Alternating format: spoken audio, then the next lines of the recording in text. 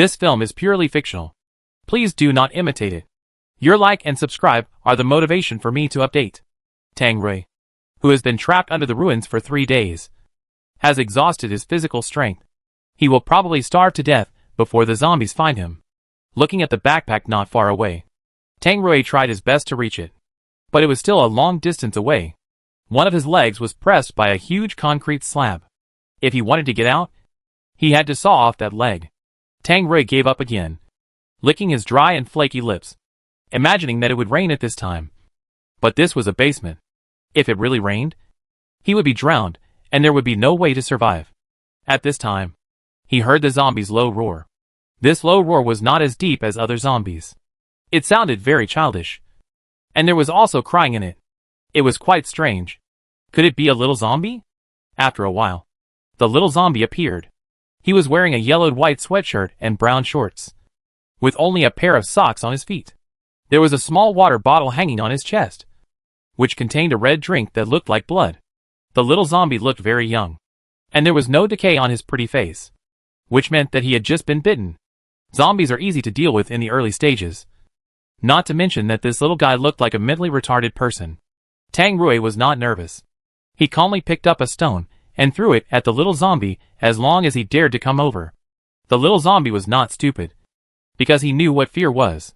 When he saw that Tang Rui was going to attack him, he turned around and ran behind the pillar next to him to hide, only revealing half of his head to sneak a peek at Tang Rui, thinking of killing this human first, and then eating his meat after he died. Tang Rui saw that he was actually afraid. It seemed that he was not on the same level as those brainless zombies. Perhaps this little zombie could understand some human words. So Tang Rui commanded him to help him get the black backpack not far away. The little zombie did not move.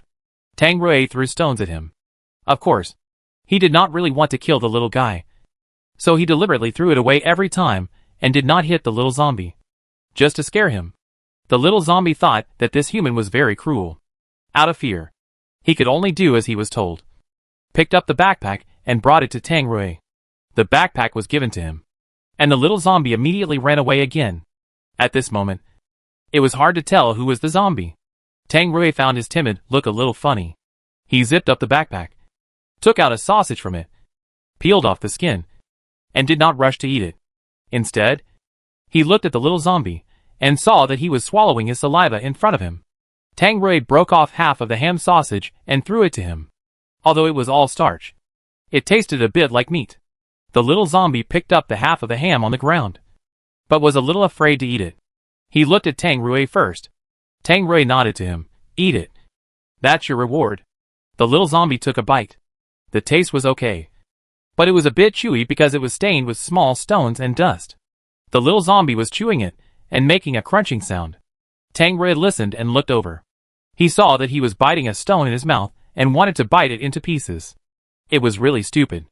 Tang Rui took another ham sausage, opened his coat, and handed it to the hungry little guy.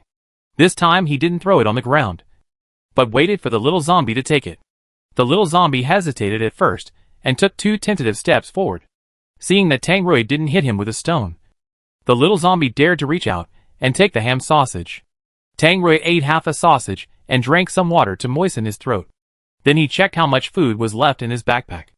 There were only a few packs of soda crackers and 2 canned fruits, a bunch of sausages, a Browning M1910 and 10 bullets. Tang Rui was a retired soldier before, and later became a bodyguard. He even worked as a security guard. It was no problem for him to survive in this doomsday.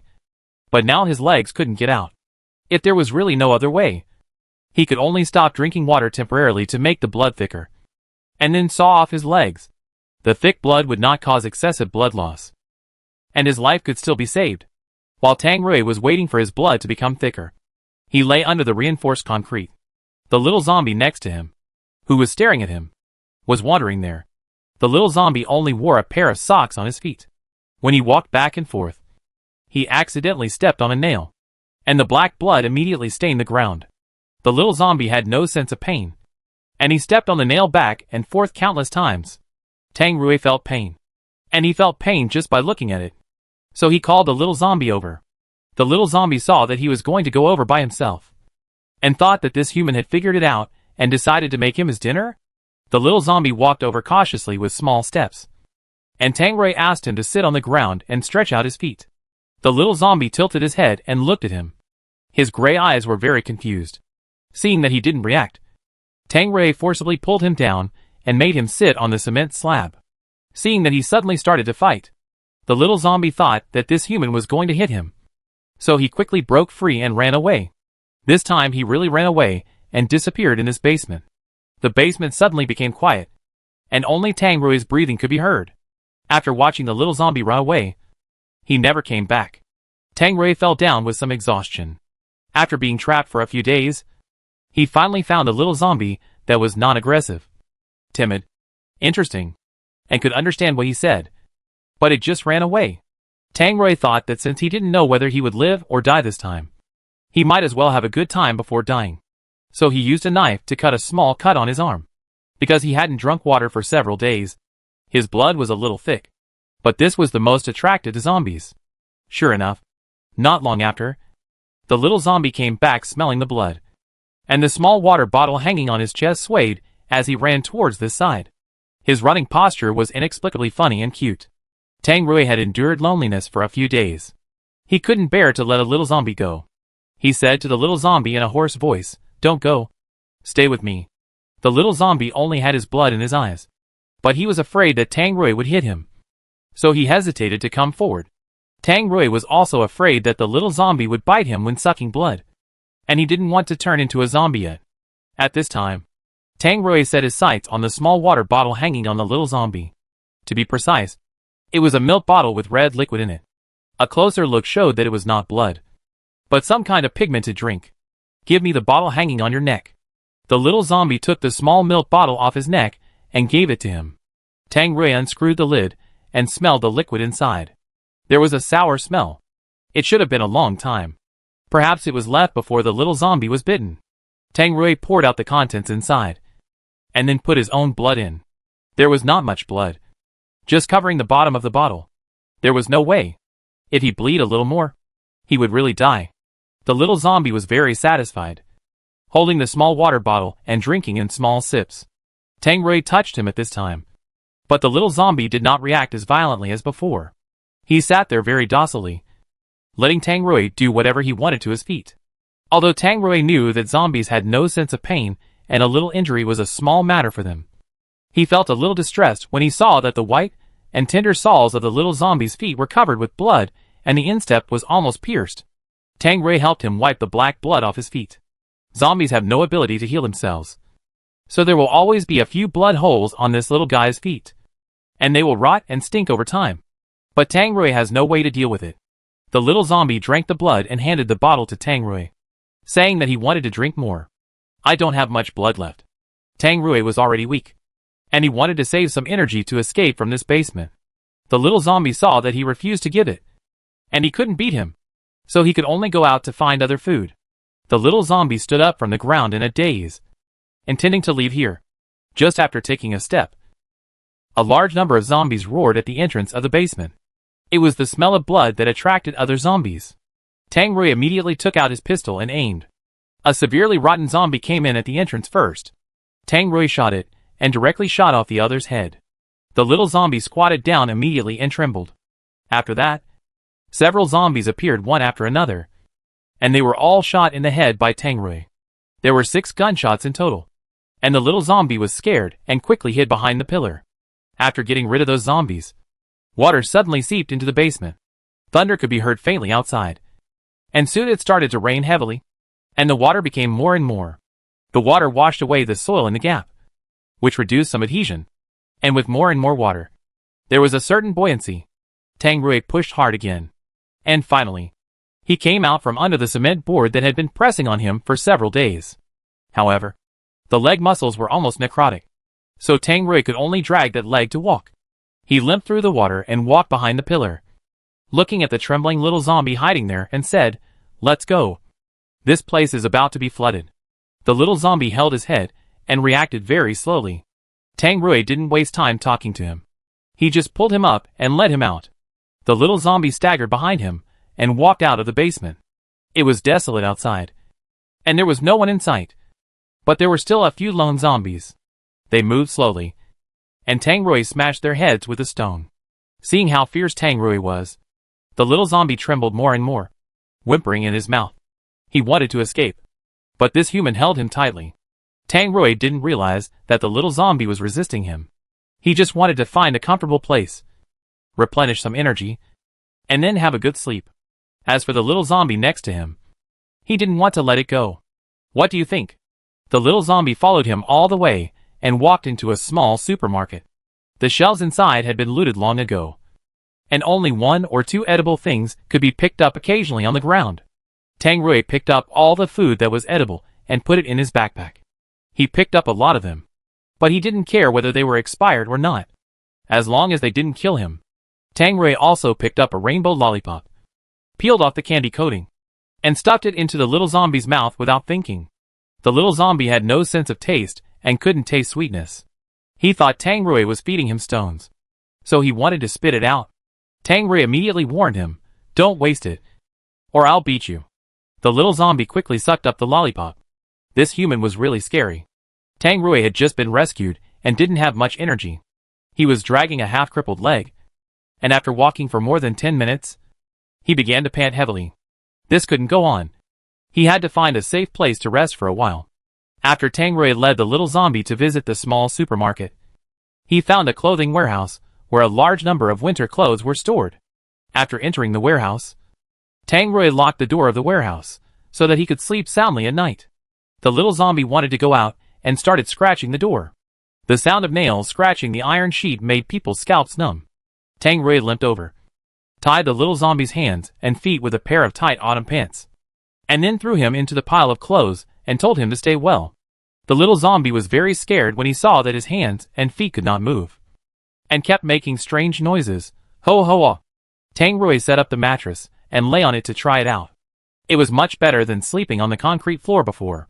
After finishing, he went to see the little zombie squirming in the pile of clothes. Tang Rui picked him up and threw him on the newly made mattress. Then Tang Rui also lay down, hugged the little zombie, and slept soundly. The little zombie was stunned. His little body was stiff, leaning in Tang Rui's arms, and dared not move. Tang Rui smelled him, and the little zombie began to stink. But the smell was not strong. You had to smell it carefully to smell a slight rotten smell. Tang Rui was a big man, and he himself smelled of sweat. He didn't mind the little zombie's little smell. He was just a little worried that the little zombie would rot badly in the future. The little zombie saw that this human was actually burying his head in his body and sniffing around. Could it be that he wanted to eat him? This human even wanted zombie meat. A sense of fear came from the bottom of his heart. The little zombie wanted to run. He looked at the door of the warehouse eagerly and stretched his little hand over there, but he couldn't reach it at all.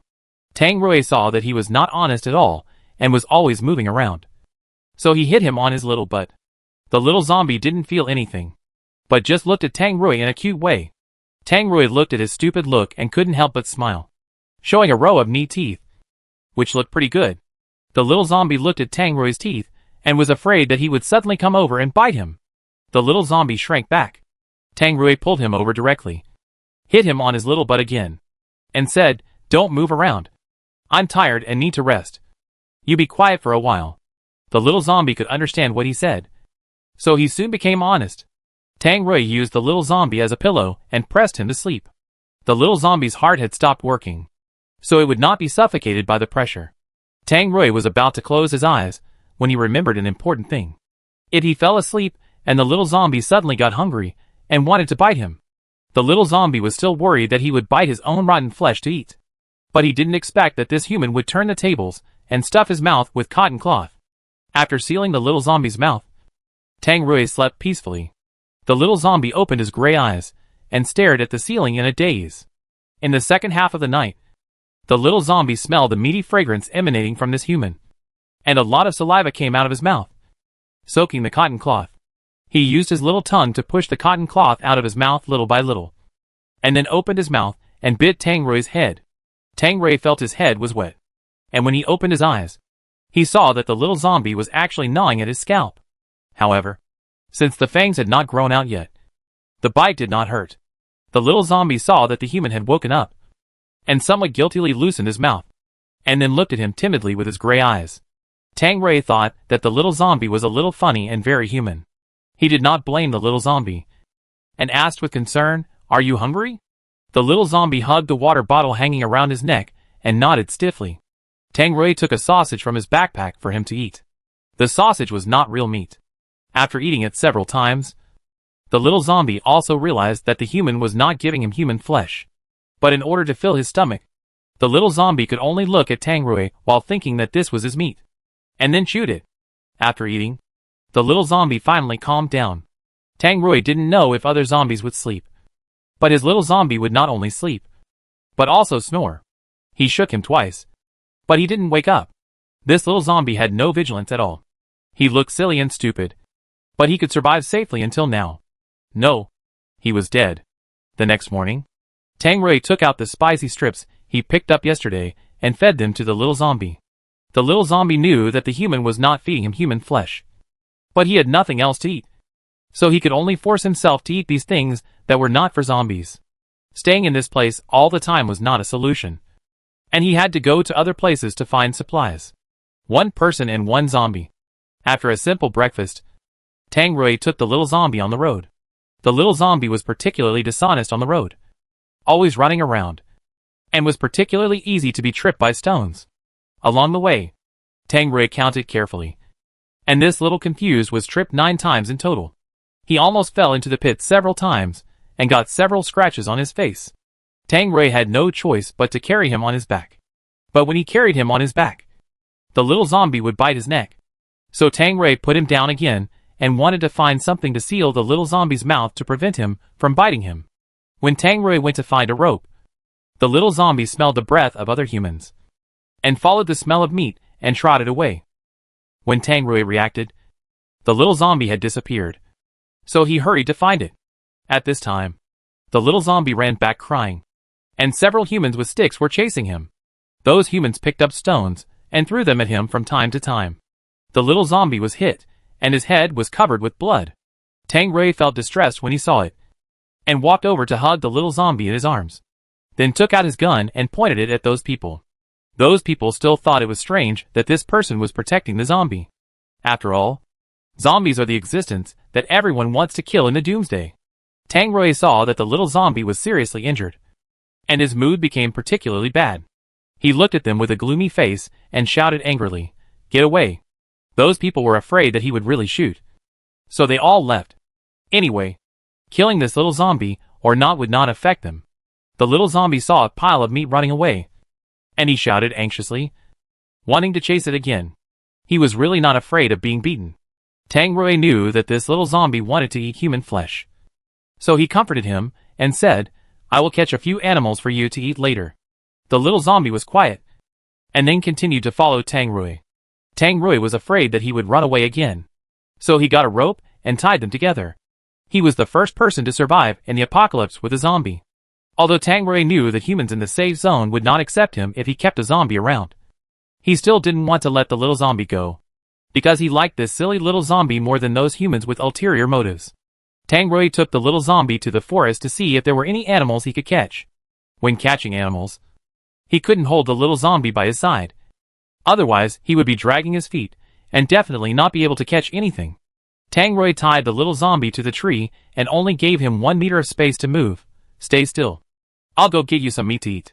The little zombie became obedient when he heard that there was meat to eat. Tang Rui turned and walked deep into the forest. The little zombie was bored and circled the tree trunk twice. The rope was only a little over 1 meter long.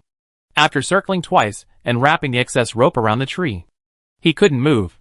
The little zombie wanted to keep moving forward, and the rope on his neck cut into his flesh. 10 minutes later, Tang Rui caught a bamboo rat and saw that the little zombie had strangled his neck. So he hurried up and untied the rope. Tang Rui looked at the marks on his neck and sighed. It's not a relief at all. As long as there is a little wound on the little zombie, it will quickly rot and stink. So today, the rotten smell on the little zombie is a little stronger. At this rate, it won't be long before it will be completely transformed into a corpse. The little zombie doesn't like to eat animal meat. He only likes to eat human flesh. So when he saw the bamboo rat in Tang Rui's hand, he was not interested.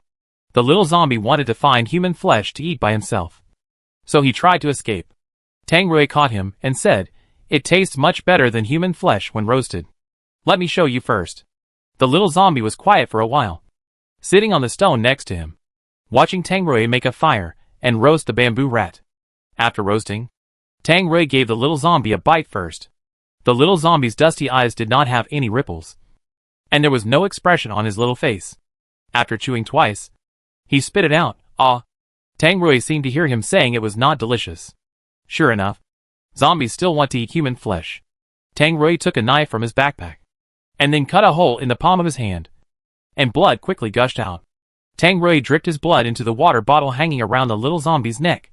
The little zombie looked at the blood in the water bottle, and a stiff smile appeared on his little face, which seemed very happy, because the facial muscles were stiff. The little zombie seemed to be faking a smile, but Tang Rui thought he was cute when he smiled like this. The little zombie had a baby face. Even though his face was bloodless, his eyes were lifeless, and his face was ashen, he was still cute, but a little less lively. The little zombie drank the blood bit by bit, and licked his lower lip with satisfaction. I don't know if it was Tang Rui's illusion, but he felt that the expression on the little zombie's face became lively after drinking the blood. Tang Rui even pinched his chubby little face with his hands, and found that it was indeed much softer and less stiff than before. So eating human flesh can prevent corpse transformation? Tang Rui is just guessing at present, and he will have to experiment a few more times to know. The little zombie was not full yet, and looked at Tang Rui eagerly, handing him the water bottle, asking him to bleed more. Tang Rui is weak now. If he loses too much blood, he will not have the strength to fight zombies later. Seeing the little zombie's great desire, Tang Rui had to lick his hand for him to taste it first. Tang Rui spread his palm, put the wound that had stopped bleeding to the mouth of the little zombie, and warned, no biting, only licking. If you dare to bite, I don't want you anymore. The little zombie was very obedient, just licking his palm with his tongue, not biting, watching the pink little tongue of the little zombie wandering in his palm. Tang Rui's eyes became deep. The little zombie's tongue was not warm, but it was still very soft, licking Tang Rui's hands and heart itching. Tang Rui's previous identity as a Special Forces soldier made him rarely come into contact with women, because he mostly fought in the wild, and then became a bodyguard. He was fortunate to have seen many sexy women, but he was not interested in any of them. But he didn't expect that in the end of the world, he actually had a little desire for a male zombie that he shouldn't have. After licking the dried blood on his palm, the little zombie stopped licking. Tang Rui knew that he was not full, but he didn't have much blood, so he could only give him this much. After resting for a while, Tang Rui pulled the little zombie to continue on the road. He had to take the little zombie to find food. After walking for about 2 hours, they came to the countryside, which was also looted by zombies. There was no survivor, and the whole village was particularly desolate. Tang Rui took the little zombie for a walk in the village and met another survivor from the city, a young couple. When the little zombie saw humans, he instinctively wanted to bite them. Tang Rui hugged him with one hand and slapped him on his butt. Be honest. The little zombie didn't listen and continued to drool at the two people. The couple didn't dare to get close to Tang Rui when they saw that Tang Rui still had a zombie with him. Tang Rui knew that the little zombie was hungry and wanted to eat human flesh. But Tang Rui couldn't attack his compatriots now, so he let the young couple go. But if he met them again in the future, he might not be able to let them go alive. When the little zombie saw Rui running away, he anxiously yelled at Tang Rui, "Ah! Ah!" Tang Rui knew that he wanted to catch the two humans himself. Their meat is not tasty. Tang Rui made up an excuse to cover up the fact that he couldn't do it. The little zombie felt that there was no meat to eat with this human, so he wanted to run away. So the little zombie found another opportunity and ran away. Tang Rui just went to drink a sip of water, and when he turned around, the little zombie disappeared. He dragged a leg that had not yet recovered and limped around the village. The little zombie saw several of his kind eating human flesh, so he also rushed over to get a share. One of the larger zombies pushed the little zombie away and took a big bite of meat to eat as if to show off. The little zombie was pushed to the ground and fell on his buttocks. Stunned, he pursed his lips in grievance, got up from the ground, and approached again, biting the zombie who bullied him. But due to the huge difference in size, the little zombie was easily pushed aside. There was a puddle next to it, and the little zombie didn't stand firmly and fell into it. When Tang Rui found this place, the little zombie was stuck upside down in the puddle. and there were several zombies eating human flesh next to it. Tang Rui quickly pulled the little zombie out. The little zombie's face was covered with stinky mud, and there was mud in his nose, ears and mouth. Tang Rui wiped him with clothes first, and then washed him with water later.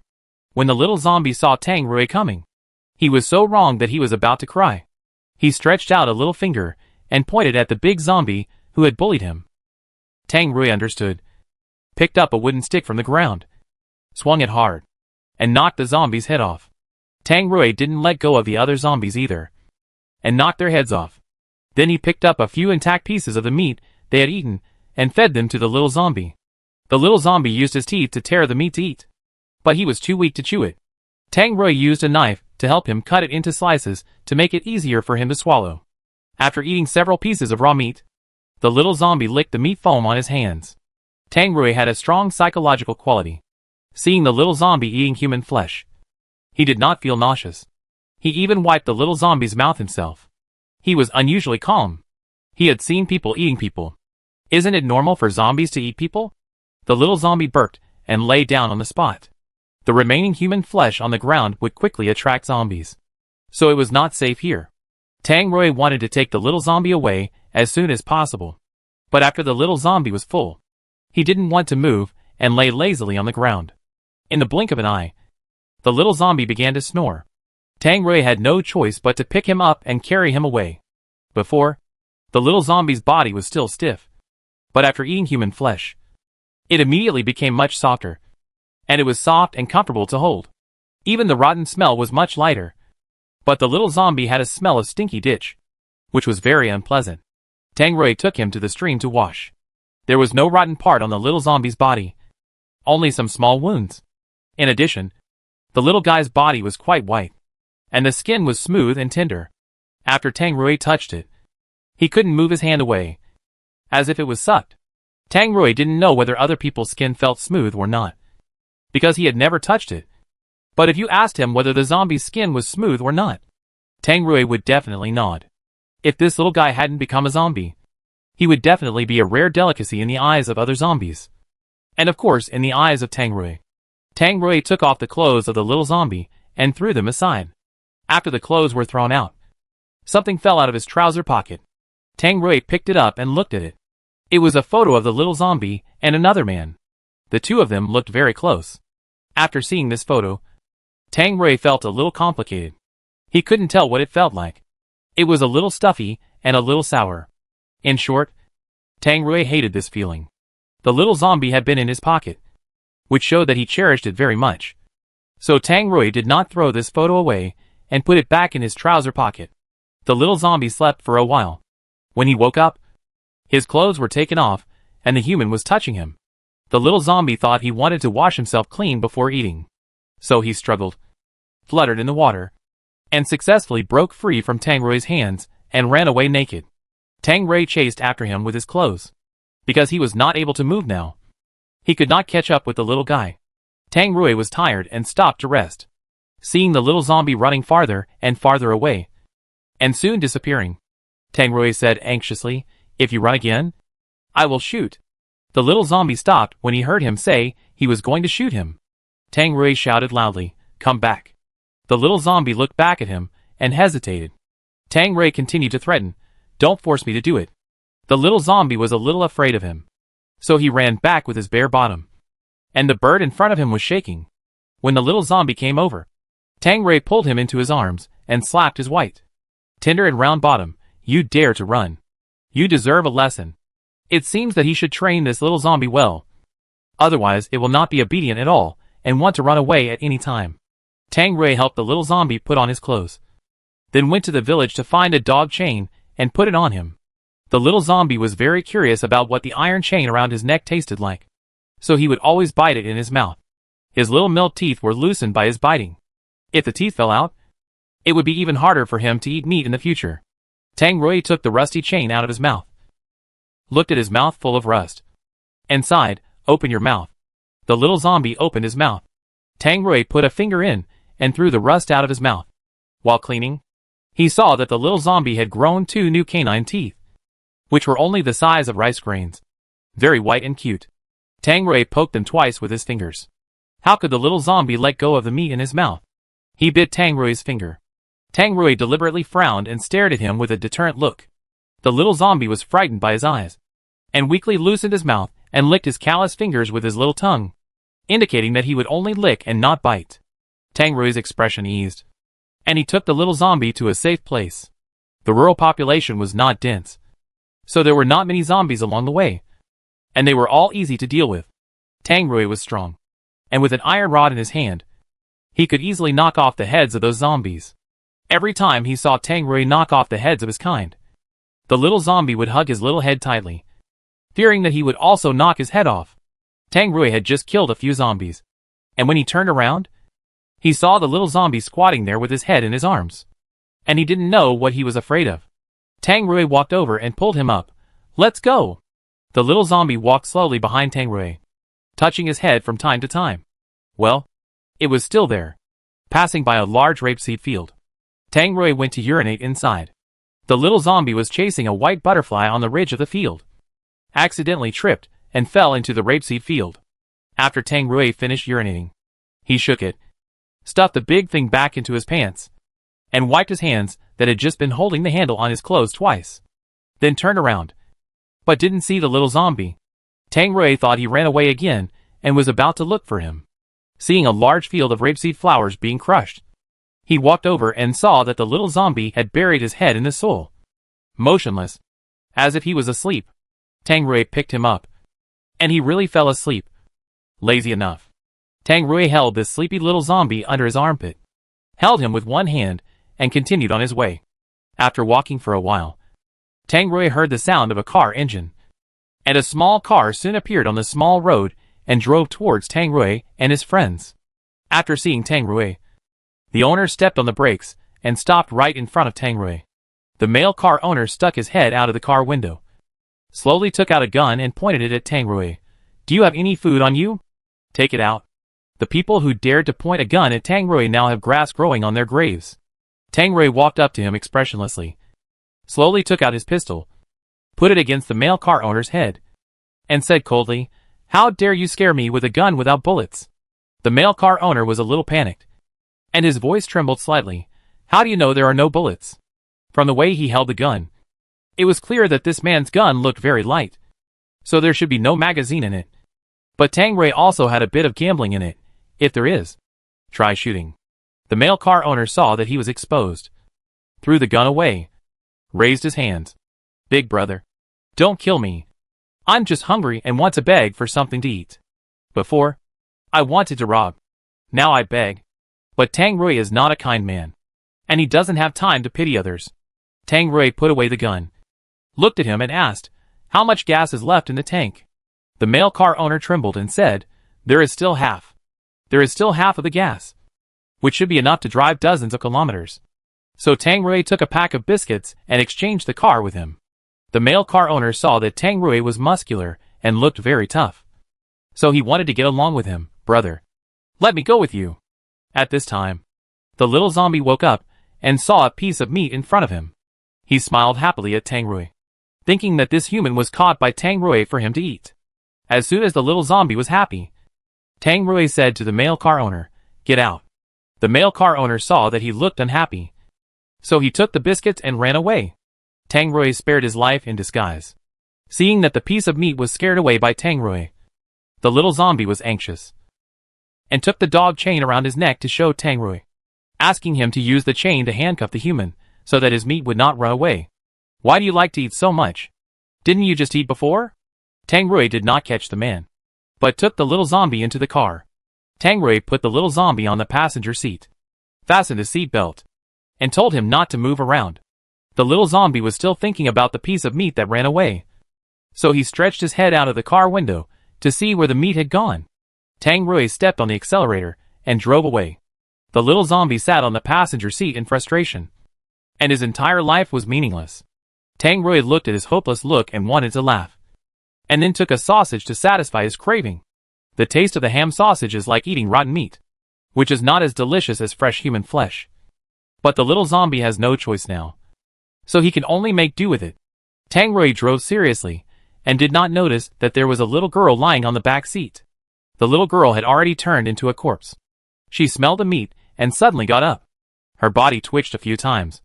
And then she pounced on Tang Rui. Tang Rui felt a little pain in his neck and thought that the little zombie had bitten him. He turned his head and saw that it was another zombie. It was really hard to guard against. Tang Rui stepped on the brakes and threw the little girl out of the window. After being thrown out, the little girl was fine. She got up and ran after the car. Tang Rui drove very fast and soon left the little girl behind. Tang Rui reached out and touched his neck. He was bitten and bleeding. The little zombie saw that he was bleeding, so he came over to help him lick it clean. Tang Rui felt very bad. He was bitten and was probably about to turn into a zombie. At night, Tang Rui parked the car on the road and took the little zombie to rest on the lawn by the roadside.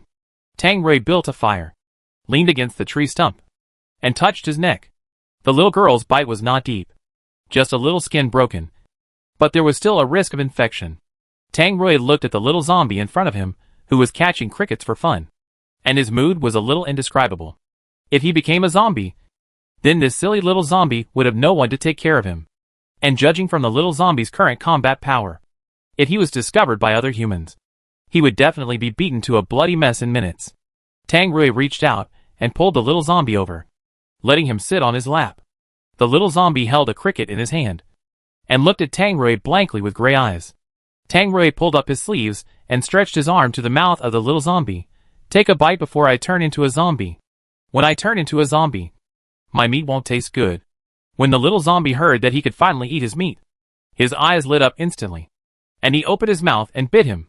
Tang Rui thought that the little zombie really bit him, but he didn't expect that the little zombie opened his mouth so wide, but didn't bite, but just licked his arm with his tongue. Tang Rui looked at him and asked, "Why don't you bite?" After licking a few times, the little zombie opened his mouth and went to catch crickets to play. It seemed that he had no interest in eating his meat. Hasn't the little zombie been thinking about his meat before? Why doesn't he eat it now? Tang Rui pulled him back again, pressed him in his arms, and asked, "Don't you like to eat my meat?" Of course, the little zombie wanted to eat meat, but he knew that this human would protect him from being bullied by others. So the little zombie decided not to eat him. Tang Rui felt warm in his heart when he saw that the little zombie didn't eat him, and he couldn't help but kiss the little zombie's cold lips. This was the first time that Tang Rui's lips touched someone else's, and it was a zombie. It was okay if it was a zombie, but it was a man. The little zombie looked at Tang Rui with horror. This human actually attacked him, and he even wanted to eat his own rotten flesh. He has no humanity at all. It's really scary. The little zombie threw the cricket in his hand and wanted to run away. Tang Rui grabbed the dog chain around his neck and easily pulled him back. "Do you want to be beaten again?" The little zombie sat on his legs and shivered. This human was thinking about his rotten flesh. So of course, he had to run away. Otherwise this human might eat him while he was asleep. Tang Rui guessed that he should be a corpse by tomorrow morning, and he would lose consciousness by then, and he would not be able to continue to bring the little zombie around like this. So tonight, he had to tell the little zombie all the precautions for survival in the apocalypse, so that he wouldn't be bullied in the future. Tang Rui gave him his gun and taught him how to use it. He said to him, "When you see humans, don't just chase and bite them. If they are a little stronger, they can knock your brains off. So when you see humans, you should hide from them. When other zombies catch humans, you can go up and help them. You should join the group fight. Don't fight alone." The little zombie held a gun in his hand and didn't understand why the human said so much to him. Tang Rui looked at him like this, and he still couldn't let it go. It would be great if he didn't mutate. In the second half of the night, what was supposed to happen finally happened. Tang Rui's body began to twitch violently. His eyes were full of red bloodshot. His face was swollen, and fine white foam came out of his mouth. Tang Rui twitched for about 10 minutes, then stopped. The little zombie slept next to him and was not woken up at all. The next day, the little zombie saw that Tang Rui had not woken up yet, so he curiously circled around him twice. The little zombie was a little hungry, so he climbed onto Tang Rui and shook him twice, wanting him to help him find human flesh to eat. However, Tang Rui slept very deeply and could not be shaken awake. The little zombie was so hungry that his chest was pressed against his back. He was really unable to do it, so he could only go out to find food by himself. After the little zombie left, Tang Rui opened his eyes a little and looked at the little zombie's back. Tang Rui wanted to call him, but his throat was hoarse, and he couldn't call out. Seeing that the little zombie had gone very far, Tang Rui closed his eyes with some regret. It was better to leave. Anyway, if he turned into an irrational zombie, he would not only fail to protect the little zombie, but he might even snatch meat from the little zombie. The little zombie dragged his weak little body and wandered on the small road. After walking a mile or two, he smelled a hint of human flesh. The little zombie followed the smell and saw another zombie holding a human leg and gnawing on it. The little zombie ran over excitedly and snatched it from the zombie like a little bandit. Then the two of them wrestled together. The little zombie was weak and couldn't beat him. His little arm was twisted and broken. But he was smarter than ordinary zombies and knew how to use tools. The little zombie picked up a stone from the ground and smashed it hard on the zombie's head. The smelly brain matter burst the little zombie's face. After killing the zombie, the little zombie picked up the human leg that still had a lot of meat and ran back in small steps. When he returned, Tang Rui was still awake. The little zombie sat beside him and filled his stomach first. The little zombie couldn't eat so much meat, so he left some for Tang Rui, thinking that if this human was full, he would no longer miss his rotten meat. Tang Rui slept for a long time and never woke up. The little zombie was bored, so he lay on the lawn and caught grasshoppers for fun. When he got tired of playing with grasshoppers, he went to the field to chase butterflies. He accidentally tripped and got up again. When he was tired of playing, he went back to Tang Rui. The little zombie leaned his head on Tang Rui's stomach and rested for a while. Tang Rui woke up at night. He thought he would become a zombie, but he didn't expect that he was still conscious.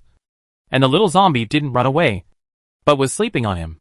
If there was no wound on Tang Rui's neck, he would have thought that he was dreaming. He was sure that he was really infected. As for why he didn't mutate, it was unknown. When the little zombie saw that Tang Rui woke up, he handed him the meat he had left for him.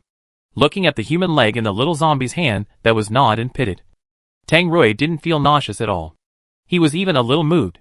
He raised his hand and rubbed the little zombie's head. "I don't eat human flesh. You eat it yourself." Seeing that Tang Rui didn't eat it, the little zombie still insisted on giving it to him, because the little zombie was afraid that this human was not full and would eat his rotten meat. Tang Rui repeatedly explained that he didn't like to eat human flesh. And finally the little zombie stopped forcing him to eat. Seeing that the little zombie's face was covered with yellow brain matter, like a little cat. Dirty. Tang Rui wiped it with his clothes and asked, "How did you get the meat? Were you bullied?" The little zombie was very happy and told Tang Rui about his heroic achievements. But Tang Rui didn't understand a word. But when he saw the little zombie laughing, Tang Rui thought, the little zombie must have won this fight. It's really awesome. I should give it a praise. After the little zombie finished eating the remaining meat, Tang Rui carried him into the car and planned to go to the next city. Compared with first and second tier cities, third and fourth tier cities have fewer people, fewer zombies, and fewer zombies are relatively safe. But you think Tang Rui will hide in those small places to survive? No. He wants to go to places with many people and zombies. Otherwise, how can the little zombies solve the problem of food and clothing? After driving for about 2 hours, the oil was consumed only a little. Passing by a gas station, Tang Rui got off the car to try his luck and see if the gas station still has oil reserves. The little zombie was left in the car, with a complete belt on his body, and he couldn't move even if he wanted to. The little zombie was restricted by this seat belt. He always screamed in his mouth, reminding Tang Rui to help him untie the belt on his body. Tang Rui patted his little head and told him to be quiet. "Wait for me in the car for a while. I'll go see if there's any oil left." Unfortunately, the oil in this gas station was stolen by someone else first. There was also a small convenience store inside the gas station, and Tang Rui went in to take a look. The door of the convenience store was locked from the inside, so there was a high probability that there were still survivors inside. Seeing that there were still a lot of food on the shelves inside, Tang Rui knocked on the glass door politely. And sure enough, a head popped out from behind the shelf. It was a female salesperson, and she knew that Tang Rui was here to steal supplies, so she didn't open the door. Tang Rui was a tough guy, and when he saw that she didn't open the door, he directly picked up a stone and smashed the glass door open. The female salesperson looked at his sturdy physique and knew that she couldn't beat him, so she didn't resist and just shrank in the corner and didn't come out. Tang Rui didn't plan to attack her. He packed some food in a plastic bag and prepared to leave. As soon as he reached the door, Tang Rui suddenly regretted it. So he turned back and took the saleswoman to the car. It was not certain whether he could meet humans later. In this case, the little zombie might be hungry. How could Tang Rui bear to let him starve? So he raised a reserve food first. The saleswoman had lived alone in the convenience store for nearly a month. To be honest, she had lost hope of living. Now that she was taken to the car by Tang Rui, she thought she was saved. The young saleswoman said sincerely, "Thank you." Tang Rui didn't reply to her. He opened a bag of beef jerky, picked the largest piece, and put it into the mouth of the little zombie for him to chew and eat. The saleswoman then noticed that there was a little boy with a baby face in the car. She asked Tang Rui without hesitation, "Is this your son?" Tang Rui frowned. "Is he old?" The little zombie heard her voice, turned around, and drooled at her. The saleswoman looked at the little boy drooling at her, and he looked a little demented, as if his brain was not very bright. Think about it. It's not easy for Tang Rui as a father, with a son suffering from dementia, struggling to survive in the end times. The saleswoman said that she sympathized with the father and son. Tang Rui wiped the saliva of the little zombie, and then answered the saleswoman, "He is not my son." The saleswoman then asked, "If it's not your son, then is it your brother?" Almost. Tang Rui has not confirmed the relationship with the little zombie yet. If there is any relationship, it should be the relationship between the owner and the pet. This little zombie is his pet. The little zombie was chewing beef jerky while drooling at the saleswoman, his eyes even shining, like a little beast that had been hungry for a long time. If it weren't for the seat belt restricting him, the little zombie would probably have pounced on her. He had never eaten a living human. He had only eaten the flesh of dead humans before, or the leftovers of others. So the little zombie wanted to taste what fresh human flesh tasted like. The little guy's saliva flowed onto Tang Rui's thigh. Seeing that he was very interested in the woman, Tang Rui's mood suddenly became vulgar and very uncomfortable. Tang Rui forced the little zombie's head to straighten it, not allowing him to drool at the woman again. The little zombie's face turned away, but his eyes had not turned away, and they were always on the woman. Tang Rui felt sour in his heart. He was also a human being. Why didn't he see this little zombie drooling at him, but was very eager for the woman? Could it be that this little zombie likes women? Tang Rui angrily unfastened the little zombie's seat belt, then held him on his lap, aimed at the little zombie's round and tender butt, and slapped him. Tang Rui said with a gloomy face, "Stop drooling." The little zombie felt wronged. He didn't do anything. Why did he hit him? Tang Rui lost his mind and slapped him again. What are you talking about? Does she have as much meat as me? She looks like she only weighs 80 or 90 pounds. How much meat can she have on her body? Are you so hungry? The saleswoman. She seemed to know some secret that she shouldn't know. Seeing the little zombie drooling over the woman with his eyes shining, Tang Rui really couldn't bear it. Obviously, the little zombie had drooled at other humans before. But this time, Tang Rui was inexplicably angry. The little zombie didn't know what he did wrong, and was spanked several times. Fortunately, he didn't feel pain, seeing that Tang Rui was a person who liked to use violence to solve problems. The female salesperson seriously doubted her personal safety. She said cautiously and carefully, "Brother, this is not how you educate children. If he drools, just help him wipe it off and tell him not to do it next time. Don't hit him."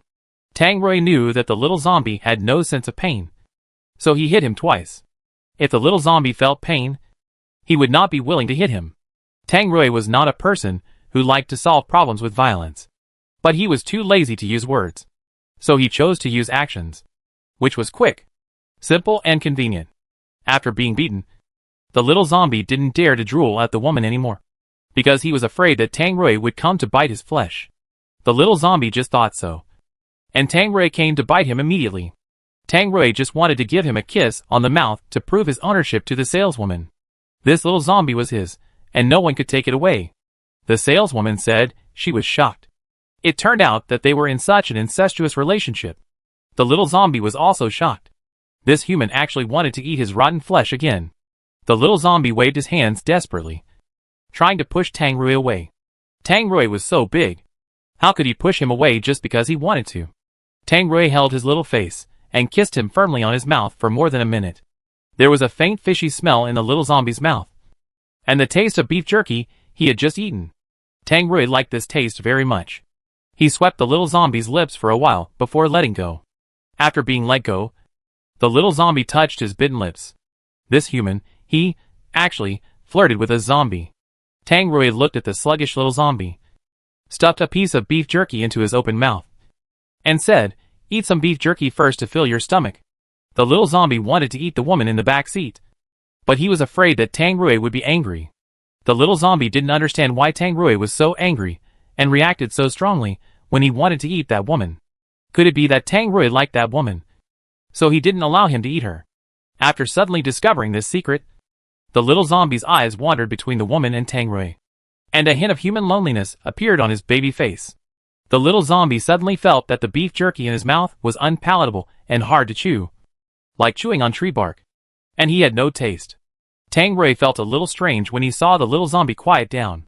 He raised his hand and rubbed his fluffy little head, saying, "I'll find some human flesh for you to eat when we get to the next town. Eat some beef jerky first. Be good." The saleswoman was shocked again. Did she hear it right? Human flesh. This man wanted to feed this boy human flesh. It was too strange. How could he eat human flesh? The saleswoman didn't understand. Is it too late for her to get off the bus now? The little zombie became even more depressed when he heard Tang Rui's words. There was a pile of fresh human flesh on the back seat, but he didn't even give it to him. It turned out that Tang Rui liked that woman, so he didn't want to let him eat it.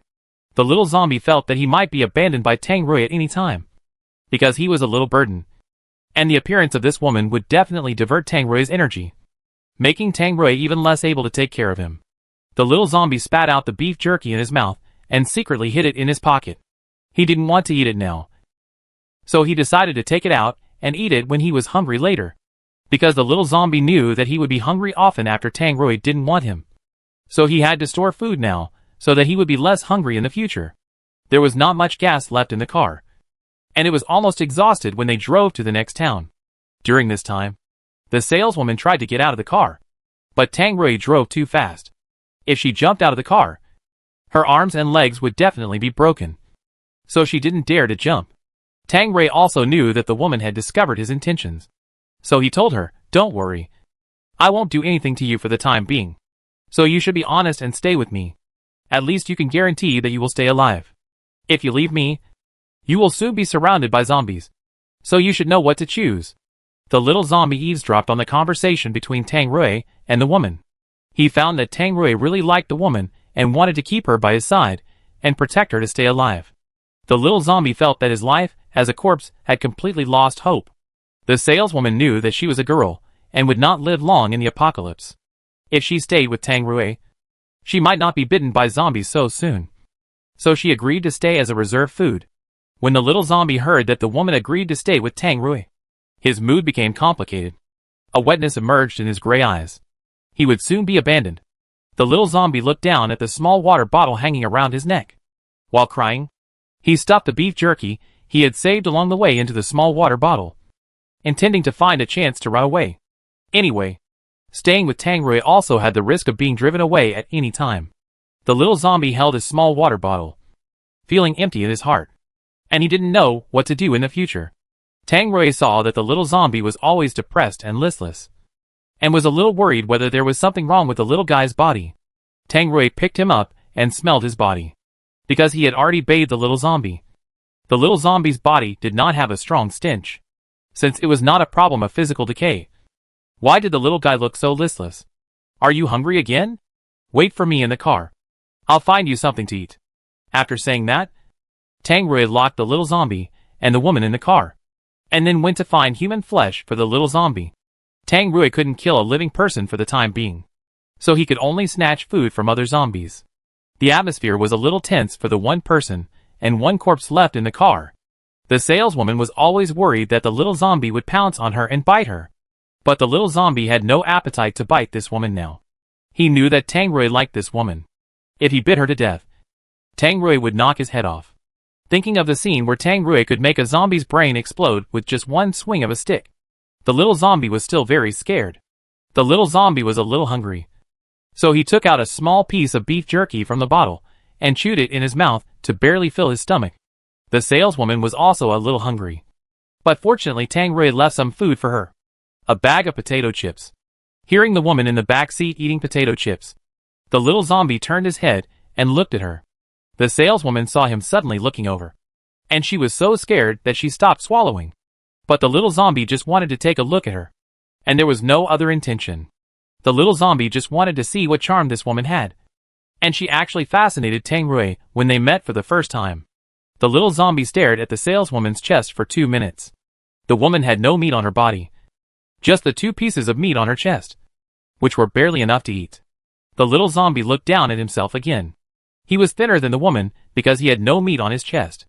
It was flat, not as bulging as the saleswoman's. The little zombie understood where he'd lost. It might be because of the 2 pieces of meat on his chest. The little zombie sighed humanely. The saleswoman was surprised to hear him sigh. This little zombie was not as irrational as other zombies, and his body exuded a disgusting stench. Instead, he looked not much different from a normal person. And he looked cleaner than a normal person. I have to say that Tang Rui took good care of this little zombie. The saleswoman envied this little zombie, because if she turned into a zombie, her boyfriend would definitely not take her around and take care of her like Tang Rui did. Maybe her boyfriend would just beat her to death with a stick. The little zombie looked down at the beef jerky in the bottle, calculating how long it would take him to eat. Feeling that it was not enough, the little zombie took 2 more packs of beef jerky from Tang Rui's backpack. The little zombie did not take more, just 2 packs, because he knew Tang Rui also needed to eat. After taking 2 packs of beef jerky, the little zombie broke free from the seat belt, opened the door, and ran away. The saleswoman just watched him run, and did not try to hold him back, because the saleswoman was timid. How could she possibly hold a zombie back? When Tang Rui came back with a few pieces of scattered human flesh, the little zombie had already run away without a trace. Seeing that the little zombie was not in the car, Tang Rui asked the saleswoman. The saleswoman pointed to the direction where the little zombie left and said, "He went over there." Tang Rui frowned. What was the little guy doing in the alley? The little zombie was also running around aimlessly. The road in the alley was very narrow, only enough for 3 people to walk side by side. There were many twists and turns inside, and it was easy to get lost. After the little zombie went in, he couldn't get out, so he could only wander around inside. The little zombie also met another high-level zombie in it. He looked like a normal human, had his own thoughts, and his body was not rotten. However, his meat was not fragrant at all. So the little zombie knew that he was the same kind. So he didn't pounce on him and bite him. He planned to bypass this high-level zombie and continue to move forward. The high-level zombie also noticed this neatly dressed little zombie. It was the first time that Lei Ming met such a cute little zombie in the apocalypse. How could he let it go easily? Lei Ming grabbed the little zombie with his big hand and hugged it directly into his arms. The little zombie chewed beef jerky and looked at him cutely. Lei Ming took the beef jerky from his mouth and threw it on the ground, saying, "This kind of dried corpse meat is hard and tastes bad. Are you hungry? I have fresh human flesh. Do you want to eat it?" The little zombie shrugged him off and ignored him. He struggled out of his arms, picked up the beef jerky thrown on the ground, put it in his mouth and continued to chew. Lei Ming looked at this not-so-smart little zombie and found it a little funny. "You don't eat fresh human flesh, but you have to pick up this kind of thing to eat. Are you really a zombie?" The little zombie still ignored him and tried to walk past him. Lei Ming pulled him back again, held him in his arms forcefully, and said like a gangster, "Little guy, follow me. I promise you will always have meat to eat." When the little zombie heard that he would always have meat to eat, he thought about whether to agree to him. Just as Lei Ming was patiently waiting for his answer, a bullet hit Lei Ming's arm directly. Lei Ming looked at the person who fired the gun. Tang Rui was holding a gun in his hand, standing at the entrance of the alley, looking at him fiercely. When the little zombie heard the gunshot, he also turned his eyes, and when he saw that it was Tang Rui, the little zombie quickly hit his head on Lei Ming's chest to prevent Tang Rui from seeing him. Lei Ming thought the little zombie was scared, so he smiled and protected him with his hands, saying, "Don't be afraid. I'll deal with him." Tang Rui saw that the little zombie actually hid in the man's arms, and his face became even uglier. He couldn't hold back the anger in his chest and shot Lei Ming's head again.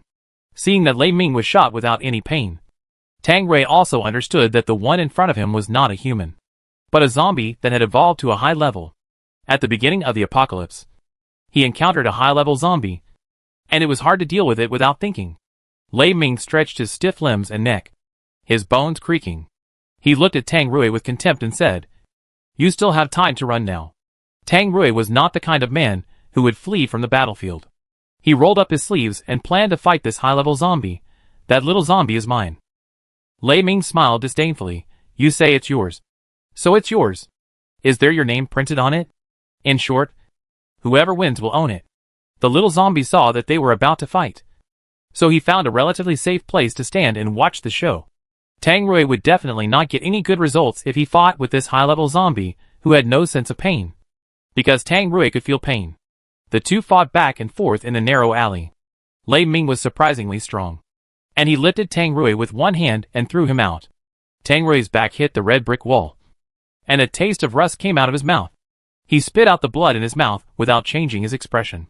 The little zombie saw that Tang Rui's mouth was bleeding, so he trotted over. Tang Rui was surprised to see the little zombie coming towards him, and stood up despite the pain.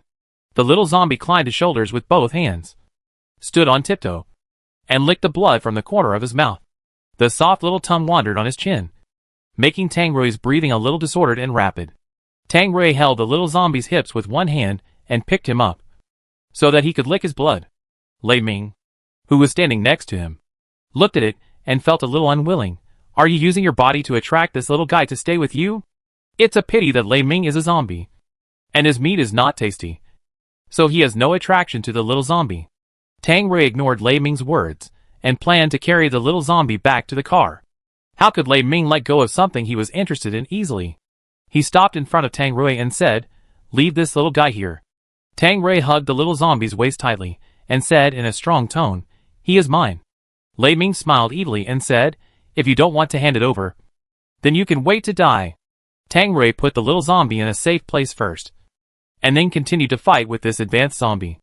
Tang Rui knew that he couldn't beat it, and was always crushed by this advanced zombie, but he still refused to beg for mercy. Lei Ming stepped on him and mocked him, "With this little strength, you still want to snatch people from me." The little zombie saw Tang Rui being knocked down, so he came over to help, punching Lei Ming again and again. For Lei Ming, this was not even a tickle.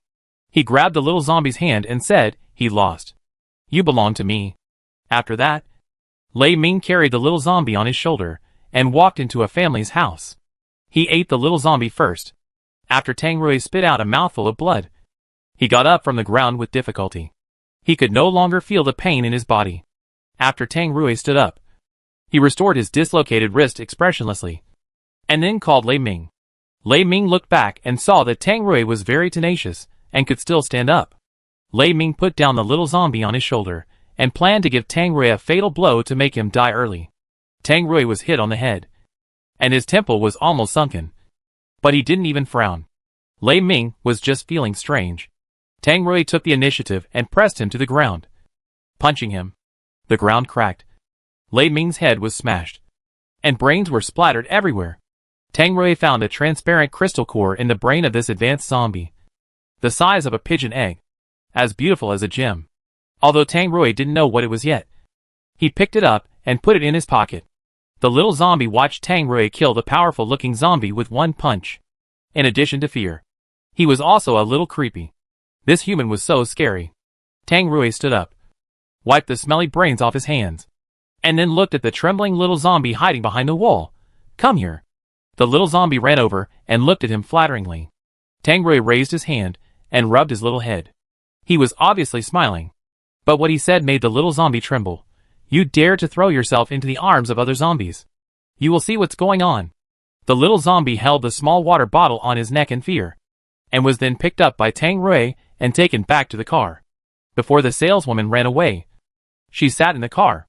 Tang Rui threw the little zombie on the passenger seat, and then said to the saleswoman sitting in the back seat, "Get off the car first and find a safe place to hide." The saleswoman was stunned for a while, and didn't react to what he meant. Tang Rui meant for her to avoid it first. The saleswoman realized what he meant belatedly, and then got off the car and found an empty room nearby to hide for a while, so as not to be discovered by other zombies. After the saleswoman got off the car, Tang Rui locked the car door. The little zombie curled up on the passenger seat, looking at Tang Rui, who was taking off his shirt next to him. The little zombie didn't realize the danger yet, and his eyes were all attracted by Tang Rui's strong muscles. Tang Rui's skin color is not dark. Nor is it wheat color. It looks like it has been coated with honey sauce, and then roasted on fire. Tang Rui's muscles are large and explosive. You can tell at a glance that he has exercised a lot. He just fought with a high-level zombie. So Tang Rui still has many wounds of different sizes and large areas of bruises. But this makes him look more manly. This human's meat looks firm and chewy, making the little zombie drool. Tang Rui threw away the shirt he took off, and then picked up the little zombie sitting in the passenger seat and let him sit on his lap. The little zombie didn't expect him to be so proactive and give it to him to eat. The little zombie was not polite, and stretched out his pink little tongue to lick the bleeding wound on Tang Rui's shoulder. The fresh blood tasted really good. Tang Rui was already angry, watching the pink little tongue licking him. This was undoubtedly adding fuel to the fire. Tang Rui clamped the chin of the little zombie with his big hand, lowered his head, and kissed it. The little zombie shook his little head, not allowing Tang Rui to eat his tongue. This human was too bad, taking off his clothes and exposing his flesh to seduce him. But he didn't let him eat it, and ate his rotten flesh instead. Tang Rui saw that he was not honest, so he used both hands to fix the face of the little zombie. The little zombie couldn't hide, so he hid his tongue. Tang Rui forced him to open his mouth, and then put his tongue in. The little zombie was a little surprised that there was a piece of meat that stretched into his mouth. The little zombie thought that Tang Rui was feeding him meat, so he bit it hard with his teeth. Tang Rui frowned. Although he didn't feel any pain now, he couldn't move because the little zombie was biting him. Tang Rui stepped back, trying to get out of the little zombie's mouth. As soon as he took a step back, the little zombie took a step forward and continued to bite him. This presented a stalemate. Tang Rui, the little zombie, wanted to swallow the meat in his mouth, but it was too big and hard to swallow. So he chewed it with his teeth for a few times and found that he couldn't chew it at all. In the end, the little zombie had to spit out the meat, with disgust on his face. Ah! The little zombie told Tang Rui not to feed him this kind of rotten meat that was hard to chew next time. Tang Rui slapped his little butt. Tang Rui originally wanted to punish the little zombie, but he was lectured by the little zombie. Tang Rui looked at the little zombie and asked, "Do you want to eat meat?" The little zombie's neck was stiff, and he nodded mechanically. Tang Rui didn't like to force people, so he politely asked the little zombie, "Are you really willing to eat meat? Do you need to ask if you are willing?" The little zombie was full of doubts, but he didn't think much and agreed directly. He must eat meat. Tang Rui laughed, put his ear to the little zombie, and whispered, "Don't regret it." The little zombie would not regret it, but he was afraid that Tang Rui would regret it. Just when the little zombie was complacent, Tang Rui began to take off his pants. The little zombie looked at Tang Rui with a little confusion, not understanding why this human wanted to take off his pants. However, the little zombie did not forget that this human was still thinking about his rotten meat, and saw Tang Rui touching his butt. The little zombie became excited and scratched the car window glass hard, trying to escape, screaming, as if Tang Rui had done something to him. Seeing that the little zombie was unwilling, Tang Rui did not continue and helped him put his pants back on, because Tang Rui did not like to force people. The little zombie had tears in his eyes, and his little body trembled. Tang Rui gave him the human flesh he had found before, and the little zombie was no longer aggrieved when he saw human flesh to eat. He nestled in the co-pilot seat and chewed the raw meat in his hand in small bites. If he did not eat meat, the little zombie would rot quickly. But after eating meat, he was safe, because Tang Rui had been feeding the little zombie human flesh and did not let him starve. His body did not rot, so the little zombie's skin was very tender and smooth. If you did not look carefully, you could not tell that this little guy was a zombie. Maybe the little zombie can evolve into an advanced zombie in the future. Speaking of advanced zombies, Tang Rui thought of a crystal core in his pocket. He took it out and looked at it. Tang Rui did not understand what special use this thing had, but it must be a good thing. Keep it first. Maybe it will be useful in the future. Tang Rui didn't know why he had no sense of pain. Could it be that he had also become a zombie?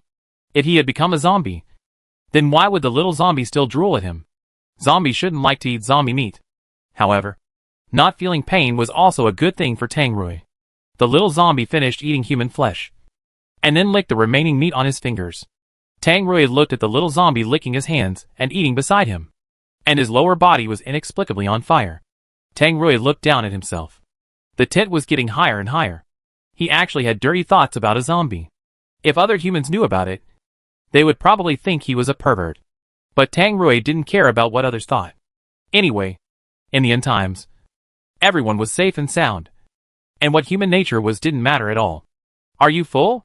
Tang Rui raised his hand and rubbed the little zombie's fluffy head.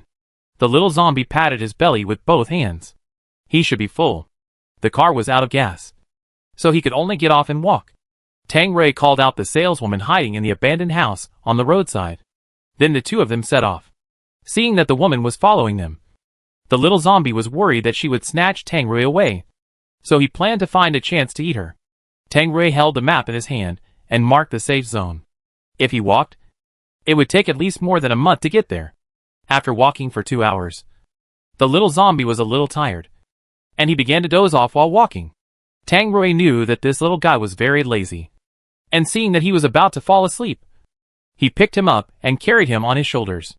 The little zombie was not heavy, so Tang Rui carried him without any effort. The saleswoman following closely behind was envious. The little zombie lay on Tang Rui and slept until sunset. Seeing that it was getting dark, Tang Rui found a place close to the water source to set up camp. Tang Rui put the little zombie, who had just woken up, on the lawn and let him catch crickets to play with. As the sun set, the temperature dropped sharply. Neither Tang Rui nor the little zombie felt cold, but the saleswoman was shivering with cold. Tang Rui still had sympathy, so he took off his coat and put it on her. The little zombie felt upset when he saw that Tang Rui cared about the woman. Tang Rui looked at the little zombie pouting and looking unhappy, so he walked over, carried him to the fire, and fed him. After eating, they went to bed early. Late at night, the little zombie woke up. He climbed out of Tang Rui's arms and looked at the woman, who was sleeping not far from them. The little zombie broke the big hands on his waist and successfully got out of Tang Rui's arms. The little zombie pounced on the woman and bit her neck. The saleswoman was awakened and saw the little zombie biting her. She was so scared that she screamed loudly. Tang Rui was awakened and sat up to see. The little zombie saw Tang Rui woke up and knew that he would definitely scold him, so he turned around and ran into the woods. After Tang Rui reacted, he immediately chased after him.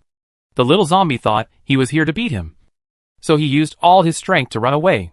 Because it was too dark, Tang Rui couldn't see the road ahead clearly, and it was not easy to chase. So the little zombie ran to it successfully. Seeing that Tang Rui didn't catch up, the little zombie stopped and hid in the bushes. Curled up, he bit the woman, and Tang Rui must be very angry. The little zombie didn't dare to go back to find Tang Rui, so he could only hide in the weeds. This dark mountain road was difficult to walk on, and he couldn't find any trace of the little zombie at all.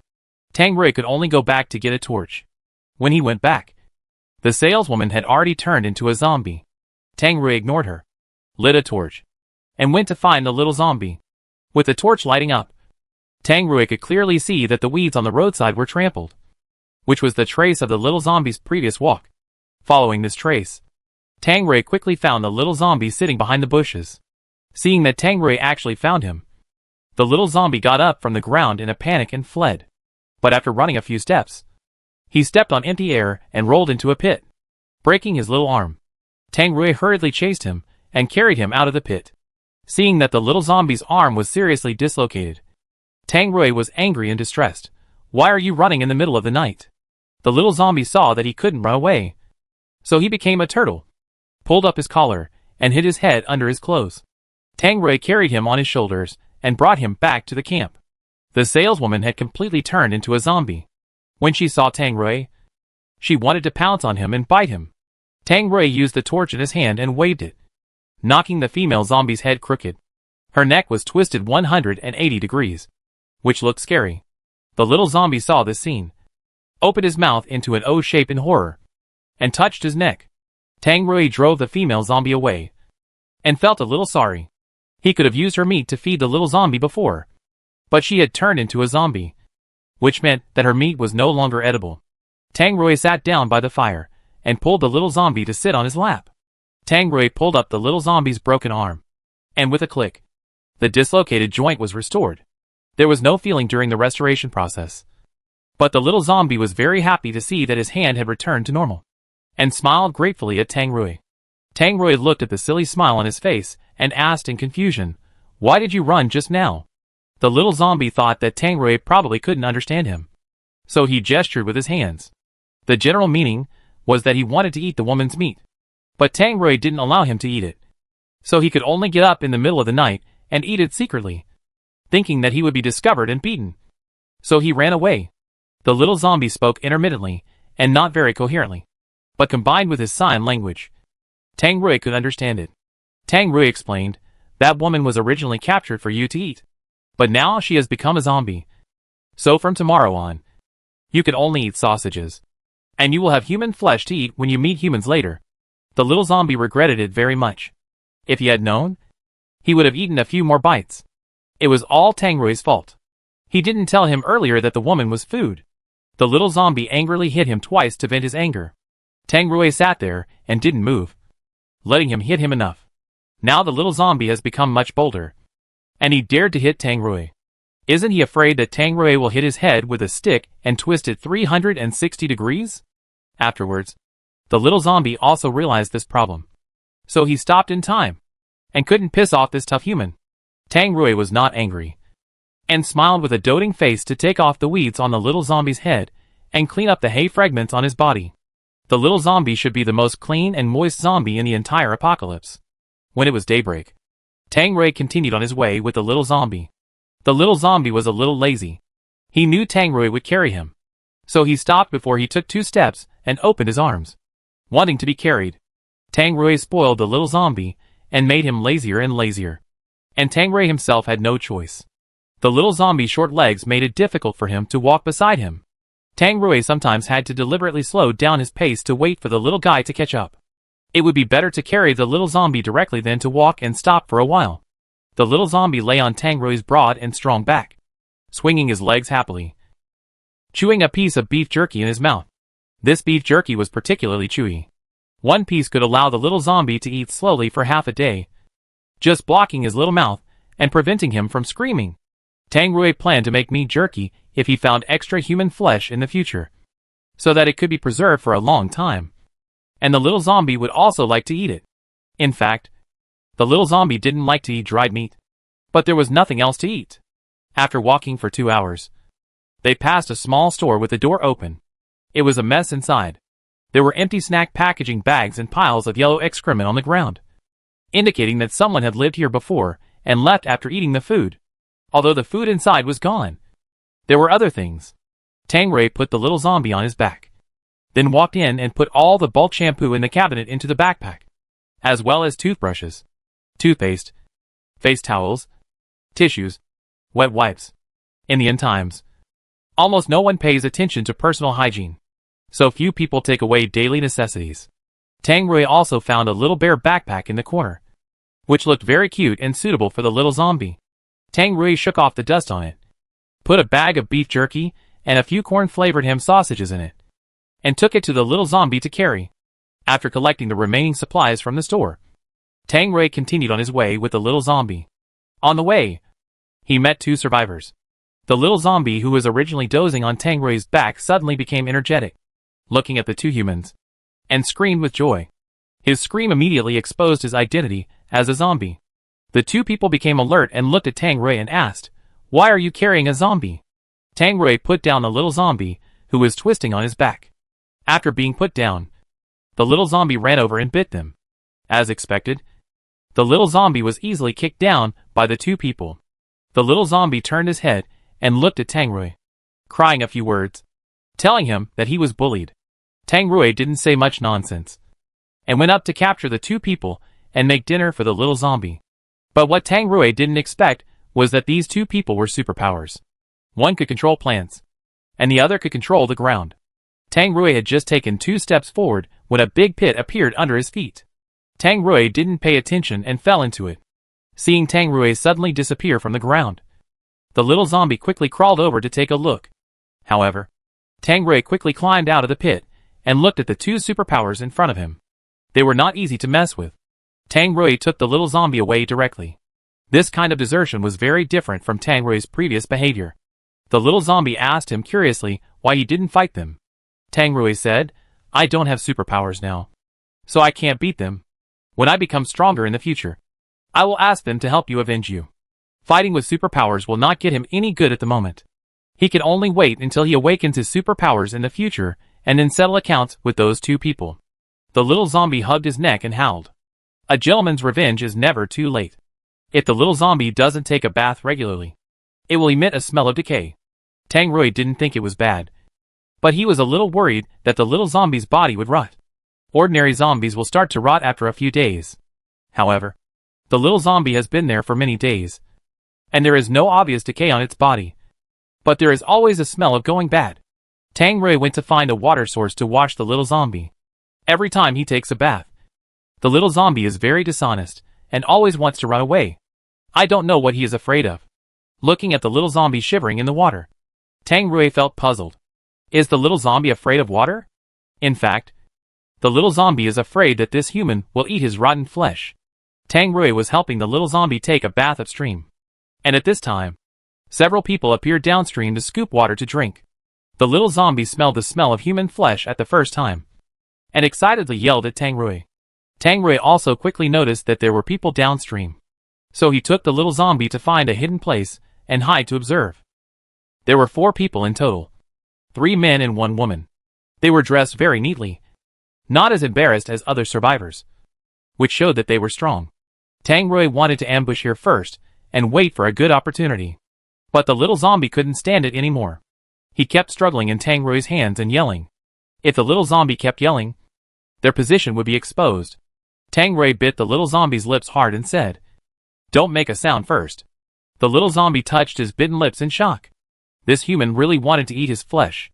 The little zombie became emotional and twisted around in Tang Rui's arms. Tang Rui was afraid that the noise would be too loud and he would be exposed. So he tied up the little zombie and stuffed a piece of dried meat in his mouth to block his mouth. With the dried meat chewed, the little zombie became quiet. Tang Rui continued to stare at the few people. He saw the only woman among them, who conjured a kettle out of thin air. This was a space-related ability, which was very rare in the end times. This woman successfully attracted Tang Rui's attention. The woman noticed that someone was staring at her, which made her feel creepy and frightened. After filling the kettle with water, she quickly moved closer to the man next to her. "Captain, I feel something around." Women's intuition is sharp and accurate. Seeing that he was about to be discovered, Tang Rui left the little zombie behind the tree and took the initiative to show himself. Tang Rui walked straight to the woman and said arrogantly and bluntly, "I like you. Come with me." The sudden confession made Zhao Rui blush and her heart beat fast. And her heart was beating like a deer. Although she didn't know the man in front of her at all, she was attracted by Tang Rui's masculine appearance at first sight. This man was very much to her taste. So she hesitated for a moment and shyly agreed. Tang Rui was really brave enough to snatch the woman in front of the other 3 men. The 3 men couldn't stand it, and they surrounded Tang Rui without saying anything and fought with him. Tang Rui had observed before that only the woman had superpowers, and the 3 men didn't have superpowers. So the 3 of them naturally couldn't beat Tang Rui, who had no sense of pain. Seeing Tang Rui's extraordinary skills, Zhao Rui took the initiative to approach him and said that she would go with him in the future. In the end times, who doesn't like a strong man? Seeing that Zhao Rui was very tactful, Tang Rui saved himself a lot of trouble. After driving away the 3 men, Tang Rui went to carry the little zombie out from behind the tree. Zhao Rui saw Tang Rui carrying something over, and she leaned over to take a look. It was a cute little boy, who was chewing something, so his cheeks were bulging. And it seemed that he had a very special relationship with Tang Rui. Zhao Rui looked at Tang Rui and asked weakly, "He is your?" Tang Rui did not answer her question, and threw a heavy black backpack into her hand expressionlessly, saying, "Put the things in your space." Zhao Rui looked at the backpack thrown into her arms. She seriously suspected that she was just a tool in Tang Rui's eyes. Later it was confirmed that she was indeed a tool. Along the way, Tang Rui would give her anything that could be used. Zhao Rui felt mixed emotions. She thought Tang Rui had confessed to her, and that he was attracted to her. But she didn't expect that he was attracted to her ability in Yuan Zheng. And she also found another problem. That is, the boy looked very abnormal. Although he was dressed very cleanly and looked like a human, he couldn't speak and always screamed. At first Zhao Rui thought that the boy had a brain problem until she saw Tang Rui feeding the boy raw meat. Zhao Rui's worldview was completely broken. She only knew now that the boy was actually a zombie. Zhao Rui felt cold all over, and a lot of cold sweat broke out on her back. And her heart was even more frightened. The little zombie hadn't eaten human flesh for a long time, and was very hungry. Now he was feasting. Tang Rui was watching the little zombie next to him, occasionally helping him wipe his mouth. Zhao Rui stood aside as if frozen, watching the scene in panic. An idea came to her mind. That is, to run quickly.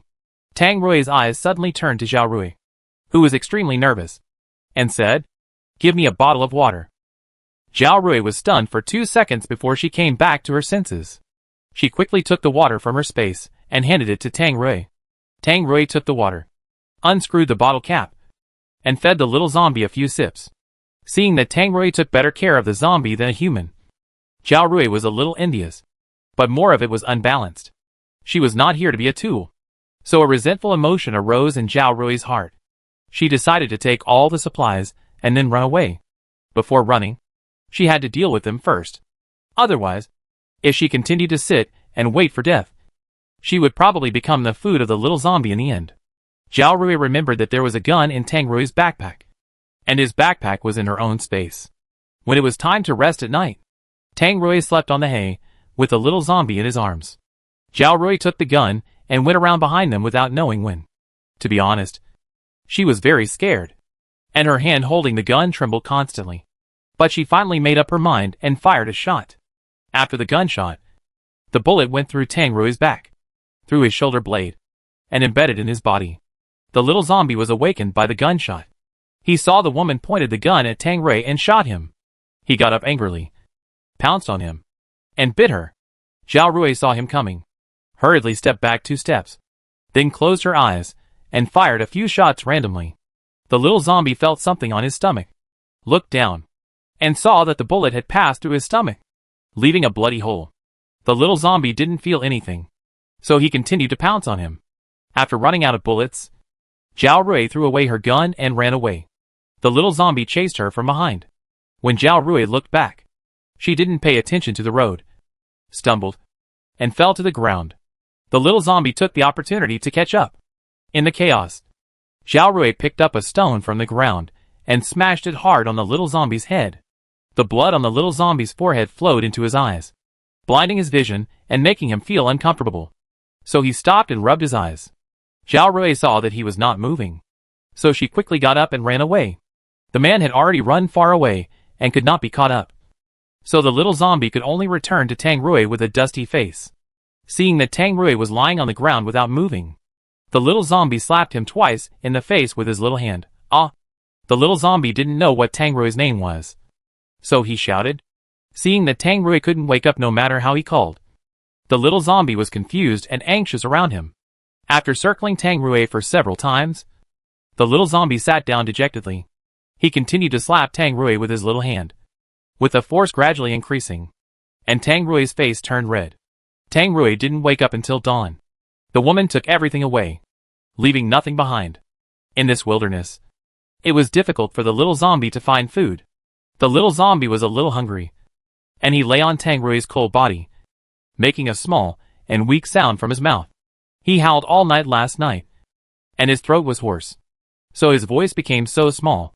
When the sun shone on his body, the little zombie felt a little dazzling, so he hid his head under Tang Rui's clothes. The little zombie's face was pressed against Tang Rui's skin, and this close contact allowed the little zombie to smell Tang Rui's smell more clearly. For humans, Tang Rui only had a smell of sweat and so-called male hormones. But for the little zombie, it was the smell of meat. Although the little zombie was very hungry now, he did not consider eating Tang Rui. He just stretched out his little tongue and licked Tang Rui's chest twice. After licking, the little zombie leaned on Tang Rui's chest, with his ear pressed against his left chest. He could not hear or feel Tang Rui's heartbeat. The little zombie pursed his lips and couldn't help crying. He felt sad for the first time.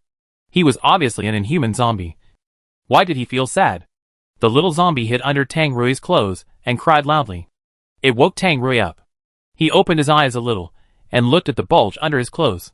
Tang Rui raised his hand with difficulty and rubbed the little head. The little zombie felt something touching him, so he came out from under his clothes.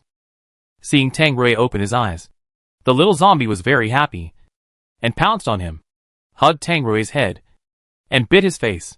Soon, Tang Rui's face was covered with the little zombie's saliva. Tang Rui didn't dislike it at all. He tilted his head and kissed the little zombie's pink mouth accurately, watching him cry so hard that his face was a mess. Tang Rui looked at him with a distressed face, raised his hand, rubbed his slightly red eyelids, and said in a hoarse voice, "I'm fine." The little zombie suddenly stood up and ran away. Tang Rui was ready to get up and chase him. But now, he was too weak to get up. Seeing the little zombie running to the stream, Tang Rui shouted for him to come back. The little zombie didn't look back, and ran faster and faster.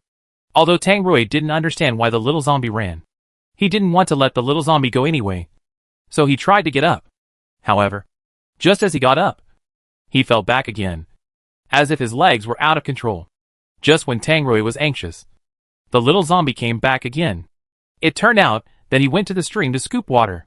The little zombie clumsily held the water with both hands and sprinkled it as he walked. When he walked to Tang Rui's side, there was not much water left. The little zombie carefully held the last bit of water and sent it to Tang Rui's mouth. Tang Rui did not disappoint his kindness. He lowered his head and drank the little water left in his little hand. He also licked his fingers tenderly for a few times. Seeing that the little zombie had finished drinking this little water, he ran to scoop again, back and forth several times, until Tang Rui said he was not thirsty anymore. The little zombie stopped. Tang Rui pulled him to his side and rubbed his head. The little zombie tilted his head obediently and leaned his head against Tang Rui's heart. The little zombie still did not hear Tang Rui's heartbeat, but Tang Rui woke up. Tang Rui was very weak now. He didn't even have the strength to stand up and could only lean on the tree stump. The bullet in his back couldn't be removed. No one here helped him remove the bullet, and he certainly couldn't remove it by himself. This bullet was probably going to stay in his body. However, because he didn't feel pain, Tang Rui didn't feel any discomfort. He was shot and survived safely. He was probably no longer a human being. I don't know if the little zombie will still miss his meat. Although he was resurrected, Tang Rui couldn't be happy because the little zombie didn't like his meat. Speaking of food, Tang Rui looked down at the little zombie in his arms, and was about to rub his belly and ask him if he was hungry. At this time, Tang Rui noticed that the clothes on the little zombie's belly were stained red with blood. Tang Rui quickly lifted the little zombie's clothes and saw a hole in his white belly with a bullet buried in it. Tang Rui's eyes became extremely dark, and the anger in his eyes rolled wantonly. He suppressed his anger and asked softly, "Did that woman hit you?" The little zombie pouted, his face full of grievance. Looking at his little appearance, it is obvious that he must have been bullied. Then the little zombie pointed at his head again. Tang Rui understood something, raised his hand, lifted up the little zombie's hair on his forehead, and saw that there was a pit on the hairline. Tang Rui's eyes darkened a little more. He kissed the little zombie on the forehead with heartache, and said the most dangerous words in a gentle tone, "Later, I will catch her back and feed her to you." The little zombie tilted his head and smiled at him. Looking at the innocent smile on the little zombie's face, Tang Rui felt warm in his heart, and hugged him and kissed him for a while. While kissing, Tang Rui quietly put his finger into the little zombie's belly and pulled out the bullet. The little zombie never noticed Tang Rui's little action from beginning to end. After getting the bullet out, Tang Rui also let go of the little zombie's mouth. He was no longer a normal human being, and he didn't know if the little zombie still liked to eat his meat. Tang Rui decided to give it a try, so he bit his finger. Then he took the small bottle hanging on the little zombie's neck and dripped blood into the bottle. The little zombie watched from the side, swallowing saliva constantly. Feeling that it was almost done, Tang Rui stopped the bleeding from the wound and returned the bottle to the little zombie. The little zombie held the straw in his mouth, sucking it in small sips, and was reluctant to finish it. Tang Rui saw that the little zombie still liked to drink his blood, and his heart was at ease. It was ridiculous to say that he actually expected the little zombie to like to eat his meat. Sure enough, he was not normal. Whether it was his body or his heart, they were not normal. In this wilderness, there were no humans, so he could only find other food to feed the little zombie. After recovering a little, Tang Rui got up and planned to catch a few small animals. The little zombie sat there waiting for him.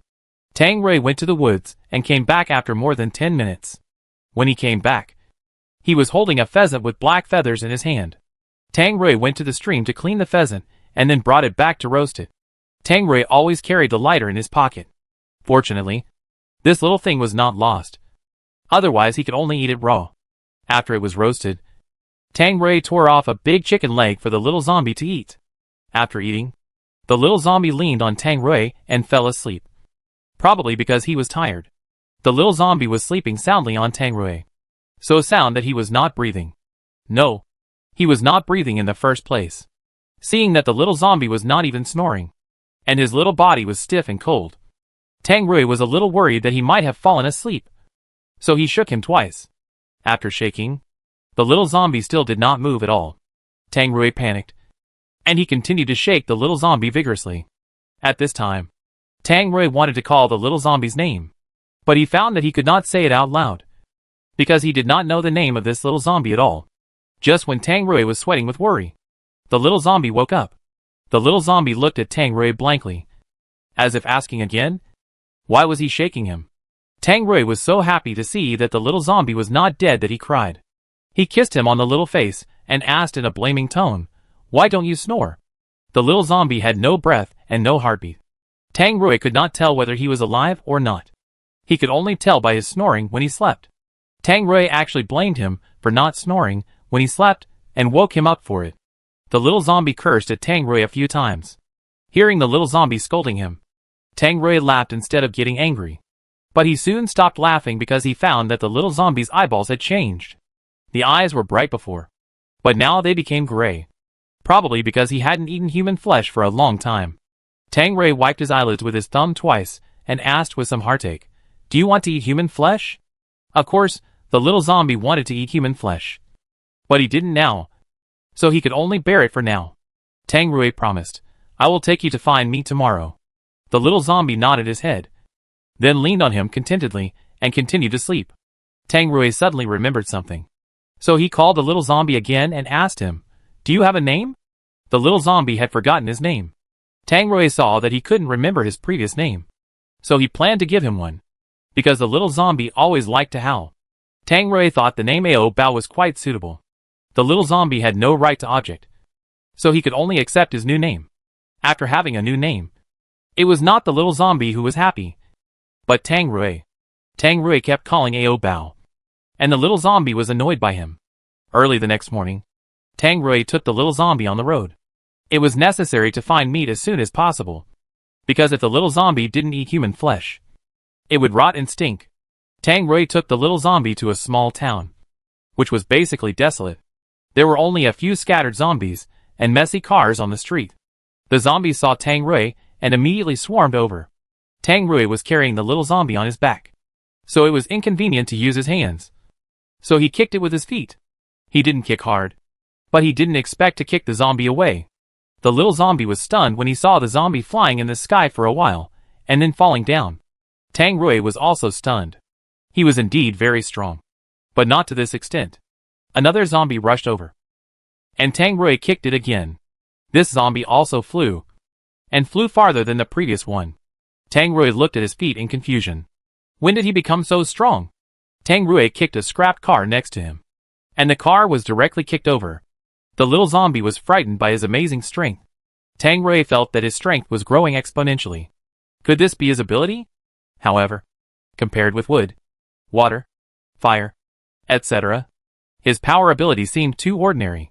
At this time, another group of zombies came around. There were too many of them.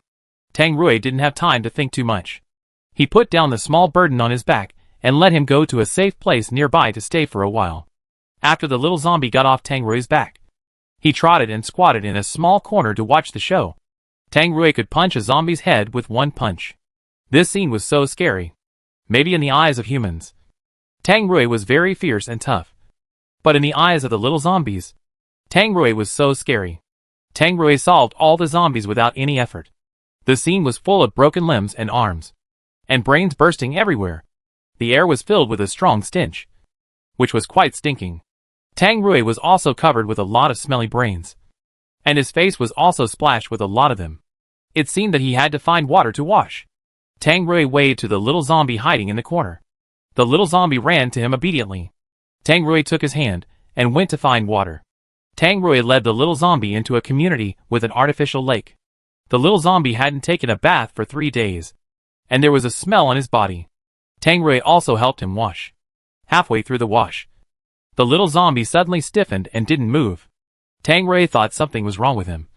So he went to the front to see that it was the little zombie peeing. After so long, this was the first time Tang Rui saw him peeing. It might be because he didn't drink enough water, so he peed less. The little zombie didn't urinate all at once, but intermittently, taking a break and urinating a little. And the little zombie had to grit his teeth and clench his fists, as if he was exerting force. And it seemed that he was having a hard time urinating.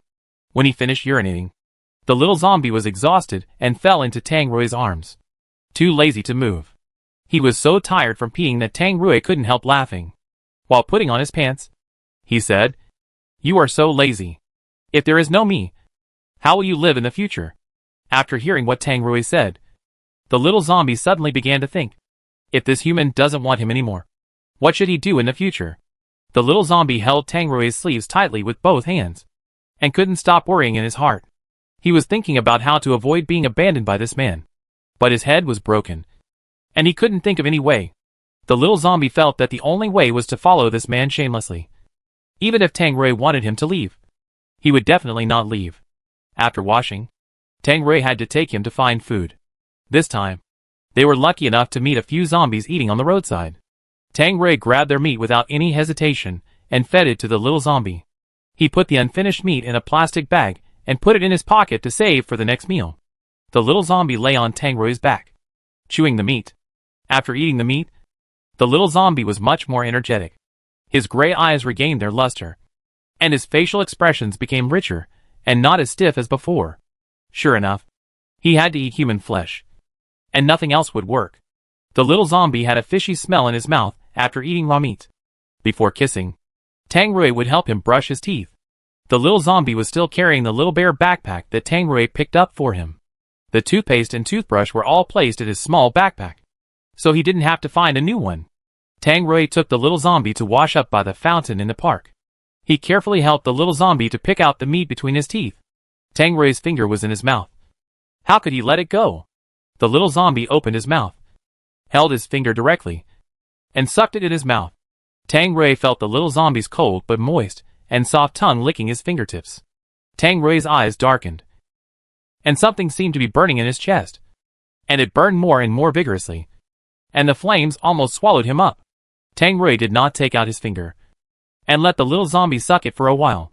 The little zombie didn't really want to eat his finger, so he spit it out quickly. As soon as he spit it out, Tang Rui came over and kissed his little mouth. The little zombie hadn't brushed his teeth yet, so there was a faint fishy smell in his mouth. Tang Rui didn't dislike it, and kept stirring it in his mouth. Seeing Tang Rui feeding his meat into his mouth, the little zombie squinted his eyes and smiled happily. Although the meat in his mouth was not easy to chew, the little zombie could taste it. Tang Rui felt that the little zombie was sucking his tongue hard. The sucking action of the little zombie made Tang Rui feel numb in his heart, and the numb feeling spread to his whole body. The little zombie thought he was eating Tang Rui's meat, so he sucked very hard. Tang Rui was reluctant to withdraw, and continued to be kept in the mouth of the little zombie by the tongue.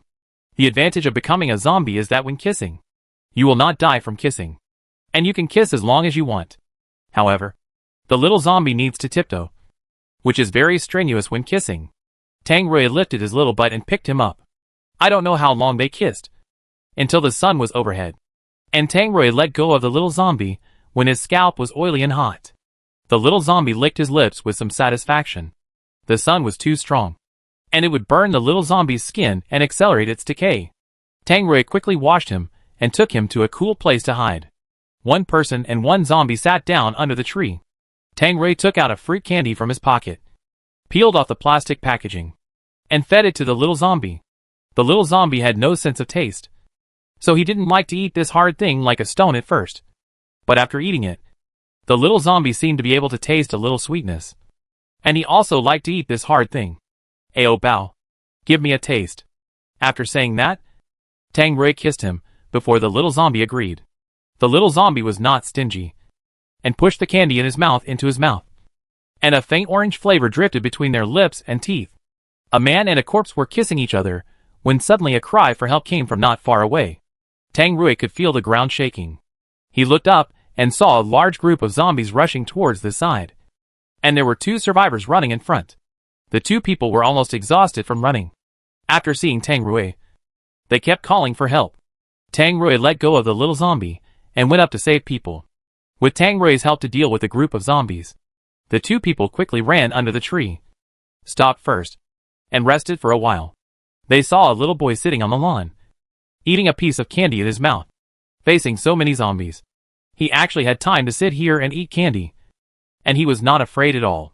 When the two people were feeling suspicious, the little zombie suddenly stood up and wanted to bite them.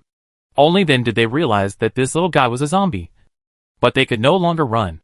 But fortunately, this little zombie was not very strong and was easy to deal with. The two easily captured him. The little zombie was pressed to the ground by them, howling. The little zombie's face was stuck in the grass, and its neck was about to be broken by them, and its howling became weaker and weaker. Tang Rui heard the sound, turned his head back, and saw the two guys bullying his Ao Bao.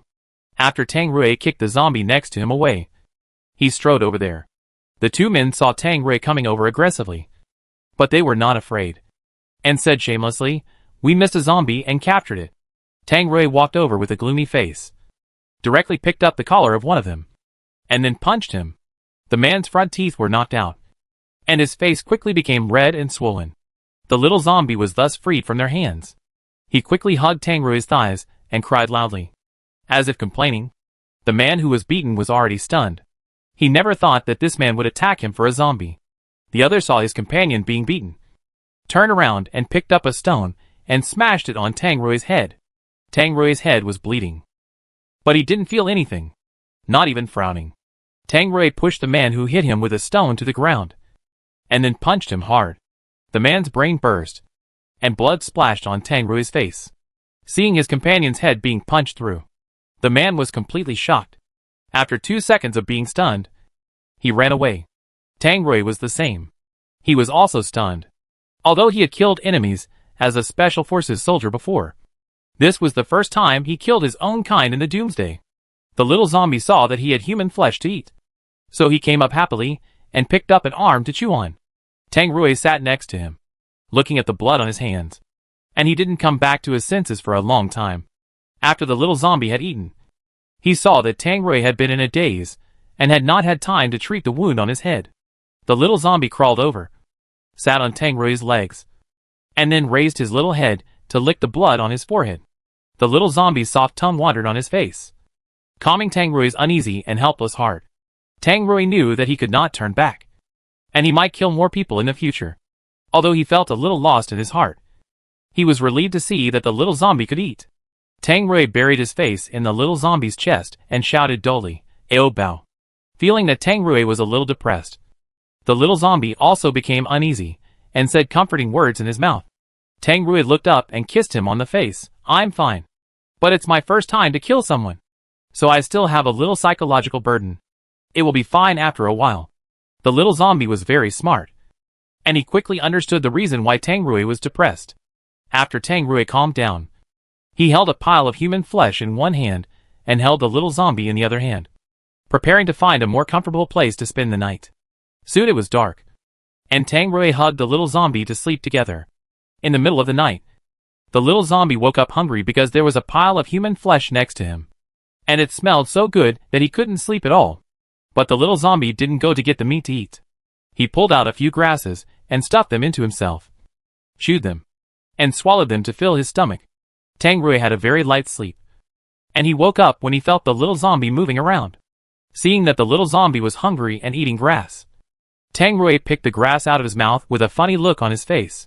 "Don't you have meat to eat? Why eat grass?" Tang Rui went to get a piece of human flesh to feed the little zombie. The little zombie shook his head, meaning that he didn't want to eat. The little zombie didn't even eat human flesh. Tang Rui suddenly became nervous, wondering if he was sick. "Ao Bao, are you feeling unwell?" Knowing that Tang Rui couldn't bear to kill his own kind, the little zombie decided not to eat human flesh in the future, so that Tang Rui wouldn't have any psychological burden. Tang Rui fed the meat to the little zombie's mouth. "Ao Bao, eat quickly." The little zombie couldn't stop drooling, and it fell from the corner of his mouth, but he still refused to open his mouth, showing resistance. Tang Rui touched his forehead, wanting to see if the little zombie was sick, why he didn't even eat meat. But the little zombie didn't have temperature, so Tang Rui couldn't feel anything. And besides, zombies couldn't be sick. Tang Rui thought he didn't want to eat raw meat. So he built a fire and helped him roast the meat. The little zombie had been drooling all over the floor, but he couldn't help it and ate 2 bites of meat. Tang Rui was relieved to see that he was finally willing to eat meat. After eating the remaining human meat, Tang Rui planned to help the little zombie find fresh human meat. There were already very few survivors in the doomsday, and it was still difficult to find human meat. In addition, Tang Rui had to solve his own stomach. He didn't eat human meat, but he also had to eat. He was always busy looking for food for the little zombie, but he never looked for the food Tang Rui wanted to eat, because most of the food in the apocalypse has passed its expiration date, especially those canned foods, which are spoiled once opened and cannot be eaten. So it is very difficult to find food. Tang Rui must find a way to get a space, because the time in the space is still, and the food will not rot if placed in it. Finding a superpower with a space and making him his follower has become another goal of Tang Rui. The little zombie has also begun to accept eating other things. When Tang Rui eats wild vegetables, he will also eat with him. At first, Tang Rui didn't plan to feed the little zombie wild vegetables, because they had no taste and were very astringent. Not delicious at all. But the little zombie was beside him, opening his mouth and making noises, wanting to eat. Tang Rui fed him a bite. It stands to reason that the little zombie has no sense of taste and won't feel bitter. But after eating, the little zombie actually frowned. The little zombie spit out the wild vegetables, and his little head shook because of the bitterness. Tang Rui knew that he didn't like to eat this thing, so he took out a piece of dried meat from his pocket for him to eat. After filling his stomach, Tang Rui carried the little zombie to the next town. Since Tang Rui came into being, the little zombie has become very lazy and has hardly walked on the ground. Tang Rui's military boots were all broken, but the little zombie's shoes didn't even stick to the dirt. Along the way, the little zombie slept on Tang Rui, lazily, not like a zombie at all. Halfway through the journey, Tang Rui felt a little cold on his back, so he stopped and touched his back. It was a little wet. It was obvious that the little zombie had peed on his back. Tang Rui brought the little zombie, who was still sleeping on his back, to his side. Then he calmly took off the little zombie's wet pants, propped them up with a branch, and waited for them to dry naturally. The little zombie lay on Tang Rui's back with his bare bottom, and continued to sleep. There was not much sunshine today, and the sky was gloomy. It was expected to rain soon. Tang Rui carried the little zombie on his back, and looked for a place to hide from the rain. He didn't find a place to hide from the rain, but he met a group of superpowers. At least more than 20 people. Tang Rui saw them coming towards him, so he put on the pants for the little zombie first, so that his bare bottom would not be seen by others. Those people also saw Tang Rui, so it was too late for Tang Rui to hide. Seeing that they were coming soon, Tang Rui woke up the little zombie, who was still sleeping, and whispered to him, "Ao Bao. Don't make any noise later. Humans in the apocalypse hate zombies very much, and almost kill one when they see one, because as long as there are zombies, there will still be a risk of infection. So the ultimate goal of those superpowers is to eliminate all zombies in the apocalypse. If the little zombie reveals his identity, those superpowers will definitely attack the little zombie. And Tang Rui may not be able to beat so many superpowers. After all, he is outnumbered." The little zombie looked over, and saw a lot of meat coming towards him. He was so excited that he danced with joy. But when he remembered that he had to give up eating human flesh, the little zombie's excitement disappeared in an instant. Tang Rui was worried that the little zombie's acting skills would not be good enough. So he said, "Ao Bao, you continue to sleep." Tang Rui wanted the little zombie to pretend to sleep, to deceive the group of superpowers. The little zombie was very obedient. He tilted his head, and fell asleep immediately. He might really want to sleep, not pretend to sleep. Tang Rui covered the little zombie's head with his coat, and then pretended to be calm, and continued to move forward. A hot woman saw Tang Rui's tough and handsome face and strong muscles, and took the initiative to run over and chat with him. "Where are you going? Do you want to go with us?" Looking at this woman with a perfect figure and a gorgeous appearance, Tang Rui was completely uninterested. He rejected the woman's kindness expressionlessly. "No, I'm not going in the same direction as you." Seeing that Tang Rui was very cold towards her, the woman's desire to conquer her was aroused. She smiled and said, "How do you know that the directions are different? I haven't told you where we are going." Tang Rui was too lazy to ask or say more, and directly replied with 5 words, I'm not interested. Tang Rui was going to walk past the woman, but she suddenly leaned over. The woman was going to seduce him because she was very confident in her appearance. So confident that all men in the world would fall under her skirt. But Tang Rui was an exception. Not only did he not react, but his face became even colder. Please go away. The woman did not give up easily. She took off the coat in front of Tang Rui. As soon as she took it off, she was shocked. There was actually someone hiding under the coat, and she hadn't noticed it just now. The woman asked immediately, "Who is this? Is he your son?" Tang Rui put his coat back on the little zombie and replied coldly, "It has nothing to do with you." The woman kept chattering, waking up the little zombie. He popped his head out from under Tang Rui's coat and wanted to take a look at the woman. Tang Rui pressed his little head down again and told him to hide and not show off. Seeing that Tang Rui was indifferent to her, the woman had to give up. She returned to the team and said a few words to her captain. And then the captain walked towards Tang Rui. The captain stopped in front of Tang Rui and asked directly, "Are you a superpower?" Tang Rui nodded. The captain then asked, "What superpower?" Tang Rui clenched his fist to show him, "Power type."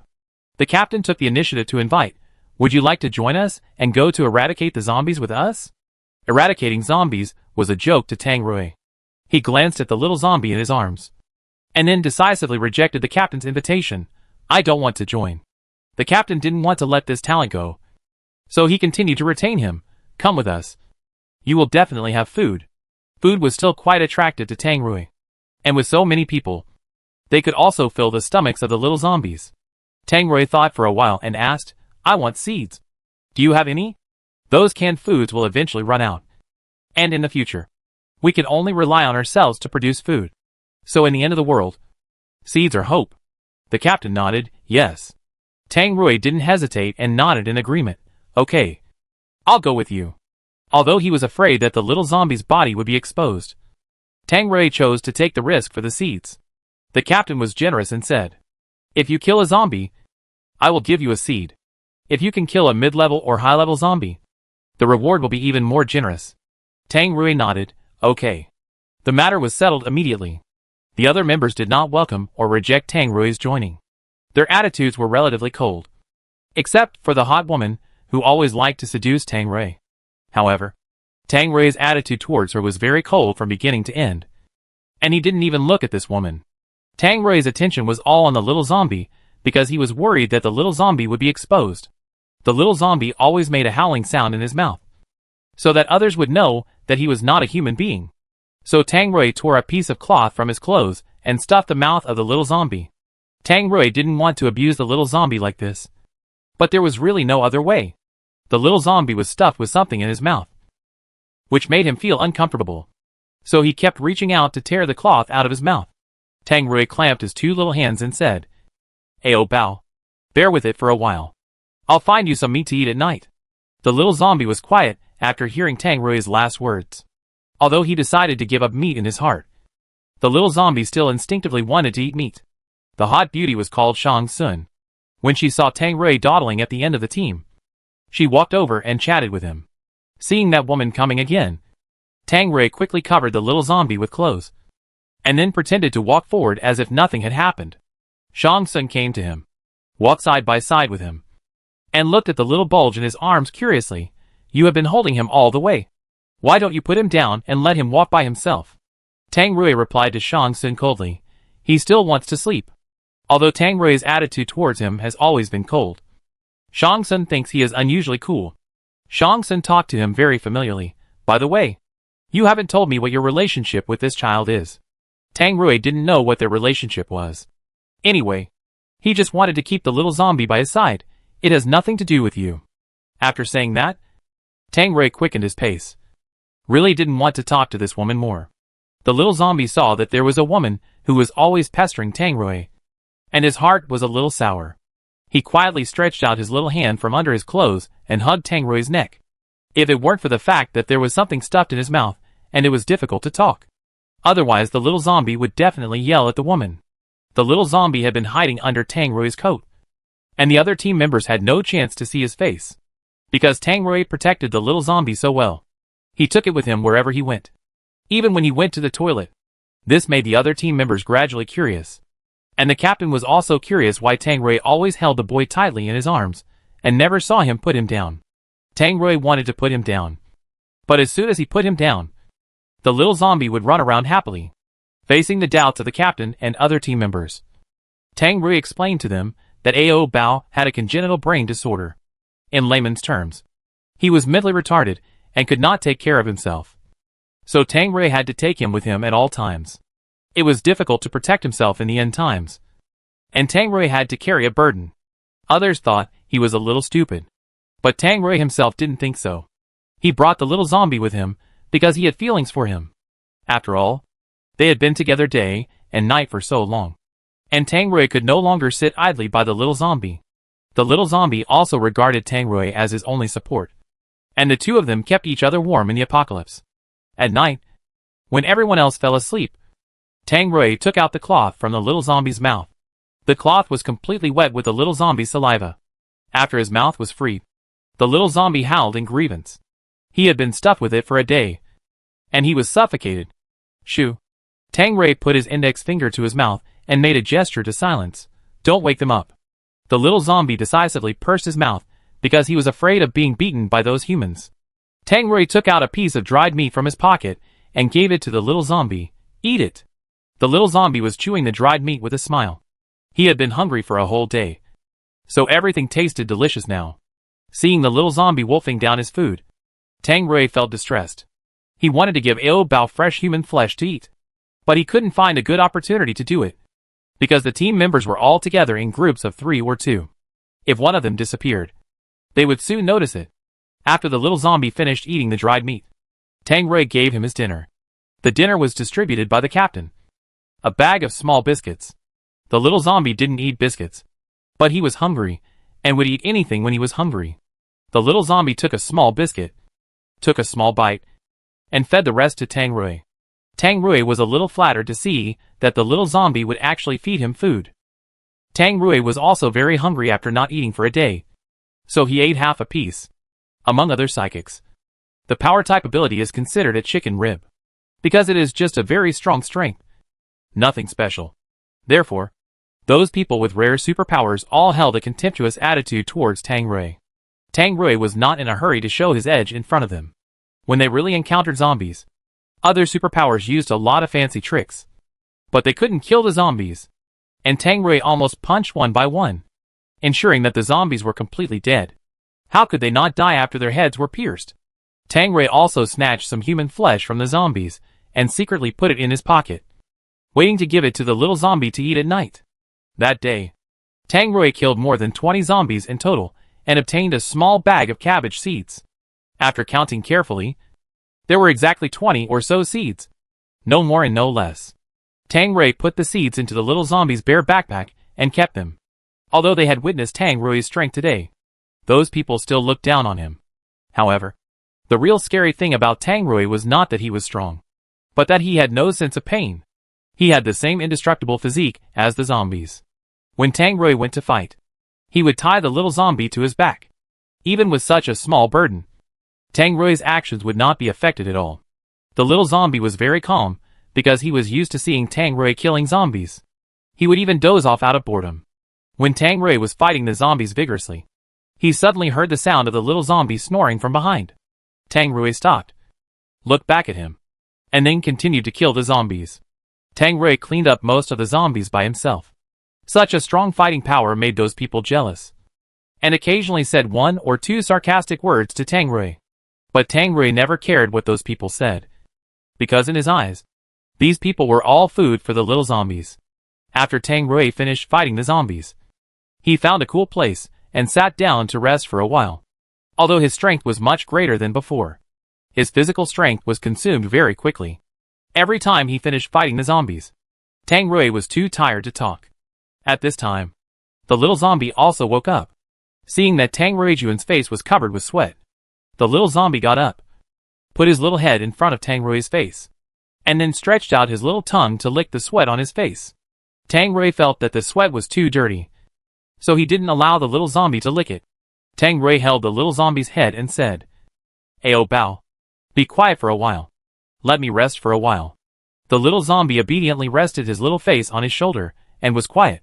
The captain walked over here and handed Tang Rui a big bag of pepper seeds. Tang Rui also liked spicy food, so he didn't ask to replace it with other seeds. After taking it, he put it directly into the little zombie's backpack. The captain did not leave. He stood there, looking at the boy in Tang Rui's arms. Tang Rui had been covering the little zombie's face with his coat before, so the captain had never seen what the little zombie looked like. This time, he saw half of his face clearly. The boy was very fair, with clear white skin, as if he had never been exposed to the sun. His eyelashes were like small brushes, fluttering. His facial features were very delicate, and he looked a bit childish and immature. It was not an exaggeration to say that he was a peerless little boy. Even the captain, who had seen countless people, was amazed. In addition, although the boy's face was pale, his mouth was very red and a little swollen.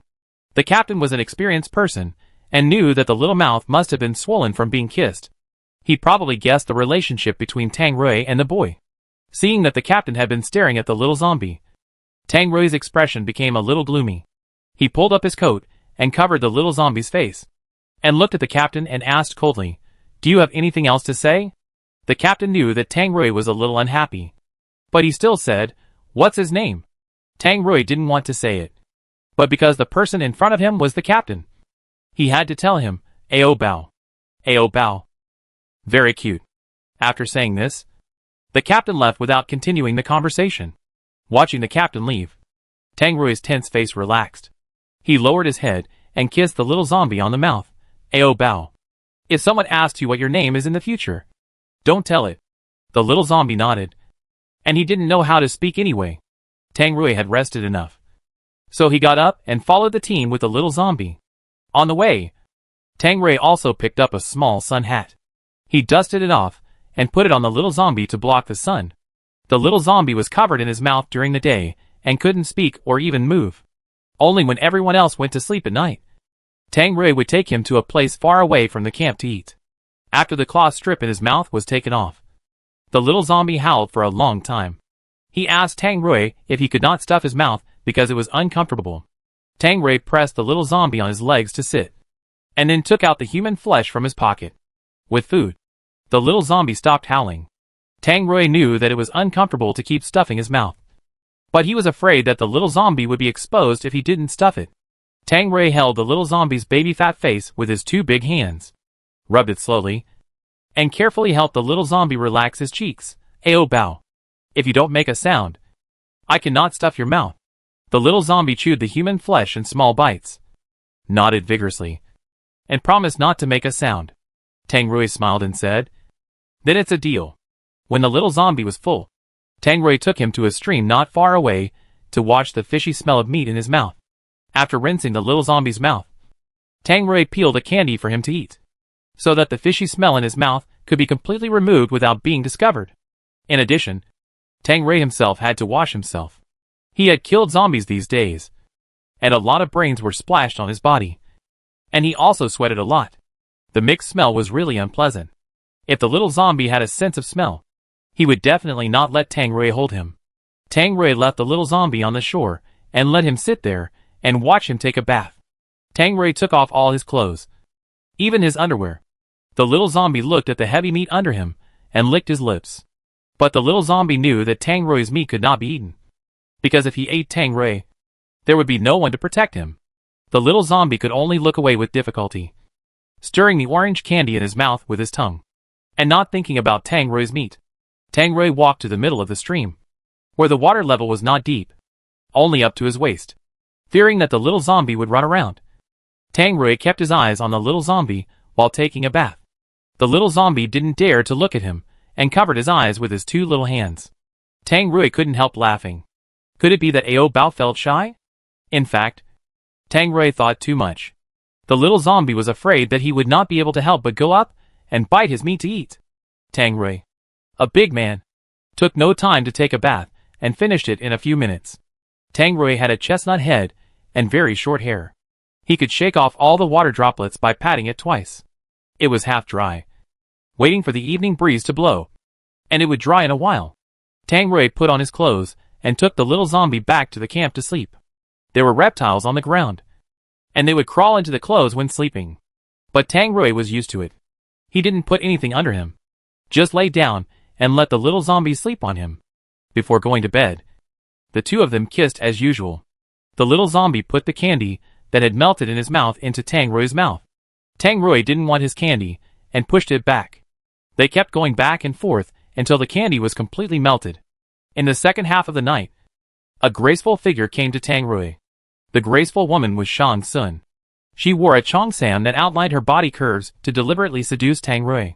Tang Rui always slept lightly, so he knew someone was coming to him. Tang Rui subconsciously put away his arms and hugged the little zombie tightly. Tang Rui was hugging this little zombie all the time, and Shang Sun didn't know where to start. After hesitating for a while, she squatted down first, and the pair of hands painted with red nail polish directly touched Tang Rui's key parts. As soon as she touched it, Shang Sun was shocked, because Tang Rui's place was actually hard all the time, and the size was considerable. This was definitely the largest she had ever touched. Shang Sun was surprised and happy. She didn't expect that Tang Rui would react before the foreplay. Just when Shang Sun was about to rub it with joy, Tang Rui woke up, grabbed her hand, and threw it out. Tang Rui was very strong, and he was so strong that he almost threw Shang Sun out. Although he didn't fly, Shang Sun rolled on the grass for many circles before stopping. While rolling, he screamed and woke up the other sleeping team members. The little zombie also woke up. He rubbed his eyes and looked around. He was a little confused about what was going on. Shang Sun rolled around for a few times, stopped, and got up tenaciously. She saw that everyone had woken up and was looking at her. Shang Sun was embarrassed to say that she was thrown out because she failed to seduce. So she slandered Tang Rui and cried to the captain, "I just fell asleep, and Tang Rui suddenly touched me." Everyone knew what kind of person Shang Sun was, so everyone knew that her words were not credible. But Tang Rui was a newcomer who was not familiar with other team members, so everyone chose to believe Shang Sun, the old team member. However, the captain stood on Tang Rui's side and spoke for him. "It's so dark that you can't see the face clearly. How do you know it's Tang Rui and not someone else?" Shang Sun pointed at Tang Rui and insisted, "It's him. If you don't believe me, look at him down there. He's hard. He just wants to molest me." Everyone's eyes turned to Tang Rui's crotch. Someone even took a flashlight and shone it on Tang Rui's crotch so that everyone could see it more clearly. Tang Rui wore a pair of tight camouflage pants, so the hard state could still be clearly seen. The first reaction of those people after seeing it was big, super big. Seeing that everyone was looking at him, Tang Rui didn't cover the conspicuous place down there at the first time, but covered the little zombie's mouth first, and pressed his face in his arms to prevent others from seeing it clearly. The captain looked at Tang Rui and asked, "Do you have anything to explain?" Tang Rui replied coldly, "I have no sexual interest in her." Before going to bed, when he kissed Ao Bao, Tang Rui had already become hard, so his hardness had nothing to do with Shang Sun. This woman. Shang Sun saw Tang Rui calmly say that, and her face was suddenly lost, and her neck and ears were red. Faced with such a calm Tang Rui, she gradually lost the confidence to continue to slander, and she could only say in panic, "But maybe I saw it wrong. Maybe it was someone else." Tang Rui did not expose the woman's lies, and let her talk nonsense. Shang Sun was still worried that Tang Rui would bite her back, but she thought too narrowly. Tang Rui was not interested in talking nonsense with her, and just lay down and continued to sleep. Seeing that Tang Rui did not expose her lies, Shang Sun was relieved. After the farce subsided, everyone continued to rest and recharge for tomorrow's battle. But Tang Rui couldn't sleep much. He hugged the soft body of the little zombie.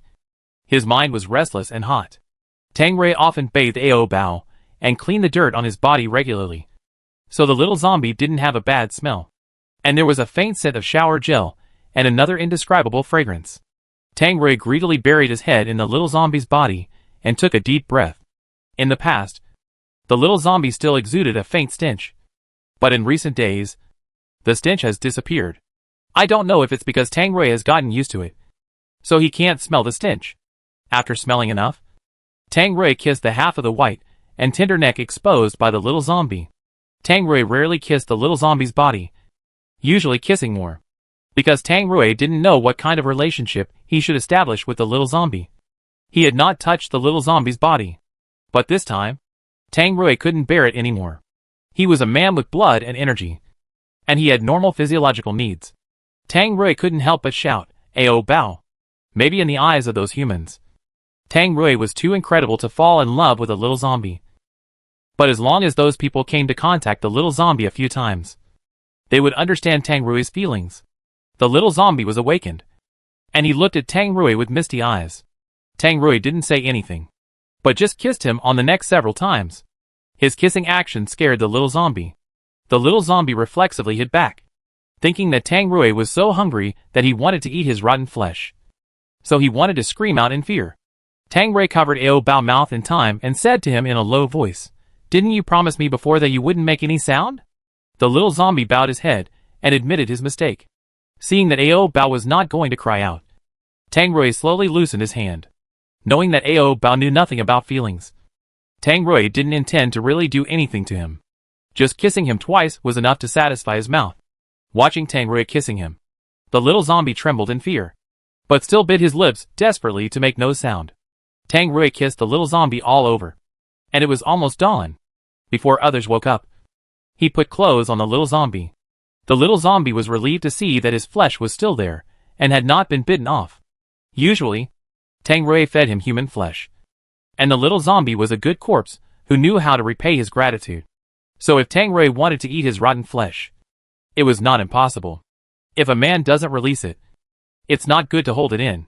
Tang Rui plans to wait until night time and secretly masturbate. Everyone still remembers what happened last night. When they were on the road, the other women in the team would sneak a peek at Tang Rui's key parts. Tang Rui is 1.93 meters tall, the tallest and the strongest among the group. He has regular facial features and a bit of righteousness. He is more masculine than all the men here. The key is that he is also very strong. It is normal for those women to be tempted when they see him. Especially Tang Rui looks big and good. They really want to experience it. But Tang Rui is not as lustful as other men. He is not promiscuous or amorous at all. He just hugs the young boy all day long. Sometimes they can see Tang Rui and the boy eating bread mouth to mouth. No wonder Tang Rui is not interested in sexy women. It turns out that he likes men. After knowing that Tang Rui likes men, two men with feminine looks also have some thoughts about Tang Rui. The little zombie found that there were always two effeminate men coming to talk to Tang Rui recently. Although Tang Rui ignored them, the little zombie still felt a sense of crisis, worried that they would seduce Tang Rui away. Every time the two men came, the little zombie would show them his newly grown fangs to let them know what cruelty is. The two men were not afraid of him at all, and still came to chat with him.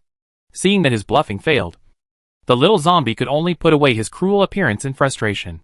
Fortunately, Tang Rui ignored them at all, and the little zombie was relieved. However, the little zombie cannot be completely careless, because Tang Rui might get along with others behind his back one day. When he thought of this, the little zombie was a little depressed. After being depressed for a while, the little zombie quickly cheered up again. He wanted to become stronger, and then drive away those who were thinking about Tang Rui. With the belief of becoming stronger, the little zombie began to train himself intentionally, while Tang Rui was killing zombies and had no time to take care of himself. The little zombie quickly jumped off his back, picked up a branch, and joined the melee. The little zombie waved a small wooden stick and chased a superpower. The superpower knew that this little guy was Tang Rui's target, so he did not fight back against the little zombie, but just dodged. "What are you doing? Why are you hitting me?" Tang Rui felt a lot lighter on his back, and when he looked back, he found that Ao Bao had run away without knowing when. Tang Rui kicked away the zombies that surrounded him and searched for Ao Bao. After searching for a while, he saw Ao Bao chasing and beating a superpower. Tang Rui walked over there quickly and intercepted the little zombie. Tang Rui angrily slapped him on the butt. "It's dangerous here. I told you not to run around." The superpower who was being chased looked at Tang Rui innocently. "Why are you hitting me instead of the zombies? I don't think I've offended you. Ao Bao is also a zombie. He can't beat his own kind, so he just found a superpower to exercise his strength." Tang Rui didn't explain to the superpower and walked away with Ao Bao in his arms. After cleaning up the zombies in this town, everyone was very tired and sat down to rest. Tang Rui found a secluded place to teach the little zombie a lesson. Tang Rui turned the little zombie over and let him lie on his legs, then pulled down his pants, revealing his white and round little butt, and then hit him hard, I told you many times not to leave my side. Why can't you remember this time? The little zombie has no sense of pain. So it doesn't matter if his butt is beaten. Tang Rui was hitting his butt hard. And the little zombie was playing with the buttons on Tang Rui's clothes out of boredom. Looking unmoved. Tang Rui was so angry that he laughed. Ao Bao. Are you listening to me? The little zombie nodded his little head, indicating that he heard it. But he would never change. Because he had to become stronger. And when he had the strength, he could drive away those annoying people. No. Eat them all. Tang Rui stopped hitting his butt and helped pull up his pants, saying, also, don't provoke those superpowers. Otherwise it will be easy to expose your identity. Tang Rui was afraid that the identity of Ao Bao's zombie would be discovered every day. He was afraid that those humans would kill Ao Bao. So the reckless behavior of the little zombie today forced Tang Rui to be more cautious. But the little zombie had no idea of Tang Rui's worries. He looked around, looking for those superpowers, thinking about who he should fight tomorrow. The little zombie finally set his sights on the two men who always came to seduce Tang Rui. The little zombie decided to fight them tomorrow. After thinking about who to fight, the little zombie first lay on Tang Rui and had a good sleep to rest his spirit. Seeing that the little zombie was going to sleep, Tang Rui pulled up his coat to cover his little head. At this time, the captain came over and shared today's food with him. Tang Rui took the bread from the captain's hand, tore open the package, and bit off more than half of it in one bite. He was so tall and had a big appetite. Eating only one bread was not enough to fill his stomach. But now food was scarce, and it was good to have something to eat. Even though he was not full, Tang Rui still left half of it for the little zombie to eat later. Tang Rui had not attacked any of the team members until now. So the little zombie had not eaten any human flesh these days, and only ate some miscellaneous things to fill his stomach. Tang Rui certainly couldn't bear to see the little zombie starving. So he was thinking about who to start with. Tang Rui's cold and resolute eyes swept over the group of people one by one. And after looking for a long time, he was still a little hesitant. Because Tang Rui is an upright person in his bones. And he also has a bottom line. He can kill enemies and bad guys. But he will never attack innocent people. Most of these team members have no grudges with Tang Rui. So Tang Rui still can't do it. Tang Rui looked at the little zombie in his arms again.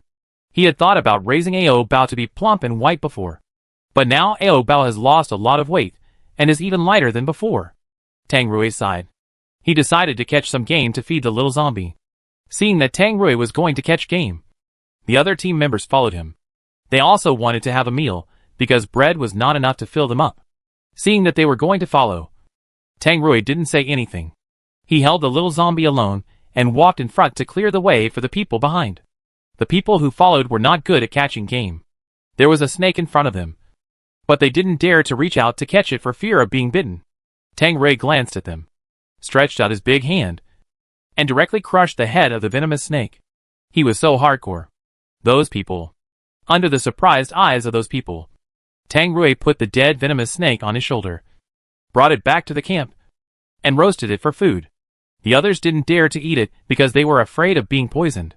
Tang Rui didn't plan to share it with them. After it was cooked, Tang Rui woke up the little zombie, who was still sleeping in his arms, and then tore off the snake meat piece by piece and fed it to the little zombie. The little zombie smacked his mouth and accepted everything. He ate whatever Tang Rui gave him. Seeing the little zombie eating so deliciously, the other team members began to swallow their saliva. But they couldn't eat it. They could only watch. After eating, the little zombie patted his bulging belly, tilted his head, and leaned on Tang Rui to burp, and even howled with satisfaction. Tang Rui covered his mouth in time and whispered in his ear, "Don't make a sound." Seeing that the humans around him were looking at him with strange eyes, the little zombie quickly buried his face in Tang Rui's strong chest muscles and stopped talking. The little zombie had rich expressions and was very human. So those people did not suspect that he was a zombie. It was Tang Rui's behavior of always holding the boy that was more suspicious. Because they saw today that the young master could walk on the ground and run very fast. So why did Tang Rui always hold him? Although they were suspicious in their hearts, they were more focused on tomorrow's tasks, and did not have so much free time to care about other people's affairs. Each of them had a task, and they had to kill 5 zombies every day. If they failed to achieve it, they would not get food.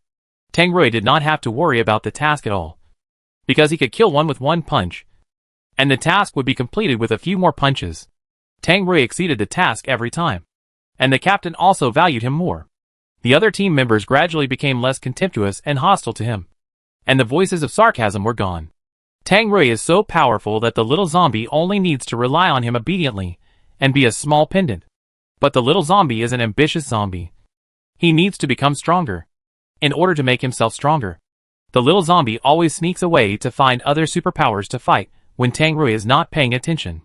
When he met a superpower with a bad temper, the little zombie was kicked into the mud pit next to him. The little zombie climbed up from the mud pit tenaciously and continued to pounce on it to fight with the superpower. But the little zombie was too weak. With his small arms and legs, others could easily lift him up. So the little zombie didn't have time to resist and was kicked into the mud pit again. The little zombie got up again and pounced on him. After being kicked down in the mud pit for no less than 10 times, the little zombie finally lay in the mud pit and couldn't get up.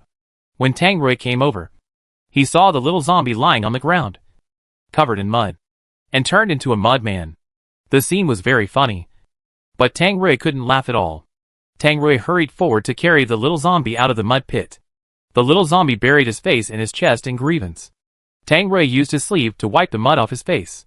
Tang Rui wanted to be angry, but seeing the miserable state of the little zombie, he couldn't get angry, and his face was full of heartache. How did it become like this? Who bullied you? The little zombie pointed his little hand miserably at the superpower who kicked him. Tang Rui's eyes followed his little finger and looked over. The superpower who kicked the little zombie was a muscular man with a beard. Among all the superpowers, this strong man was considered to be the strongest one. Tang Rui put the little zombie down first, rolled up his sleeves, and walked towards the bearded man. After lifting his sleeves, Tang Rui's solid muscles were exposed, with thick blue veins bursting out, looking very powerful. Although the bearded man had more developed muscles, he was much shorter than Tang Rui. Tang Rui was 1.93 meters tall, while the bearded man was at most 1.78 meters tall. In terms of momentum, Tang Rui completely crushed the other party. The bearded man felt the pressure. He took 2 steps back, and then explained with a stutter, "It was he who came to provoke me first." Tang Rui didn't listen to his explanation, and punched him. The bearded man's front teeth were knocked out, and his jaw was almost dislocated. Tang Rui's hit was relatively gentle, using only 10% of his strength. Otherwise, the bearded man's head would have been knocked off long ago. The bearded man was unwilling to give up. He spat blood on Tang Rui. "Do you think I'm easy to bully?" Tang Rui lowered his head and looked at the spit on his clothes. His face darkened. He reached out his big hand, grabbed the collar of the bearded man, pulled him over, and asked him to wipe the spit clean. The bearded man saw that Tang Rui was really angry, and he began to feel timid. But many people around were watching them. If the bearded man really obeyed Tang Rui and wiped the spit, wouldn't it be a disguised admission in front of the public that he was weaker than Tang Rui? The bearded man forcibly strengthened his courage and punched Tang Rui with his backhand. This completely angered Tang Rui, and he directly fought with the bearded man. During the fight between the two, the bearded man cheated and threw a handful of dirt into Tang Rui's eyes. Tang Rui's eyes were filled with sand, which made his eyelids a little difficult to open. The bearded man took the opportunity to take out the knife in his pocket and stabbed it into Tang Rui's chest. Seeing that Tang Rui was injured, the little zombie came over quickly, hugged Tang Rui's arm, and cried worriedly, as if asking Tang Rui if it hurt. After Tang Rui rubbed the sand out of his eyes, he calmly pulled out the knife on his chest without blinking. The blood on the knife must not be wasted. Tang Rui wiped all the blood on the knife on his hand, and then put it to the mouth of the little zombie for him to lick. After the little zombie smelled the fragrance of blood, he forgot to worry about Tang Rui's wound. He lowered his head and licked the blood on Tang Rui's hand carefully. A group of team members watching the show around. Their expressions were very strange at this time. Tang Rui was not in a hurry to stop the bleeding. Why did he feed the boy with his own blood? Moreover, when the boy licked the blood, his face was full of enjoyment, as if he was eating something delicious. The bearded man was afraid that Tang Rui would retaliate against him, so he went to the captain for protection. The captain captured the bearded man and forced him to apologize to Tang Rui. The bearded man knew that what he had done was a bit too much, so he followed the steps given by the captain and bowed to apologize to Tang Rui sincerely. Tang Rui threw the knife at his feet without changing his expression. "Forget it this time. Don't mess with me again in the future," Seeing that the matter had calmed down, the captain breathed a sigh of relief and then said to Tang Rui, I still have some medicine in my backpack. I will help you treat the wound later. No need. After Tang Rui threw these two words, he took the dirty little zombie to the waterside to take a bath. The little zombie's clothes were covered with mud and could not be washed clean, so they could no longer be worn. But the little zombie's body could still be used after washing. After washing the little zombie, Tang Rui held him and found a flat ground to sit down, then opened his clothes to reveal the wound on his chest. The blood around the wound was about to coagulate, so he had to eat it quickly. Tang Rui put the little zombie's head on his chest and said in a commanding tone, Ao Bao. Lick it clean. The little zombie sat on his legs and licked his wound carefully, licking all the blood on his chest clean. Tang Rui closed his eyes and tilted his head back, revealing his thick and slender neck. In this posture, you can clearly see his high Adam's apple rolling up and down, and he was swallowing saliva.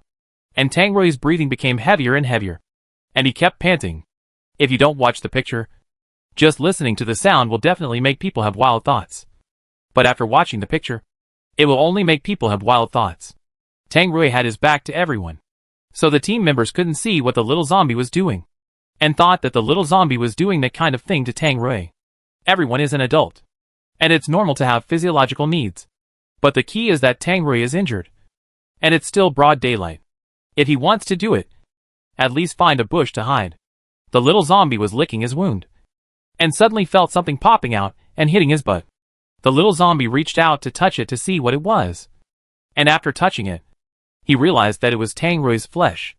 After finding out what it was, the little zombie directly let go of the meat, because he only needed to lick Tang Rui's blood to satisfy his craving, and he would not eat Tang Rui's flesh. Tang Rui was so uncomfortable now, as if he was going to explode. If he had known earlier, he would not let the little zombie lick his wound. It was simply asking for trouble. Tang Rui wanted to find a place where no one was around, or maybe go into the water and take care of it himself. He pushed the little zombie in his arms and said in a hoarse voice, Ao Bao. Don't lick it yet. Ao. It's not licked clean yet. The little zombie was reluctant to waste a drop of blood and had to eat it all. Tang Rui's wound had stopped bleeding, but the tip of the little zombie's tongue repeatedly stimulated the wound, causing the blood to not stop at all. As soon as it was licked clean, it started to flow again. If the little zombie continued to lick him like this, Tang Rui would probably lose too much blood. So he pushed the little zombie away and ran into the water alone. Tang Rui didn't want Ao Bao to see him masturbating, so he didn't bring Ao Bao with him. But the little zombie followed him happily. Seeing the little zombie coming, Tang Rui sank himself in the water to prevent Ao Bao from seeing his lower body.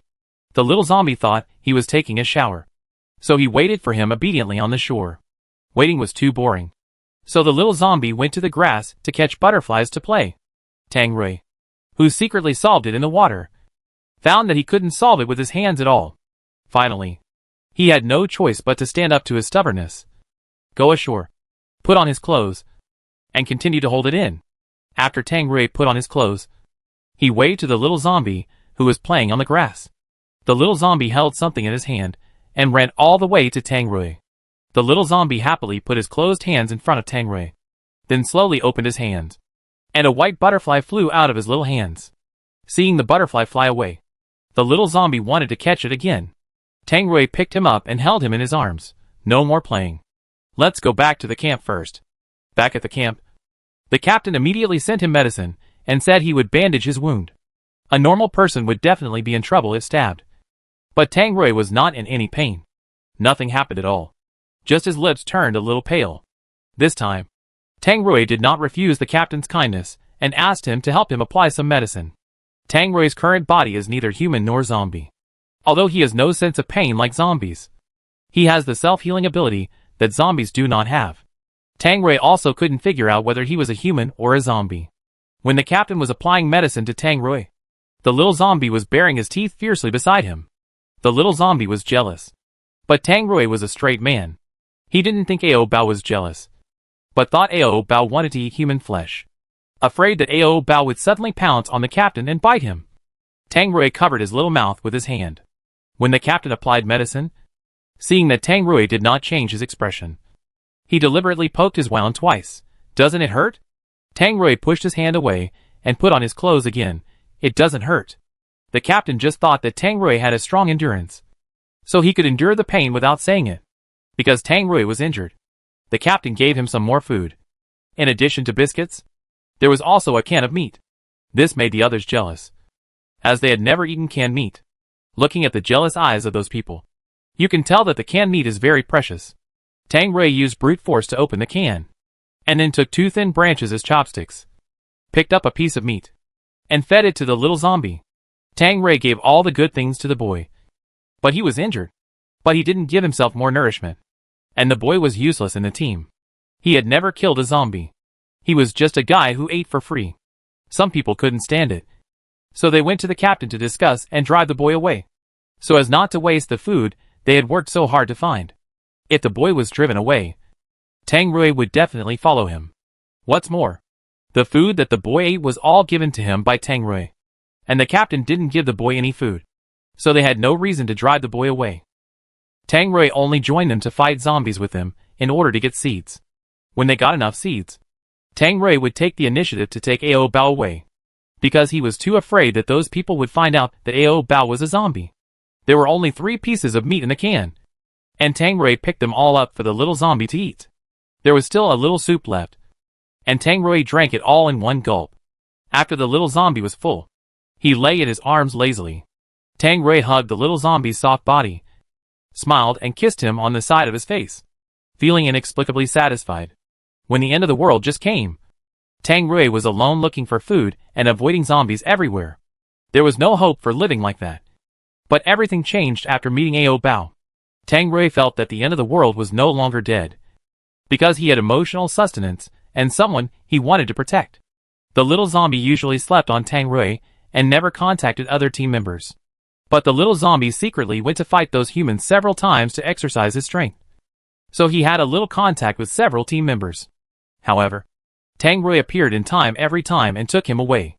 Tang Rui had taught the little zombie a lesson many times, and he had beaten and scolded him. But the little zombie was stubborn and would fight with others as soon as he found an opportunity. If it weren't for the fact that the group of people didn't dare to fight the little zombie for Tang Rui's sake, the little zombie would have been beaten up long ago. Seeing that the little zombie always ignored his words, Tang Rui was really angry. If you don't listen, I won't want you anymore. As soon as Tang Rui said this, the little zombie was instantly shocked. The little zombie stared at Tang Rui for a long time, and tears flashed in his eyes. The little zombie lowered his head and bit his lips tightly. His eyes were all on his clothes, one drop after another, and soon a large area of the cloth on his chest was wet. The little zombie just wanted to become stronger, and then beat those who coveted Tang Rui to death and eat them. Tang Rui was reluctant to drive the little zombie away. What he said just now was just to scare him. Seeing the little zombie crying so hard, Tang Rui realized that what he said was too much. He quickly pulled the little zombie into his arms and made amends. But no matter how Tang Rui comforted him, the little zombie still cried because he was really scared by Tang Rui's words. Tang Rui regretted why he said that just now. When he was tired of crying, the little zombie leaned on his arms and fell asleep. After that, the little zombie did not go to challenge others, but his spirit was getting weaker day by day. Seeing that the little zombie was always listless, Tang Rui was very worried about him. Ao Bao, what's wrong? Are you feeling unwell? The little zombie leaned his head weakly on Tang Rui's shoulder, chewing meat listlessly. Tang Rui thought that there was something wrong with the little zombie, so he went to the captain and asked him if he had any medicine. The captain looked at him and asked, "What's wrong with you?" Tang Rui shook his head. He didn't know what disease Ao Bao had. The captain didn't give him medicine. He just said, "Don't take medicine randomly if you don't know the situation." Tang Rui was a special forces soldier. He learned some medical knowledge and knew some herbs.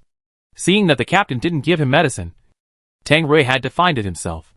He didn't know whether the herbs would work for Ao Bao, a zombie, but Tang Rui still found some Dendrobium officinale. Tang Rui picked 2 tender leaves and put them in the little zombie's mouth. Ao Bao, chew it. The little zombie didn't eat it and pushed the leaves out with his tongue. Tang Rui fed it to him again. Take 2 pieces and try it. Under Tang Rui's coercion, the little zombie ate a few pieces of herbs. After eating, the little zombie was even more listless, looking like he was poisoned. Maybe the herbs were a bit bitter, But Tang Rui was quite curious. The little zombie could taste bitterness, so he shouldn't be able to taste it. But Tang Rui still went to the captain to ask for a candy for him to dilute the bitterness in his mouth.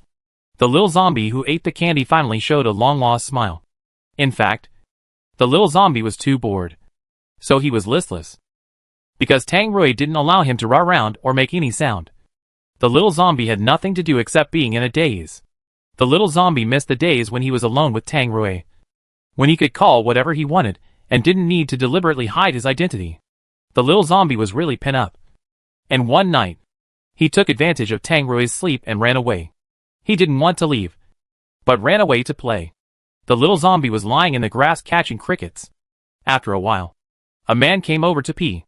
The man was about to take out his penis when he accidentally saw a teenager lying on the grass playing. The little zombies, but looked plump and juicy, shaped like a peach, and cute. It must be very exciting to cry, now that there was no one around. It was a good opportunity. The man showed a lewd smile. He couldn't wait to make the little guy cry. The man walked towards the little zombie step by step, swallowing saliva, gurgling non-stop. He licked his dry and flaky lips. "Little brother, what are you doing here in the middle of the night?" The little zombie let go of the cricket in his hand and looked back at the man who was talking to him. The man met the boy's clean and pure eyes, and his desire was completely aroused. Now even if someone pointed a gun at his temple, he would get this superb beauty in front of him at all costs. Seeing the man rushing towards him, the little zombie did not dodge, but opened his mouth, waiting to bite him. The man successfully pressed the boy under him, and just as he was about to take off his clothes, he suddenly felt a stinging pain on his neck. The little zombie was biting his neck very hard at this time. The pain was unbearable. So the man pushed the boy away and cursed directly, "You little bastard. Wait and see how I will hack you." The little zombie also growled at him, "Aho." The little zombie's growl directly exposed his identity. After the man found out that it was a zombie, he instantly lost the lustful look just now. He rolled and crawled back to the camp, muttering, "Zombies. There are zombies." Everyone was awakened by his shouting. And when they heard that there were zombies, they all went into alert. Just when everyone was ready to attack, the little zombie with a bottle hanging on his neck stumbled out. Tang Rui was also woken up when he saw Ao Bao was surrounded by those superpowers. He rushed over and protected the little zombie in his arms. The little zombie saw that those humans wanted to kill him, and he shrank into Tang Rui's arms in fear, making two weak howls. The captain also changed his previous polite look and asked Tang Rui, "Has he turned into a zombie early?" Tang Rui nodded in agreement. No wonder Tang Rui always protected this boy so well. It turned out that he was afraid that everyone would know that this boy was a zombie. Shang Tsung felt very unconvinced when she saw that she lost to a zombie. She asked loudly, "Are you crazy? He has turned into a zombie, and you still keep him with you. Aren't you afraid that he will bite you?" Ao Bao is very good. He won't bite anyone.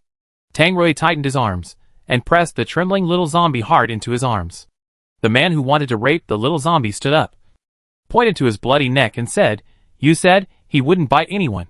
He just bit my neck." When the captain heard that the man had been bitten by a zombie, he shot the man without thinking. The captain's creed is not to let any mutant go, so the little zombie must not escape alive from his hands today. The captain held the gun in his hand, pointed it at the boy in Tang Rui's arms, and said coldly, "Hand him over, or I will kill you too." The little zombie grabbed Tang Rui's collar tightly with his hands and cried out in fear. Tang Rui had no intention of handing over Ao Bao. He looked at the captain with a firm gaze and said, "Ao Bao has never bitten a human being, and he is not a threat to humans.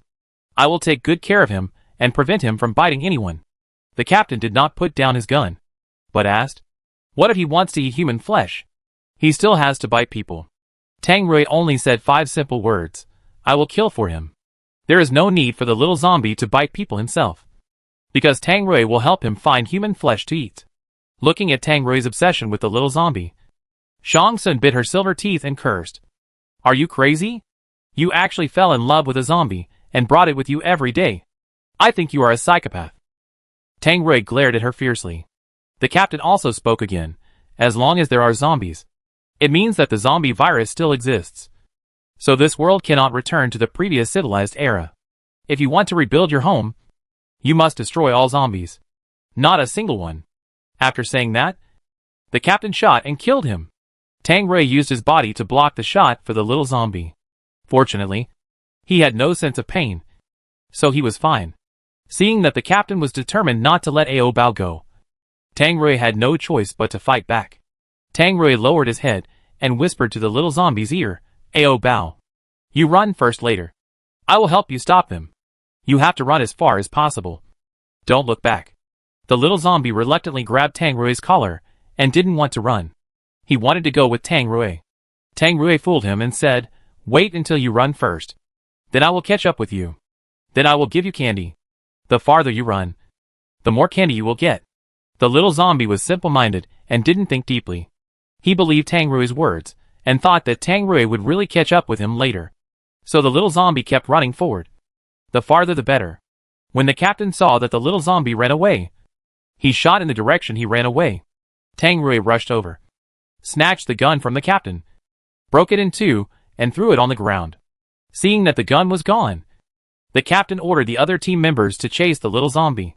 Tang Rui stopped them all and didn't allow them to chase. Seeing that Tang Rui wanted to be their enemy, the captain didn't hesitate and ordered to beat Tang Rui to death first. Although Tang Rui's strength was above theirs, they might not be able to beat them if these superpowers united. Before Tang Rui could do anything, his legs were entangled by the vines that suddenly grew wildly, making him unable to move at all. Seeing that he was subdued in an instant, the superpowers laughed at him and attacked him. You are usually very powerful. How come you are so weak now? Tang Rui grimaced and clenched his fists. At this time, a fire-type psychic put a fireball on Tang Rui. Tang Rui's clothes were burned, and the whole person was surrounded by blazing flames. Tang Rui did not show any pain, but just frowned slightly, and then used force to break the vines on his wrists and ankles. Tang Rui stretched out his big hand, grabbed a nearby psychic, pressed him to the ground, and punched the psychic's head deeply into the soil. This psychic was still laughing at Tang Rui in the last second, and died in the next second. He died too quickly, and didn't have time to feel pain. When the other psychics saw this, they took a step back in fear. The captain commanded them and said, why are you so scared? There are so many of you. Can't you beat him alone? After listening to the captain's words, they all went up together. Tang Rui was surrounded by them. Although he was strong enough, he was not fast enough to avoid the skills of those people. Tang Rui took all their skills with his body. His body was covered with wounds, and an icicle was stuck straight into his heart. Even so, Tang Rui did not fall down, but his movements became a little slow. Although he did not feel pain, his physical strength was limited. Tang Rui soon began to pant, and felt that his hands and feet became clumsy and a little out of control. After running for a while, the little zombie stopped to rest, and he looked back to see if Tang Rui had caught up. Seeing that there was no shadow of Tang Rui behind him, the little zombie waited for him there.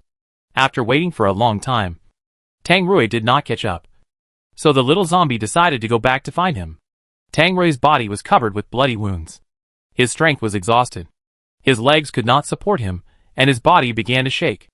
At this time, someone kicked him hard from behind. Tang Rui could no longer stand and fell down. The bearded man who had been at odds with Tang Rui before stood up. He laughed wildly twice, then stepped on the back of Tang Rui's head with his foot, and kept insulting him. I thought you were so powerful. Ha. It's just like this. Now you lick my shoes clean. Maybe I can spare your life. Tang Rui closed his heavy eyes. He just hoped that Ao Bao could run as far as possible. As soon as he closed his eyes, the little zombie came back to give himself a head. The little zombie ran back again, and saw that the group of humans were bullying Tang Rui. The little zombie picked up a stone without thinking and rushed over. As expected, the little zombie was captured before he could throw the stone out. Several men surrounded the little zombie, and they whispered, this little zombie looks pretty good, and Tang Rui's taste is not bad. Why don't we seal his mouth to prevent him from biting people, and then kill him after we have enough fun? The captain did not object to them, but only said, quick battle and quick decision. The little zombie curled up in fear, looking in the direction where Tang Rui was lying. Tang Rui, who had fainted, suddenly woke up after hearing the little zombie's cry. But he didn't have much strength to resist now. When Tang Rui opened his eyes, he saw those beasts tearing the clothes on the little zombie. Tang Rui shouted at them with difficulty, don't touch him. Those people looked back and saw that Tang Rui was beaten beyond recognition. But he was still alive. He was really lucky. The little zombie took advantage of the people's inattention and ran to Tang Rui. Tang Rui was beaten beyond recognition, and his body was covered with blood. The little zombie couldn't lick it all. Looking down at the little zombie, who was licking his wound, Tang Rui was a little angry, and said weakly and sternly, "Didn't I tell you to run? Why are you coming back?" The little zombie hugged his waist and choked softly. If it weren't for Tang Rui, the little zombie wouldn't live long. So it was useless for him to run away. Sooner or later, he would die in the hands of others. Seeing the little zombie crying, Tang Rui couldn't bear to scold him anymore. He stretched out his bloody palm to help him wipe his tears. But the more he wiped, the dirtier it became. And finally the little zombie's face was covered with blood. Those people didn't give them time to continue to be affectionate. Just as Tang Rui was wiping the little zombie's tears, a huge piece of metal entered from the back and pierced through the little zombie's stomach. The little zombie looked down and saw a big hole in his stomach, and was stunned. Tang Rui saw that the little zombie was injured, and he became irritable instantly, and wisps of black air could be vaguely seen around him. Tang Rui walked towards the gold-type mutant, who threw the metal. The mutant stepped back in fear, accidentally tripped over a stone, and sat on the ground. Tang Rui was not polite at all, and went up and punched him directly, flattening his head, and found a very small crystal core from his head. This mutant was not strong, so the crystal core was relatively small. After picking up the crystal core, Tang Rui went on to kill the men who pulled the little zombie's clothes. Seeing Tang Rui coming aggressively, one of the men took a pistol and fired 7 or 8 shots at Tang Rui. Tang Rui did not dodge at all, and caught all the bullets with his body. But he was completely fine, and his steps were still very steady. Those people were so scared that they forgot to run, as if their feet were rooted, and they could not move at all. After Tang Rui dealt with them, he looked at the captain who had been giving orders. The captain felt that Tang Rui must not be a normal person, and knew that he could not beat him. So he ran away with the remaining psychics. Tang Rui did not chase him, because he had no strength left. Tang Rui dragged his heavy body, and walked towards the little zombie. When he was about to reach the little zombie, Tang Rui could not hold on, and finally fell straight down. The little zombie covered his whole stomach, and crawled to Tang Rui little by little. Tang Rui used the last bit of strength he had left to hug the little zombie.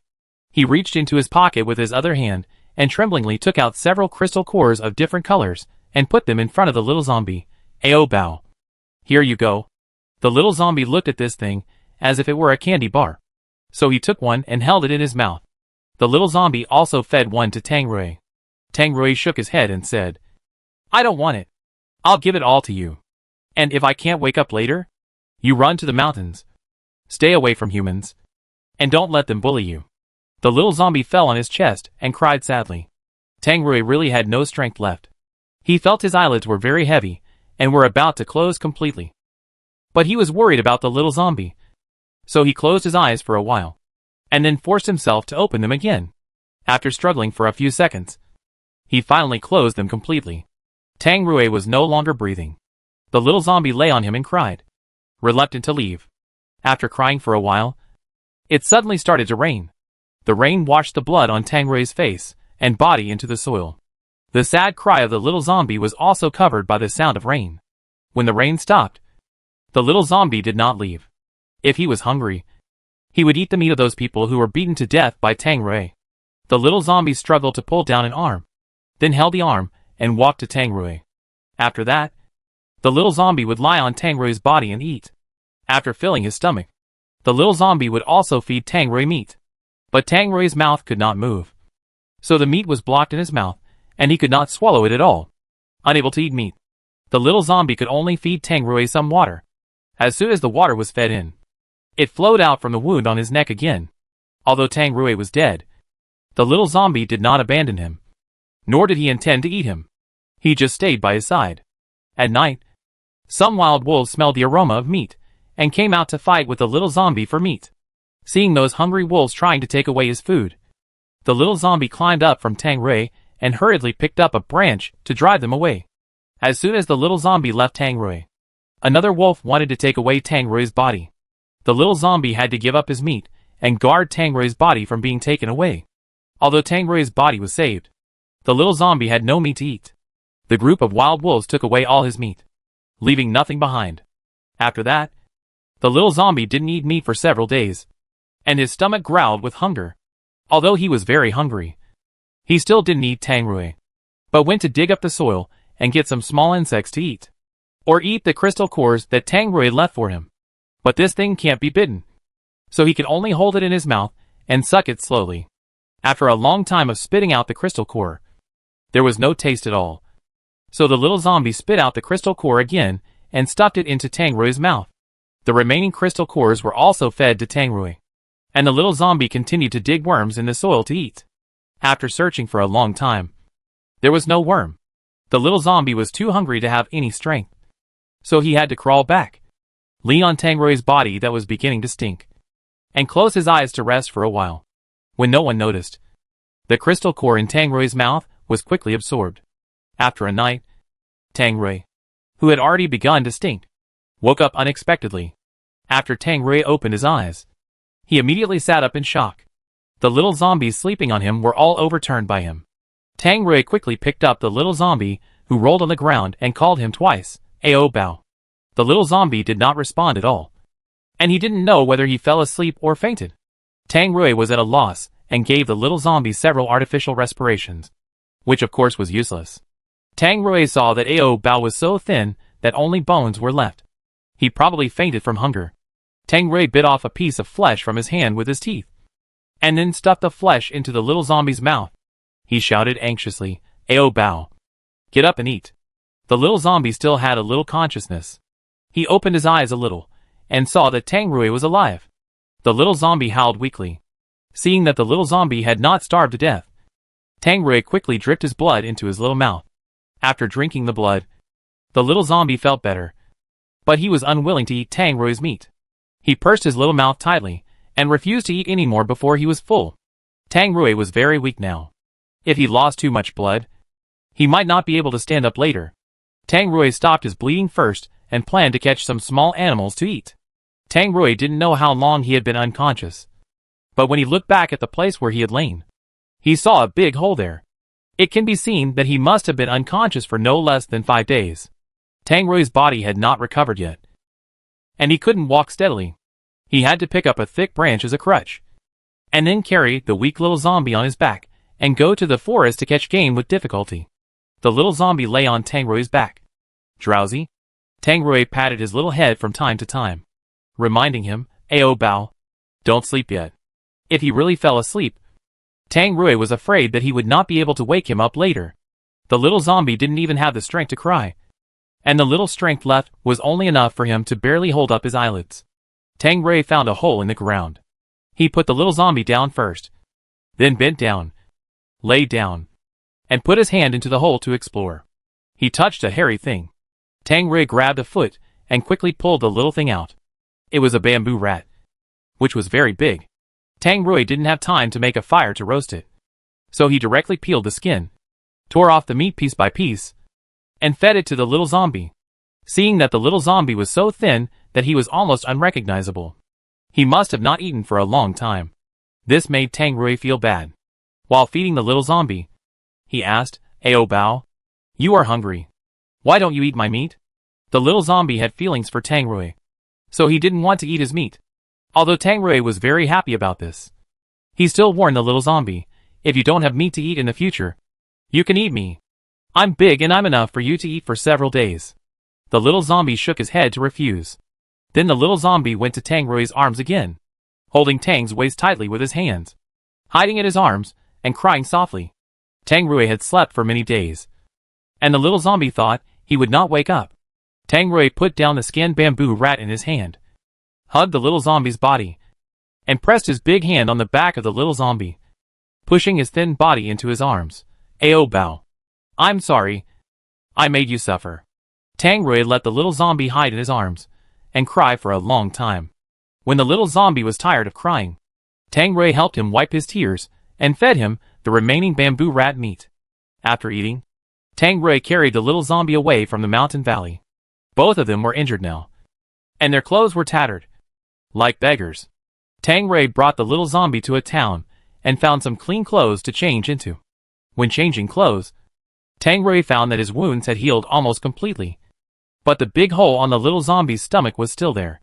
Tang Rui knew that zombies had no self-healing ability, But after Ao Bao ate the crystal cores he had left, did they have no effect at all? Tang Rui suspected that Ao Bao did not eat the crystal cores, but lost them. However, the little zombie could not speak, so Tang Rui could not find out the reason. He helped the little zombie change into new clothes first, and then Tang Rui started to change himself. During the change process, Tang Rui took the bullets on his chest out with his bare hands. After changing, Tang Rui took the little zombie and walked around the town to see if he could find any bargains. Tang Rui was lucky. He found a few forgotten snacks under the shelf of a small supermarket. Although the expiration date had passed, they were not moldy and should be edible. Tang Rui was shot but not killed. Eating a few expired food would definitely not poison him. After eating something to fill his stomach, it was getting dark. Tang Rui planned to take the little zombie to find a safe place to sleep for the night. When he passed a sewer entrance with the little zombie in his arms, Tang Rui keenly heard crying. Tang Rui stopped. He was sure that someone was hiding in the sewer. Tang Rui lifted the heavy manhole cover with one hand. Once the manhole cover was opened, the crying below became clearer. Tang Rui immediately carried the little zombie on his back and went down. There were many survivors hiding in this dirty sewer. They emptied all the food in the town and hid here. In this sewer, they built another civilization. When they saw someone coming down from the well, several stronger men stood up. They were waiting below with knives in their hands. As long as Tang Rui dares to come down, they will dare to chop. Tang Rui did not climb the ladder, hugged the little zombie tightly, jumped directly from a height of 4 meters, and landed steadily. The men with knives immediately surrounded him. Tang Rui kicked them away easily. Seeing Tang Rui's extraordinary strength, no man dared to come forward, and the remaining old, weak, women and children did not dare to resist. The most authoritative leader among the group was pushed out to negotiate with Tang Rui. Tang Rui was very tired. He just wanted some food to fill his stomach first, and the rest would be discussed later. The group of people feared the strong, so Tang Rui said whatever he wanted.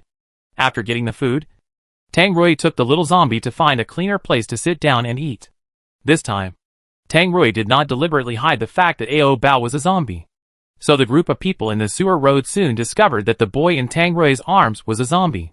They were so scared that they dared not get close, for fear of contracting the zombie virus. Tang Rui had a big appetite, and he barely felt full after eating 7 or 8 pieces of bread. After he was full, Tang Rui suddenly stood up holding the little zombie and walked towards the group of people. The group of people were afraid of the zombie in Tang Rui's hand, so they fled in fear. Only an old lady, who had difficulty walking, did not have time to run. Tang Rui walked straight to the old lady and asked, "Do you have needles and thread?" The old lady turned around and looked at her daughter-in-law and grandson. When the daughter-in-law heard that Tang Rui just wanted needles and thread, she went to her luggage to get a sewing kit, but she didn't dare to approach to hand it to Tang Rui. So she threw it on the ground and let Tang Rui pick it up himself. After Tang Rui got the sewing kit, his eyes fell on the lollipop in the little grandson's hand. Tang Rui asked them again, "Do you have any more candy? Give me one." After getting the needle and thread and candy, Tang Rui sat on the ground holding the little zombie. Tang Rui peeled off the outer packaging of the candy and gave it to the little zombie to eat.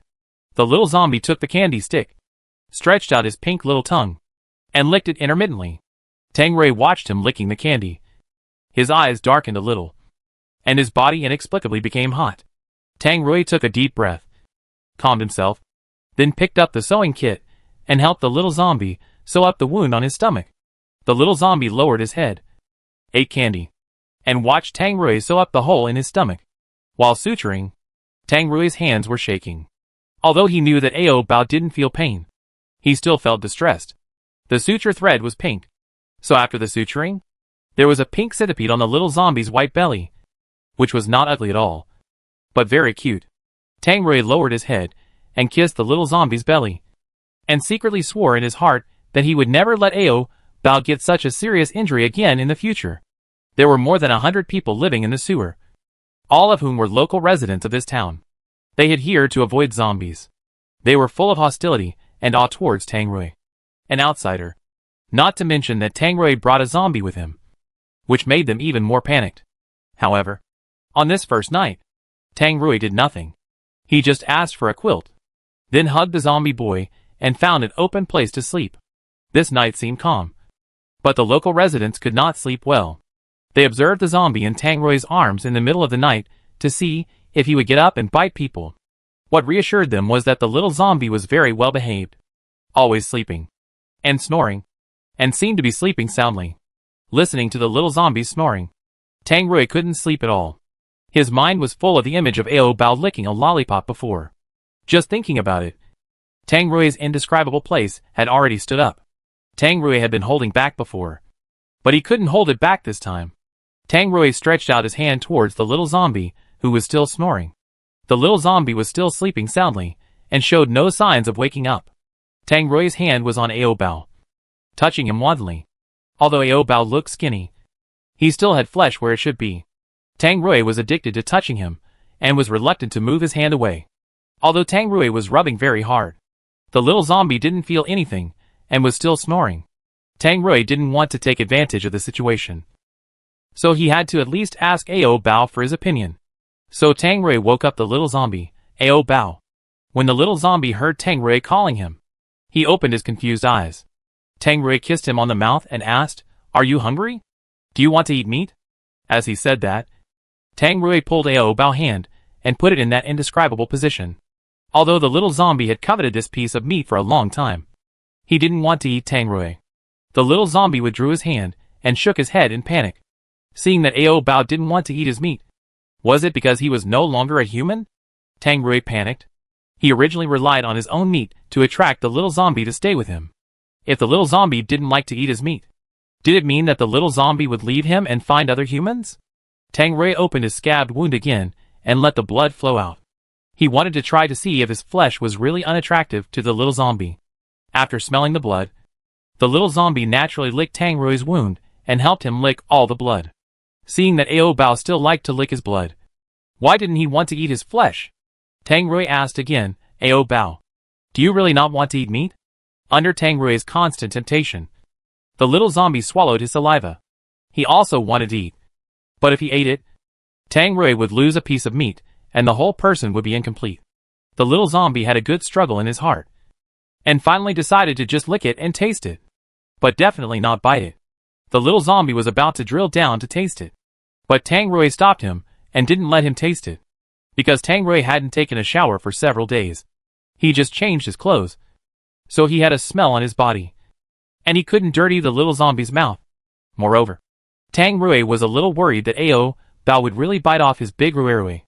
If he did, he would not have a happy sex life in the future. Sometimes he let himself eat, and sometimes he didn't. The little zombie was angry and turned his head to the side, pretending to sleep, ignoring Tang Rui. Tang Rui brought him back to his arms. "Ao Bao, I didn't ask you to chew it." The little zombie tilted his head and looked at Tang Rui curiously. How to eat without using his mouth? Tang Rui smiled, covered his head with a quilt, and began to enjoy this feast. Those residents, who didn't sleep in the middle of the night and secretly observed them, were all shocked. Even zombies eat. Tang Rui is even more terrifying than zombies.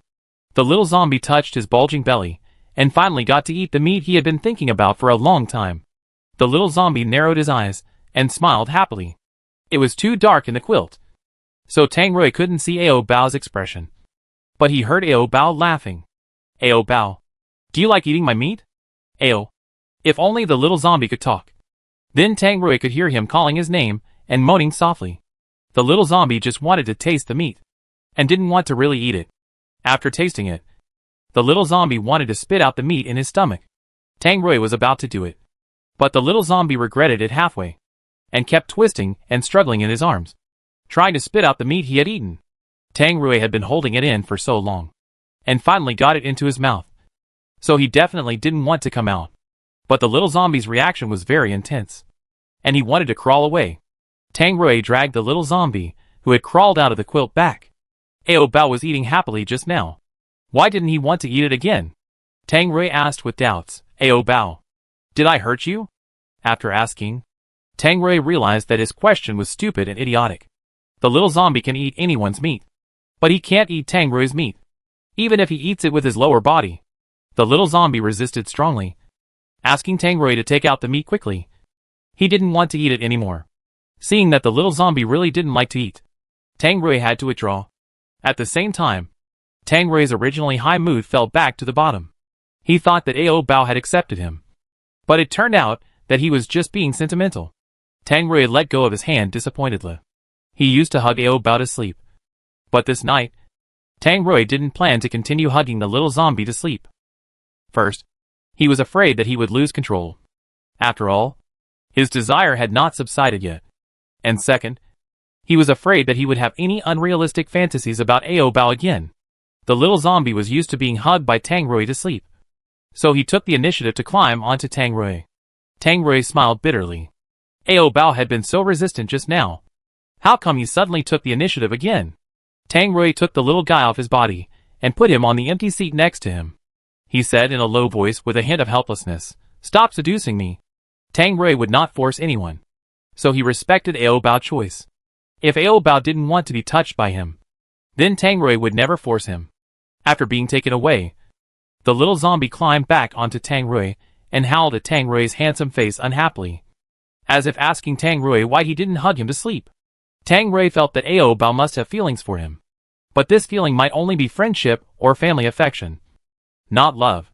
What's more, Ao Bao is just a zombie now, and his self-awareness is very weak. If one day, Ao Bao becomes a high-level zombie and recovers his previous memories, what role will Tang Rui, the stranger, continue to play? Tang Rui remembered the photo in the little zombie's pocket. Who was the man who took the photo with Ao Bao? He looked to be in his early 20s. So could that man be Ao Bao's boyfriend? If he is really Ao Bao's boyfriend, what should they do if they meet in the future? Tang Rui has selfish motives, and he is reluctant to hand Ao Bao over. Just when Tang Rui was thinking about it, the little zombie had already laid on him and fell asleep again. Hearing Ao Bao's little snoring, Tang Rui exhaled a foul breath. After that, Tang Rui still took the little zombie off his body and put it aside, because he decided that he would no longer do any intimate actions to Ao Bao in the future. The relationship between them is brothers. And at worst, father and son is also okay. The little zombie slept until midnight, and suddenly woke up. He found that he was not in Tang Rui's arms. So he drowsily climbed into Tang Rui's arms again. Maybe because he was used to hugging him, Tang Rui's arms subconsciously hugged the little zombie's thin waist. After waking up, Tang Rui found that he was hugging Ao Bao again. He hurriedly put Ao Bao down. Since they had decided to be brothers, it was impossible to hug each other again. Not long after, the little zombie also woke up. However, when he woke up, Tang Rui was gone. Tang Rui was talking to the mayor at the moment. The mayor asked Tang Rui to take the little zombie away quickly. They didn't want to be infected with the zombie virus. But Tang Rui was injured now, and it was impossible for him to leave with Ao Bao immediately. He had to let his body rest, because even if he was immortal, he would still feel tired. If he didn't rest well, he might faint on the side of the road. The mayor heard that Tang Rui was going to stay for a few days to rest, which meant that they had to stay with the little zombie. Not only was the mayor unhappy, but other residents also stood up to protest. Seeing that group of people chattering and asking him to take Ao Bao away, Tang Rui got angry and punched the sewage pipe next to him, making a big hole in the metal pipe. His strength was absolutely extraordinary. For a moment, all the chattering sounds disappeared. Tang Rui frowned and said to the group of people, "I said, Ao Bao won't bite people. Do you have any opinions?" This are the hard truth. Looking at Tang Rui's fist that was bigger than his face. How dare they have any opinions? The little zombie really won't bite anyone now. Not because he was tamed by Tang Rui. It's because Tang Rui will help him find human flesh to eat. So the little zombie doesn't need to bite by himself. After waking up, the little zombie got up from the floor and looked around for Tang Rui's figure. Seeing Tang Rui negotiating with those people, the little zombie hurried over. Seeing the zombie coming over here, the group of people quickly stepped back. The little zombie didn't want to bite them, but threw himself into Tang Rui's arms. But Tang Rui now wanted to keep a distance from Ao Bao, so he gently pushed the little zombie. The little zombie didn't find that Tang Rui was different from before. After being pushed away a little, the little zombie came up again and wanted to hug. Tang Rui continued to push him away a little and said, "Ao Bao, we can't hug anymore." The little zombie frowned, not understanding what Tang Rui meant by this. Tang Rui did not explain much to him, but looked at the mayor and continued to discuss the issue of food with him. Tang Rui was not a robber. He would not take the food from these people. But he and Ao Bao both needed to eat. So he asked the mayor to take the initiative to give him some food. Tang Rui's strength was there. The mayor did not dare to offend him. So he went to discuss with other residents. And everyone took out some food and shared it with Tang Rui. If everyone shared equally. In fact, they did not need to pay much food. And every household would just take a little. The food they gave to Tang Rui was about to expire and tasted bad. After all, no one was willing to share good things with others. Tang Rui did not care. It was unpalatable. As long as it could fill his stomach. The little zombie on the side saw that Tang Rui not only did not hug him, but also ignored him, and only talked to the mayor. The little zombie felt a little jealous. The little zombie didn't give up, and pulled Tang Rui's sleeve hard, trying to attract his attention. Tang Rui just looked at him secretly with his peripheral vision, but didn't respond. Tang Rui hoped that his love for the little zombie could fade a little. Otherwise he really couldn't control himself, and would eat Ao Bao like last night. The little zombie saw that he completely ignored him. So he ran away dejectedly. The sewer was so small that he couldn't run far. So Tang Rui didn't follow him, and let Ao Bao play by himself. The little zombie was angry with Tang Rui. So he planned to hide outside for a few days. So he kept running along the canal. Halfway through the run, he met a child sitting by the canal playing. The little zombie got up in the morning and hadn't eaten yet. So he was a little hungry. But Tang Rui told him not to bite people. So the little zombie swallowed the saliva that flowed out. The little zombie didn't plan to eat the child. Just as he was about to walk past the child slipped and fell into the stinky ditch. The little zombie stood on the shore, staring at the child struggling in the stinky ditch.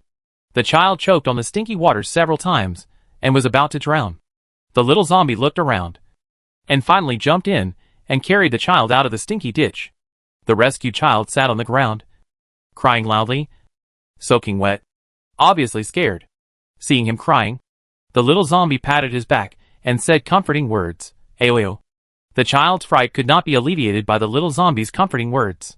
Seeing that the child was crying louder and louder, the little zombie opened his little bear backpack, and took out a candy that he had treasured for a long time. The little zombie was reluctant to part with the candy. So he licked it twice, and then handed it to the child. After the child received the candy, he finally stopped crying. After comforting the child, the little zombie was about to get up and leave.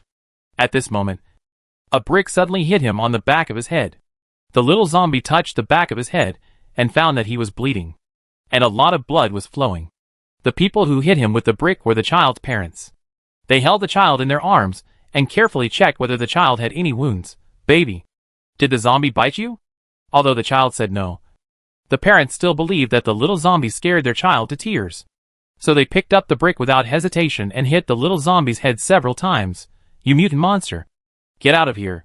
Or don't blame me for smashing your head.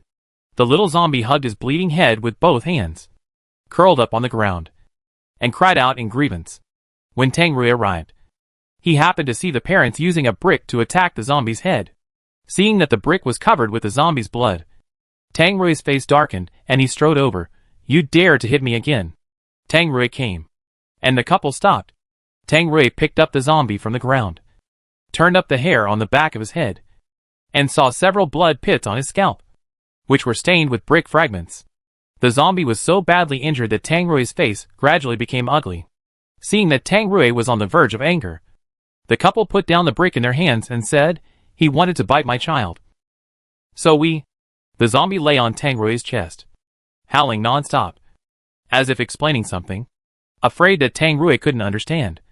The little zombie even used body language. Seeing Ao Bao struggling to explain to him, Tang Rui rubbed the back of his head distressfully. In Tang Rui's eyes, there was no right or wrong. As long as the little zombie was injured, then whoever attacked him should die. Tang Rui crushed the brick that hit the little zombie, and looked at the couple with a sharp look, saying, only one of you can survive. I give you 1 minute to discuss who should survive. Facing Tang Rui's murderous gaze, they were trembling with fear, and in order to survive, they knelt down and begged Tang Rui. Seeing that they were hesitating and didn't choose anyone, Tang Rui looked down at the little zombie in his arms. Ao Bao, who do you want to eat? Show me.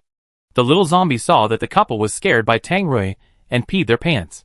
There was a foul smell in the air, and the couple hadn't taken a bath for a long time. They were all disheveled and looked dirty. They must not be delicious. The little zombie shook his head and said that he didn't want to eat. If the little zombie didn't eat, then they would have a chance to survive. Tang Rui didn't want to kill anyone either. After all, the child was still young and needed his parents to take care of him. However, Tang Rui was not a saint. His baby was so seriously injured that the couple must pay the price. So Tang Rui took most of their food back to the place where they slept on the floor before. Tang Rui helped the little zombie bandage the wound on the back of his head. Don't run around next time. Stay by my side. Otherwise you will always be bullied by others. Hearing Tang Rui's words, the little zombie remembered the reason why he ran away. Because Tang Rui ignored him. So he ran away, thinking of Tang Rui's cold attitude towards him. The little zombie angrily raised his fist and hit Tang Rui several times. Tang Rui grabbed his little wrist and kissed him directly. Tang Rui didn't want to restrain himself. Fuck brothers. Hack father and son. He just wanted to be Ao Bao master and possess Ao Bao body fiercely. Tang Rui's tongue stirred in the little zombie's mouth domineeringly and rudely. The little zombie didn't refuse, and stretched out his little tongue to play with him. Neither of them breathed, and their bodies were cold, but they could still create sparks. Halfway through the kiss, Tang Rui suddenly pulled out his tongue, staring at the little zombie, who was kissed by him with a hot look. Ao Bao. Call my name. Tang Rui. Ao. The little zombie's tongue curled, but he couldn't shout. Tang Rui patiently taught him, follow my mouth shape. Tang Rui. The little zombie struggled to utter a word, meat. Tang Rui. So he is just a piece of meat in Ao Bao heart? But it doesn't matter. There are still many days to come. As long as the little zombie's vocal cords are not damaged, there will always be a day when he can speak. Tang Rui also patiently taught the little zombie to learn word by word. If possible, he also hoped that Ao Bao could call him husband. The little zombie went to the stinky ditch to save the child before, so he smelled like a stinky ditch. Anyway, it was not good. Tang Rui was also very smelly. There was no clean water in the sewer. Tang Rui could only hold the little zombie to the ground and find water to take a bath. When they came to the river, Tang Rui took off his clothes first, and then helped the little zombie take off his clothes. After taking off all his clothes, the little zombie kept staring at Tang Rui's big Rui. Such a big piece. Was eaten by himself yesterday. Just thinking about it made the little zombie feel full. Seeing that Ao Bao had been staring at his big Rui, he seemed to want to take a bite. Tang Rui also generously offered it to him. You can touch it, but you can't bite it. Ao Bao reached out without any hesitation and held the big guy with both hands. Tang Rui took a breath and almost surrendered to Ao Bao's touch. Ao Bao was very curious. How did Tang Rui's meat suddenly become bigger? From enough to eat 2 meals to 5 meals now. And it was getting bigger and bigger. Oh. Ao Bao said that he couldn't eat so much. Tang Rui couldn't understand what Ao Bao meant. Anyway, he had to eat even if he couldn't eat it in the future. After letting Ao Bao hold his big Rui in his hands and play with him for a while, Tang Rui took him to take a bath in the water. In the past, Ao Bao would flutter like a landlubber when he got into the water. But now, he has become well-behaved, standing there honestly, letting Tang Rui help him wash. This is because, in the past, Ao Bao thought that Tang Rui wanted to wash him clean before eating his rotten flesh. But now Ao Bao has no such worries. He is not afraid that Tang Rui will eat his rotten flesh. So he is willing to let Tang Rui help him wash his rotten flesh. Ao Bao back of the head bleeds a lot.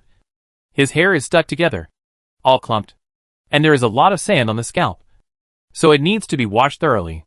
Tang Rui squeezed some homemade shampoo into the palm of his hand, and then applied it to Ao Bao's hair, slowly rubbing the bubbles. Other zombies' hair falls out easily because of poor blood circulation and necrosis of hair follicles. So a lot of hair falls out with just a grab. But Ao Bao's hair is still very dense, and the hair is fine and soft, and it feels very comfortable to touch.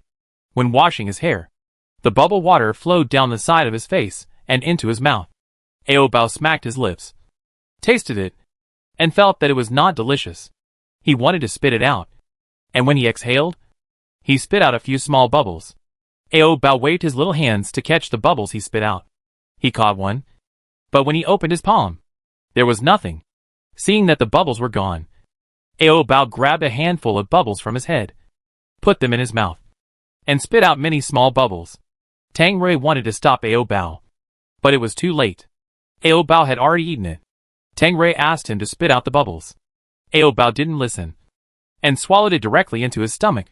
Maybe because there was bubble water in his stomach, Ao Bao could spit out bubbles from his mouth when he burped. Tang Rui was worried that the bubble water would stay in his stomach and hurt Ao Bao's stomach. Then, Tang Rui grabbed Ao Bao's little feet and turned him upside down, forcing Ao Bao to spit out the bubble water in his stomach. Instead of spitting out the bubble water, a little frog jumped out of Ao Bao's mouth. And then Ao Bao spit out a rusty nail and a red plastic bag. Although Ao Bao's stomach is small, it can hold a lot of things. When Tang Rui saw the nail, he was scared. How could such a sharp thing be eaten into the stomach? This habit of eating randomly must be strictly educated. Ao Bao, if you are hungry, tell me. Don't eat these messy things by yourself anymore. Ao Bao replied weakly. Okay. Ao Bao had no idea about the harm of those things. Even if they were poisonous, he dared to put them in his mouth. Anyway, he would not die from eating them. After being taught a lesson by Tang Rui, Ao Bao also realized his mistake. But whether he would change or not was another matter. Soon, Tang Rui would find out that Ao Bao was actually a stubborn person, who would not listen to words or scolding, and had a very naughty temper. After taking a bath, Tang Rui held the fragrant Ao Bao and returned to the sewer. He had received a lot of food from the couple before, but most of it was expired. It was okay for Tang Rui to eat expired food himself, but he didn't want to give expired things to Ao Bao. So Tang Rui took these expired biscuits and exchanged them for lollipops with other residents. Because the shelf life of sugar was long, and it was not easy to expire, almost all the food in the end times was expired, and those residents were used to eating expired food. Tang Rui exchanged expired biscuits with them for lollipops, and they had no objection. Another thing was that they were afraid that Tang Rui would use violence, so no one dared to refuse Tang Rui's exchange request. Tang Rui exchanged biscuits for a bunch of lollipops, almost taking all the candies from the residents. Poor kids who love to eat candies. They may never have candies to eat again. Tang Rui put all the candies into Ao Bao's bare backpack, stuffing the small backpack full. Seeing so many candies, Ao Bao was so happy that he would hug it when he went to bed at night. One person and one corpse slept in each other's arms, but there was a small bulge in the middle, which hurt their stomachs. Tang Rui wanted to take the small backpack away, but Ao Bao didn't want to. Tang Rui had no choice but to sleep like this. While they were sleeping here, on the other side, several humans gathered together to discuss how to kill Tang Rui and the young zombie, especially the couple whose food was taken away by Tang Rui during the day. They were extremely excited and wanted to throw Tang Rui and the little zombie into the stinking ditch and drown them alive. The mayor calmed the couple and said, "The man is too strong. If we fight him, we will die. We can only poison him secretly." The couple frowned and thought this method was not good, but the boy is a zombie. Poisoning should be useless. The mayor said, "Don't you know how to think? As long as you poison the man to death, won't the little zombie be easy to deal with?" After the mayor and his friends discussed it at night, the next day, the bacon coated with pesticides was delivered to Tang Rui. Tang Rui did not refuse the meat and took a bite in front of him. The mayor quietly waited for him to be poisoned to death. But unfortunately, Tang Rui was completely fine. Tang Rui only took a bite and then gave all the bacon to Ao Bao. After Ao Bao finished eating the bacon, he spit out white foam from his mouth. Although he was already foaming at the mouth, Ao Bao did not faint. However, Ao Bao could still clearly feel a strange feeling in his stomach. Ao Bao covered his stomach and frowned tightly. Tang Rui saw that Ao Bao seemed uncomfortable, so he picked him up and asked, "What's wrong?" After holding it in for a long time, Ao Bao burped, and then he was fine. Tang Rui wiped the white foam from the corners of his mouth. "You secretly ate shampoo again, didn't you?" Ever since Ao Bao unlocked the bubble-blowing function of shampoo, he always wanted to pour shampoo into his mouth. So when Tang Rui saw the white foam on the corners of Ao Bao's mouth, he thought he had secretly eaten shampoo. Ao Bao shook his head, indicating that he did not eat it. As soon as the white foam was wiped off, Ao Bao vomited a lot more. And this white foam was very fine, and it didn't look like foamy water. Tang Rui became a little suspicious. At this time, a mouse came out of the hole and took the meat left by Ao Bao and ate it. The mouse fell to the ground and twitched after taking a bite. After twitching for 10 seconds, the mouse stopped moving. It was obvious that there was something wrong with the meat. Tang Rui picked up a piece of meat residue, put it under his nose, and smelled it carefully. Soon, he smelled a diluted smell of pesticide. No wonder Ao Bao kept vomiting white foam after eating it. It turned out that the meat was poisonous. We have to find a way to get the meat out. Otherwise the pesticide residue will cause certain damage to Ao Bao's body. Tang Rui took Ao Bao to the ground, found clean water, and gave him an enema. After that, he gave him an enema and scratched his throat. Ao Bao was vomiting and diarrhea, and he felt very uncomfortable. Finally, Ao Bao was exhausted and leaned limply on Tang Rui. After helping Ao Bao get rid of the food he had eaten, Tang Rui carried him back to seek revenge on the mayor and his men. Although Ao Bao was not poisoned to death, those people had ulterior motives, and Tang Rui had to teach them a lesson. Tang Rui carried Ao Bao to the sewer entrance and found that the manhole cover was sealed. It was probably because the mayor and his men were guilty.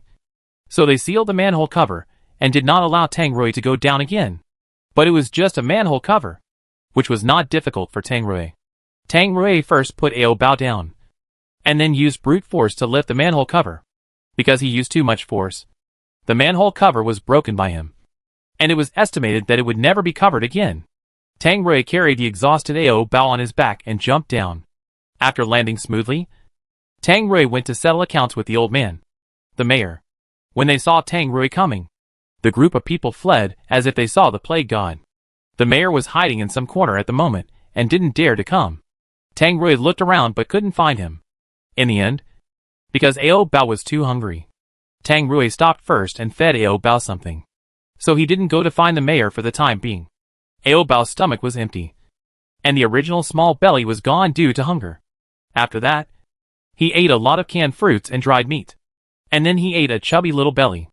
After Ao Bao was full, Tang Rui had to continue to look for the mayor. Tang Rui grabbed a resident and asked about the whereabouts of the mayor. The resident hesitated for a long time and said nothing. Seeing him dithering, Tang Rui yelled at him impatiently, "Hurry up and tell me." His yelling scared the resident so much that he fainted. Tang Rui pushed the fainted resident away and continued to ask the next resident. After asking several people, a little girl finally told Tang Rui the truth.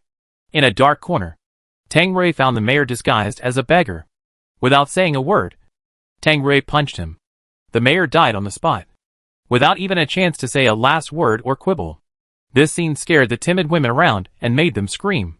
Tang Rui's eardrums were about to be pierced by them, and Ao Bao even covered his ears with his little hands. Ao Bao was used to seeing Tang Rui blow up other people's brains, so he thought it was normal. But it was the first time for these residents to see such a brutal way of killing. In their eyes, Tang Rui is no less than the god of death. Tang Rui also wants to use this method to tell all the residents here not to provoke him again. He is not someone who is easy to provoke, and Ao Bao is his bottom line. After the mayor died, the people here lost a backbone, so they boldly proposed to let Tang Rui be their leader. But Tang Rui was not interested in being a leader. He just wanted to stay here for a few days, and after he recovered, he would take Ao Bao away. The group had to choose another leader, and they quickly chose a middle-aged man as the new mayor. The new mayor knew that Tang Rui was the most powerful person here. If he could win over Tang Rui, he would have no problem walking sideways in this doomsday. So the new mayor set his sights on his daughter, who was in her prime. If Tang Rui could fall in love with his daughter, he would become Tang Rui's father-in-law. And then Tang Rui would have to listen to him obediently. On the first day of his appointment, the new mayor sent his daughter to Tang Rui. This young girl also has some thoughts about Tang Rui. After all, Tang Rui is very handsome, not to mention his strength. If Tang Rui protects her, she won't have to worry every day in this doomsday. Su Ro is not a completely brainless person. She knows that Tang Rui has a favorite, so she must squeeze that boy out first. Su Ro is a sweet and lovely type. It is impossible for her to attract Tang Rui with her appearance, because when Su Ro is compared with Ao Bao is far better than her. This point makes Su Ro hate it. Isn't that boy already a zombie? Shouldn't zombies be dirty, ugly, and rotten all over? Why does that boy's skin look smoother and more delicate than hers? It's fine that a zombie is prettier than her, and his body is cleaner than her. After comparing herself with Ao Bao, Su Ro suddenly lost some confidence. However, there is one thing that the little zombie can't compare with her. That is gender. Women and men have different body structures. That little zombie will never let Tang Rui experience the supreme pleasure in physiology. But Su-ro can. Su-ro deliberately wore a miniskirt, revealing a pair of white and thin long legs, to seduce Tang Rui. Tang Rui was indeed attracted by her, and his eyes were always staring at her miniskirt. Seeing that Tang Rui had taken the bait, Su-ro deliberately squatted down, letting her lower body accidentally reveal her spring light. Su-ro put the food in front of Tang Rui and smiled innocently. "Brother, this is my dad?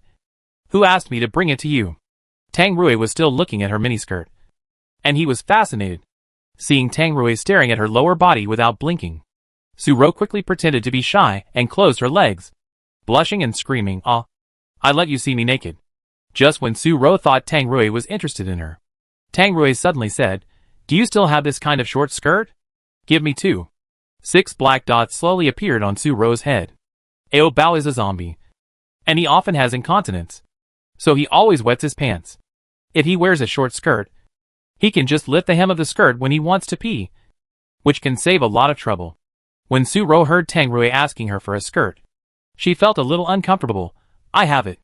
But what are you going to use it for?" Tang Rui replied coldly, "Wear it." Su-ro had nothing to say, and immediately went to get 2 miniskirts. Tang Rui took the 2 pink short skirts from her, and said expressionlessly, "You can go now." Su-ro was still a little dazed. Seeing that she didn't leave, Tang Rui didn't care about her anymore, and turned around to call Ao Bao, who was counting lollipops. Ao Bao saw Tang Rui calling him, so he stuffed the lollipops back into his backpack and continued counting later. Ao Bao threw himself into Tang Rui's arms, tilted his little head, and looked at Tang Rui with clear and bright eyes. "Ao, what are you calling him for?" Tang Rui first kissed Ao Bao's beautiful eyes. "Try this skirt on you to see if it fits." After that, Tang Rui began to take off Ao Bao's pants. Ao Bao cooperated with Tang Rui honestly and pulled his thin legs out of the trousers. Ao Bao didn't wear any small underwear inside, because Tang Rui couldn't find underwear that fit Ao Bao's size, so he didn't let Ao Bao wear it. When he finds a more comfortable fabric, Tang Rui can make 2 pairs of underwear for Ao Bao himself, and also make 2 pairs for himself. Su-ro was still standing stupidly beside him at this moment, and did not leave. Then she found that the legs of this little zombie were thinner than hers, and that indescribable part had no hair at all, and the shape was like carved out of jade, which made her want to touch it, and she was very curious. Can the zombie's vitals stand up? Tang Rui saw that this woman was staring at the position between Ao Bao's legs, and his face instantly turned black. Tang Rui quickly covered Ao Bao's little oars with his big hands, and did not allow Su-ro to look at it anymore. Su-ro realized belatedly that her gaze was too explicit. She was embarrassed to stand up, laughed awkwardly twice, and left. Tang Rui continued to help Ao Bao put on the skirt. Ao Bao's waist was thinner than Su-ro's, so after putting on the skirt, she looked more charming than Su-ro. A woman! And it didn't look out of place at all, because she had eaten several canned fruits before. There was a lot of water in her stomach, so Ao Bao peed as soon as she put on the skirt. If it was before, she would definitely pee in her pants.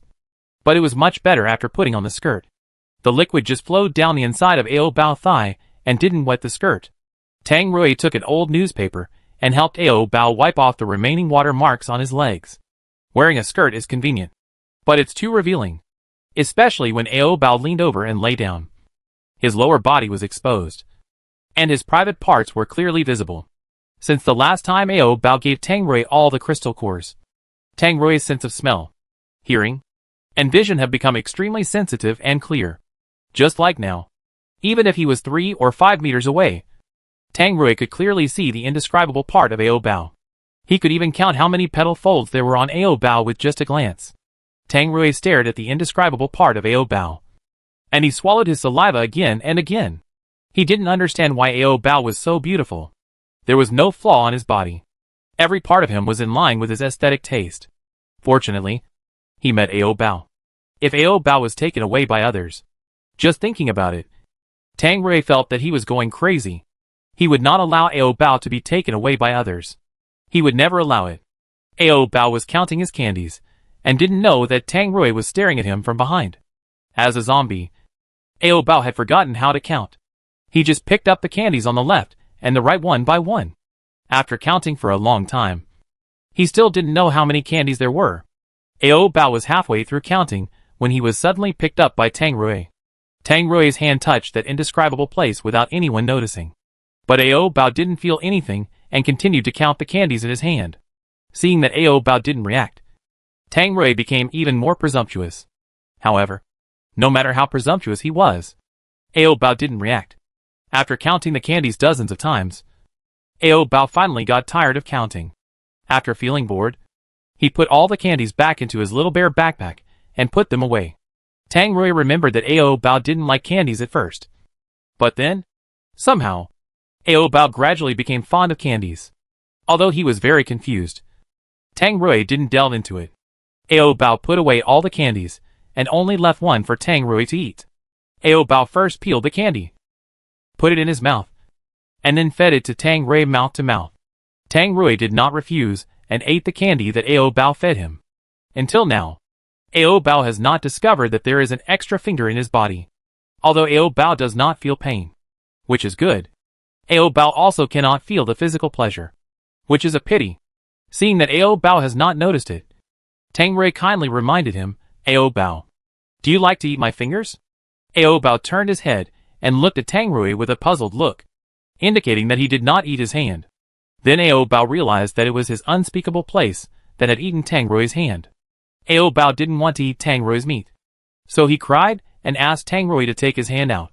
Tang Rui obediently pulled his hand out, and at this time, a little transparent liquid was stained on his fingers. Tang Rui stared at his fingers for a while.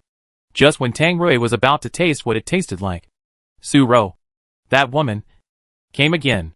After talking to Su Ro for a few words, the little bit of juice on his fingers quickly dried up. Tang Rui rubbed his fingers with a little regret, and he didn't listen carefully to what Su Ro said to him. Su Ro saw that Tang Rui had been staring at his hand in a daze, so she shouted to him loudly a few times, brother, brother. Before Tang Rui came to his senses, Ao Bao broke free from his arms and rushed toward Su Ro. Su Ro was scared away directly. After driving the woman away, Ao Bao returned to Tang Rui's arms, afraid that Tang Rui would run away with someone else in the future. Ao Bao warned Tang Rui in advance not to be fickle. Tang Rui rubbed Ao Bao's little head and said with a smile, don't worry, I don't like her. Hearing Tang Rui say that he didn't like her, Ao Bao was relieved. Then Ao Bao raised his hand and rubbed Tang Rui's big head. Ao, good boy. Tang Rui chuckled, lowered his head, and kissed Ao Bao's little mouth hard. At night, because Tang Rui had broken the manhole cover before, the well mouth was uncovered, and the smell of human meat was emitted. A mid-level zombie smelled the smell, came to the well mouth, and jumped in. That night, several residents were bitten, and this mid-level zombie was very smart. After biting several people, he did not leave, but disguised himself as a human and mixed among these residents. The next day, when everyone woke up, they found that several residents were bitten by zombies.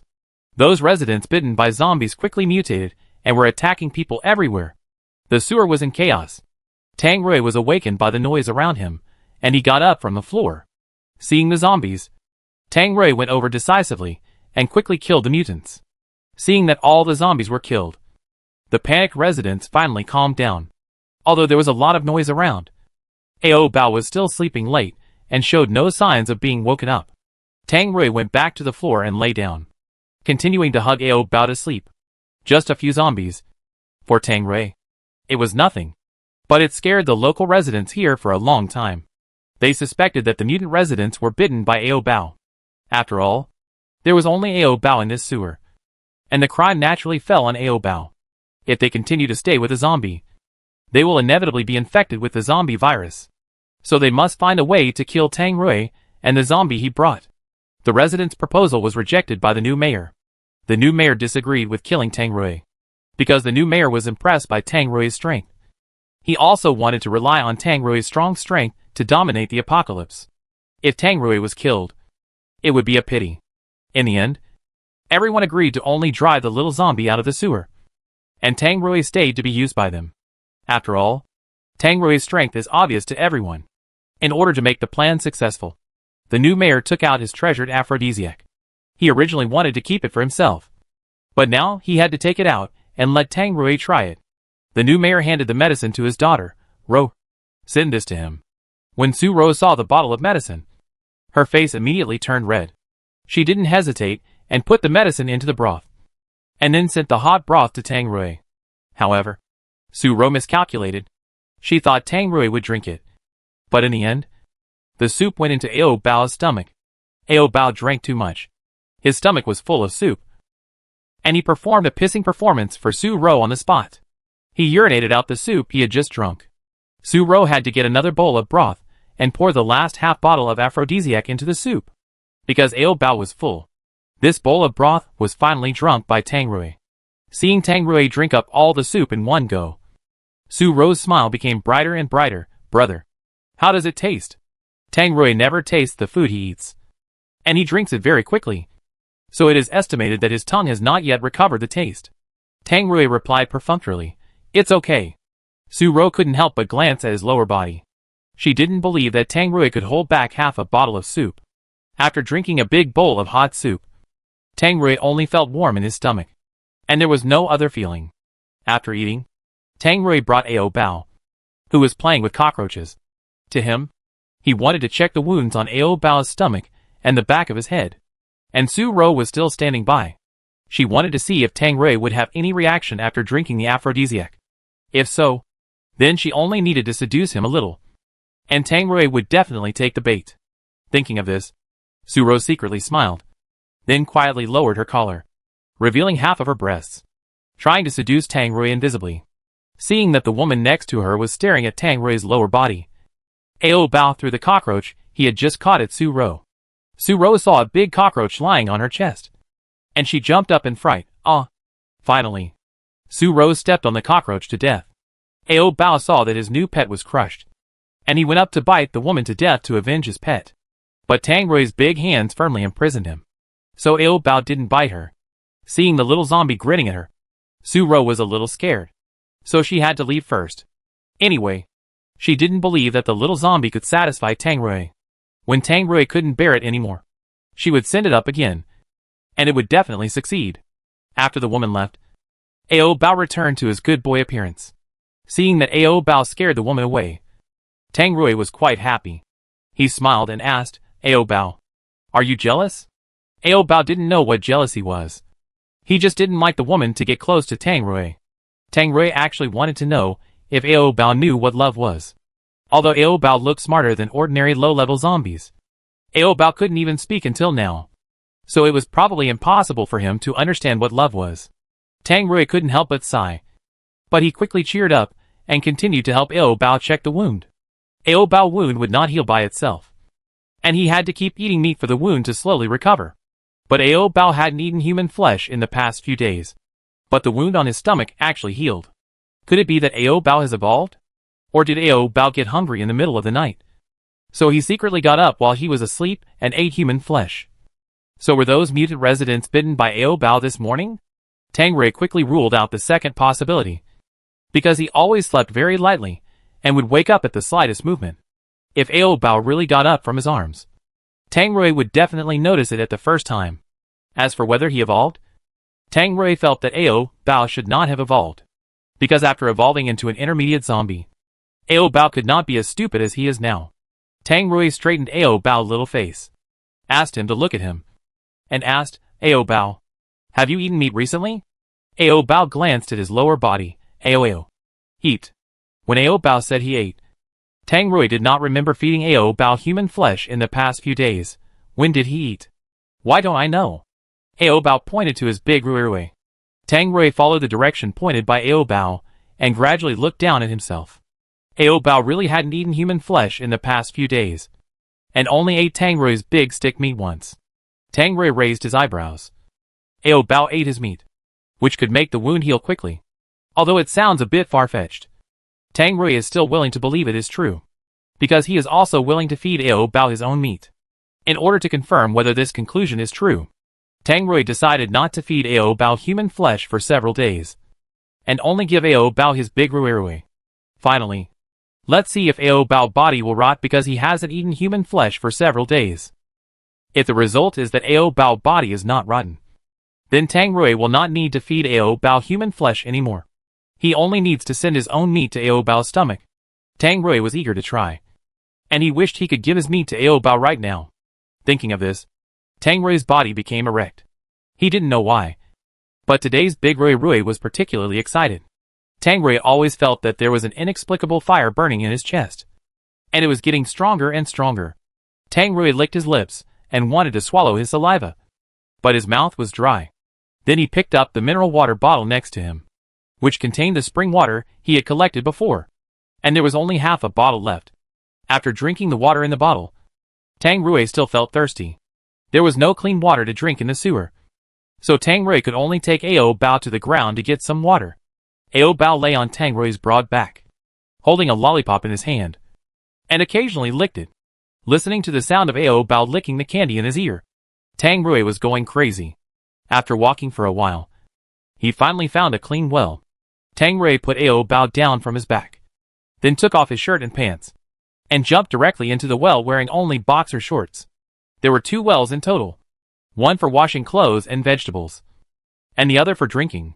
After Tang Rui soaked in one of the wells for more than 10 minutes, the heat on his body subsided. Although Tang Rui always had evil thoughts about Ao Bao in normal times, he could usually bear it. But why couldn't he bear it today? So he had to soak in this cold well water. At this time, Ao Bao was standing on the shore, staring at him, worried that he would fall into the well and drown. Tang Rui saw that Ao Bao was worried about him, so he went ashore and put on all his clothes. As soon as he put on his clothes, the heat immediately came again, making him want to take off his clothes. He was really hopeless. Tang Rui took a few deep breaths to calm himself down, and just barely managed to calm himself down. At this time, Ao Bao suddenly bent down to pick up the lollipop that accidentally fell on the ground. His buttocks raised up, and the short skirt lifted up, which could not cover any flesh at all. And Tang Rui was standing behind Ao Bao, so he could see the scenery under the skirt clearly. The mind that had just stabilized was suddenly confused again. Tang Rui felt that he needed to find a pair of small underwear for Ao Bao to wear. Ao Bao picked up the candy and prepared to put it in his mouth. Tang Rui went up directly, took the candy away, and said, "It's dirty. All dusty. Wash it for you." As he said, Tang Rui took the dusty candy, washed it in the well water, and then gave it back to Ao Bao. Ao Bao took the candy and smiled at Tang Rui. Looking at the bright smile on Ao Bao's face, Tang Rui really couldn't hold it back. He wanted to give his meat to Ao Bao right now, but it's not good to do that in broad daylight. So let's wait until night. Tang Rui filled the bottle with well water and carried Ao Bao back to the sewer. As soon as he returned to the sewer, Su Ro came over eagerly again. "Brother Rui, did you encounter any zombies outside?" After hearing what she said, Tang Rui suddenly forgot to tell the residents here that the zombies on the ground had been cleaned up by him a long time ago. In other words, the town is safe now, and the surviving residents don't have to hide in this dirty sewer anymore. Tang Rui told Su Ro about this and asked her to tell other residents. Su Ro still didn't believe it. Have all the zombies really been cleaned up? Tang Rui was not sure whether the town was completely cleaned up, but he had eliminated all the zombies he encountered, except Ao Bao. However, Tang Rui could not guarantee that there were no zombies 100%. He felt that there should still be zombies left in the town that had not been cleaned up. Tang Rui had to take back what he said before. Forget it. It's safer for you to stay in the sewer. Su Ro had been in the sewer long enough, so she went to tell her father, "Dad, the ground is safe. We can go back to live there." After hearing what his daughter said, the new mayor immediately called some residents to discuss. Of course, they didn't like to live in the sewer. They all wanted to go back to the ground. But there were zombies on the ground. The surviving residents were particularly afraid of death, so they didn't dare to go back to the ground rashly. Someone had to clear the way for them, so they thought of Tang Rui. Tang Rui agreed to clear the way for them, but he needed a reward. Hearing that the reward Tang Rui needed was just ordinary food, not human flesh, the new mayor readily agreed. After Tang Rui got his reward, he immediately led them back to the ground. Tang Rui walked in front of the team holding Ao Bao, followed by a group of people. The streets were peaceful, and there were indeed no zombies. Just when everyone was relaxing, someone in the team suddenly screamed and shouted, "Help! There are zombies!" Everyone was confused and ran towards the sewer entrance. More than 100 people crowded together at the sewer entrance, all wanting to hide in the sewer. Tang Rui stood still, looking around, but he didn't see any zombies. All the residents had returned to the sewer. But due to the chaos just now, many residents did not climb the ladder, but fell into the sewer and died. And some were trampled to death. There were more than 100 people originally, but now there are only more than 90. The remaining residents complained and wailed. Some residents blamed Tang Rui for taking the reward but not protecting them. Tang Rui heard their complaints, but did not refute them, just sitting there silently holding Ao Bao. Tang Rui looked at the mother, who was crying, while holding the body of her child not far away. The child in her arms was trampled to death by the panicked residents just now. The mother cried tragically, and Tang Rui felt pity for her. So he took some food and sent it to her. But the woman didn't want Tang Rui's food. She just kept crying while holding the body of her child. Tang Rui put the food next to her, and then took Ao Bao back to their bed. The residents who caused the death of the child did not feel guilty at the moment. They were still complaining that Tang Rui took the reward but did nothing. Tang Rui listened to their mumbling and suddenly became irritated. So he shouted at them, "Be quiet." It was obvious that they panicked when they heard that there were zombies. If there were really zombies, Tang Rui would definitely rush to the front and help them kill all the zombies. But this time, it was not the zombies that wanted to eat them, but the fear and terror in their hearts that devoured them. However, Tang Rui took their reward after all, so he still had to take action. He glanced at the residents and said, "I will go up and clean up the zombies by myself later. And you all stay here." Tang Rui looked down at the little zombie in his arms and said, "Ao Bao, you also stay here and wait for me." Hearing that Tang Rui was going to leave him behind, Ao Bao was definitely unwilling. So he clung to Tang Rui tightly, shouting in grievance, "Ao!" Seeing that Ao Bao insisted on clinging to him, Tang Rui had no choice but to take Ao Bao with him to clean up the zombies. The street outside was bare, not to mention zombies. Even reptiles were not seen. Carrying Ao Bao on his back, he patrolled the street and saw that there were no zombies. So Tang Rui planned to go back first. Just as he was about to go back, crying and shouting came from the residential building next to him. Hearing this crying, Tang Rui felt a little strange, because this building had been abandoned for several months. If there were really survivors, they must have starved to death in the building. Tang Rui felt something was wrong, and he was busy tightening his arms and hugging Ao Bao tighter. Ao Bao didn't have any sense of crisis. His clear eyes glanced around, looking for the source of the crying. And finally Ao Bao's eyes fell on the window on the 3rd floor. Ao Bao pointed to the window on the 3rd floor and reminded Tang Rui, "Ao." Although Tang Rui felt very strange, he still took Ao Bao up to save people. After going up to the 3rd floor, the child's crying became more and more obvious. After Tang Rui found the room where the child was, he kicked open the security door outside. After the door was opened, the scene inside shocked Tang Rui. There were human bones everywhere on the ground, almost piled up into a mountain of skulls, and the meat on the bones had been eaten clean. The crying child hiding in the room was actually an advanced zombie, because he ate a lot of human flesh. He evolved very quickly. The child was hungry. When he saw Tang Rui kicking the door in, he flew over and wanted to bite him. Ao Bao was held in front of Tang Rui, so the little zombie bit Ao Bao's neck when he pounced on him. In a hurry, Tang Rui didn't have time to think, and he punched the little zombie without controlling the strength, and directly knocked off the head of the high-level zombie. After killing the high-level zombie, Tang Rui first looked at the bite mark on Ao Bao's neck. Fortunately, it was not very serious, and only a little blood came out. Then Tang Rui took Ao Bao out of the building and continued to clean up zombies in the town.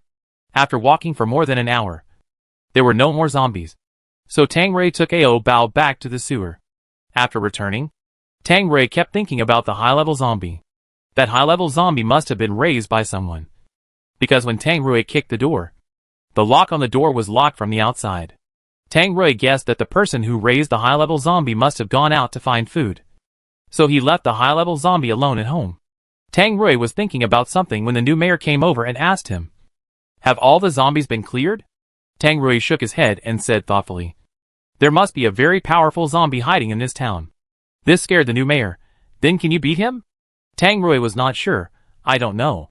Tang Rui had fought with high-level zombies before.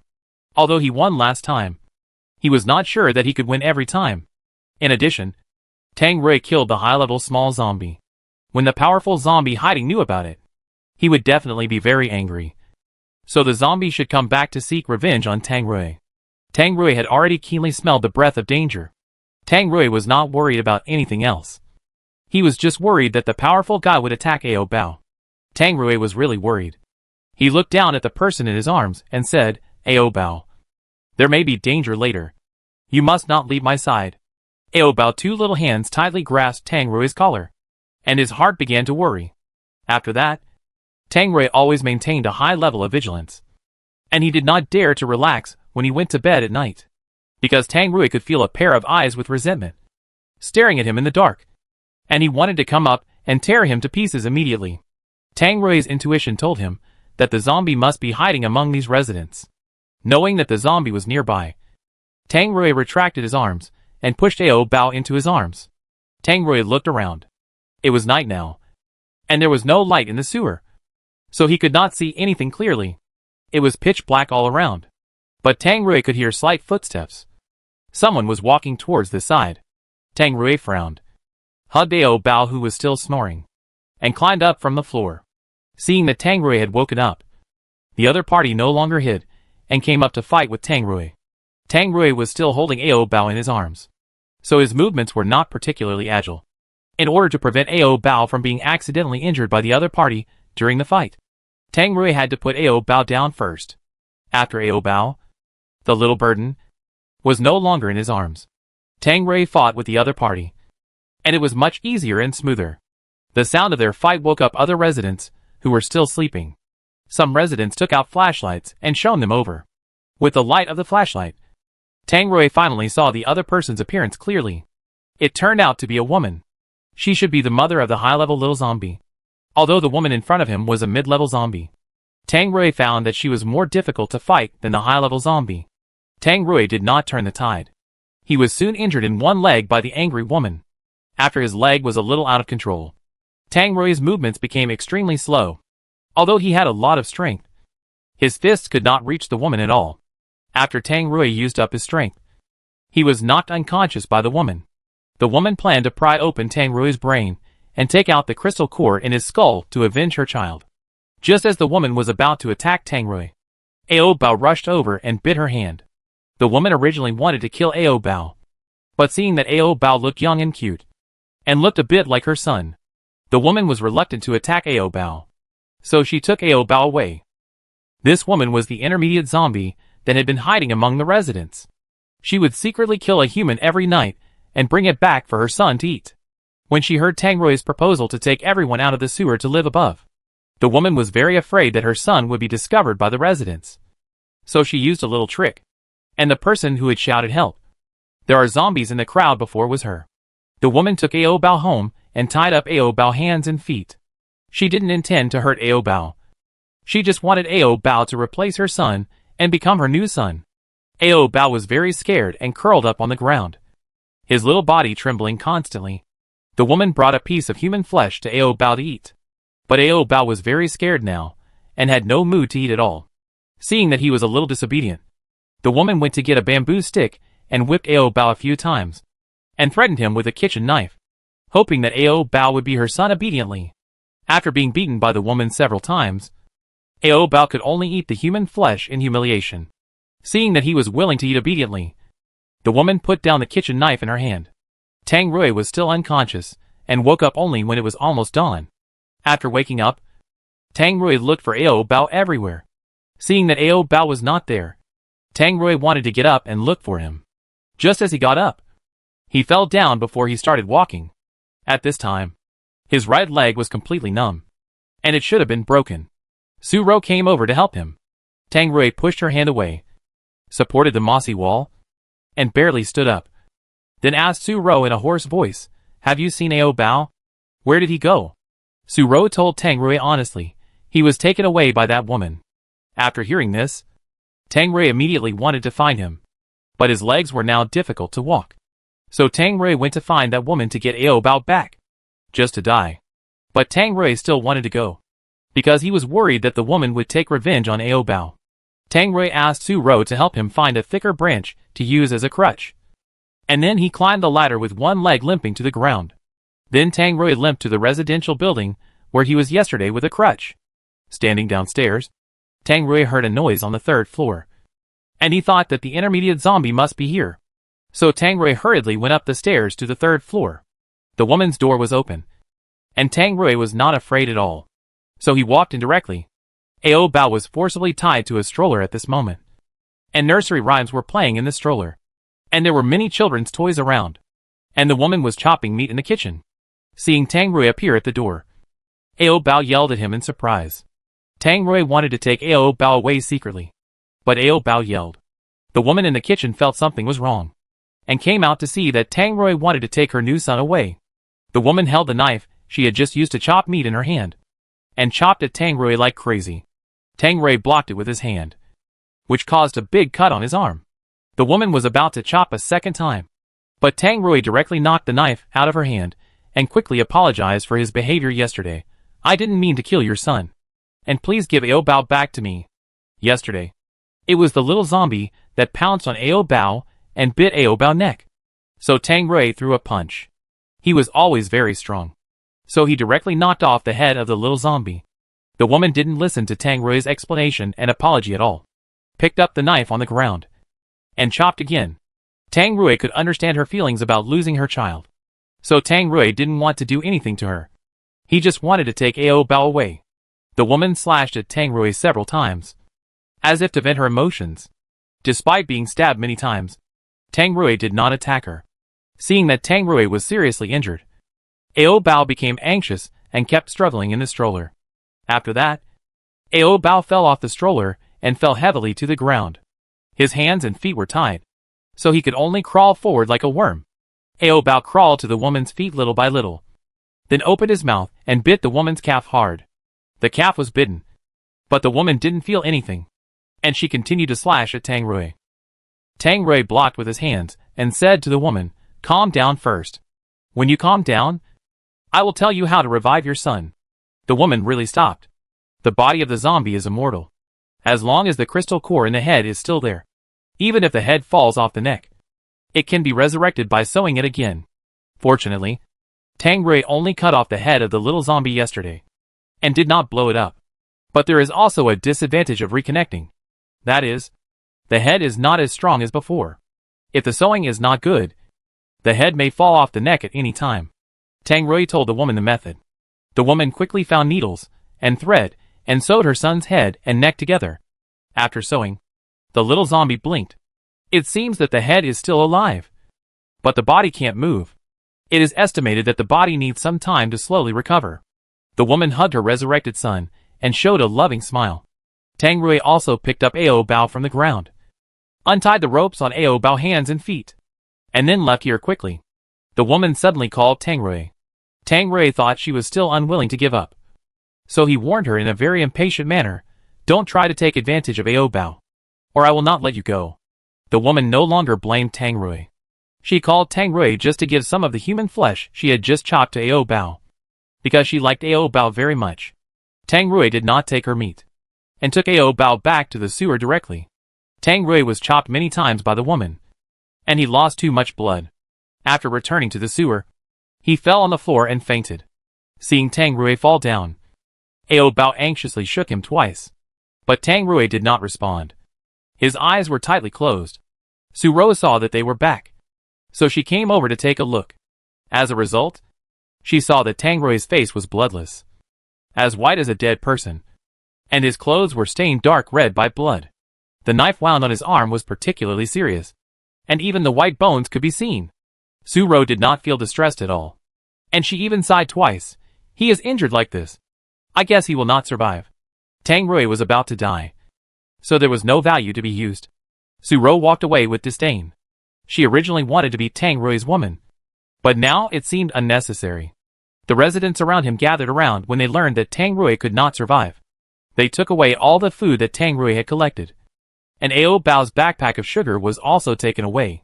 The backpack also contained the vegetable seeds that Tang Rui had accumulated with great difficulty before. Ao Bao tightly protected his little bear backpack and did not allow them to take it away. But those residents came over and kicked him hard, trying to rob him. Ao Bao was too weak, so his backpack was finally taken away. They even took the small bottle hanging on Ao Bao's neck.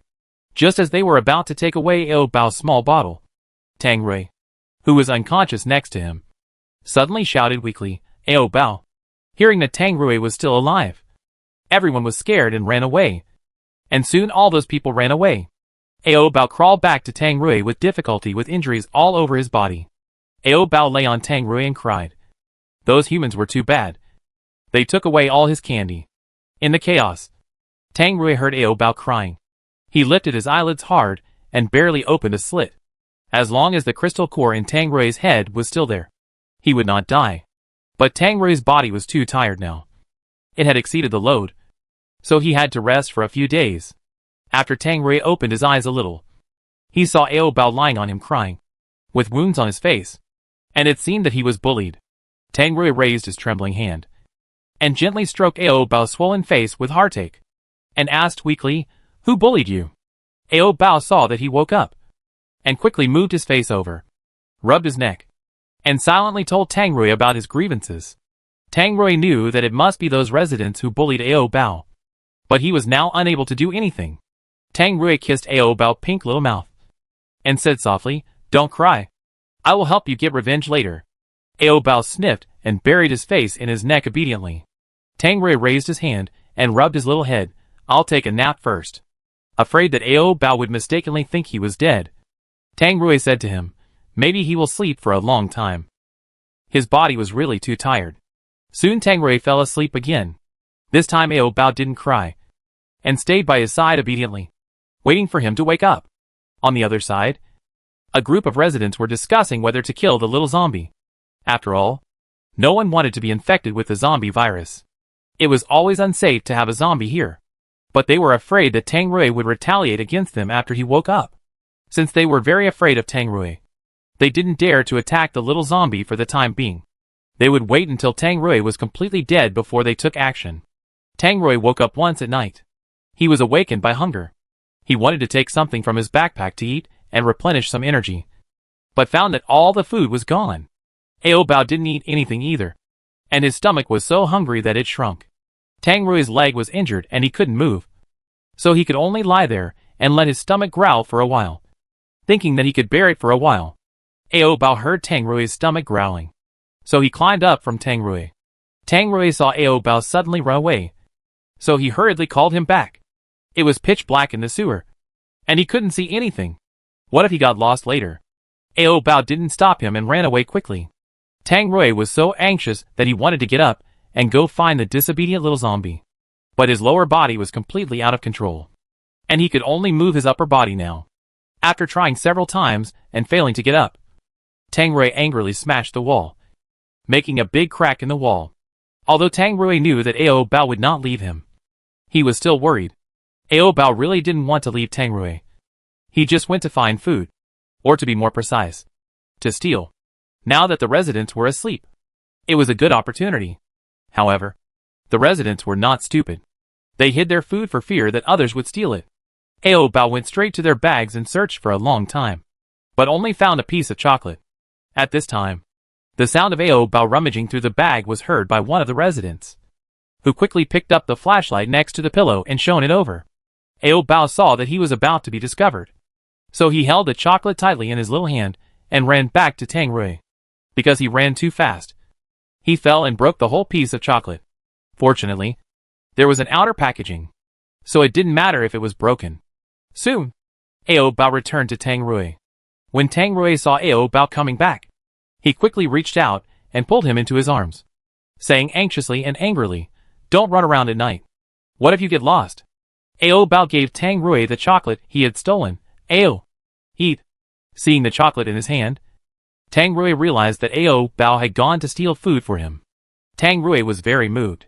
He had always thought that Ao Bao was just a smarter low-level zombie and should not have human emotions.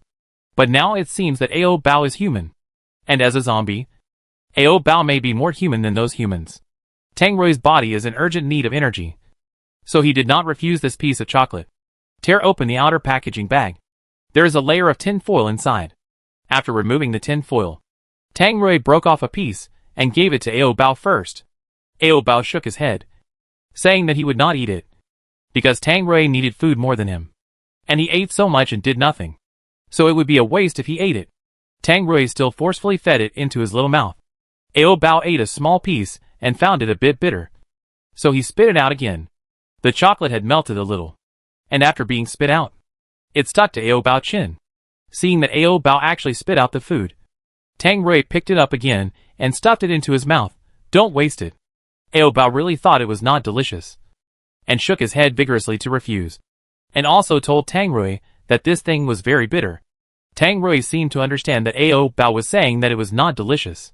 Tang Rui also took a small piece and put it in his mouth to taste it. In the past, when he went to the field for training, Tang Rui would bring a small piece of chocolate because this little thing has high energy. So he was very familiar with the taste of chocolate, which was a little bitter, but generally sweet.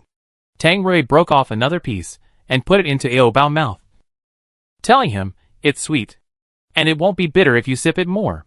But Ao Bao didn't want to eat it, and he wanted Tang Rui to eat more and get better soon. Seeing that Ao Bao really didn't want to eat, Tang Rui didn't make things difficult for him. Tang Rui only ate half, and there was still half left. He had to save the other half for Ao Bao, so that he wouldn't faint from hunger like last time. After eating something, Tang Rui felt that his body was a little better, but he still couldn't cheer up, as if his strength was drained. Tang Rui's eyelids drooped, and he wanted to sleep. He hugged Ao Bao in his arms and said, "Before I wake up, don't run around. Stay by my side. Understand?" Ao Bao nodded. Hearing Ao Bao always yelling, Tang Rui wanted to teach him to speak. Tang Rui said weakly, "Ao Bao, can you call me by my name?" "Tang Rui." Ao Bao made a sound with difficulty, "Rui," although it was short. Tang Rui was very happy to hear that Ao Bao called correctly. He pulled his white lips, laughed, and continued to teach Ao Bao to call, "Tang Rui." Ao Bao clenched his little hands and tried to utter two words, "Rui, Rui." Rui Rui sounded too childish. So Tang Rui had to correct him. "It's Tang Rui." Ao Bao called much more smoothly this time than last time, and blurted out, "Rui Rui." Tang Rui. He really had no strength now, so he had to let it go, and help Ao Bao correct it later. In fact, Tang Rui wanted him to call him husband more than letting Ao Bao call his name. When he has time in the future, he will teach Ao Bao how to call husband. Ao Bao was also very happy that he could call out Tang Rui's name, so he kept calling out, "Rui Rui, Rui Rui, Rui Rui." Tang Rui smiled helplessly. "Okay, I heard it. Rui Rui." Ao Bao was already drowsy and wanted to sleep, but he was still shouting those two words. Tang Rui was a little sleepy, but now, he kept hearing Ao Bao shouting his name, and all his sleepiness disappeared, and a certain indescribable part of his body actually stood up. Ao Bao was just about to close his eyes and go to sleep, when he suddenly felt something poking him. Ao Bao felt a little uncomfortable, so he wanted to take it away. At this time, Tang Rui's voice with a slight gasp came from above his head, "Ao Bao, don't move." Ao Bao obediently stopped moving, and looked up at Tang Rui, wanting to ask him what was wrong. Tang Rui held his forehead and sighed. Obviously, his body was so weak now, but that part could still stand up. He was really a beast, because his current body did not allow him to do strenuous exercise. Tang Rui could only hold it in for the time being. "Ao Bao, get down first and sleep next to me. Don't get close to me for now. If he continues to sleep in this way, Tang Rui may not be able to sleep well this night. He will definitely not be able to hold it." Ao Bao was reluctant to sleep next to him. He was used to sleeping in Tang Rui's arms, and Tang Rui's arms gave him a sense of security, which made him sleep more soundly. Tang Rui sighed helplessly. "Ao Bao, you are pressing me. I can't sleep." Hearing Tang Rui say that he couldn't sleep because of his pressure, Ao Bao could only get down from him disappointedly and sleep next to him. Now Ao Bao couldn't sleep either. Ao Bao faced the wall, picking at the moss on the wall boredly, looking pitiful as if he had been abandoned. More than an hour passed, and the restlessness in Tang Rui's body subsided a little. It had been so long, and he thought Ao Bao should be asleep. But when he turned around, he saw that Ao Bao was scratching the wall, scraping off all the dirt on the wall and making it all over the floor. Tang Rui had no choice but to bring Ao Bao back, patting his back with his big hands and coaxing him to sleep. "Go to sleep quickly. Those low-level zombies outside don't need to sleep, so their physical condition is very poor, so they are easy to deal with. Just a little hit will make their bodies fall apart." Fortunately, Ao Bao is different from those low-level zombies. Ao Bao can sleep. And Ao Bao also likes to sleep late. Which is really fortunate. If Ao Bao doesn't like to sleep, then every time Tang Rui wants to rest, he has to tie Ao Bao to his side with a rope. Otherwise, with Ao Bao's playful nature, he doesn't know where he will run around to play. Ao Bao fell asleep quickly in Tang Rui's arms. But Tang Rui still couldn't sleep, because his big Rui was full of energy.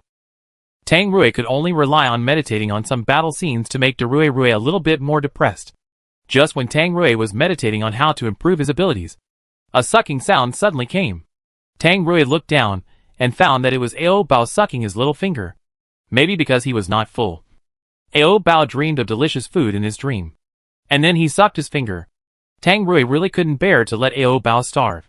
At this moment, Tang Rui had the idea of dominating the apocalypse. If he became the king of the apocalypse, then Ao Bao would not starve. However, the most important thing at the moment is to improve his abilities. He couldn't even beat that intermediate zombie. So it was time to measure what his strength was.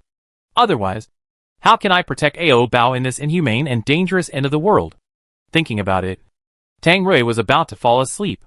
He closed his eyes, and didn't know how long he slept. When Ao Bao woke up, it was already noon the next day. As soon as he woke up, he saw a ragged boy taking their quilt. Seeing that the little zombie woke up, the boy quickly rolled up the quilt, carried it on his shoulders, and ran away. Even the quilt was taken away by someone. After Ao Bao reacted, he hurried to chase. In the end, he didn't get the quilt back, and was beaten by someone. Ao Bao returned to Tang Rui with a bruised face and cried sadly. He cried not because he was beaten, but because he felt that he was too useless and couldn't even keep the bed quilt. Ao Bao cried for a long time until Tang Rui was awakened by his crying. Tang Rui just woke up and saw his little zombie being bullied by the group of people and cried. Not only was his face bruised, but his body was also covered with wounds, and his clothes were torn by those people. Tang Rui felt distressed for his miserable appearance. Tang Rui helped Ao Bao wipe his tears. Don't cry. I'll help you beat them. After that, Tang Rui gradually got up from the ground. From yesterday to today, he had accumulated a day of anger, and he could no longer bear it. When the group of residents saw Tang Rui standing up, they all shrank back. Who beat Ao Bao to tears? And who took away my food and those candies? Who is it? Stand up yourself. Don't force me to kill all of you. The last two words Tang Rui said made all of them feel cold, from the heels to the hair. Of course, no one would take the initiative to stand up and die. They would hide if they could. Seeing that no one admitted the crime for a long time, Tang Rui suddenly smashed the wall with his hand, making a big hole in the wall. And he asked one last time, who is it?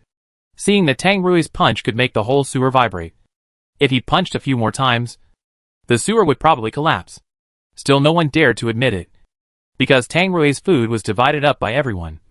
Everyone had a share, which meant that they all had to die. Just when Tang Rui was about to take action against them, the new mayor was pushed out by everyone. The new mayor had no choice but to be the first to negotiate with Tang Rui. We will return those foods to you twice. Calm down. Tang Rui could still not pursue the matter of food. But the person who hit Ao Bao must die. Seeing that the residents did not admit it, Tang Rui said to Ao Bao beside him, Ao Bao, who hit you? Point it out to me. Ao Bao looked around the crowd, but did not find the one who hit him. The person might have been scared and hid. Tang Rui did not have much strength to hold on any longer. Seeing that Ao Bao did not find the one who bullied him, he let it go for now. Tang Rui held Ao Bao and sat down to rest. At this time, the new mayor delivered double the food as promised, and also sent his daughter over. Tang Rui had already seen what kind of person Su Ro was. He did not even look at Su Ro, and said directly, don't show off your flirtation. I have no interest in you at all. This sentence directly humiliated Su Ro away. The new mayor was also a little embarrassed, but he still forced a smile and said to Tang Rui with concern, are you feeling better now? Tang Rui replied indifferently, I won't die. After Tang Rui gave those residents a warning, they didn't dare to act as recklessly as before. Tang Rui also took back Ao Bao's bare backpack from those residents. Originally, the backpack was full of a bag of sugar, but now there were only a few left. The vegetable seeds were not lost and were still there. Tang Rui breathed a sigh of relief when he saw that the seeds were not lost. But Ao Bao was not happy. He was holding a few remaining lollipops in his hand, and was unhappy.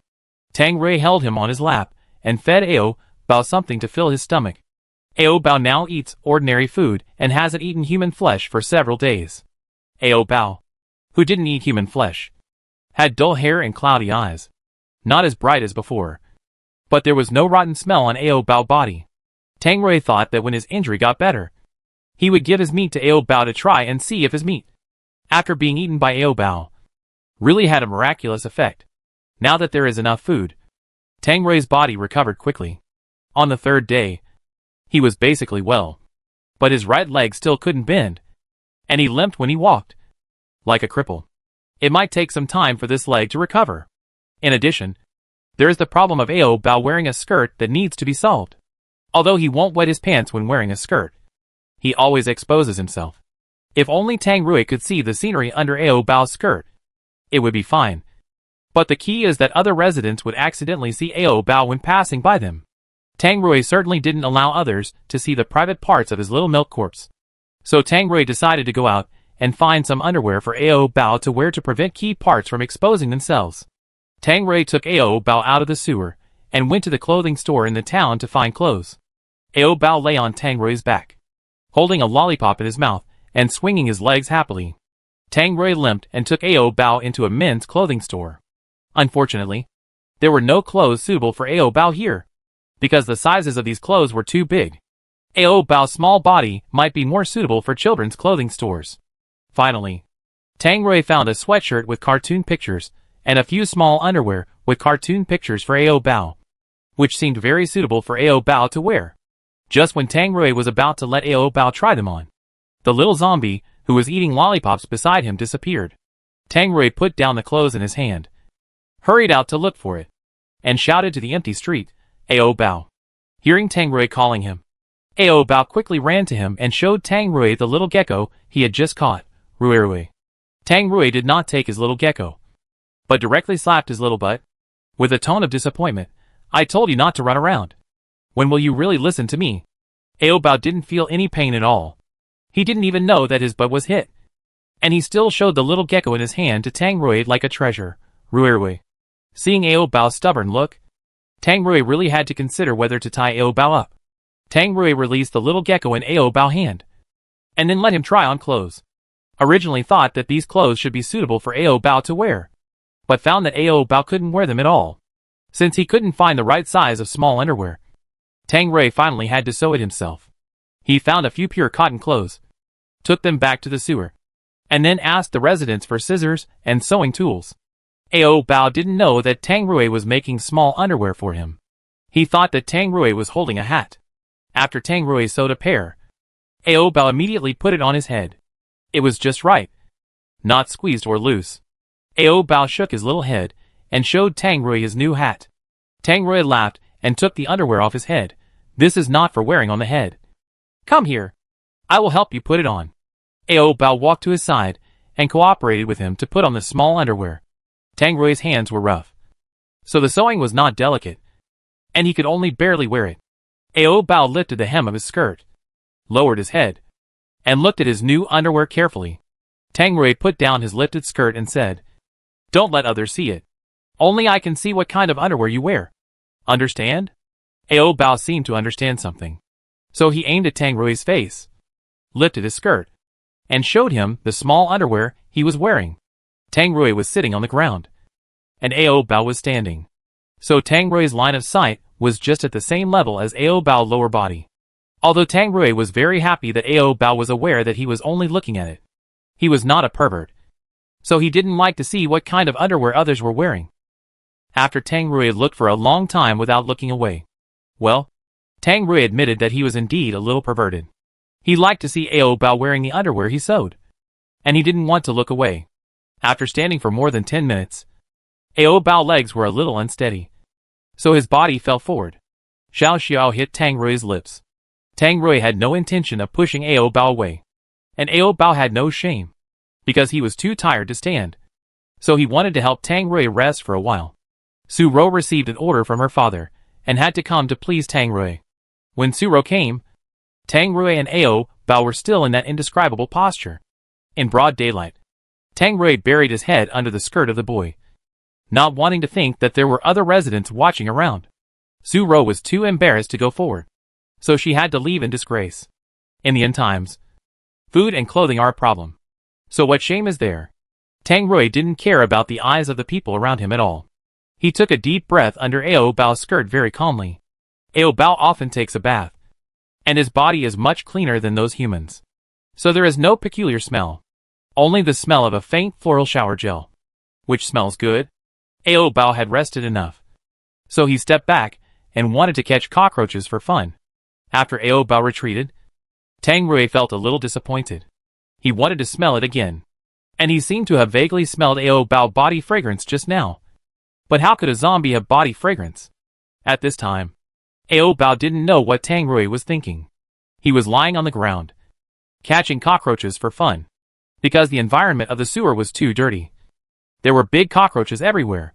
Seeing Ao Bao catching cockroaches for fun, Tang Rui called him over and didn't allow him to catch such disgusting things. Seeing that he couldn't catch cockroaches for fun, Ao Bao could only scare children. When Tang Rui was unconscious, Ao Bao was a sick cat, and those residents dared to attack him. Now that Tang Rui has woken up, Ao Bao is a little brain axe, and those people hide when they see him.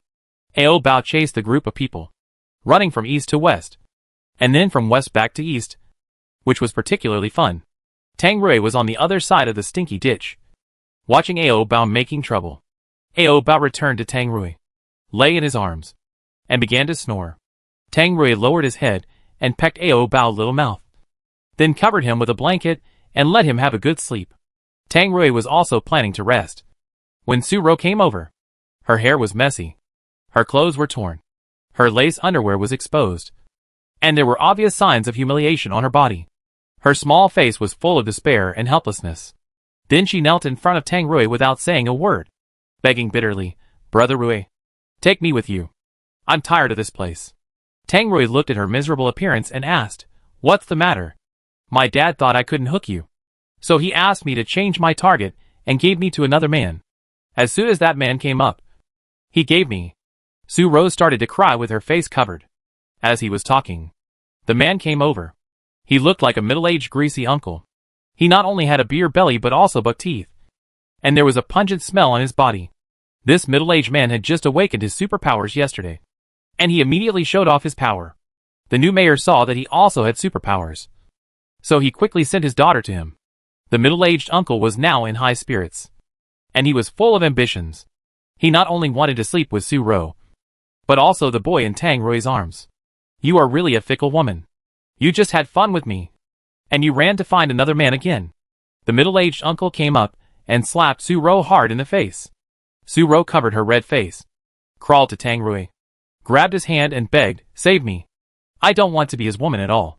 Su Ro felt sick whenever she thought of this middle-aged man with yellow teeth coming over to kiss her, not to mention the ugly and dirty thing below him entering her body. Su Ro was really desperate.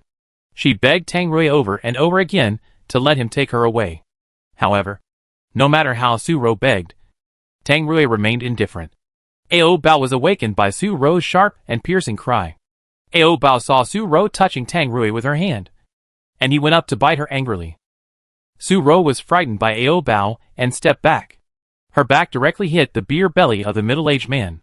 The middle-aged man seemed to have lost interest in Su Ro, so he pushed Su Ro away. Seeing that she was pushed away, Su Ro felt lucky in her heart, having just obtained supernatural powers. This middle-aged man was a little ignorant of the height of the world. He actually came up to tease Ao Bao directly. "I've played with many women, but I've never played with a zombie, especially a boy. He looks so tender and wet. He must be very..." Before he could finish his words, the middle-aged man died. Tang Rui slowly pulled his fist out of the middle-aged man's head. Then, Tang Rui calmly wiped the blood and brains off his hands. I don't know where this middle-aged man got the courage to tease Ao Bao in front of Tang Rui. Su Ro was already scared at this moment. She only had eyes wide open and was terrified. Before, she begged hard, but Tang Rui didn't help her. Now, because of a few teasing words from that man, Tang Rui killed him directly. Su Ro finally recognized the fact that she would never get this strong and handsome man in front of her. Su Ro returned to her parents with an empty heart. After that, She seemed to have changed into a different person. She suddenly stabbed her father in the chest with a pair of scissors and cursed her father with gritted teeth. You are worse than a pig or a dog. Go to hell. When her father gave her to the middle-aged man, Suro knew that she was not his daughter at all, but a tool he used to win over others. The new mayor was killed by her daughter. The faces of other residents were very calm. They didn't even have time to gossip about Suro. Suro came to Tang Rui again and asked him if he was willing to take her away. Tang Rui refused her, of course, because Tang Rui only wanted to be with Ao Bao and didn't want to have a light bulb around him. The woman in front of him was no longer comparable to the past. Since she killed her father, who was worse than a beast, she became much braver. And now she was not afraid of life and death. She just wanted Tang Rui to take her away.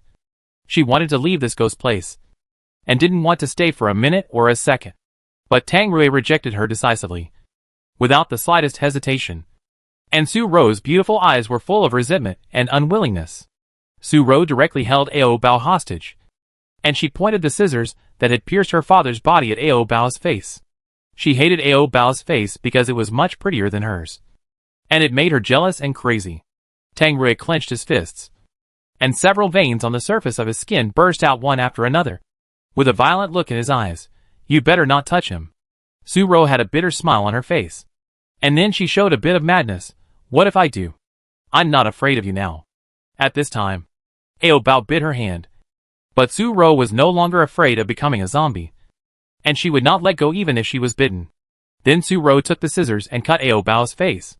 But unfortunately her hand was crooked and she didn't cut her face, but Ao Bao's eyes. Seeing Ao Bao injured, Tang Rui also went crazy. He violated his words of not hitting women and hit Suro. Then Suro fell to the ground and soon died. Tang Rui hugged Ao Bao in his arms and checked his injuries. Ao Bao was covering his eyes at this moment, and his little hands were covered with his own blood, and the blood flowed out from his fingers. Tang Rui said nervously, "Ao Bao, take your hand away. Let me see." Ao Bao took his hand away. Tang Rui saw that his eyeballs were full of blood, and he could only see a piece of red. Tang Rui waved his hand in front of Ao Bao's eyes. "Can you still see me?" Ao Bao blinked his eyes hard, but he couldn't see clearly at all. Ao Bao yelled anxiously, "Rui, Wu, Rui." Hearing Ao Bao calling his name, Tang Rui's heart was broken. He hugged Ao Bao tightly in his arms, as if he wanted to rub him into his body. "Don't cry, Ao Bao. It's okay. It's okay." Tang Rui seemed to be saying the 3 repeated words at the end to himself. Ao Bao was soon comforted by Tang Rui. He nervously grasped Tang Rui's collar with his little hands. Tang Rui helped Ao Bao wipe the blood around his eyes, and said in a hoarse voice, "Ao Bao, don't worry. It's only temporary. Wait for me to find a few more high-level crystal cores for you. Just eat them. Or find a healing psychic to help you treat it. In short, there are many ways." Ao Bao's emotions gradually stabilized after hearing this, but he was very uneasy because he couldn't see Tang Rui. He kept crying, "Rui." Tang Rui kissed him on the forehead. "Ao Bao, it's okay. I will always be with you." Ao Bao was afraid to sleep because he couldn't see. He was afraid that if he fell asleep, Tang Rui would take the opportunity to abandon him. Ao Bao lay on Tang Rui's strong chest, calling Tang Rui's name over and over again, "Rui." Tang Rui gently rubbed the back of Ao Bao's head with his palm. "Ao Bao, I will take you away from here tomorrow, and then find a way to help you recover your eyes." Ao Bao calmed down and soon began to snore. Ao Bao's snoring was very small, and the sound was like a little kitten calling through the door. Every time he heard Ao Bao snoring, Tang Rui would feel inexplicably relieved, because it proved that Ao Bao was still alive. It was already late at night, and the people around him would also make snoring and grinding sounds when they slept. They seemed to be sleeping soundly, but Tang Rui couldn't sleep at all. He was packing his things and planning to leave, when Tang Rui was wandering around outside before. He found a large black backpack with a large capacity that could hold a lot of things. At present, he does not have much supplies. Just a dozen bags of small biscuits and a few canned fruits, some miscellaneous snacks, and the dried meat that Ao Bao likes to eat. In addition to food, there are some knives, tableware, and a small iron pot. Tang Rui put all these things into the big backpack. In Ao Bao's little bear backpack, there are some seeds and the last few lollipops. as well as the photo of Ao Bao and another man.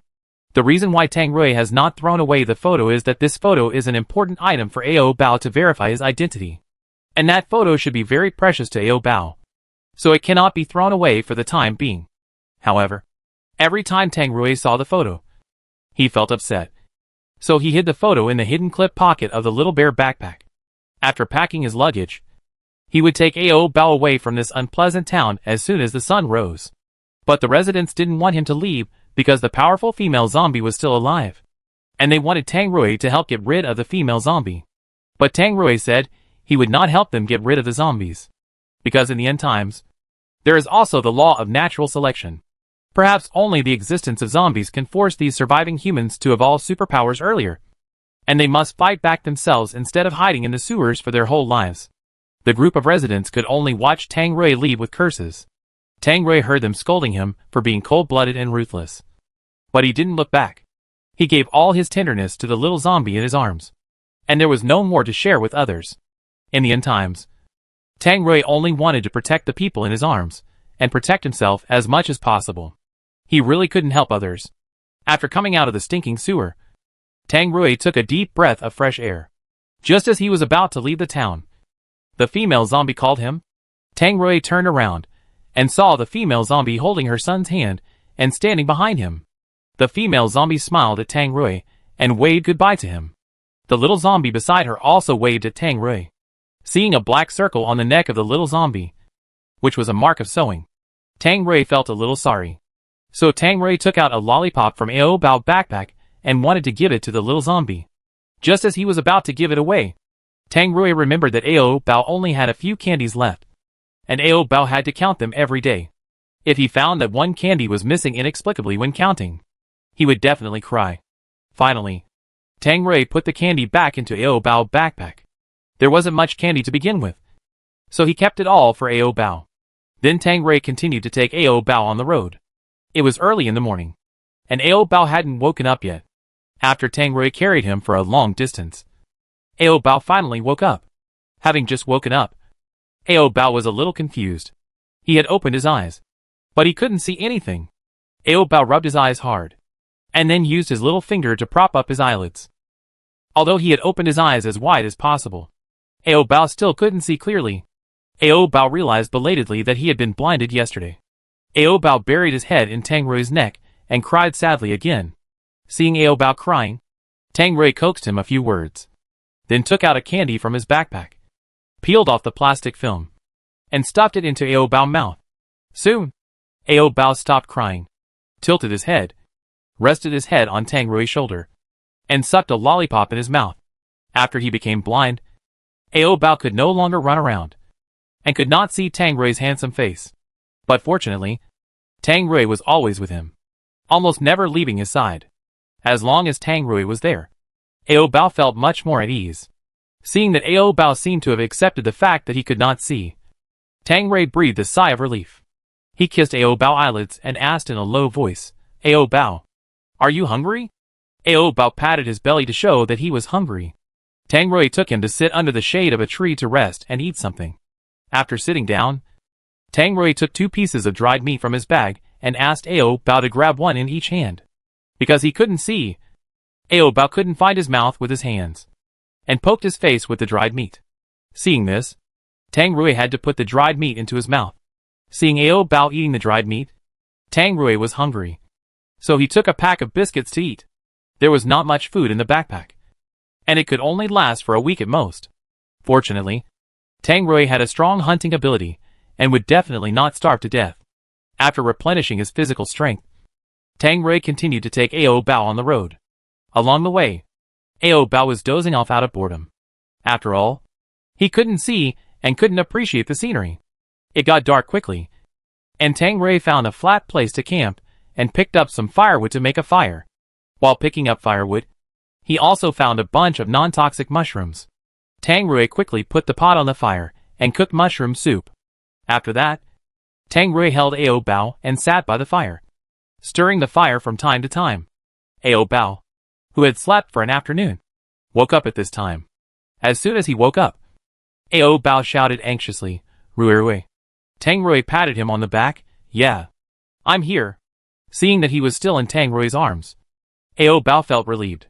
When the mushroom soup was cooked, Tang Rui tasted it first, and it tasted very fresh and sweet. After filling their stomachs, they went to bed. For Tang Rui, who had walked all day, he must be exhausted and wanted to rest early. But Ao Bao had been sleeping during the day, so he couldn't sleep at night. Tang Rui lay on the ground with a layer of clothes, closed his eyes, and prepared to sleep. Ao Bao suddenly acted weird in his arms, and kept moving around. Tang Rui patted Ao Bao little butt and told him to sleep well.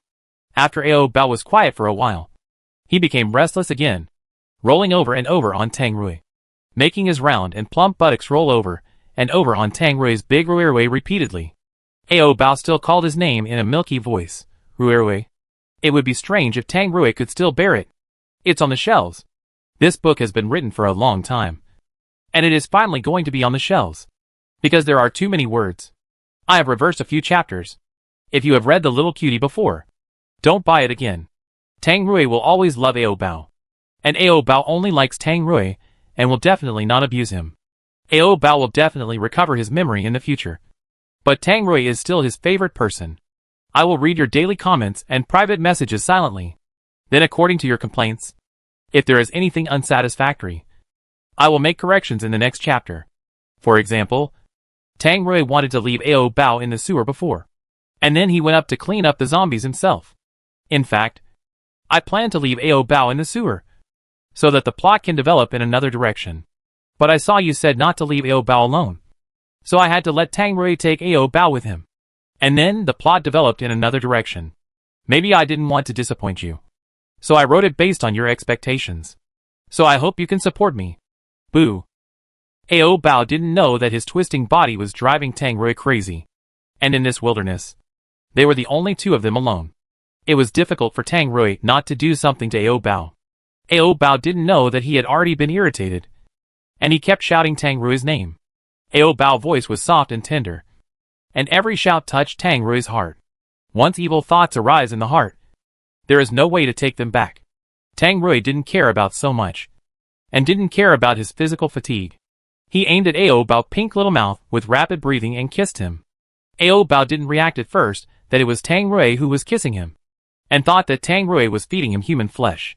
So Ao Bao bit Tang Rui's lips hard with his teeth. Tang Rui pulled his mouth away first, and said in a low voice, Ao Bao, I'm kissing you. Don't bite. After hearing Tang Rui speak, Ao Bao realized that it was a kiss. After that, Ao Bao was very obedient and stopped biting. They had just eaten mushroom soup, and now both of them still had the fresh fragrance of mushrooms in their mouths. In addition, Tang Rui tasted a hint of sweetness in Ao Bao's little mouth, probably because Ao Bao ate too many lollipops. After tasting the sweetness, Tang Rui kissed him harder and harder, and the sound of sucking was particularly clear in the lonely wilderness. Ao Bao would also cooperate and stick out his little tongue to play with him. After repeatedly ravaging Ao Bao's little mouth until it was red and swollen, Tang Rui hugged him and got up from the ground and sat by the fire. Tang Rui asked him, Ao Bao, do you want to eat meat? Ao Bao had just drunk a lot of mushroom soup, and his stomach was bulging, so he was not very hungry. However, Ao Bao hadn't eaten fresh meat for a long time. When he was thinking about whether to eat it, he peed in his pants unconsciously. Seeing that Ao Bao suddenly peed in his pants, Tang Rui hurried to help him lift up his skirt. But it was too late, and the skirt was still wet. Ao Bao didn't know that he was peeing in his pants, and he was still thinking about whether to eat meat. After peeing out all the mushroom soup in his stomach was empty. Ao Bao suddenly felt hungry, and he rubbed his little face against Tang Rui's chest. Ruirui meat. Ao Bao said the word meat last time, so Tang Rui was not surprised to hear it this time. Tang Rui first took off Ao Bao's wet skirt, then used branches to hang it up, and put it by the fire to dry. Ao Bao couldn't see Tang Rui, so he didn't know what Tang Rui was doing. Seeing that Tang Rui still didn't give him meat, Ao Bao shouted anxiously, Ruirui meat. Tang Rui pecked his little mouth and said with a smile, don't worry, I'll give it to you right away. Ao Bao couldn't wait to open his mouth first, looking forward to eating fresh human flesh. Looking at Ao Bao's little mouth, crying for food, Tang Rui suddenly felt that he was deceiving Ao Bao. After all, the meat he fed Ao Bao was not food. In order to cover up his mistake, Tang Rui took out a piece of dried meat from his backpack. Ao Bao was a little depressed when he saw that what was fed to his mouth was not fresh meat, but dried meat. But Ao Bao was hungry now, so he didn't care so much and soon chewed the dried meat. Tang Rui also fed Ao Bao his meat without knowing it. It was real meat, fresh and hot, but Ao Bao didn't notice it at all.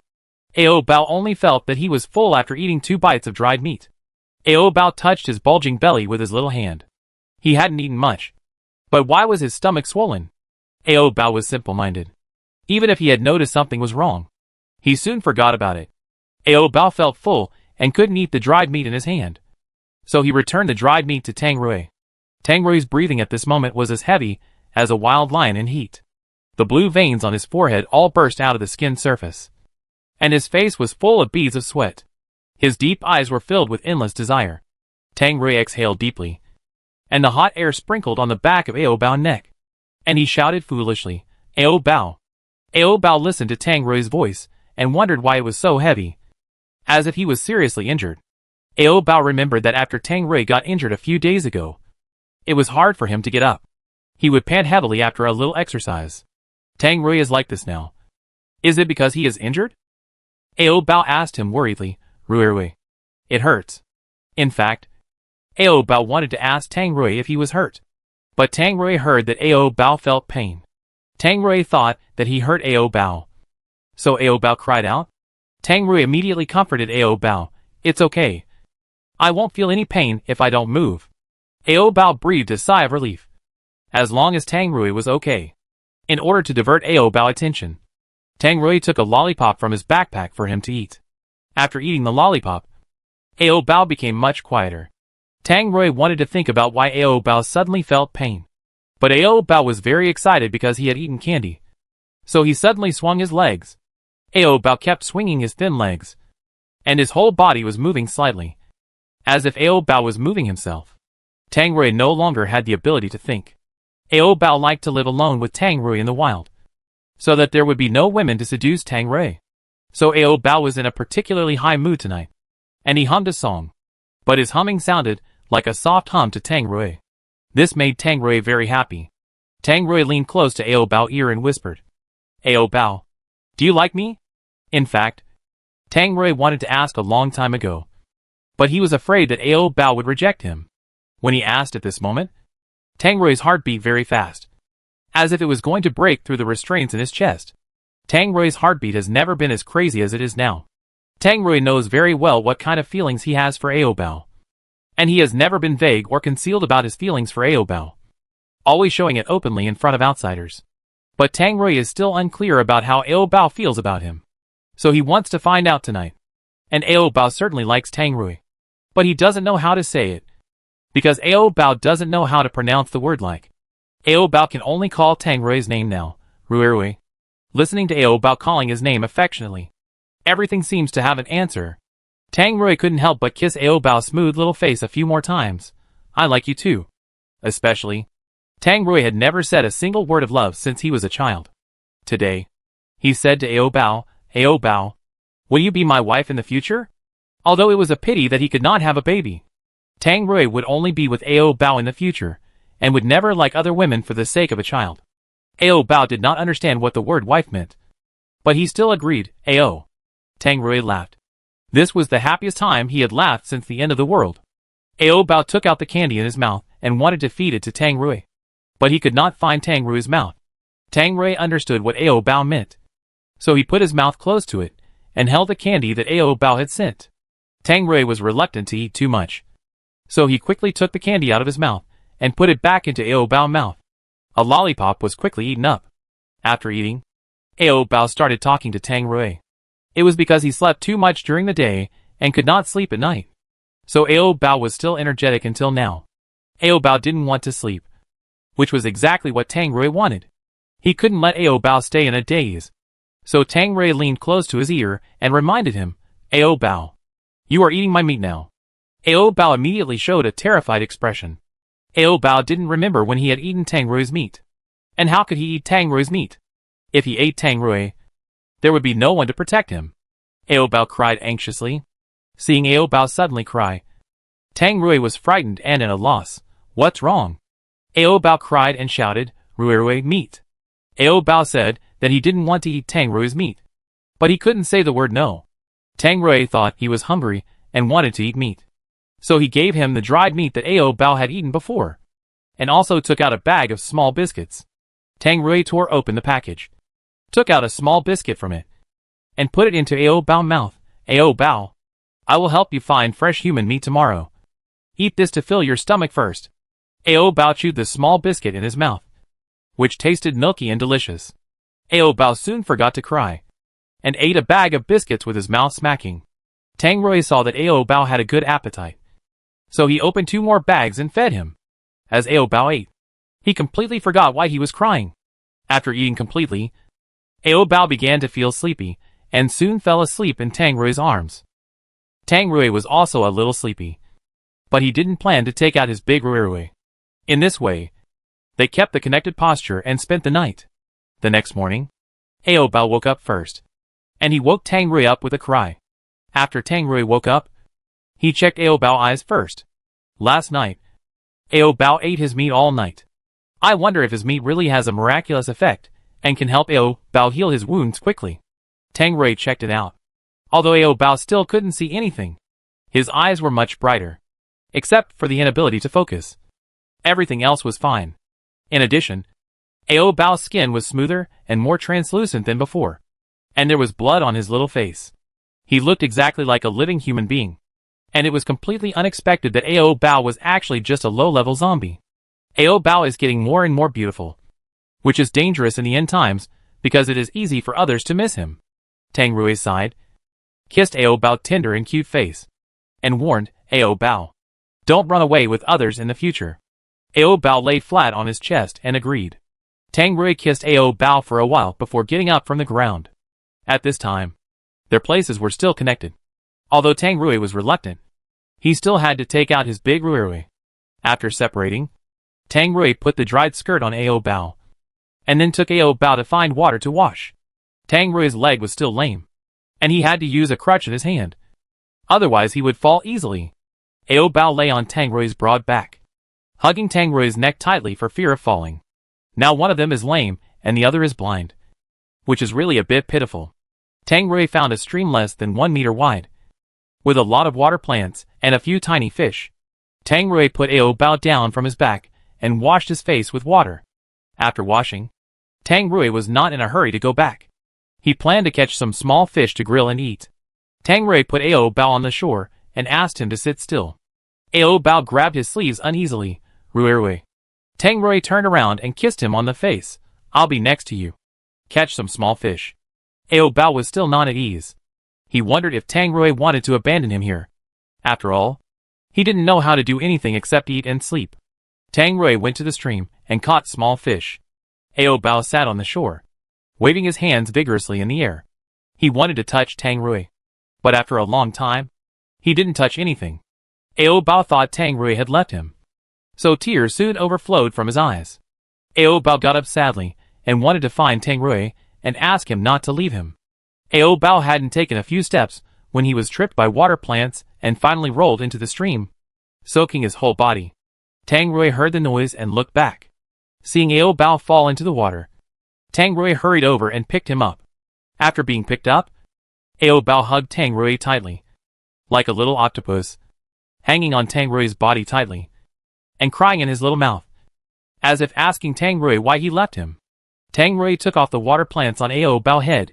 Ao Bao, I won't leave you. Never. Hearing Tang Rui say this, Ao Bao sobbed twice and stopped crying. Tang Rui couldn't catch fish anymore, so he carried the soaked Ao Bao back to the fire. Then Tang Rui took off all the wet clothes on Ao Bao and put them by the fire to dry.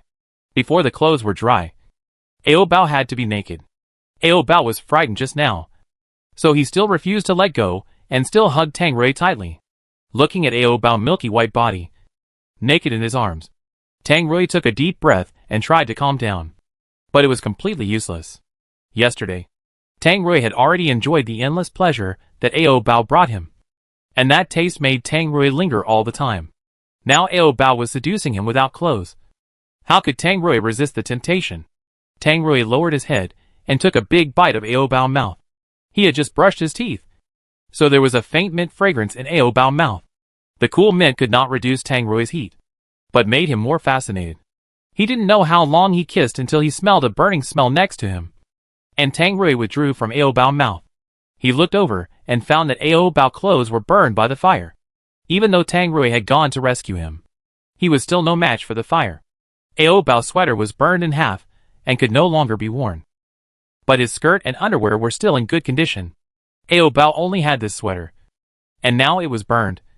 He had nothing to wear. Tang Rui could only put his coat on Ao Bao, but Tang Rui's coat was too big, and it covered Ao Bao's whole body. Tang Rui helped Ao Bao tidy up a little, then carried him and continued on the road. Because Tang Rui's leg was lame, he walked very slowly and only walked a few kilometers in the morning. At this time, they came to a small village in the countryside and met a few low-level zombies who were starving to the point of being skin and bones on the roadside. Tang Rui used the crutch in his hand to easily get rid of these low-level zombies. There were probably no surviving humans in this village. Otherwise, how could these zombies be so hungry? Since there were no survivors, it meant that there was no human flesh. So there was no need for Tang Rui to stay here. He carried Ao Bao on his back and continued to move forward to the next village. Ao Bao hadn't eaten human flesh for a long time. He was probably greedy, so he kept asking for meat when making love last night. Tang Rui certainly couldn't bear to let Ao Bao starve. Therefore, before finding fresh human flesh, Tang Rui would always feed his own flesh to Ao Bao to help Ao Bao satisfy his craving. The distance between villages was not far, and Tang Rui soon carried Ao Bao to the next village. Similar to the previous village, there was no trace of human presence here. However, Tang Rui smelled a hint of danger here. If Tang Rui could feel dangerous, it meant that the other party was very strong. In addition, Tang Rui could also feel that the other party was not a zombie, but a human. A human with superpowers and very strong strength. Ao Bao seemed to feel the danger, so he shrank into Tang Rui's arms with some fear, and shouted with a little tremor, "Rui Rui." Tang Rui leaned close to Ao Bao's ear and whispered, "It's okay." Tang Rui's words made Ao Bao feel completely safe. Originally, Tang Rui could have not offended this powerful superpower and directly taken Ao Bao away from this small village. It was better to have less trouble than more. But Tang Rui needed the crystal core in the head of the psychic. If Ao Bao ate the crystal core, Ao Bao might be able to evolve directly into a high-level zombie, not only with eyes that could see, but also with the ability to speak. The psychic also noticed that someone had entered his territory, so he went out to take a look. He saw a tall and handsome man standing at the entrance of the village. The man looked like a star on the screen, perhaps even more handsome than a star. Not only was he perfect, but his figure was also perfect. No woman would not be moved by such a man. In addition, the man was holding a little guy in his arms, because it was completely covered by the coat. It was unclear what he looked like, but the little guy had one foot exposed. He was not wearing shoes or socks, and it was as white as milk. The soles of his feet were pink and looked very delicate. These two people looked like they were fleeing from the city. The psychic looked at them and thought they were not zombies, so he did not take the initiative to attack, but walked up to say hello. Tang Rui was surprised to see a girl with twin ponytails coming over. The high-level psychic, who made him feel dangerous, was just a teenage girl. Tang Rui instantly felt that there was no sense of crisis, but he was not in a hurry to take action first. The girl with twin ponytails came over and asked. Her voice was sweet and clear, like a mountain stream. "Where are you from?" Although the girl with twin ponytails was not very old, she was very confident, which showed that she was very sure of her strength. Tang Rui replied to her, "From another city?" Ao Bao heard someone talking to Tang Rui, so he popped his head out from under his coat. The girl also saw Ao Bao's full appearance clearly. Although she was amazed at Ao Bao's beauty, she soon found that it was a little zombie. The girl was not panicked at all. She boldly asked Tang Rui directly, "Why do you want to bring a zombie with you?" Tang Rui frowned. Ao Bao obviously didn't look like a zombie at all. How did this woman see that? The girl smiled confidently and said, "You really want my crystal core, right?" This completely shocked Tang Rui. Tang Rui touched his face. Did he show his inner thoughts on his face? The girl said again in a shocking way, "You didn't show it. Just because I can hear what you are thinking in your heart." Tang Rui was shocked again. The girl said also, "I have to tell you, if you let this little zombie eat my crystal core, then my mental power will control his body, So I advise you not to take my crystal core. After hearing what the girl said, Tang Rui would definitely not want her crystal core anymore. Otherwise Ao Bao's body would be controlled by this woman, which would be too scary. Ao Bao was also very panicked. He didn't want his body to be controlled by others. Rui. Ao. Tang Rui didn't understand what Ao Bao said. However, the girl could hear what Ao Bao was thinking. So she told Tang Rui what Ao Bao was thinking. This little zombie said he didn't want his body to be controlled by me. Tang Rui suddenly thought that this girl was quite interesting. So he asked, "Can you really hear what Ao Bao is thinking?" The girl replied, "I can hear a little, but it's intermittent and not very clear, because his mind is too clean and pure." The girl could only hear what those people with strong desires were thinking. As for a little zombie like Ao Bao who had no pursuit, her ability seemed to be useless. It was almost dark at this time, and the girl left Tang Rui to rest at her home for a night.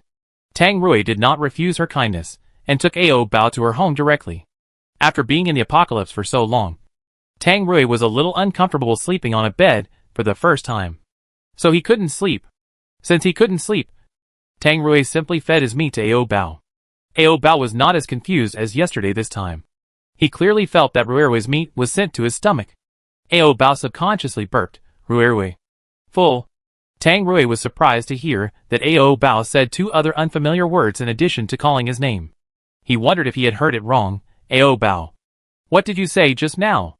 Ao Bao forgot what he had just said, and only felt that his stomach was so full because he had eaten too much meat. Tang Rui felt that he should have heard correctly, and Ao Bao did say other words just now, which was really a happy thing. Maybe after a while, Ao Bao will be able to communicate with Tang Rui normally, instead of always crying. Tang Rui happily kissed Ao Bao's tender face a few times. Ao Bao's little face became more and more elastic, just like milk pudding. Compared with those low-level zombies, like the Walking Dead outside, Ao Bao was really different.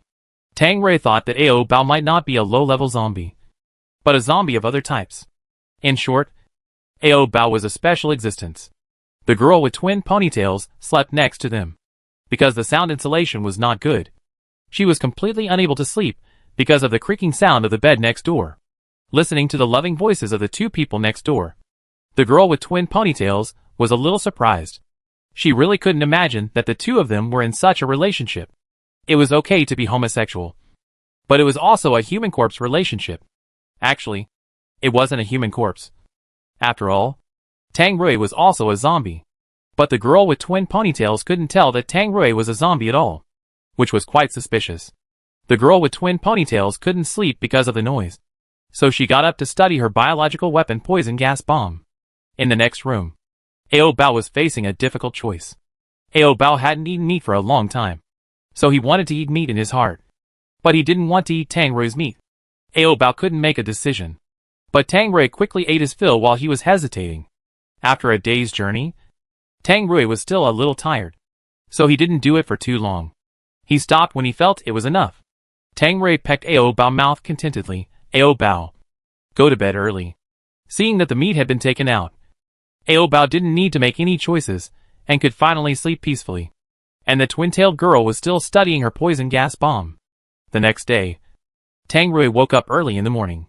Since the girl's crystal core could not be used by Ao Bao, Tang Rui didn't plan to do anything to the girl. He planned to take Ao Bao away directly. Tang Rui packed up his things, and was about to continue on the road with Ao Bao in his arms. The girl came out of the room in pajamas. She looked at Tang Rui, who was about to leave, and said, "Do zombies want to eat human flesh?" Tang Rui stopped and looked back at the innocent-looking girl. "What do you mean?" The girl leaned against the door frame, crossed her arms, and had a calm attitude as always. "The little zombie in your arms should want to eat human flesh. But there is no human in the area of more than 10 miles. Only I know where those people are hiding. Do you want human flesh? I will take you to find it." Tang Rui felt that the girl had some psychological problems, and frowned and asked, "Why do you do this? Of course, I am not helping you for nothing. I have a condition. I just want you to take me to the safe zone. Although I also have superpowers. My superpowers can only read people's hearts, and cannot deal with zombies. So I need your protection."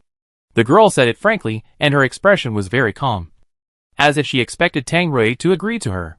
But Tang Rui did agree to her, because Ao Bao needed human flesh. "Okay. Deal." Then the girl changed her clothes, and took Tang Rui to find the whereabouts of those humans. The girl also had a backpack on her body, which seemed to contain something. Tang Rui followed the girl, crossed the curved ridges, and came to the foot of a small hill. The girl pointed to the pile of stones at the foot of the hill and said, "Behind the stones is a cellar, and all the surviving humans are hiding in it." This cellar was originally used to make wine. After the apocalypse, humans hid in it. Tang Rui looked at the girl with twin ponytails with doubt. The girl could understand what Tang Rui was thinking, and she said calmly, "You don't need to doubt me, because I don't need to lie to you. You step back first. I will help you kill them." Tang Rui. Tang Rui took a few steps back while holding Ao Bao, who was still sleeping. Tang Rui's brows furrowed deeper and deeper, because he really felt that there was something wrong with the girl in front of him. The girl took out the poison gas bomb she had studied last night from her backpack, and then put the poison gas bomb into the cellar through the gap. The girl stood at the entrance of the cave and counted to 3 silently, and then people cried for help in the cellar. Tang Rui heard the cry for help in the cellar, and he finally believed that what the girl said was true. Why do you want to kill them?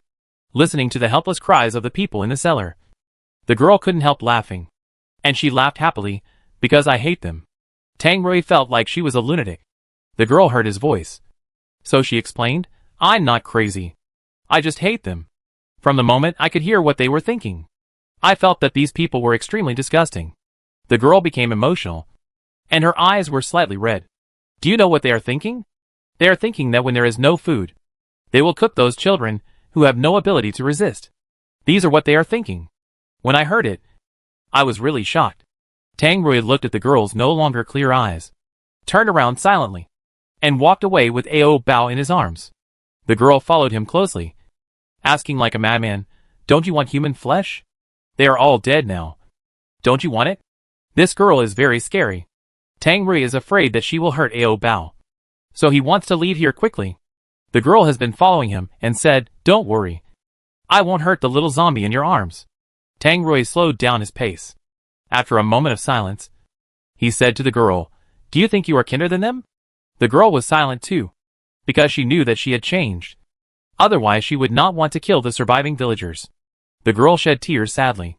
Tang Rui never pursued the question of good and evil, because it was stupid to talk about good and evil in the end times. Tang Rui only cared whether the girl would hurt Ao Bao. After all, she looked like a psycho. The girl quickly grasped Tang Rui's weakness, and the weakness was the little zombie. So the girl started from his weakness.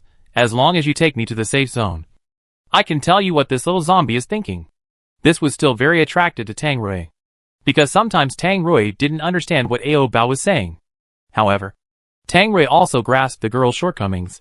"Didn't you say yesterday that Ao Bao was simple-minded, and you couldn't see what he was thinking?" The girl suddenly blushed in embarrassment. "It's a little hard to hear, but I can still hear the general idea." Tang Rui agreed, "Okay." The girl saw Tang Rui agreed, so she jumped happily behind him. "By the way, my name is Zhao Naonio." Tang Rui hummed indifferently. Ao Bao slept for a long time and woke up at noon. After waking up, Ao Bao heard a woman's voice beside him, and this female voice was from a powerful psychic. Ao Bao was born with a fear of powerful psychics, so he hugged Tang Rui's neck in fear, and trembled in his baby voice, "Rui Rui." Zhao Naonio came over and took the initiative to greet Ao Bao. "Hello." Ao Bao was even more scared and buried his face in Tang Rui. Although Ao Bao couldn't see, he knew that this girl who could understand people's hearts was an extremely terrifying existence, and she was very extraordinary. Seeing that Ao Bao seemed very scared, Tang Rui comforted him and said, "It's okay." Despite Tang Rui's comfort, Ao Bao was still afraid. Seeing Ao Bao trembling in his arms, Tang Rui had to ask Zhao Naonio, "What is Ao Bao afraid of?" Seeing Rui Rui actually asking her such a question, Ao Bao kept howling, trying to make Tang Rui wary of Zhao Naonio. "Rui Rui." "Ah." Zhao Naonio used her mental power to explore Ao Bao's brain, but to no avail. She couldn't hear what Ao Bao was thinking, so she lied, "He's jealous. Maybe he doesn't want me to get too close to you." Zhao Naonio was very clear about the weaknesses of human nature. Although she didn't see what Ao Bao was thinking, she knew what Tang Rui wanted to hear the most. Sure enough, Tang Rui understood that Ao Bao was jealous, and felt very happy in his heart. He kissed Ao Bao's little mouth several times. "Don't worry. I don't like her. Xiao Niao was not hit by Tang Rui's words at all, and she even smiled frankly. Ao Bao felt a little aggrieved. If only he could speak, then Ao Bao could expose Xiao Niao's lies. Although Xiao Niao's mind was indeed impure, she was different from other women. She was not interested in Tang Rui's body, but only in Ao Bao, because Xiao Niao only liked simple young boys like Ao Bao. She didn't like those scheming and hypocritical adults at all, and Tang Rui was the kind of adult she hated the most. Xiao Niao always smiled at Ao Bao, but Ao Bao couldn't see her at all. Later, Xiao Niao learned that Ao Bao was blind, which made her love and sympathize with Ao Bao even more. Xiao Niao even wanted to take Ao Bao away from Tang Rui, because Tang Rui's mind was too evil. For example, at night, the three of them sat around the fire. Xiao Niao heard what Tang Rui was thinking. Ao Bao's mouth was so soft. Ao Bao's waist was thin. Ao Bao had a fragrance. Ao Bao's skirt was too short and her little butt was exposed. Ao Bao's little butt was so elastic. Ao Bao. Xiao Niao frowned when she heard what Tang Rui was thinking. This man was really thinking about how to defile that little zombie all the time. Tang Rui's thoughts were evil, shameful, obscene, and even shameful in Xiao Niao's eyes. But if Ao Bao knew that Tang Rui was only thinking about him, he would be so happy. Ao Bao would probably feel full of security, and like his Rui even more. Ao Bao had no idea what Tang Rui was thinking. At this moment, he was sitting leisurely on Tang Rui's lap, eating a piece of dried meat in his hand. Because the dried meat was very hard, it was a bit difficult to eat, and needed to be chewed hard. However, the dried meat was too hard, so Ao Bao only ate half of it. He felt too tired to eat it, so he stopped eating. Seeing that Ao Bao didn't want to eat the dried meat, Tang Rui took out a few packets of snacks from his backpack. Tang Rui gave a small packet of snacks to Xiao Niao, who was sitting opposite, and gave the rest to Ao Bao. Xiao Niao was stunned when she saw Tang Rui feeding the zombies with biscuits. She thought that zombies ate human flesh, but she didn't expect that they would eat biscuits. Ao Bao not only ate biscuits, but also ate them with relish. Xiao Niao was a little suspicious whether Ao Bao was really a zombie. Not only did he eat normal food, but even his appearance looked more agile than humans. Xiao Niao tore open the package of the snacks, and asked Tang Rui while eating, "What are your plans when we get to the safe zone?" Tang Rui knew that she could read minds, so there was nothing to hide, and he said it directly, "Find someone with healing abilities, and let him help Ao Bao heal his eyes." Xiao Niao didn't expect that this man who always thought about something colorful would actually think about Ao Bao. Xiao Niao didn't believe Tang Rui's sincerity. She mocked, "Your plan should be to make love with Ao Bao every day. This little girl's mouth is too straightforward." Fortunately, Tang Rui is not a young boy, so he didn't feel embarrassed when his true feelings were spoken. Tang Rui replied calmly, "Everyone has unbearable desires in their hearts. But there is also reason, and reason will restrain desires." Tang Rui really wanted to enjoy extreme pleasure with Ao Bao every day, but he was rational. Reason would tell Tang Rui not to indulge in enjoyment every day, but to think about how to lead Ao Bao to live a better life in the end times. Even after listening to Tang Rui's explanation, Xiao Niao was still very disdainful. She felt that Tang Rui was a complete sex maniac, and could not be cleansed no matter how he washed. Tang Rui also didn't like people around him, always eavesdropping on what he was thinking. Hearing that Tang Rui was chatting enthusiastically with others, Ao Bao, who was left out, made a sound unwilling to be lonely to attract Tang Rui's attention. Rui. Tang Rui then turned his eyes back to Ao Bao. "Ao Bao, what's wrong?" Ao Bao stretched out his little hand, and fumbled on Tang Rui's handsome face for a while. After the little hand touched Tang Rui's cold lips, Ao Bao raised his head, and kissed Tang Rui on the mouth accurately. Seeing the tiredness on Ao Bao's face, Tang Rui asked, "Are you going to sleep?" Ao Bao nodded, then rested his head on his broad shoulders and yawned. Tang Rui gently patted Ao Bao on the back, and coaxed him to sleep. Something around seemed to be silent. Xiao Niao did not speak any more sarcastically, but just poked the fire with a branch out of boredom. Ao Bao snores when he sleeps, but the snoring is very small, and does not make people feel noisy. Xiao Niao looked at Ao Bao, who was already asleep, and could not help but say, "This is the first time I have seen such a well-behaved zombie." Ao Bao was sticking to Tang Rui because he could not see. When he can see again, Ao Bao will definitely run to catch grasshoppers happily. and he will not be as well behaved as he is now. Tang Rui also felt sleepy. He put his clothes on the ground, then lay down and slept with Ao Bao. Xiao Niao didn't dare to sleep on the ground like Tang Rui, because she was afraid that bugs would crawl on her. So she didn't sleep all the time. Tang Rui's sleep time was very short. He only slept until the second half of the night, and he was almost rested. After waking up, Tang Rui planned to feed his meat to Ao Bao before dawn. But when Tang Rui opened his eyes, he found that Xiao Niao was still awake, and she was staring at them without blinking. To be precise, she was staring at Ao Bao. Tang Rui frowned unhappily. He felt that this woman was planning to take advantage of Ao Bao. Xiao Niao saw that Tang Rui woke up and sneered directly, "You actually want to do bad things while Ao Bao is still sleeping. It's really dirty." Tang Rui really didn't like Xiao Niao's ability at all. So he simply got up from the ground, hugged Ao Bao, and went to the grove next to him to stay away from this woman. Seeing Tang Rui fleeing after being exposed, Xiao Niao felt a sense of accomplishment and smiled triumphantly. The grove was not safe, so Tang Rui just went to relieve himself and soon came back with Ao Bao.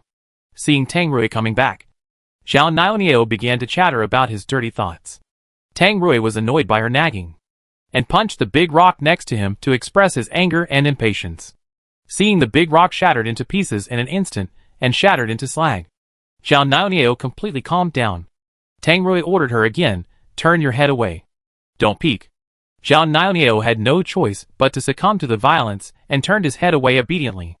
Anyway, the woman knew what he was thinking, so Tang Rui didn't need to hide it. After Xiao Niao turned his head away, Tang Rui began to feed Ao Bao his meat. Ao Bao slept very deeply and didn't know that he was being taken advantage of by Tang Rui. In order not to wake up Ao Bao, Tang Rui's movements were also very light. In fact, Tang Rui was not just for his own selfish desires. He wanted to try his own meat to see if Ao Bao's eyes could recover. In fact, it was effective. After Tang Rui's continuous nourishment for several days, Ao Bao's eyes were no longer dark and empty, and he could see a trace of light. Although he still couldn't see clearly, Ao Bao was very happy. As soon as Ao Bao woke up, he lay on Tang Rui and danced, "Rui Rui, Ao Bao." Tang Rui saw that Ao Bao was very excited today, and he also laughed. "What's wrong? So happy?" Tang Rui didn't know that Ao Bao could see the light, and Ao Bao didn't know how to express it to Tang Rui. In short, the two of them just smiled at each other for a while. Xiao Niao next to them couldn't stand it anymore. She wanted to tell the silly little zombie what happened last night, so that the little zombie would know how perverted Tang Rui was. But Xiao Niao couldn't find a chance, because Tang Rui and Ao Bao were almost inseparable and stuck together all the time. On the way, Tang Rui was lucky to pick up a map.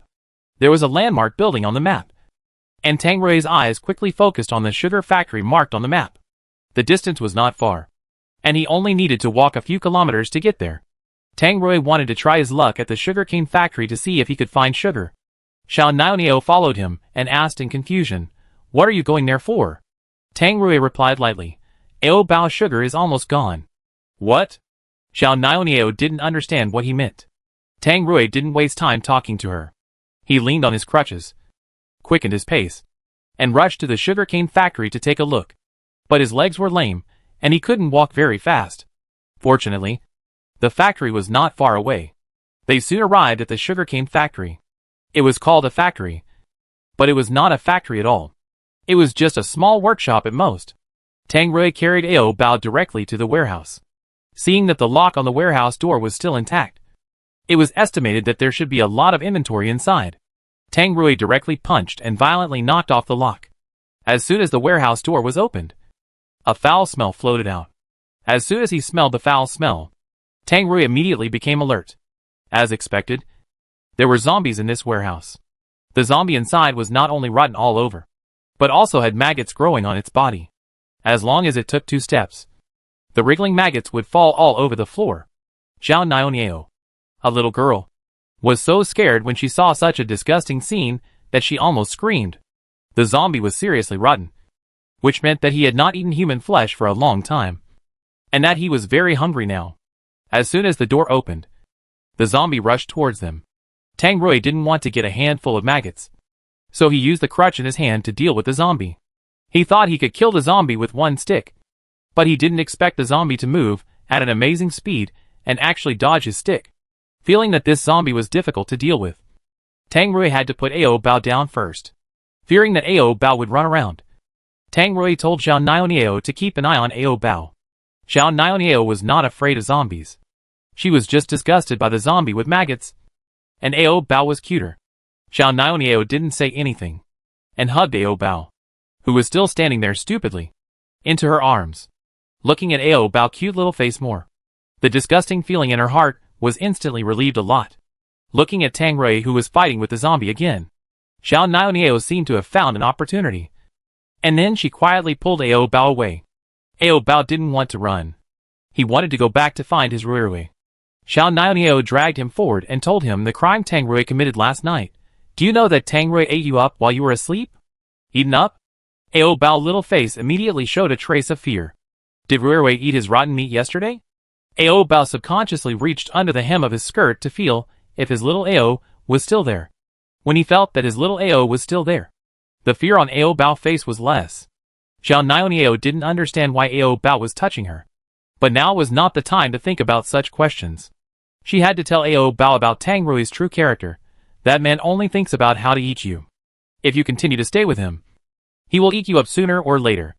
After hearing what Xiao Niao said, Ao Bao began to panic again. In fact, from the first time he met Tang Rui, Ao Bao knew that Rui wanted to eat his rotten flesh. Ao Bao used to worry about whether he would be eaten by Tang Rui, but Ao Bao is not so worried now, because he likes Rui, and he is willing to give his rotten flesh to Rui. So Ao Bao wanted to break free from Xiao Niao's hand and go back to find his Rui. Ao Bao couldn't see now. He just opened Xiao Niao's hand and fell down after walking 2 steps. He also broke the skin on his forehead. Seeing the blood on Ao Bao's forehead, Xiao Niao was anxious to wipe it with her sleeve and persuaded Ao Bao, "Don't go back to that man. He has always had bad intentions towards you. You are too naive, and it is easy to be deceived by him." Ao Bao got up from the ground and whimpered, "Rui." Xiao Niao didn't understand how deep the relationship between them was. She just thought that this little zombie was stupid and stupid. She had exposed the man's bad intentions, but this little zombie still insisted on going back to find Tang Rui. Xiao Niao took Ao Bao's hand and led him to another direction. Ao Bao was very reluctant and kept struggling, shouting Rui. Tang Rui was struggling hard, because the rotten zombie moved too fast. Tang Rui couldn't hit him at all, and it was hard to tell who would win. Ao Bao, you guys go hide outside first. After a long time without any movement behind him, Tang Rui looked back and found that Ao Bao and Xiao Niao had already disappeared. Seeing that Ao Bao was gone, Tang Rui panicked. Just when Tang Rui was distracted, the rotten zombie suddenly attacked and bit Tang Rui's neck. Tang Rui didn't want to continue dealing with this zombie. He had to find Ao Bao as soon as possible. So after a piece of meat was bitten off his neck, Tang Rui couldn't bear it anymore. He grabbed the afterimage of the zombie, then pressed the zombie to the ground, and hit it with his fist that had been charged with strength. A big hole was instantly smashed on the cement floor. Tang Rui took the crystal core from the zombie's head, and then hurriedly limped to find Ao Bao. Xiao Niao planned to take Ao Bao to escape through the small path, so that Tang Rui would not be able to find them. But Ao Bao did not cooperate at all and always wanted to break free. As they were pulling each other, Ao Bao slipped and accidentally fell into the lotus pond next to him. Ao Bao could not swim, so he could only struggle in the water. Xiao Niao stood on the shore in a panic, not knowing how to save him because she could not swim either. At this time, Xiao Niao thought of going back to find Tang Rui to save him. She shouted at Ao Bao, who was struggling in the water, "Hold on for a while. I'll call that man over." After that, Xiao Niao hurried back to find Tang Rui. Tang Rui was also looking for the two of them everywhere. When seeing Xiao Niao running over alone, Tang Rui excitedly grabbed her shoulders and asked, "Where's Ao Bao? Did you lose him?" Xiao Niao was still angry and said hurriedly, "He fell into the pond." After hearing this, Tang Rui ran towards the pond quickly. When the two of them came back to rescue, Ao Bao had already floated up. Tang Rui jumped into the pond without saying a word and fished Ao Bao out. Fortunately, Ao Bao was a zombie and would not drown. He just drank too much water and his belly was bulging, so he floated on the water. After feeling that he had fallen into a familiar embrace, Ao Bao immediately hugged Tang Rui tightly, crying and aggrievedly shouting, "Rui." Tang Rui pressed Ao Bao's trembling body into his arms and comforted him softly. "Ao Bao, it's okay." Because both of them were wet, Tang Rui built a fire on the spot, took off his clothes and dried them. Tang Rui stripped naked, wearing only a pair of boxer briefs. His muscular body was completely exposed to the sunlight. Tang Rui's skin color was a very even wheat color, and his muscle lines were very smooth. Just looking at his strong muscles, he could give people a full sense of security. Ao Bao also stripped naked, but he also put on a coat to cover the key parts. Ao Bao's small arms and thin legs were milky white, more shiny and smooth than milk. Ao Bao's delicate skin contrasted with Tang Rui's rough skin color, one black and one white, with a strong contrast. Xiao Niao looked at the two naked men from the side, looking a little uncomfortable, and she was also guilty, because it was she who caused Ao Bao to fall into the pond. Ao Bao drank a lot of water in his stomach, and it took him a long time to urinate all the lotus pond water. Tang Rui was definitely going to investigate this matter. He first looked at Xiao Niao with a sharp gaze. Xiao Niao lowered her head, and didn't dare to look at Tang Rui at all. Tang Rui had long suspected that Xiao Niao had ill intentions towards Ao Bao. He asked in a cold tone, "Where do you want to take Ao Bao?" Ao Bao couldn't speak, so the right to explain was on Xiao Niao. Even if Xiao Niao lied, Ao Bao couldn't expose her. So Xiao Niao lied. "I just saw that the zombie was very powerful, and I was afraid that you couldn't beat him. So I took Ao Bao to a safer place first." When Ao Bao heard that Xiao Niao lied, he was excited and wanted to tell Tang Rui the truth. Ao Rui. Ao Rui. Ao Bao wanted to say that this woman was too bad, and actually wanted to take him away from Rui. However, no matter how hard Ao Bao tried to explain, Tang Rui didn't understand what he was saying. But Tang Rui was not a fool. He must have doubts about what Xiao Niao said. Tang Rui sternly warned Xiao Niao, "If you still want me to take you to the safe zone, don't make any trouble for me. Let alone think about Ao Bao. Otherwise I will kill you and take your crystal core." After being warned, Tang Rui's voice kept echoing in Xiao Niao's mind, scaring her for a long time. Xiao Niao didn't think that Tang Rui's words were a joke at all, because Tang Rui thought so in his heart. After warning Xiao Niao, Tang Rui ignored her.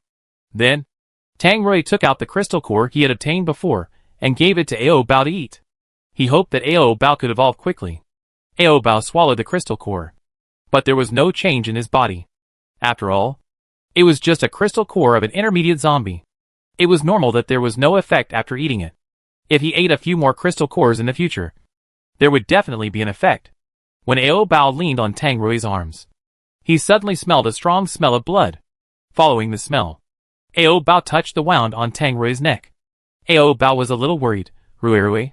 Tang Rui grabbed his hand that was touching him randomly and said lightly, "I'm fine. I was just bitten by accident." After hearing this, Xiao Niao looked at Tang Rui in panic and asked, "You were bitten by a zombie. So are you going to be a zombie soon?" Hearing her say this, Tang Rui had to tell her the truth. "I am a zombie." Xiao Niao's jaw was dislocated in shock. She couldn't tell that Tang Rui was a zombie at all. Xiao Niao began to shiver and asked tremblingly, "Will you bite me?" Tang Rui glanced at her casually and said, "I don't eat human flesh." Xiao Niao breathed a sigh of relief. But she felt it was strange that Tang Rui, as a zombie, didn't like to eat human flesh.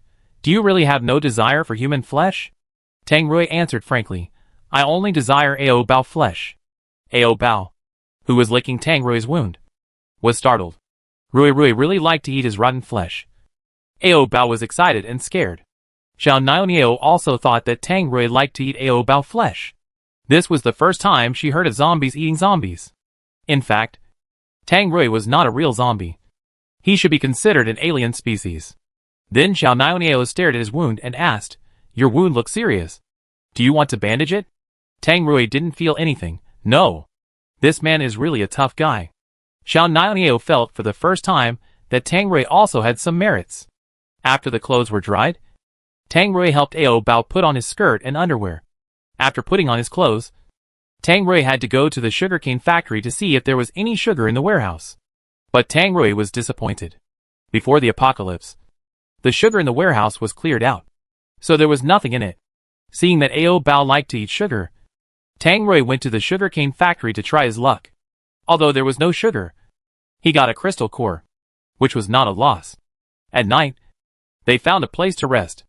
Ao Bao sat on Tang Rui's lap, holding the remaining lollipops in his hand, counting them over and over again. Tang Rui kissed Ao Bao on his broken forehead and promised, Ao Bao, I will definitely help you find a lot of sugar later. Ao Bao nodded with a smile on his face, and called Tang Rui's name in a sweet and soft voice, Ruirui. Ao. Although Ao Bao calling made Tang Rui feel numb, the name Ruirui was indeed a bit unpresentable. It was okay to call him that in private, but if he called him that in front of outsiders, Tang Rui's dignity would almost be gone. Xiao Niao felt inexplicably funny every time she heard Ao Bao calling Ruirui, but she didn't dare to laugh out loud.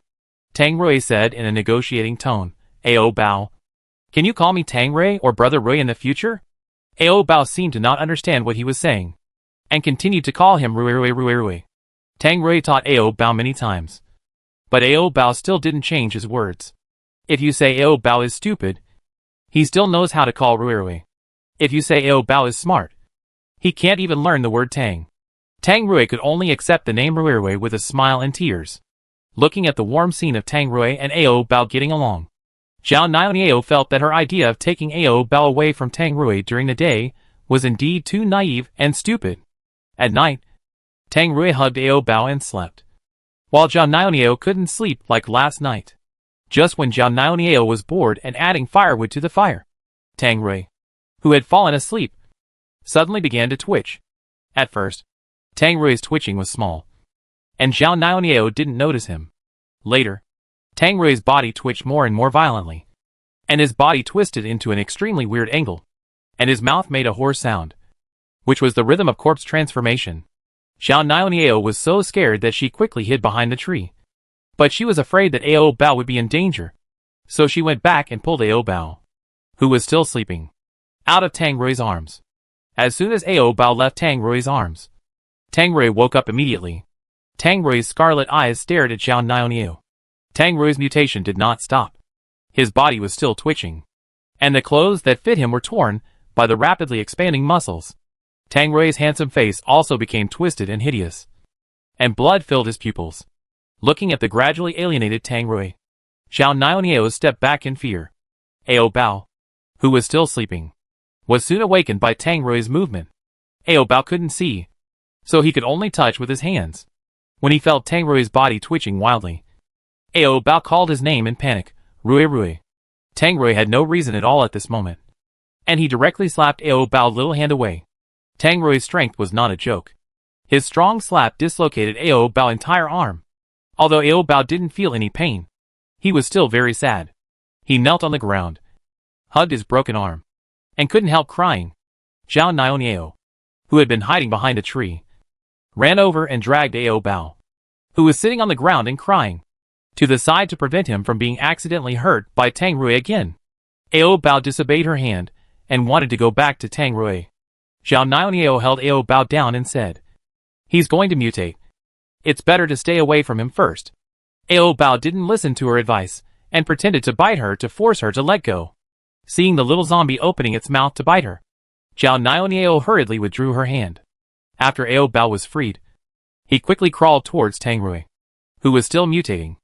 Ao Bao used his other intact arm to crawl to Tang Rui little by little, and stretched out his hand for him to hug him. Ruirui. Ah! Tang Rui was undergoing a painful mutation process. The pain made his mind blank, making him irritable and fierce, and losing his mind. Tang Rui also pushed away the cute creature who was asking for a hug. Ao Bao rolled on the ground several times and almost fell into the ditch. At this time, Xiao Niao came over quickly and pulled Ao Bao behind the tree again, saying, Tang Rui is out of control now. If you go over there again, he might kill you. After hearing what Xiao Niao said, Ao Bao tears fell down. Ruirui would actually kill himself. Tang Rui twitched for about half an hour, and finally fell to the ground as if he had lost his strength and was motionless. Even though Tang Rui was motionless now, Ao Bao still didn't dare to get close to him. Instead, Xiao Niao walked over first and kicked Tang Rui with her foot. Tang Rui's appearance is returned to normal now. Except for his clothes being torn. Everything has returned to calm. As if the mutation just now had never happened. Seeing that Tang Rui did not mutate into a zombie, Xiao Niao breathed a sigh of relief. Then Xiao Niao brought Ao Bao out from behind the tree. Xiao Niao was helpless about Ao Bao's dislocated arm, because she had never reattached bones for others. Ao Bao might be scared. So he didn't dare to go back to Tang Rui. So he sat alone by the fire, and was in a daze all night. The next day, when Tang Rui woke up, he saw Ao Bao sleeping on Xiao Niao's body. Tang Rui immediately went forward angrily, and took Ao Bao back. Xiao Niao was woken up. She yawned and looked at Tang Rui, who was staring at her, and said, "You are lucky not to have turned into a zombie." Tang Rui didn't remember what happened last night at all. He was just curious about why Ao Bao went to sleep next to Xiao Niao, and why his clothes were torn. Tang Rui wanted to know what must have happened last night. So he asked, "What happened?" Xiao Niao recounted what happened last night to him. When Tang Rui learned that he had hurt Ao Bao, he regretted it so much that he wanted to slap himself a few times. After a while, Ao Bao woke up during their conversation. When he felt that he was held in Tang Rui's arms, Ao Bao was extremely excited and struggled to break free. After successfully breaking free from Tang Rui's arms, Ao Bao curled up on the ground and trembled, seeming to resist Tang Rui's closeness. Looking at Ao Bao's broken arm, Tang Rui could understand why Ao Bao suddenly rejected him. Tang Rui said with regret and apology, "Ao Bao, I'm sorry. I don't remember what happened last night. And I didn't mean to hurt you." Ao Bao felt very wronged and couldn't help crying. Woo! Tang Rui was also very anxious when he saw Ao Bao crying. Then he seemed to have thought of something, and quickly took out a piece of candy from the little bear's backpack, peeled off the outer packaging, and stuffed it into Ao Bao's mouth. After Ao Bao ate the candy, his crying stopped successfully. Tang Rui took the opportunity to get closer, hugged Ao Bao again, and helped Ao Bao restore his dislocated little arm. Although the bones were restored, there were still traces of bruises and redness on Ao Bao's little arm. Tang Rui kissed Ao Bao's swollen little arm several times with heartache. He couldn't believe that he would lose control and hurt Ao Bao last night. Ao Bao was obviously the person he wanted to protect at the cost of his life. But in the end, he was hurt by himself. "Ao Bao, if I hurt you again in the future, just kill me." Tang Rui said this very decisively. Xiao Niao was shocked after hearing this. She was moved by this man again. Tang Rui might not say those cheesy love words, but every word he said to Ao Bao was sincere. Xiao Niao could guarantee this because she could hear what Tang Rui was thinking. And Ao Bao's fear of Tang Rui soon disappeared, and the two reconciled. Ao Bao hugged Tang Rui's neck, holding a lollipop in his mouth, and called in a milky voice, "Rui Rui." Seeing that Ao Bao no longer rejected him, Tang Rui was also very happy, and kissed him on his forehead again and again. Ao Bao. The light bulb Xiao Niao next to him couldn't help but want to shine. So she broke the sweetness of the two of them, and asked Tang Rui, "What happened to you last night?" Xiao Niao thought he would become a corpse. After all, Tang Rui's symptoms last night looked like he was about to mutate. But he didn't expect Tang Rui to stand in front of him normally now. Tang Rui was not very clear about this matter. But he had his own guess. Maybe after being bitten by a zombie, the zombie virus broke out. But then the virus was suppressed by the superpowers of my body. Xiao Niao was even more confused now. "But you said before that you were originally a zombie. Since you are already a zombie, why are you still affected by the zombie virus?" Tang Rui had never thought about this question before. Now that he thought about it carefully, it was indeed contradictory, and there were many doubts. Because Tang Rui had been bitten by a zombie before, and he had no sense of pain. He always thought he was a high-level zombie. Xiao Niao felt that the man in front of her was not simple. And she boldly guessed, "Do you have antibodies to the zombie virus in your body?" Ao Bao drank so much blood from Tang Rui. If Tang Rui really had antibodies, then Ao Bao would have turned back into a normal human being long ago. But we cannot completely deny Xiao Niao's point of view. Perhaps what she said makes sense. Because every time Ao Bao drank Tang Rui's blood or ate Tang Rui's meat, his skin would become whiter, tenderer and more elastic, and he would look more like a human being. This also proves why Ao Bao, who is obviously a low-level zombie, has not rotted at all. It is very likely that there are antibodies in Tang Rui's flesh and blood. Otherwise Ao Bao would have rotted long ago. Xiao Niao felt that her guess must be correct. So she clapped her hands excitedly. If there is really an antibody, then mankind will be saved. Tang Rui poured a basin of ice water on her. If there is really an antibody, I will give all my meat to Ao Bao to eat.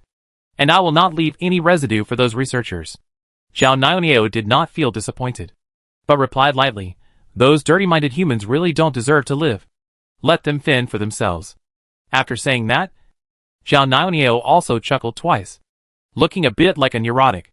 Ao Bao immediately refused when he heard that Rui wanted to leave all the meat for himself. He couldn't eat Tang Rui's meat. He hoped that Tang Rui could live well. Although they couldn't speak the same language, Tang Rui could understand that Ao Bao was worried about him. Tang Rui was also very happy that he had a place in Ao Bao's heart. Tang Rui was more determined in his thoughts. Ao Bao, I don't want my body to be taken by others for research. I just hope that my meat can go into your stomach. So if I die in the future, you will eat me. Tang Rui's words would be crazy in a peaceful era. But in the end times, these words are very normal. It was not the first time that Ao Bao heard Tang Rui say this. But Ao Bao really couldn't eat it. He would never eat this man who protected him with his life. Ao Bao rubbed his body sadly in Tang Rui's arms. Rui. Tang Rui wiped his tears and said softly, don't worry. I'm still reluctant to die. If he died, no one would protect Ao Bao. And Ao Bao would definitely be bullied by others. So he would not die so soon. Hearing Tang Rui say this, Ao Bao felt much better. Then Ao Bao took out the candy that he had been sucking in his mouth for a long time and fed it to Tang Rui.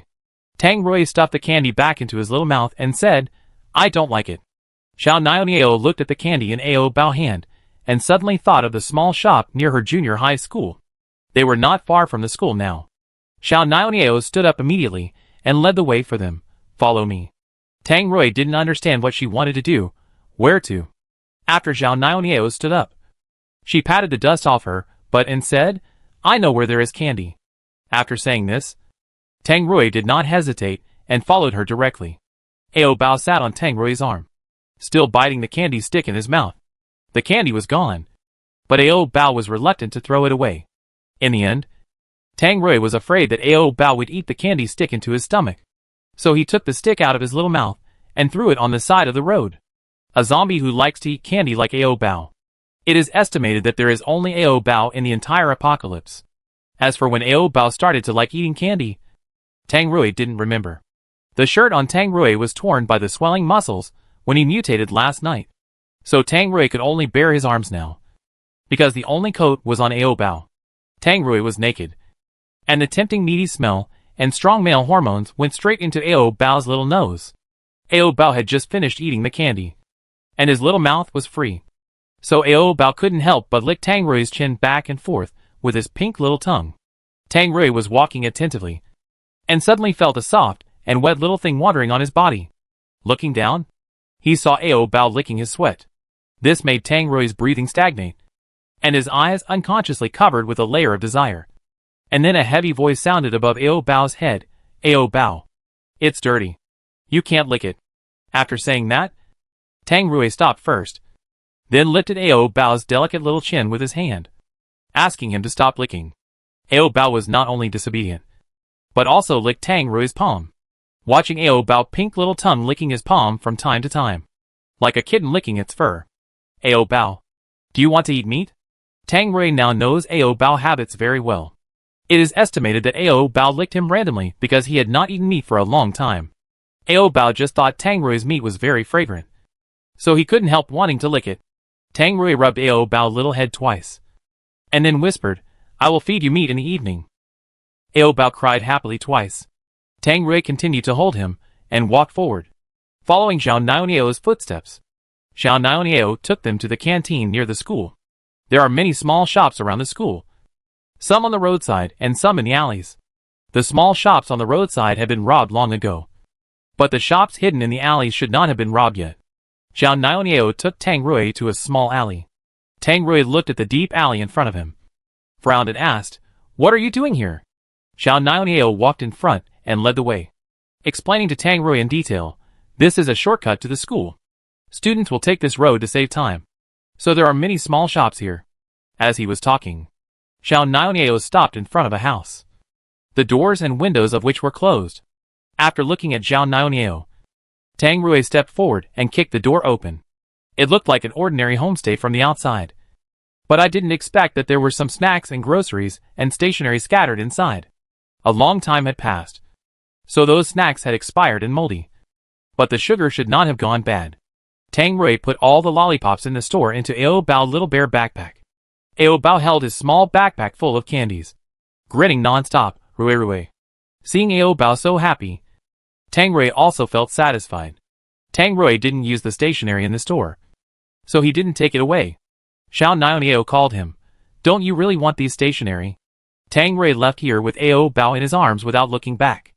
After all, in the end times, you can't even fill your stomach, so how can you have the leisure to write? Xiao Niao put all the stationery into her backpack. She felt that the end times were too boring. There were no electronic devices to play with, so she could only rely on writing and drawing to pass the time. After packing the stationery, Xiao Niao hurried to catch up with Tang Rui. Then they came to the street to walk around. There were basically no survivors in this small town. The surroundings were desolate and silent. There was no sign of life at all, which made people feel depressed and desperate. Looking at the dead silence around, Xiao Niao was a little flustered. She couldn't help but move closer to Tang Rui and said something very rude. Can I hold Ao Bao?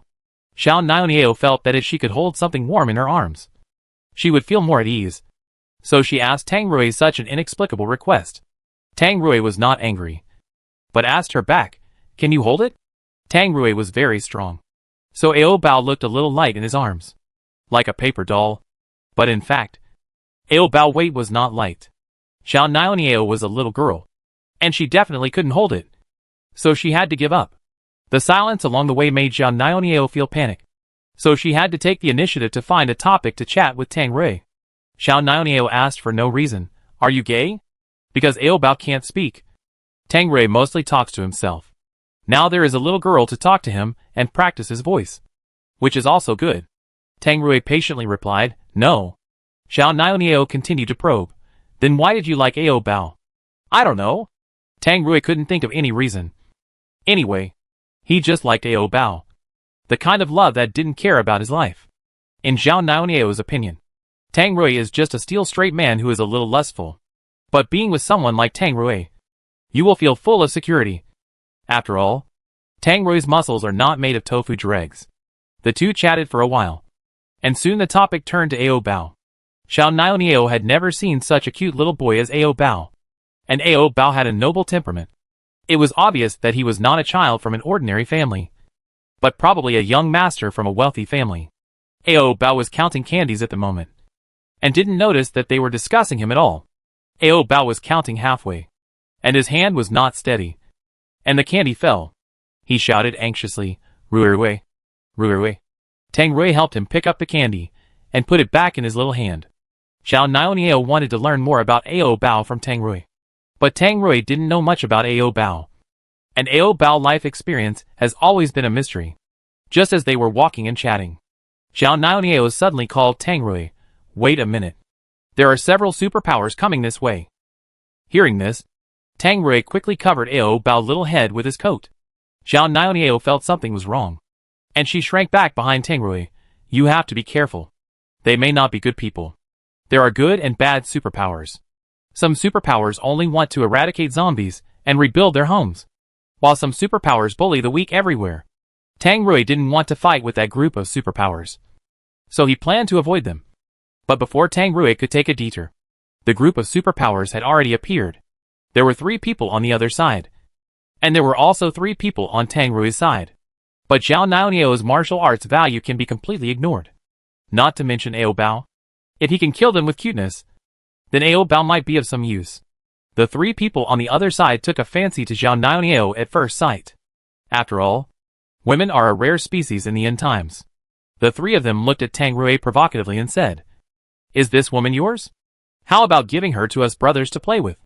Xiao Niao pulled Tang Rui's sleeves in fear and whispered, don't give me to them. Please. Xiao Niao would rather be abused by Tang Rui than by those ugly ghosts. Tang Rui is not a coward. How could he endure such a naked provocation? Tang Rui looked at them and said word by word, I lack crystal cores. Originally, Tang Rui did not intend to fight them. But when he thought that Ao Bao needed crystal cores to help evolve, Tang Rui did not hesitate. Tang Rui put Ao Bao down, let him sit on the stone pier by the roadside, and told him, Ao Bao, wait until you count the candies. I will come to hug you. Rui. Ao Bao wanted to grab Tang Rui's arm that was about to withdraw. But Ao Bao did not catch it. And Tang Rui had already run to fight with those people. Hearing the sound of fighting, Ao Bao was very anxious. So he wanted to follow the sound and find Tang Rui. Xiao Niao walked up to him, grabbed him and said, Ao Bao, don't make trouble. Tang Rui is very strong. He will be fine. Ao Bao knew that he was useless and couldn't help. So he had to sit down and continue counting candies, with Xiao Niao helping to look after Ao Bao. Tang Rui had nothing to worry about and just focused on fighting. Tang Rui was indeed very strong. But there were 3 people on the opposite side, and all 3 of them were strong. Xiao Niao watched the battle from the side. Watching Tang Rui fight harder and harder, she knew that this battle was bound to be lost. Xiao Niao had to use her special ability to help distract the attention of the 3 people. She shouted loudly at them. The ugliest one. You bled last night. Right? And the thin one. You are actually a homosexual. And the short one. You like to wear skirts and have a cross-dressing fetish. Xiao Niao's words successfully attracted the attention of the 3 people. Just when the 3 of them were stunned, Tang Rui knocked them all down with one punch. Tang Rui took away the crystal cores in their brains and returned to Ao Bao. Xiao Niao said to Tang Rui proudly, I helped you this time. How should you thank me? Tang Rui picked up Ao Bao, and then gave Xiao Niao a piece of crystal core with brain matter. This is your reward. Xiao Niao returned the crystal core to him with a look of disgust. What a disgusting thing. I don't want it. Just give me Ao Bao a kiss. Tang Rui just carried Ao Bao and left, not paying any attention to her at all. Xiao Niao followed him and asked, Don't you want the human flesh? Tang Rui replied indifferently. Ao Bao, just eat my flesh. After eating human flesh, Ao Bao mouth will have a fishy smell. And Ao Bao must slowly get rid of human flesh now. Otherwise, there will be so many survivors' flesh in the apocalypse that Ao Bao can eat. At night, Tang Rui washed all the crystal cores and gave them to Ao Bao. But Ao Bao seemed to reject these crystal cores. As soon as he ate them, he vomited them out again. Tang Rui fed Ao Bao several times again, but he vomited them out every time. Maybe the crystal cores of the superpowers are incompatible with the virus in Ao Bao body, so he couldn't swallow them. In this way, these crystal cores are of no use to Ao Bao. Tang Rui had to put the crystal cores away first and find more zombie crystal cores for Ao Bao later. In addition, Tang Rui did not forget what he promised Ao Bao during the day. So he asked Ao Bao directly in front of Xiao Niao, Are you hungry? Do you want to eat meat? Tang Rui just asked this question, and Ao Bao's mouth was dripping with glittering saliva, because Ao Bao hadn't eaten meat for a long time. He was really greedy. Tang Rui smiled and wiped the saliva from Ao Bao's mouth, and then kissed him on the mouth. Ao Bao had eaten several lollipops before, and now his mouth was full of sweetness. This sweet smell made Tang Rui want to absorb more. Soon, the 2 of them kissed passionately in front of Xiao Niao. Although Xiao Niao was not very old, she had been through a lot in the apocalypse, so she didn't feel shy and just watched them kiss openly. Tang Rui's kissing skills were very immature, without any skills to speak of, just sucking on Ao Bao's little mouth instinctively.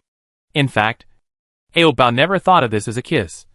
He always thought that Tang Rui took the initiative to put the meat into his mouth for him to taste. Xiao Niao had seen many kissing scenes in idol dramas. The kissing scenes of the male and female protagonists were very beautiful, but the kissing of the 2 people in front of her was like eating each other's flesh. Although the 2 of them had no skills in kissing, they were both very beautiful, so it was generally pleasing to the eye. Xiao Niao was like a spectator, watching them intently from the side, and the 2 protagonists seemed to have forgotten her existence. Ao Bao was a zombie. He didn't breathe, didn't pant, and didn't feel red in the face. But this time Ao Bao seemed to have some feelings. He was kissed by Tang Rui's clumsy kissing skills, and his eyes became blurred. Tang Rui was careless, and didn't notice this slight change in Ao Bao.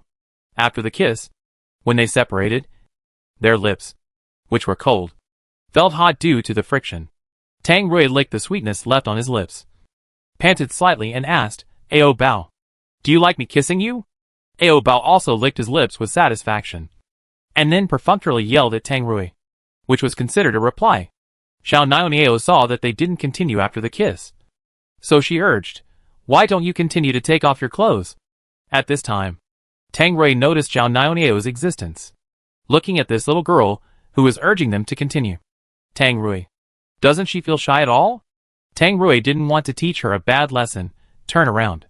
No. I want to see. After saying that, Xiao Niao also mischievously stuck out her tongue at Tang Rui. Tang Rui couldn't let Ao Bao's body be seen by others, so he forced Xiao Niao to turn around and not peek. Xiao Niao was still unwilling, and directly retorted, "What's there to be shy about? You grown man? What's wrong with me taking a look? Look at Ao Bao. He doesn't feel ashamed. What are you ashamed of?" Tang Rui lowered his head and looked into his arms. Ao Bao was lifting his skirt to play, and his panties were exposed. Ao Bao really had no sense of shame. Tang Rui quickly put down Ao Bao's skirt, and Xiao Niao would see Xiao Xiu later. In the end, Xiao Niao still succumbed to Tang Rui's strength and turned around obediently. She couldn't see the picture, so she could only listen to the sound.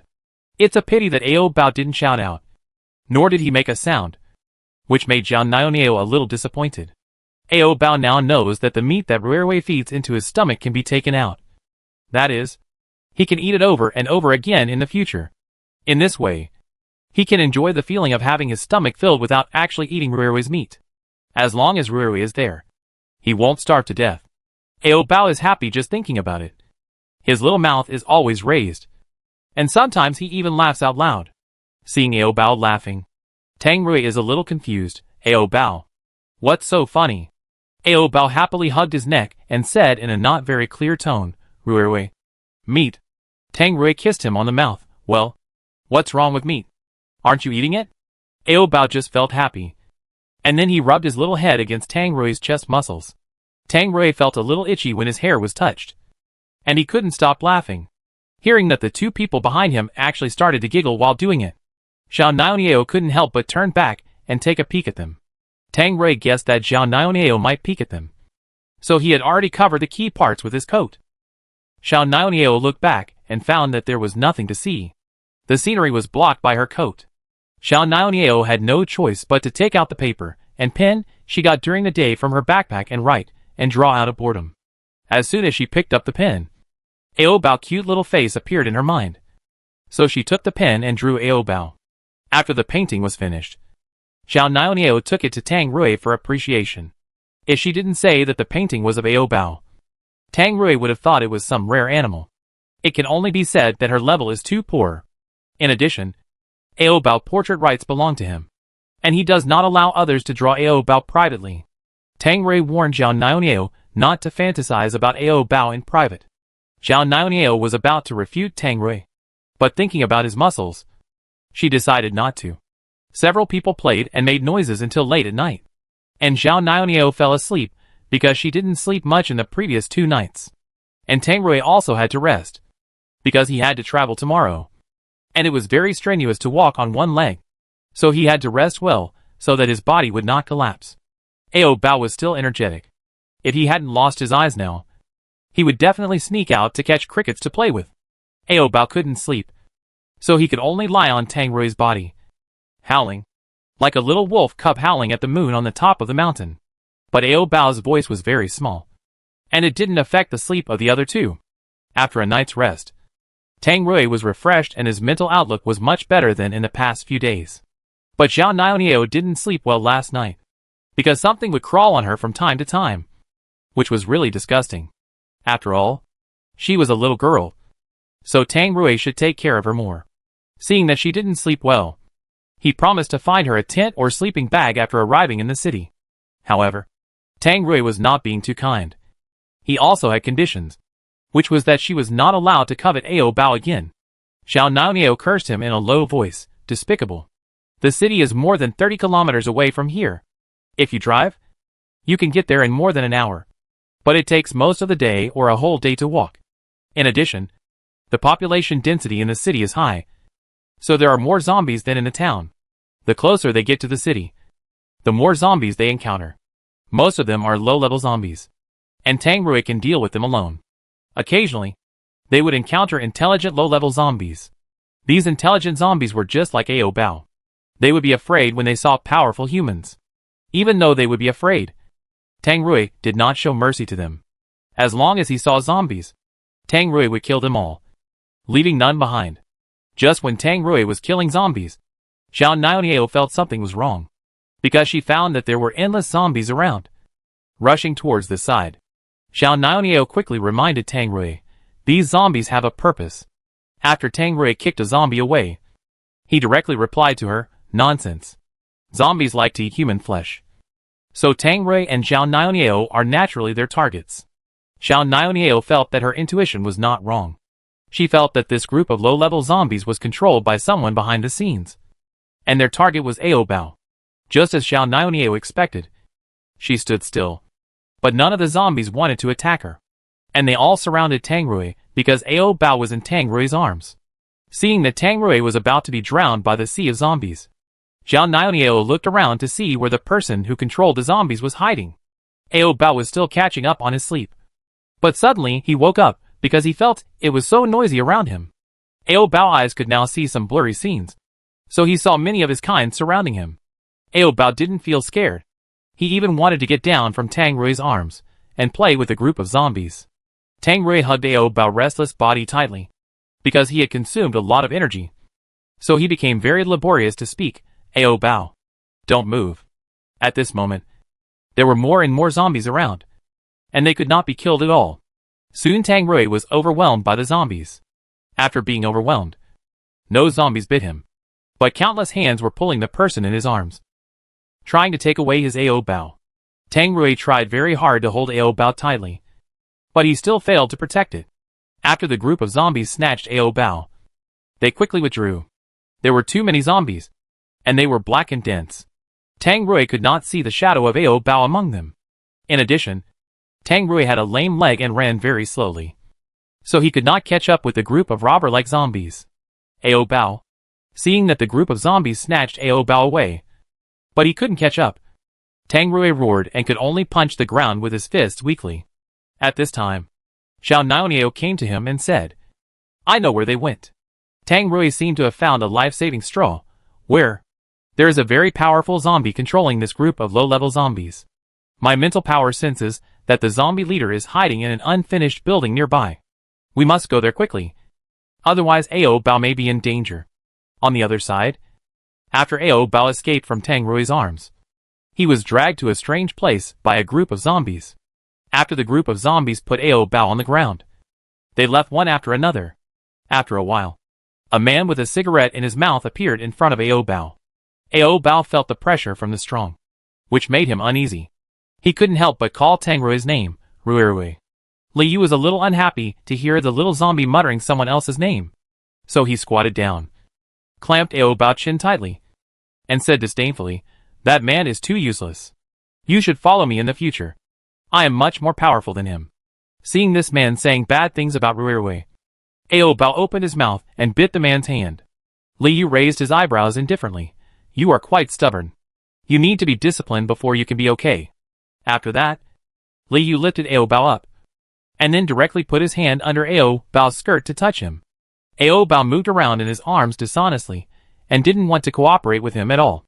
Li Yu wanted to use his superpowers to control Ao Bao's brain, so that this little zombie would be honest and obey him obediently.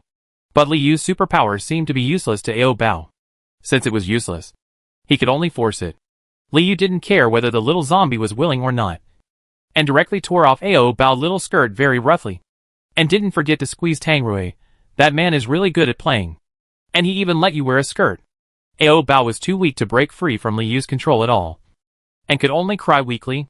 Seeing that Li Yu was about to tear his underwear, Ao Bao immediately escaped from his arms with all his strength. Ao Bao saw a brick next to him with his blurred vision. Ao Bao picked up the brick and hit Li Yu on the head with force. But a brick could not kill a high-level zombie, and Ao Bao's action completely irritated Li Yu. Li Yu grabbed Ao Bao's white and thin legs and dragged him back to his side. You are smarter than I thought, and you know how to hit people. Li Yu did not hesitate. With a strong pull, The hand-sewn underwear on Ao Bao was torn. Just when Li Yu was about to invade Ao Bao's body, Tang Rui and Zhao Niao came over. Seeing Ao Bao being pressed to the ground naked by the man, Tang Rui rushed forward angrily. "You are looking for death." Li Yu was very calm about Tang Rui's intimidation. He calmly stuffed the big guy he had just taken out back into his crotch, and then said regretfully, "I didn't expect you to come so soon. What a pity. I haven't even started playing yet." When Ao Bao saw Rui coming, he quickly got up from the ground and trotted back to Tang Rui. Tang Rui opened his arms and hugged his lost treasure. Zhao Niao, who was next to him, saw that Ao Bao had no clothes on. So she took off her coat and put it on Ao Bao, and whispered to Tang Rui, "Since Ao Bao is back, let's go quickly." Li Yu smiled contemptuously. "Still want to run? Huh? Are you sure you can run away?" After saying that, Li Yu snapped his fingers, and countless zombies rushed into the unfinished building in an instant, surrounding the three of them. Faced with so many zombies, Zhao Niao trembled as she spoke. "Tang Rui, what should we do? What should we do?" Tang Rui took out several superpower crystal cores he had obtained from his backpack, stuffed them all into his mouth, and swallowed them. Then Tang Rui handed Ao Bao to Zhao Niao. "These zombies are targeting me. You take Ao Bao to the side first." Zhao Niao decisively abandoned Tang Rui and rushed out of the zombie encirclement with Ao Bao. Li Yu looked at Tang Rui and said sarcastically, "You useless waste. Why don't you run with them?" Tang Rui had no intention of running from the beginning. Today, he had to tear the man who tried to defile Ao Bao to pieces. Facing Tang Rui's hateful eyes, Li Yu felt that he was overestimating himself. "It's not that easy to kill me. After all, you can't even beat these minions." Tang Rui didn't waste any more words. He first dealt with the low-level zombies that surrounded him. Now all the zombies in the city have gathered here. A huge crowd. It's impossible to kill them all. Zhao Niao, who was hiding nearby, felt that Tang Rui's chances of winning were very slim. Zhao Niao looked at Ao Bao and said, "Why don't we run first and ignore Tang Rui?" Ao Bao refused to leave. He even wanted to go up to help Tang Rui. Fortunately, Ao Bao was finally pulled back by Zhao Niao. Seeing that Ao Bao was unwilling to leave Tang Rui, Zhao Niao could only stay miserably, hiding behind the pillar to cheer Tang Rui up. I thought Tang Rui could hold on for a while. But after a while, Tang Rui was overwhelmed by the group of low-level zombies. Zhao Niao guessed that Tang Rui should have been dismembered. Tang Rui was already dead. Zhao Niao was going to pull Ao Bao away quickly. At this time, she suddenly felt the breath of another strong man. This breath was stronger than Tang Rui and Li Yu's breath combined. Zhao Niao thought that a third strongman had appeared.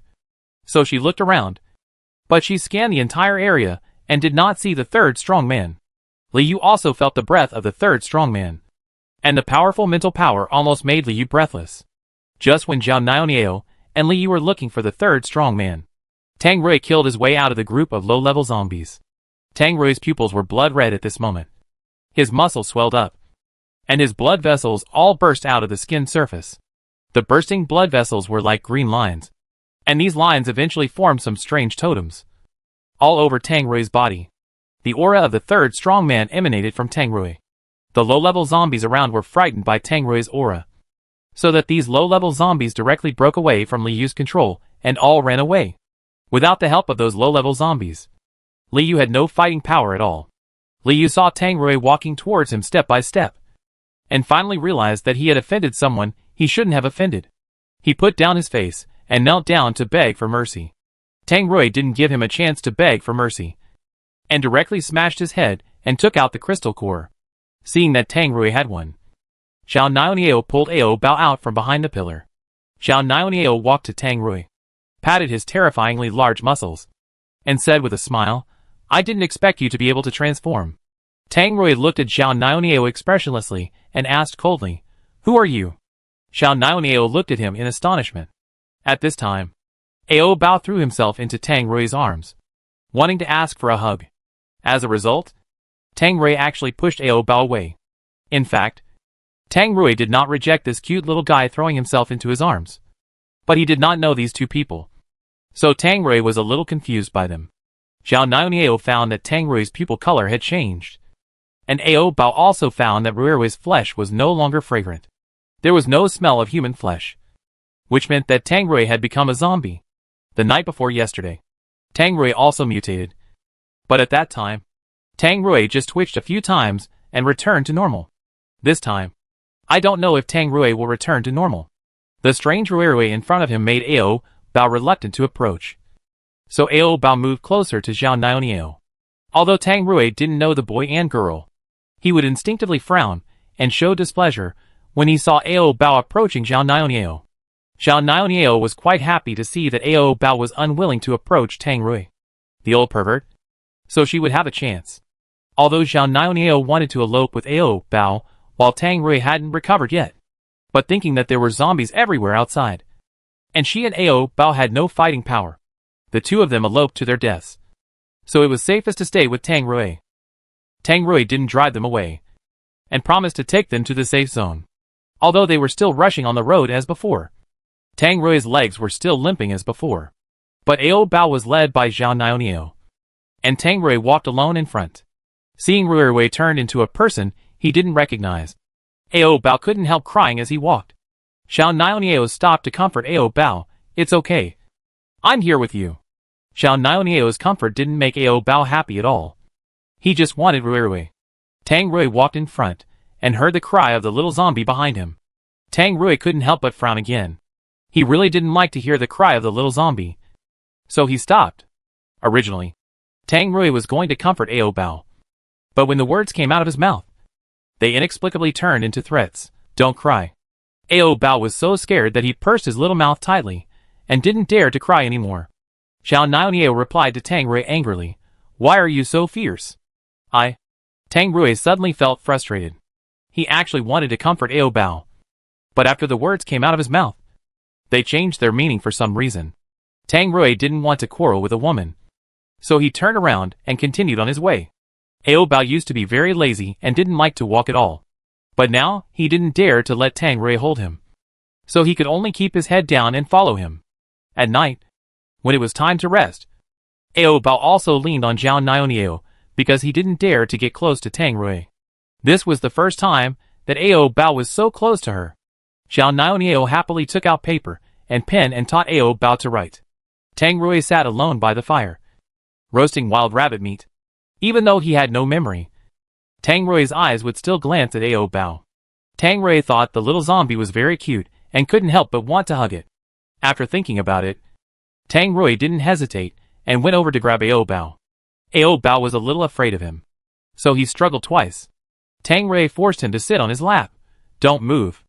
Ao Bao didn't dare to move and sat on his lap obediently. Tang Rui's body became stronger after the transformation, and Ao Bao looked even smaller in his arms. Zhao Niao saw that Tang Rui had forcibly abducted Ao Bao and whispered, "Humph. It's easy to change a country, but it's hard to change one's nature." Tang Rui didn't care about her nagging. His eyes were all on Ao Bao. Ao Bao was only wearing a coat now, and there was nothing inside, because the little skirt and panties were torn by Liu. Tang Rui lifted Ao Bao's coat with his big hands, stared at his little Ao Bao, and asked, "Why don't you wear pants inside?" Tang Rui also reached out to fiddle with Xiao Xiao, and seemed to be interested in this little thing. Ao Bao was afraid that Rui would uproot his Xiao Xiao, so his body couldn't stop shaking, and his little eyes looked at Tang Rui tremblingly. Seeing that the little zombie in his arms was shaking all the time, Tang Rui reached out and patted his little butt and asked, "Why are you shaking? Are you so afraid of me?" Tang Rui has always been very strong. Even if he hits with very light force, it still leaves a big and red slap mark on Ao Bao's little butt. Fortunately, Ao Bao has no sense of pain. Otherwise he will definitely be beaten to tears. Zhao Niao on the side felt that Tang Rui was becoming less and less human. Oh, no. He is not a human now. Ao Bao didn't dare to say anything, and kept lowering his little head and pouting his little mouth in grievance.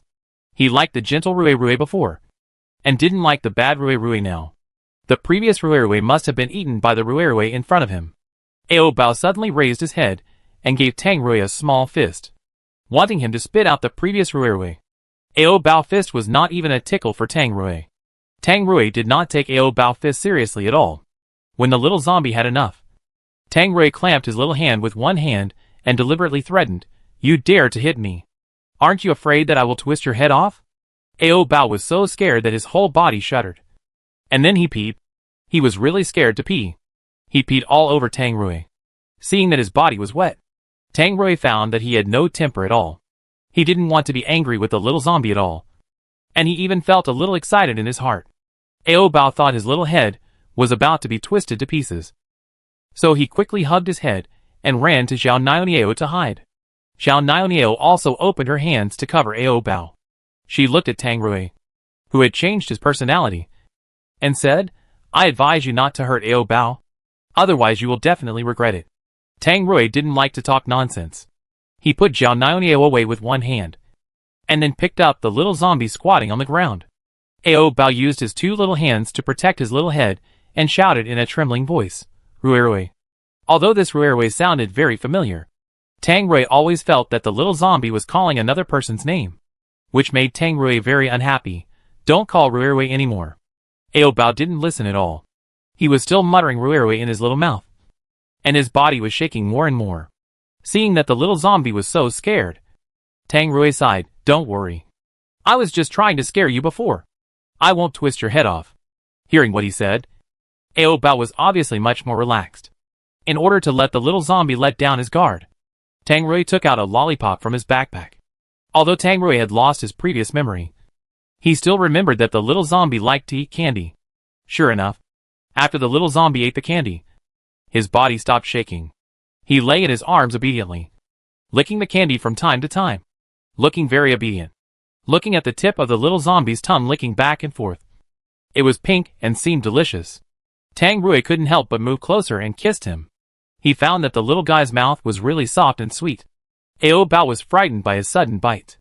But soon Ao Bao continued to eat candy, not caring at all that he was being flirted with. Tang Rui's attention was always on Ao Bao, and he almost forgot that there was a wild rabbit roasting on the fire, because it had not been turned over for a long time. The meat was almost roasted into charcoal. Tang Rui tore off the meat that was not burnt and fed it to the little zombie in his arms. Ao Bao had a small appetite, and he was almost full after eating a rabbit leg. After eating, Ao Bao collapsed directly in Tang Rui's arms, squinting his eyes, motionless. At this moment, Ao Bao seemed to have completely let down his guard against this bad Ruirui. And this bad Ruirui seemed to have a great interest in Ao Bao. Tang Rui's body responded to Ao Bao very honestly. After Tang Rui's mutation, his muscles also swelled up, becoming tight and strong. And each muscle was covered with bulging blue veins, which looked very scary. Moreover, not only did his muscles grow bigger, but even the thing below also swelled. And the current size was simply terrifying. If it were in the past, with such a big piece of meat to eat, Ao Bao might have been drooling with greed and wanted to taste it impatiently.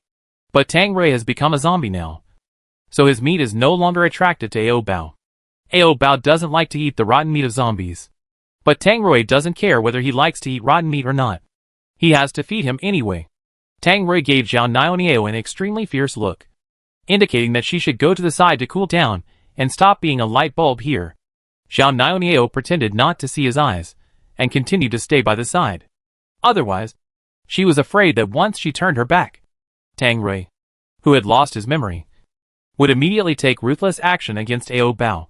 Since she wanted to see it so much, Tang Rui would not be polite to her. Then, Tang Rui grabbed Ao Bao's little mouth and sucked it like a hurricane. Xiao Niao. Even if he lost his memory, this man still couldn't kiss. She was really afraid that Ao Bao would be sucked into Tang Rui's stomach.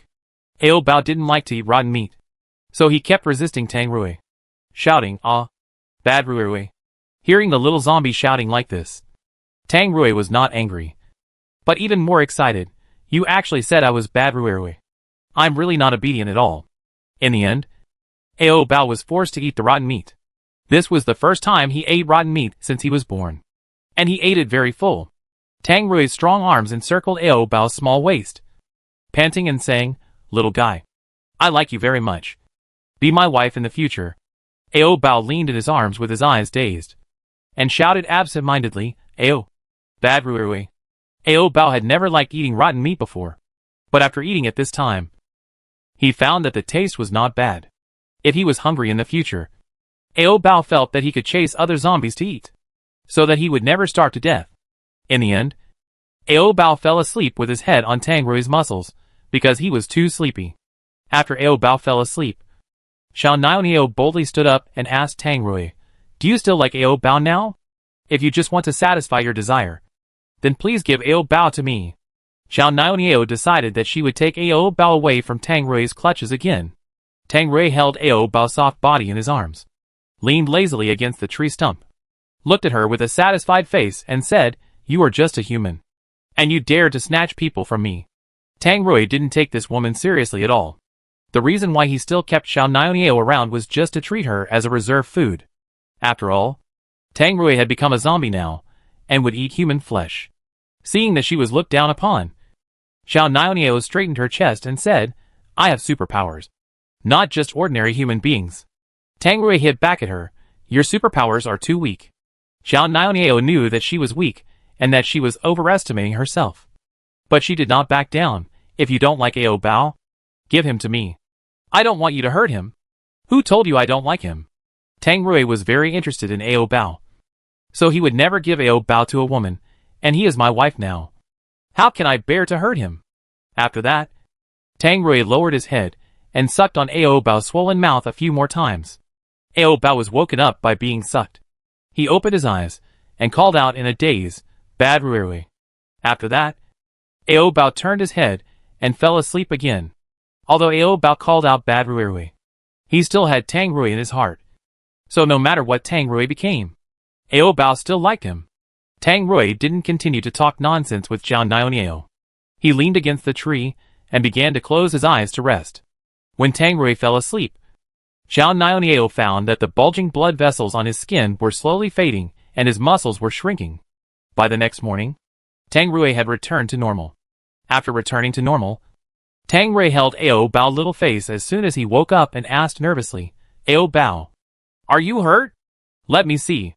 After that, Tang Rui began to check Ao Bao's body.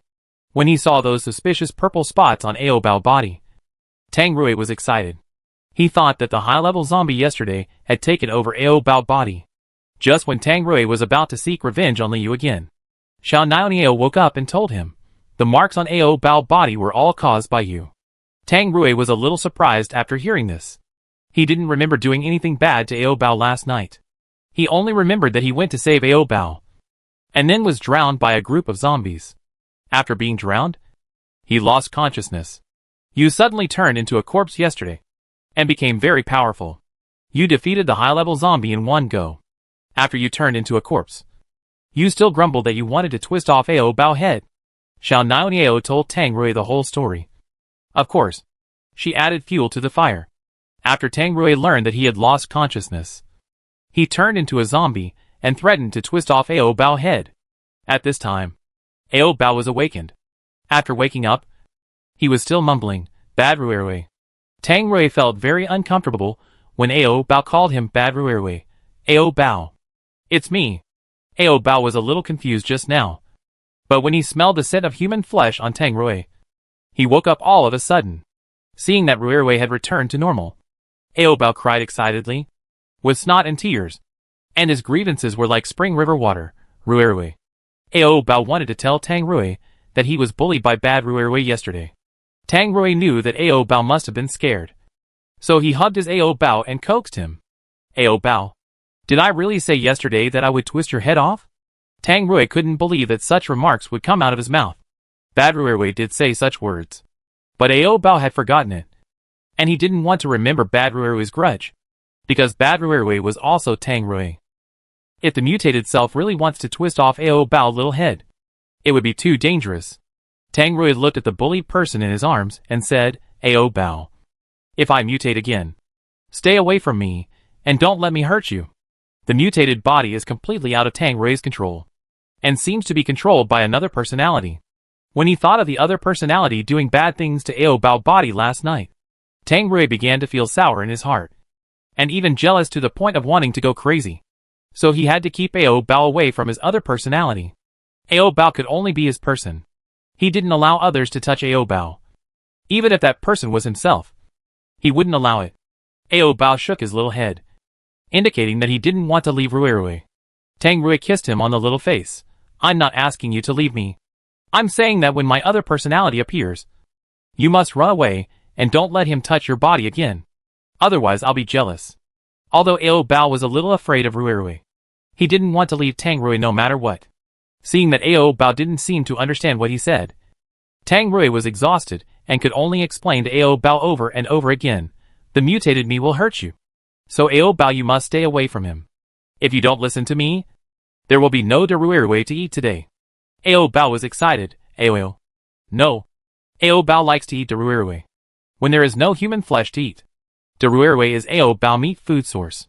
If it is cut off, Ao Bao will throw a tantrum. If you want to eat meat, then you must be obedient and stay away from my other personality. Understand? The reason for keeping Ao Bao away, in addition to not wanting his other personality to hurt Ao Bao, Tang Rui was most afraid that Ao Bao would fall in love with his other personality. Tang Rui didn't want this to happen, because it would be as if Ao Bao fell in love with another person. Tang Rui was particularly worried. He hugged Ao Bao waist tightly and whispered, Ao Bao, you can't fall in love with others. You are mine. Ao Bao only likes Tang Rui, but he also likes Bad Ruirui, because Bad Ruirui is Tang Rui. But Tang Rui didn't think so. In short, he had to find a way to make Ao Bao hate his other personality. Tang Rui looked at Zhao Niao, who was combing her ponytail next to him. After I mutate, you take Ao Bao and hide. Zhao Niao took a rubber band to tie up her hair and asked, when will you mutate? I don't know. Anyway, as soon as I mutate, you take Ao Bao away, and I will find you when I wake up. Tang Rui was not very clear about the reason for his mutation, let alone when the next mutation would happen, but he had to take precautions in advance. Zhao Niao was of course willing to run away with Ao Bao. She had wanted to do this a long time ago. Now that she had Tang Rui's personal approval, Zhao Niao wished that he would mutate immediately. Tang Rui was also very clear about Zhao Niao's little thoughts. So he warned her, if you dare to run away with Ao Bao and never come back, then I will definitely. Before he finished speaking, Zhao Niao said first, you must kill me. Right? I know. I won't take Ao Bao too far away. After all, without your protection, Ao Bao and I won't live long in the end times. Zhao Niao was still somewhat self-aware. She was not that stupid. Tang Rui was still not at ease, and said, it's better to leave some marks for me so that I can find you. After Zhao Niao tied her double ponytails, she shook the two braids and replied perfunctorily, I know. Tang Rui was busy talking to Zhao Niao, and did not ask Ao Bao opinion. Ao Bao was unwilling to be lonely and cried beside him, Ruirui. Ao. Tang Rui put his eyes back on Ao Bao, rubbed his little head and said, Ao Bao, you have to be obedient. After saying this, Tang Rui found that Ao Bao's eyes could be fully focused. Before, I was only thinking about the mutation, and I forgot to think about Ao Bao's eyes. Tang Rui took his hand and shook it in front of Ao Bao. Can you see it? Ao Bao grabbed his big hand very accurately, and stretched out his little tongue and licked his palm a few times. This should be able to see it. Although Ao Bao's vision is much better than a few days ago, it is still not fully recovered. There is still a little blood stasis on his eyeball. It will take a few more days for it to recover. Low-level zombies have no self-healing ability, but the recovery ability of intermediate and high-level zombies is super strong. Even stronger than that of humans. The highest level ultimate zombies even have the ability to regenerate. But Tang Rui and his team have not encountered the ultimate zombies yet. Ao Bao's self-healing function must rely on eating Tang Rui's flesh and blood. So Ao Bao is still a low-level zombie now. Tang Rui found it very strange. He used to feed Ao Bao with human flesh. But why couldn't Ao Bao evolve? Could it be that Ao Bao is too lazy and rarely goes to experience, so he can't level up?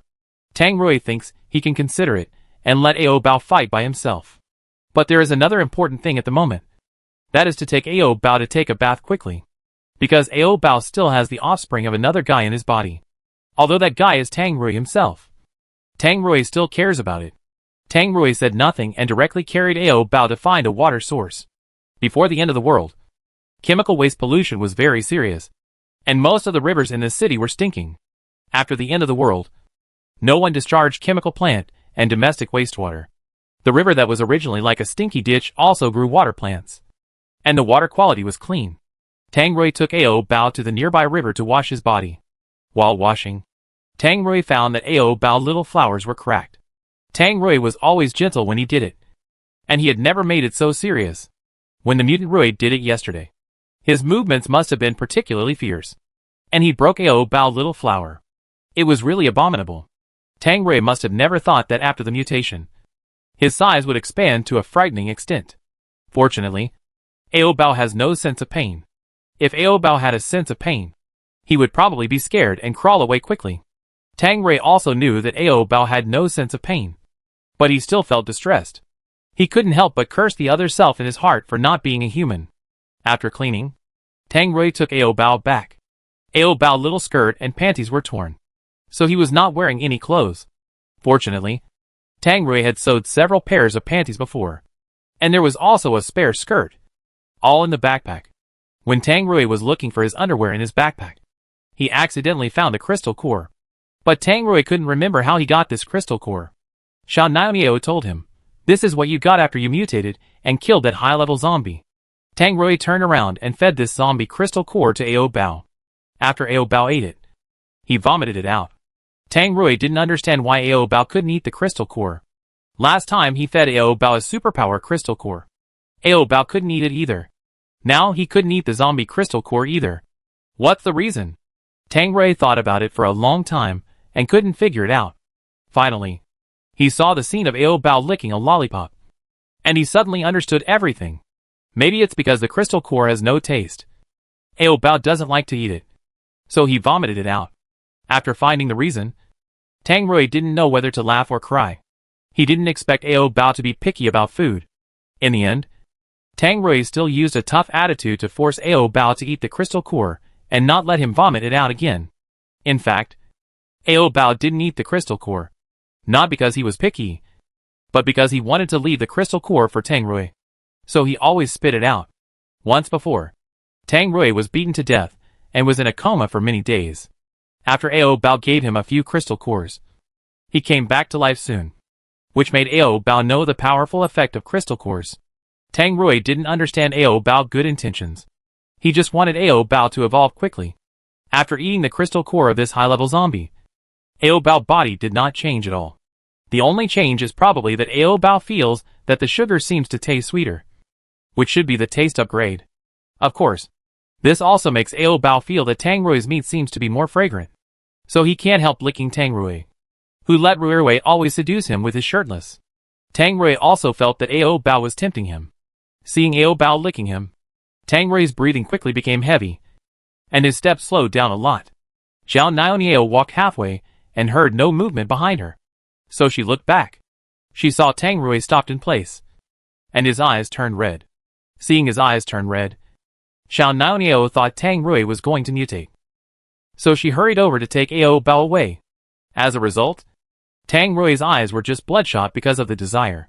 Finding that Tang Rui did not mutate, Xiao Niao breathed a sigh of relief, and then said with disdain, "It's broad daylight. Why are you in heat?" Tang Rui was also forced by Ao Bao. He walked all the way, and Ao Bao licked him all the way. How could Tang Rui bear it? Xiao Niao looked at his strong chest, which was covered with Ao Bao's saliva, and said, "Hurry up and find some clothes to wear. We'll talk about it later." He likes Ao Bao to lick him. If he puts on clothes, Ao Bao can't lick him anymore. Right? Xiao Niao saw through Tang Rui's thoughts, and couldn't help but click his tongue twice. Tang Rui had already gotten used to Xiao Niao's weird attitude, and he was too lazy to argue with a girl like her. Although Tang Rui liked to let Ao Bao lick him shirtless, he still had to find clothes to wear. Otherwise his body might get frozen. The main reason was that the temperature in the apocalypse was very unstable. It might be too hot to wear short sleeves in the morning, and too cold to wear a down jacket in the afternoon. Afterwards, Tang Rui found a set of uniforms, which was just the right size. After putting them on, he looked straight, as if they were tailor-made. It was a pity that Ao Bao didn't appreciate it. He never thought his old man was handsome. He only knew that Rui's meat was fragrant and big, and he could be full after eating one. Xiao Niao, who was standing next to him, had to admit that Tang Rui looked decent after putting on his uniform, but his handsome appearance could not cover up his dirty heart. After Tang Rui adjusted his collar and sleeves, he picked up Ao Bao again, because Tang Rui had put on his clothes. Ao Bao could no longer lick him. Without this pleasure, Ao Bao could only rest his head on Tang Rui's shoulder listlessly, looking very listless. Seeing this, Tang Rui tore open his collar, revealing his protruding Adam's apple and his entire neck. Ao Bao instantly became energetic and stretched out his little tongue to lick his Adam's apple. Since the taste was upgraded, Ao Bao felt that Rui's flesh was getting more and more fragrant. Seeing that Ao Bao had a strong appetite for his flesh, Tang Rui was also happy. However, Ao Bao kept licking like this, which made it impossible for him to concentrate on walking. So he had to stop and rest halfway. After stopping, Xiao Niao found that Tang Rui's tent was propped up high. He was indeed a beast. Tang Rui found a place to sit down, and then panted heavily. He really couldn't stand the teasing at all. Ao Bao didn't find anything wrong with him yet, and continued to lick his Adam's apple. Tang Rui took a few deep breaths to relieve his desire. But it didn't work. It's not good to do that kind of thing in broad daylight. And they have to hurry on the road. So they don't have that much time to delay on the road. So in order to prevent Ao Bao from licking like this, Tang Rui stuffed a lollipop into Ao Bao's mouth. After eating the candy, Ao Bao instantly calmed down. Xiao Niao stood aside, holding a map and said, "There is a busy area ahead. There must be a lot of zombies." Tang Rui responded calmly, "Yeah." The zombies he had killed could already be piled up into a mountain. So even if he encountered more zombies, it would not cause any ripples on Tang Rui's face. Seeing that Tang Rui had no intention of taking a detour, Xiao Niao reminded him, "There may be a lot of zombies. Why not take another route to go around? There are many shops in the bustling area, and the supplies must be abundant. It would be a waste not to search for them." Tang Rui rubbed Ao Bao's little head and said to Xiao Niao, "I want to find some suitable clothes for Ao Bao." Xiao Niao also wanted to find some new clothes to wear. But there were so many zombies that it would definitely be dangerous. "Are you sure you want to go?" With Tang Rui's strength, he didn't need to take those low-level zombies seriously. It would be even better if he encountered a few mid-level zombies, because he especially needed crystal cores to help Ao Bao evolve. The bustling streets were almost full of zombies. If ordinary humans came here, they would be gnawed to the bone residue in just 1 second. Although Tang Rui was leading the way, Xiao Niao was still afraid, because there were too many zombies. Tang Rui could not handle them with one hand, so he put down Ao Bao in his arms. Tang Rui turned his head and looked at the trembling Xiao Niao and said, "Hold Ao Bao tightly." Normally, Tang Rui would never let others hold Ao Bao's hand, but now was not the time to care so much. Xiao Niao directly hugged Ao Bao in her arms, so that she would feel a little safer. Xiao Niao had taken care of Ao Bao several times before, so Ao Bao and Xiao Niao had a relatively close relationship. Ao Bao was a good zombie who knew how to be grateful. When he saw a zombie trying to sneak attack Xiao Niao, Ao Bao rushed over and fought with the zombie. Seeing Ao Bao blocking zombies for her, Xiao Niao was very moved. After Tang Rui killed almost all the zombies on the street, he looked back and saw Ao Bao fighting with a low-level zombie. Ao Bao was smarter than the low-level zombie, but not as strong as the low-level zombie, so Ao Bao was at a disadvantage. After seeing this, Tang Rui walked over quickly, picked up Ao Bao, and kicked the low-level zombie away. Seeing Ao Bao's white and tender face was scratched, Tang Rui kissed him on the face distressfully. Tang Rui couldn't bear to see Ao Bao get hurt at all. Ao Bao didn't care much about his injury. He just wanted to seek revenge on the low-level zombie just now. And the low-level zombie just now was just kicked away by Tang Rui, and was not dead yet. So Ao Bao pointed at the low-level zombie and shouted, "Rui. Ao." Tang Rui would definitely not spare the zombie that bullied Ao Bao. But this low-level zombie had other uses. So Tang Rui did not rush to kill him, but just tied him up with a rope. Xiao Niao didn't understand why Tang Rui didn't kill the zombie directly. "Why did you tie him up?" Tang Rui replied, "Use him to train Ao Bao." Tang Rui had to let Ao Bao develop. Without the ability to protect himself, he wouldn't be able to survive for long in the apocalypse. Tang Rui couldn't stay by Ao Bao's side all the time. He might have to leave. If he left, Ao Bao, who had no strength, would definitely be bullied. Xiao Niao felt that it was completely unnecessary, because Ao Bao's small arms and legs could not deal explosive damage no matter how much training he did. Ao Bao, on the other hand, had long wanted to improve his strength, so he rushed over bravely. The low-level zombie's hands were tied up, and it had no ability to fight back. Ao Bao successfully took the head. Ao Bao reached into the low-level zombie's head to find something, trying to find a crystal core. But how could a low-level zombie have a crystal core? Ao Bao found nothing, and could only return to Tang Rui in disappointment. Tang Rui used the water in the bottle to help Ao Bao wash the smelly brain on his hands and praised him. Ao Bao, who was praised, immediately became full of fighting spirit. He felt that he was already super powerful, and had the ability to protect Rui. So Ao Bao broke away from Tang Rui's arms, and ran happily to find other zombies to fight. Fortunately, Tang Rui pulled Ao Bao back in time. Otherwise he would definitely be bullied by other zombies. After pulling Ao Bao back, Tang Rui slapped him on the butt and said with a slightly stern expression, "You can't run around." Ao Bao pouted his little mouth in dissatisfaction and protested quietly, "Ao." When Zhao Niao saw Tang Rui actually hitting Ao Bao butt, she was immediately unhappy and stood up to confront Tang Rui. "Why do you always hit Ao Bao?" Tang Rui hit him lightly, and it was just for fun, not a hit at all. However, Zhao Niao's words successfully made Tang Rui frown. "You care too much." Zhao Niao always pays inexplicable attention to Ao Bao, and Ao Bao seems to have some feelings for this woman, because in the past, if Ao Bao saw a living person, he would have pounced on him and bit him. But Ao Bao seemed to have never bitten Zhao Niao. Could it be that Ao Bao fell in love with this woman? Tang Rui suddenly realized that this woman was his love rival. This made Tang Rui even more upset. So he slapped Ao Bao on the butt a few more times. After being slapped a few times for no reason, Ao Bao felt wronged. Rui bad. This is also a bad Rui.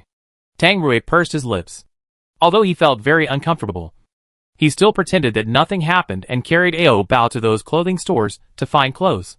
Most of the commercial streets are women's clothing stores, while there are slightly fewer men's clothing stores.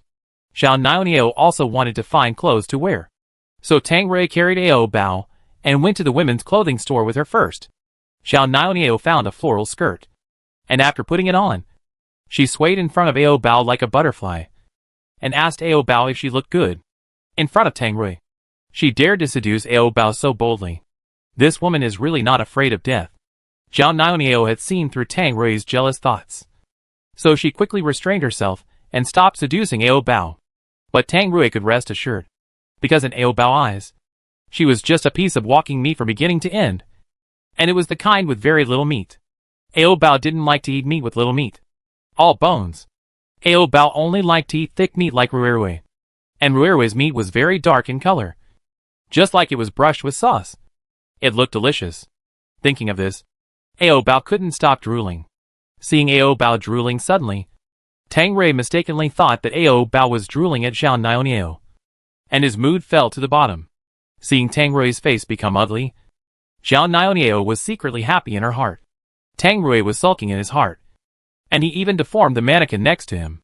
Ao Bao saw that Rui seemed angry, so he offered his little mouth and kissed him, and asked with concern, "Rui. Ah." Tang Rui's face did not ease because of Ao Bao's kiss, but became more and more gloomy. Ao Bao was a little scared when he saw his face, and thought that the bad Rui had awakened. After that, Tang Rui's face was always very ugly, and Ao Bao didn't dare to scream anymore, and stayed in his arms honestly. Tang Rui was in a terrible mood now. He wanted to drive Zhao Niao away immediately, but when he thought about his mutation, there would be no one to help take care of Ao Bao, so he couldn't drive Zhao Niao away. After thinking about it, Tang Rui could only swallow his anger. At night, they spent the night in the basement, which was surrounded on all sides and would not be attacked by zombies, so it was relatively safe. Ao Bao can see now and can finally play, so he lies on the ground with his little butt sticking up, catching those big cockroaches to play with. Tang Rui doesn't care. Let Ao Bao play by himself. Anyway, there is no danger here. What Tang Rui cares about most now is Zhao Niao. Zhao Niao also knows what Tang Rui is thinking. She took the initiative to say, "You said you would take me to the safe zone. Don't regret it halfway?" Tang Rui quietly clenched his fists. "Of course I won't regret it. But if you are not honest, don't blame me for going back on my word." Zhao Niao spread her hands. "Am I not honest? I didn't do anything." Tang Rui looked at her coldly and said, "I don't allow you to seduce Ao Bao again." Zhao Niao suddenly laughed. "What if Ao Bao insists on liking me? Although Zhao Niao's words were a joke, Tang Rui would not joke with her. Then you will die. Tang Rui would never let anyone take Ao Bao away from him. And Zhao Niao could clearly feel Tang Rui's paranoid mood, which was so strong that she didn't dare to use her supernatural power to find out what Tang Rui was thinking. Zhao Niao was still a little afraid of death, so she didn't need to provoke Tang Rui again. Otherwise this man would probably swing his fist at her immediately. Tang Rui's fist was still tightening, and the muscles on his arms were also tense.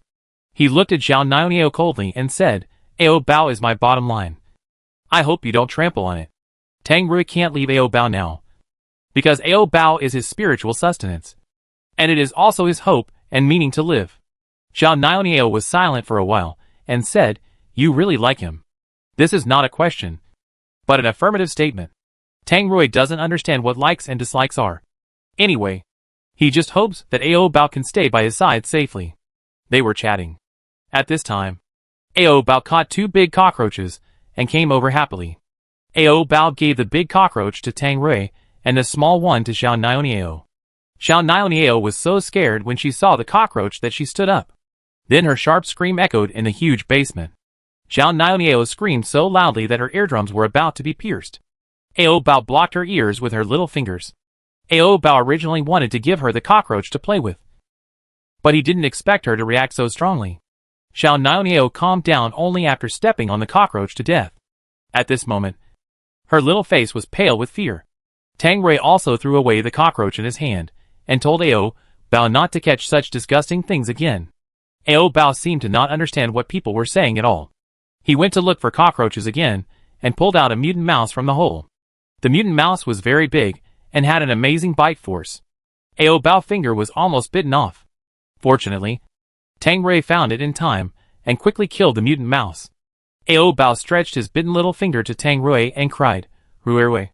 Tang Rui blew on the wound with heartache, and then wrapped it with cloth. It's okay. It should recover soon. In order to help Ao Bao get revenge, Tang Rui roasted the huge mutant mouse. Zhao Niao looked at the skinned and roasted rat on the fire, and frowned. Can this be eaten? This was the first time she saw a mutant animal. These mutant animals definitely carried viruses, and were definitely not edible. Tang Rui replied, you can't eat it. But we can. Tang Rui and Ao Bao have the virus in their bodies, so they won't be infected again if they eat mutated animals. Zhao Niao advised, you'd better not eat it. Maybe this thing is potentially dangerous. Currently, food is very scarce. Originally, they could rely on catching some wild game to fill their stomachs. But now that animals have begun to mutate, the food may become less and less in the future, so they can't waste it. Otherwise they will starve to death sooner or later. Tang Rui thinks he can try it. If this thing is edible, then it won't be so easy to starve in the end of the world when catching these mutated animals to fill their stomachs. This kind of thing is risky after all. For Ao Bao's safety, Tang Rui plans to try it himself first. If there are no side effects after eating it, he will feed it to Ao Bao. Although the roasted rat smelled delicious, Zhao Niao still rejected it from the bottom of her soul. She watched Tang Rui really take a bite, and couldn't help asking, how does it taste? Tang Rui tasted it. It tastes better than ordinary rat meat. When fighting in the wild before, Tang Rui often caught rats to eat. But the rats in the past were small, and had little meat. This mutant rat was big and had plump meat, and the taste was still okay. Ao Bao next to him was already drooling with greed. He opened his little mouth and wanted to eat it too. Rui. It is not yet certain whether the mutated rat meat is harmful, so Tang Rui dare not give it to Ao Bao. Tang Rui took out a piece of dried meat from his backpack and gave it to Ao Bao. Ao Bao chewed the hard dried meat in his mouth, and his little eyes kept staring at the rat meat in Tang Rui's hand. Seeing Ao Bao's greedy look, Tang Rui couldn't bear it, so he tore off a small piece of meat and fed it to him. It's not sure whether it can be eaten, so you can only eat a little bit. Ao Bao chewed the small piece of meat in his mouth carefully, and was reluctant to swallow it. Tang Rui ate the meat of the mutant mouse by himself. After eating, Tang Rui didn't feel uncomfortable, just a little full. Ao Bao was not full yet, so he climbed onto Tang Rui's legs. Rui. Meat. Afraid that Tang Rui didn't understand, Ao Bao deliberately put his little hand in the middle of his crotch. How could Tang Rui not understand such a clear hint? As soon as Ao Bao put his hand on it, it took only a second for Big Rui to swell up, and the speed of expansion was very fast. In fact, Ao Bao has been thinking about a small question in his little head. That is, why Ruirui's meat has grown bigger. Seeing Ao Bao actively asking for meat, Tang Rui smiled and sucked on his little mouth, and asked, "Are you hungry?" Ao Bao nodded and said impatiently, "Meat." Ao Bao's main source of meat is Tang Rui. Since he got used to eating Ruirui's meat, Ao Bao has lost interest in dried meat, and even human meat is not so popular. It is a good thing that Ao Bao likes to eat his own meat. And Tang Rui is also very happy. "Okay, I'll give you meat later. Try on the clothes first. Today, I went to the clothing store and got a lot of clothes during the day, but I didn't have time to try them on, and I don't know if the size is right." Tang Rui took those clothes out of his backpack. The styles of the clothes are very cute, with some cartoon pictures printed on them, which matches Ao Bao's tender face very well. Although Tang Rui is a straight man, his aesthetics are not bad, and the clothes he chooses are quite suitable for Ao Bao. Another thing is that Ao Bao has a cute little face, so he looks good in anything. Tang Rui also found a few short skirts that reached his hips, and put them on Ao Bao one by one to try. The purpose of wearing a skirt is to make it easier to go to the toilet, not to satisfy Tang Rui's special fetish. In addition, Tang Rui is a serious person. He doesn't have so many quirks. But in Zhao Niao's eyes, his act of putting a skirt on Ao Bao is very perverted. And she couldn't help but mutter a few words in a low voice. "Pervert. Actually put a skirt on Ao Bao." Hearing Zhao Niao's muttering, Tang Rui was too lazy to refute her. But Zhao Niao's mumbling hadn't stopped yet. She continued, "It's obviously to satisfy your own selfish desires, but you have to find so many excuses." Tang Rui couldn't bear it any longer, so he replied, "It has nothing to do with you." This sentence successfully shut Zhao Niao up. Before, Tang Rui thought it was good to have someone to practice his voice with him. But now Tang Rui is fed up with it. He doesn't want to talk to Zhao Niao at all. It seems that he has to send her to the safe zone quickly, and then go his separate ways. Seeing that they were getting closer and closer to the safe zone, Zhao Niao suddenly didn't want to go to the safe zone. But some things were not up to her. Tang Rui ignored Zhao Niao. He looked at Ao Bao in his arms and asked, "Do you like these clothes?" Ao Bao was not very interested in clothes. He was thinking about Tang Rui's piece of meat, because his little belly was already growling. Ao Bao climbed onto Tang Rui's legs again, drooling and shouting, "Meat!" Tang Rui really couldn't do anything with Ao Bao. He smiled and said, "Okay, here you go." Before Tang Rui could speak, Zhao Niao turned her back consciously. After eating the long-awaited meat, Ao Bao lay on Tang Rui's chest contentedly, calling sweetly and tenderly, "Ruirui." Seeing that Ao Bao liked to eat this kind of meat so much, Tang Rui was a little worried. He held Ao Bao's little face and warned him, "Ao Bao, you can only eat my meat in the future, not other people's." Ao Bao's little eyes showed a bit of ignorance and confusion, as if he didn't understand why he couldn't eat other people's meat. Ao Bao's confused little look was enough to make Tang Rui worried. "Anyway, you can't eat other people's meat. Just remember my words. If you can't eat other people's meat, then you will starve to death." Although Ao Bao doesn't eat human flesh much now, zombies should eat human flesh. Seeing that Ao Bao still didn't understand, Tang Rui explained, "It's not that you can't eat human flesh, but you can't use your other little mouth to eat other people's flesh." Ao Bao understood after Tang Rui said this, and he nodded his little head. "Ruirui. Meat, ah." Seeing that Ao Bao finally understood, Tang Rui felt more at ease. He smiled and said, as a reward, "This time, you can eat the meat for a longer time." Ao Bao raised his two little hands excitedly and shouted like cheering, "Oh!" Tang Rui sucked him hard. So they slept together like this. In the second half of the night, Tang Rui suddenly felt dry and itchy in his throat, and was a little thirsty. He woke up and took out water from his backpack to drink. After drinking, Tang Rui lay down again and continued to hug Ao Bao to sleep. After a few minutes of silence, Tang Rui suddenly opened his eyes again, because he felt that his whole body began to itch. This made Tang Rui feel a little uneasy. So he quickly pulled out of Ao Bao's body and woke Ao Bao up. Ao Bao looked at him sleepily and called out in a lazy and childish voice, "Ruirui." Tang Rui endured the itch on his body and helped Ao Bao put on his underwear and skirt. "Ao Bao, get out of the way first," Ao Bao asked in confusion. "Ao." Tang Rui didn't understand what Ao Bao was saying. He just wanted Ao Bao to stay away from him. Tang Rui woke up Xiao Niao and asked her to take Ao Bao aside. Xiao Niao also looked at him in confusion. What's wrong with you? Are you going to mutate? Tang Rui shook his head, not mutating. If it was a mutation, Tang Rui would have lost consciousness long ago. But he hasn't lost consciousness yet. He just feels itchy all over his body, as if countless ants are biting him. Tang Rui couldn't help scratching himself. Luckily he had a rough skin. Otherwise his skin would be scratched. After Tang Rui scratched for a while, his stomach began to churn. He could only hold his stomach and lie on the ground. His whole back arched, and his handsome face was full of pain. Ao Bao saw that Rui seemed to be in pain. So he broke away from Xiao Niao's hand and ran to Tang Rui, his little face full of worry. Rui. Tang Rui was afraid that he would lose his mind and hurt Ao Bao by mistake. So he reached out and pushed Ao Bao away. Ao Bao took 2 steps back, and finally sat on the ground without standing firmly. Seeing that he had pushed Ao Bao down, Tang Rui helped him up from the ground with heartache. After helping him up, Tang Rui quickly stepped aside and stayed away from Ao Bao. Don't get close to me for the time being. Tang Rui's forehead was covered with sweat, and beads of sweat as big as beans flowed from his face to his neck, wetting his clothes. Although he had lost much strength to speak, he still tried to squeeze out some strength to comfort Ao Bao. I'm fine. I'll be fine in a while.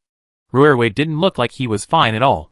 Ao Bao crawled to him worriedly, his eyes full of anxiety, and he even cried anxiously, crying tremblingly. Rui.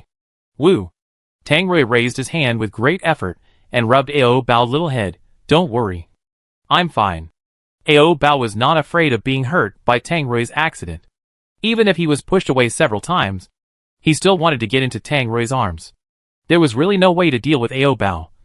Tang Rui had to hug him and pretended to say calmly, okay. Don't cry. I'm much better now. In order not to worry Ao Bao, Tang Rui relaxed his frown and looked relaxed. Ao Bao saw that his expression didn't seem to be uncomfortable anymore, so he put away his tears. Although Tang Rui couldn't feel the pain, his body would react to the pain, such as gradually becoming weak and exhausted. Tang Rui didn't even have the strength to tighten his arms and hold Ao Bao tightly. He could only hold Ao Bao's waist with his hands and pretend that nothing was wrong. Only Xiao Niao could see that Tang Rui was in pain. But seeing that he had been enduring for Ao Bao, Xiao Niao didn't tell him, but just asked, do you want me to help you find medicine? Tang Rui said palely, no. It's too dangerous outside, and it's not safe for you as a girl. Xiao Niao sometimes really hated Tang Rui, but sometimes she felt that he was a real man, and she was happy to hear that Tang Rui was thinking about her. After a long time, Tang Rui felt that his strength had returned a little, and he lowered his head and kissed Ao Bao. Ao Bao kissed him back and wiped the sweat off his face with his little hands. Rui. It hurts. Ao Bao was asking him if it hurts. And this time Tang Rui understood. He smiled and shook his head. I don't feel any pain anymore. But Ao Bao saw that his face was not good at all. So Ao Bao was very worried about him. Tang Rui guessed that he had an adverse reaction because he ate the mutant rat meat. Xiao Niao had the same idea as him. I told you a long time ago that the meat of mutant animals cannot be eaten. But you still don't believe it. Although Tang Rui was a little regretful, he was also very glad that he didn't give the rat meat to Ao Bao. No.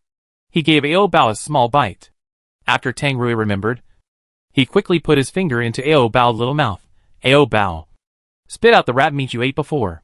Tang Rui scratched Ao Bao's throat with his fingers. Ao Bao felt nauseous and soon vomited, vomiting all the undigested biscuits on Tang Rui. As a zombie, Ao Bao digests things slowly, so the rat meat has not been completely digested. Seeing that Ao Bao had vomited out the meat, Tang Rui felt relieved. However, Tang Rui's clothes were stained by vomiting, and he had to find water to wash them. There was a faucet in the basement, but it had not been used for a long time, so it was rusty and could not be opened. Tang Rui was going to take Ao Bao out of the basement and find water outside to take a bath and clean up the sticky stuff on Ao Bao's lower body. Xiao Niao didn't dare to stay in the basement alone, so she followed them. The moonlight outside was very bright, shining on the ground, just like daytime. Xiao Niao followed behind, looked up at the sky, and said, today's moon is actually red. Tang Rui didn't care whether the moon was red or not. He held Ao Bao's little hand and looked for water everywhere on the street.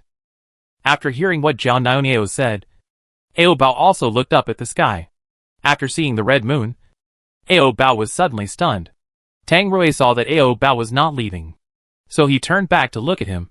Ao Bao. What's wrong? Zhao Niao was more clever. She quickly came over to cover Ao Bao's eyes, not allowing him to look at the red moon again. Tang Rui looked at Zhao Niao in confusion and asked, "What's going on?" Zhao Niao explained far-fetchedly, "Zombies should not stare at the red moon, and they may turn into other monsters if they do." Tang Rui was frightened, and quickly picked up Ao Bao and covered his eyes with his hands. In fact, Ao Bao just thought the red moon was beautiful, so he was stunned. But Tang Rui and Zhao Niao were both nervous. They felt that any change in the end times would indicate that disaster was about to come. With the light of the moon, they found an artificial lake in a community. Tang Rui stripped himself naked, then stripped Ao Bao naked, and then stepped into the lake to take a bath. Zhao Niao watched them on the shore. Ao Bao's milky white skin was glowing white at night, and Tang Rui's skin was dark because he was often exposed to the wind and sun. The two bodies, black and white, were closely attached to each other, and the contrast was particularly obvious, and also inexplicably sexy. Tang Rui scooped water with his hands, splashed it on Ao Bao, and helped him wash his body carefully, because he took a bath frequently. Ao Bao's body was very clean, and a little water washing was enough. Watching Rui help himself wash, Ao Bao imitated his movements and helped him wash. Ao Bao splashed water on Tang Rui, and then used his little hands to help him rub mud. Ao.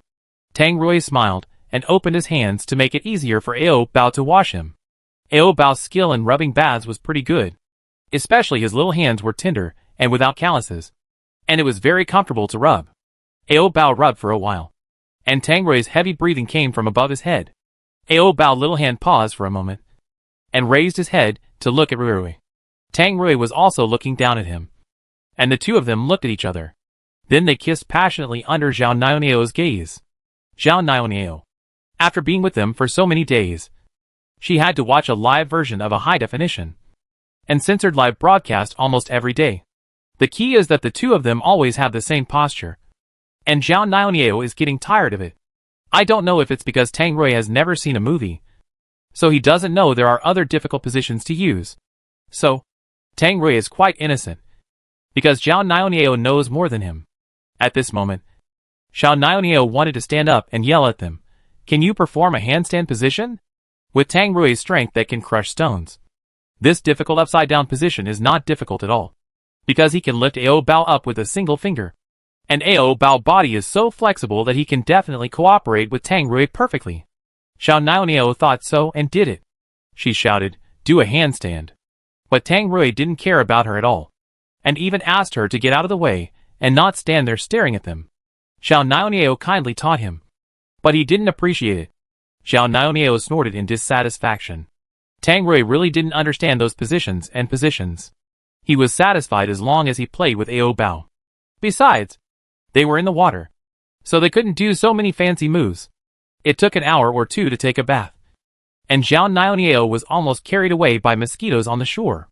Tang Rui carried the already full Ao Bao out of the water and put on his clothes. Zhao Niao had to admire Tang Rui's physical strength. He was in so much pain before that he even staggered when he walked. But once he did that kind of thing, his strength was not less. Once he returned to the basement, Tang Rui became weak again, lying on the floor covered with cardboard, gasping for breath. Ao Bao was very considerate to help him wipe the sweat off his face, and from time to time he cared about him. Ao. Tang Rui enjoyed Ao Bao's care. Ao Bao, come to my arms. Ao Bao laid down in his arms obediently and adjusted himself to a comfortable position. Tang Rui hugged his waist and said, "Go to sleep quickly. It will be dawn soon." Ao Bao responded to him, and then closed his eyes and fell asleep. It was not a peaceful night. Ao Bao didn't sleep much, so he soon snored. But Tang Rui couldn't sleep, and Zhao Niao couldn't sleep either. The two of them who didn't sleep soon started chatting, but their voices were very low. Zhao Niao asked him first, "Do you have any adverse reactions now?" "Other things are fine. Just a little weak. Tang Rui's physical fitness is excellent, so he is fine. If it were an ordinary person, he would have been poisoned to death long ago. Xiao Niao suddenly became interested in Tang Rui. She couldn't help wanting to know more about this man. What did you do before? Tang Rui gently patted Ao Bao on the back and answered her. A special forces soldier who obtained intelligence. Xiao Niao didn't believe him a little.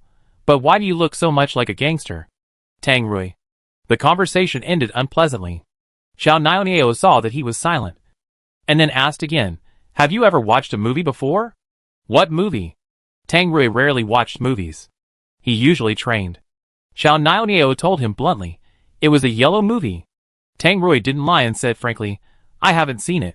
Xiao Niao asked again, how old are you? 32 years old.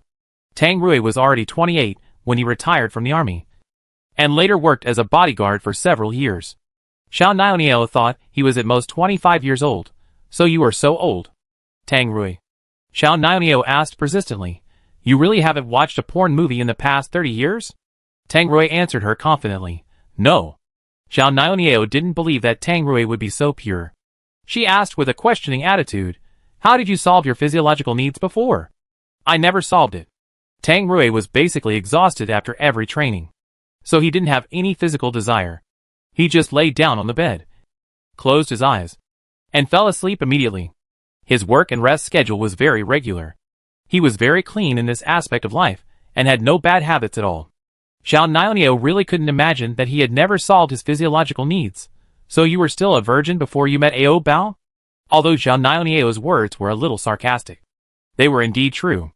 Before meeting Ao Bao, Tang Rui had never even masturbated himself. Xiao Niao finally understood why Tang Rui's desire was so strong now. Because he had been holding it back for too long. It was understandable that a virgin couldn't stop after tasting meat. Xiao Niao then asked him, by the way, you said before that you picked up Ao Bao? So you actually have no relationship. Right? Tang Rui didn't like what she said later, which made him feel that he could lose Ao Bao at any time. Seeing that Tang Rui didn't reply to her, Xiao Niao continued to ask, where are Ao Bao family members? When Tang Rui first met Ao Bao had just been bitten by a zombie, and had not yet completely turned into a corpse. And the small bottle hanging around Ao Bao's neck contained blood, which should be the food that someone prepared for Ao Bao in advance. Which means that Ao Bao must have been fed by someone. It is estimated that Ao Bao accidentally got lost. So he met Tang Rui. And then Ao Bao was taken by Tang Rui to run around in the apocalypse. Tang Rui answered Xiao Niao's question somewhat weakly. I don't know. When Tang Rui met Ao Bao was alone. So how could he know where Ao Bao family was? If you meet Ao Bao family, will you hand Ao Bao over to them? Every question from Xiao Niao was sharp and hit Tang Rui's sore spot. This topic has always been something Tang Rui dared not think about or discuss. So he chose to escape and refused to answer Xiao Niao. It's almost dawn. You should also rest quickly. And you have to travel later. But Xiao Niao refused to let him go and pressed on. Are you afraid? Of course Tang Rui was afraid. Because he was used to Ao Bao being by his side. If Ao Bao left him one day, he would not be used to it. Under Xiao Niao's questioning, Tang Rui showed his vulnerable side. No matter how tough and brave he is, a tough guy will eventually be tender. Xiao Niao felt a little sympathetic towards him. So she said, you don't have to give Ao Bao back to them. Anyway, Ao Bao only recognizes you now. No. Tang Rui refused. If Ao Bao wants to go back to them, I will let him go. As soon as he finished speaking, Xiao Niao immediately replied, I don't believe it. Xiao Niao didn't believe that Tang Rui could let go at all. After all, he valued Ao Bao more than his life. Tang Rui himself didn't believe that he could let go. So he could only smile bitterly and say, if I really have to let go, of course I will be very painful. But I won't hinder Ao Bao's happiness. I will let him choose for himself, and will never force him to stay with me. Why? Xiao Niao didn't understand why Tang Rui made such a decision. Because he could obviously force Ao Bao to stay. Tang Rui continued to smile bitterly. No reason. Xiao Niao asked persistently, are you really willing to let go? No. How could Tang Rui be willing to let go? Xiao Niao added a stick to the fire and said, since you don't want to let go, don't force yourself to let go. Anyway, you don't know how long you can live in the apocalypse. So enjoying life while you can is the most important thing. Tang Rui hugged Ao Bao's waist tightly and whispered, it will end. Xiao Niao looked at him again. What? Tang Rui replied, I said the apocalypse will end sooner or later. After all the zombies die, humans can rebuild civilization. So the apocalypse will end sooner or later. But I don't know if they will still be alive at that time? Xiao Niao said calmly, I hope the zombies can win. Tang Rui just raised his eyelids and looked at her. Without responding. Xiao Niao has an antisocial personality. She doesn't like humans at all. She only likes simple zombies like Ao Bao. So she hopes that the zombies can win this war. Can I be Ao Bao mother? Although Xiao Niao should be about the same age as Ao Bao, she will overflow with maternal love as soon as she sees Ao Bao. Tang Rui directly and decisively rejected Xiao Niao's sudden and rude request. No! Tang Rui didn't want to have another mother-in-law for nothing. And this person is still a little girl. Okay. Xiao Niao shrugged helplessly. If she didn't want to be a mother-in-law, then she wouldn't be one. They chatted for a long time. And the sky soon brightened. But the basement was still dark, with only a little light leaking in from the ventilation duct. Ao Bao hadn't woken up yet, and was sleeping soundly on Tang Rui. It is estimated that there is no zombie as lazy as Ao Bao in the entire apocalypse. And sometimes Ao Bao will suddenly pee on Tang Rui while sleeping. Zombies are incontinent, which is quite troublesome. Xiao Niao, this ignorant guy, actually asked Tang Rui to teach Ao Bao to go to the toilet. If you teach Ao Bao how to go to the toilet, he won't pee in his pants. So you don't have to wear a skirt for him. Ao Bao doesn't feel the urge to pee like normal people. Sometimes Ao Bao doesn't even know that he is peeing. So how can Tang Rui teach him? Xiao Niao still knows too little about zombies. Tang Rui rarely patiently replied to her. Ao Bao is not incapable of urinating, but incontinent, so he can't feel the urge to pee. And have you seen any zombies squatting? Xiao Niao replied, I'm not a pervert. Why would I see a zombie squatting? Tang Rui didn't want to explain to her anymore. Low-level zombies have not only a rotten smell, but also a fecal smell. Because they don't clean. Bacteria keep growing, causing their skin to rot faster. One of the reasons why Ao Bao rots slower than other zombies is that he is clean. So even in the end times, we should pay attention to hygiene and keep our bodies as fragrant as Ao Bao.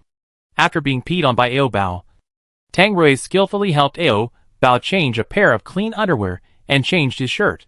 Looking at Tang Rui's skillful movements, Xiao Niao felt like he was taking care of a vegetative person, and couldn't help laughing. Ao Bao was awakened by her laughter, opened his sleepy eyes, rubbed his face in Tang Rui's arms, and called lazily, Rui Rui. Tang Rui knew that Ao Bao had not fully woken up yet, so he patted his back and said, Ao Bao, sleep a little longer. Tang Rui also needed to rest for a while before he could continue on his way, because he had eaten rat meat last night, which caused some problems with his body, and he was still a little weak. Going to fight when he was not in good health might be dangerous, so he had to stay in this basement to get enough energy before leaving. Ao Bao fell asleep again soon, and a small snoring sound followed. Ao Bao always snored when he slept, and Xiao Niao was used to it now. If Ao Bao didn't snore one day, she would feel very uncomfortable. Just when the three of them were recuperating, a gunshot was heard outside. The sound was so loud that Ao Bao was awakened. His little body shook violently in Tang Rui's arms, and then he opened his eyes. Xiao Niao quickly ran to the vent to see, but she was not tall enough to reach the vent. Tang Rui picked up Ao Bao and went to see. Tang Rui was tall enough to see the street outside from the vent. There was a military vehicle parked on the street outside, but the people getting off the vehicle were not soldiers, but a group of bandit-like people. They were dressed differently, holding advanced guns in their hands, and the vehicle should also be carrying explosives. Xiao Niao tried to stand on tiptoe, but couldn't see outside, so she could only ask Tang Rui, how many people are outside? Tang Rui replied, a large group. About 20. With Tang Rui holding him, Ao Bao could easily see the people outside from the vent. Seeing so many human flesh, Ao Bao became excited and howled loudly at the outside. Tang Rui wanted to cover Ao Bao's mouth, but it was too late. Ao Bao's voice was heard by the group of people. For a moment, they aimed their guns at the vents and fired. Fortunately, Tang Rui had squatted down with Ao Bao in his arms, so he avoided being hit by bullets. The group of people fired for more than 10 seconds before stopping. The bullets were wasted so much, which meant that they had plenty of ammunition. Tang Rui thought it would be better not to provoke them, Ao Bao was very excited. Although his mouth was covered by Tang Rui, he couldn't cover his saliva. Ao Bao's saliva wet Tang Rui's palm. Tang Rui lowered his head, put his lips on Ao Bao's fair and round earlobe and said, "Didn't you eat meat last night? Why are you still so hungry?" "I was indeed full last night, and my stomach was bulging." But Tang Rui took out the meat later, which was equivalent to not eating. So Ao Bao would of course feel hungry. With his mouth covered, Ao Bao could only speak in a mumbling voice. Afraid that Ao Bao's voice would be heard by the group of people, Tang Rui continued to cover Ao Bao's mouth tightly. Anyway, even if he let go, he couldn't understand what Ao Bao was saying. Xiao Niao asked quietly, "Didn't Ao Bao give up human flesh? Why is he still drooling at those people?" Tang Rui replied, "Maybe he's hungry. He'll eat some biscuits later to fill his stomach." Ao Bao didn't give up human flesh completely. But if there was something to eat, Ao Bao could choose not to eat human flesh. If there was no food to eat, Ao Bao would still eat meat. After the group of people outside gradually walked away, Tang Rui let go of Ao Bao's mouth and took out a few packs of bear biscuits from his bag to feed Ao Bao. When feeding Ao Bao biscuits, a small biscuit accidentally fell to the ground. Tang Rui picked it up directly, blew off the dust on it, and threw it into his mouth. In the end times, food cannot be wasted. Ao Bao has a small appetite, so he is full after eating a few packs of bear biscuits. Finally, he can have a lollipop as a dessert after the meal, which is just right. Tang Rui's burning eyes have been staring at Ao Bao's little tongue licking the lollipop. His dark pupils are covered with the desire to devour people. Xiao Niao looked at Tang Rui's eyes from the side, and she was a little worried about Ao Bao. If there is no food to eat in the future, I wonder if this man will eat Ao Bao. Ao Bao saw Ruirui always staring at him, thinking that Ruirui also wanted to eat candy. So he pulled out the candy in his mouth and fed it to Ruirui's mouth. Tang Rui actually doesn't like sweet food at all. He is only interested in the sweetness in Ao Bao's mouth. He didn't hesitate and kissed Ao Bao's little mouth. Ao Bao's little mouth is soft, fragrant and sweet, but it has no temperature. But it tastes good when kissed. After the kiss, Tang Rui stuffed the candy back into Ao Bao's mouth. "You eat it yourself. I don't eat candy." Ao Bao saw that Ruirui didn't eat it, so he stopped forcing him to eat it and continued to lick the candy. Xiao Niao looked at Tang Rui's backpack and asked, "How much food do you have left?" "Not much. There are only a few canned fruits and a few packets of biscuits left, which are only enough for 2 or 3 days. So food is also a problem." Xiao Niao said, "The group of people outside just now should have food. Should we rob them? They have a lot of people and a lot of guns. I can't deal with them alone." Tang Rui didn't have any weapons, and if he went out to fight them, he would definitely be shot into a hornet's nest. If you want to find food, it's safer to go to the supermarket. After feeling that the group of people outside should have gone far away, Tang Rui and his friends walked out of the basement. Tang Rui walked in front holding Ao Bao, and Xiao Niao followed behind. Following the map, they soon found a large supermarket. However, the shelves in the supermarket were empty, so Tang Rui and his team could only try their luck in the warehouse to see if they could find some inventory.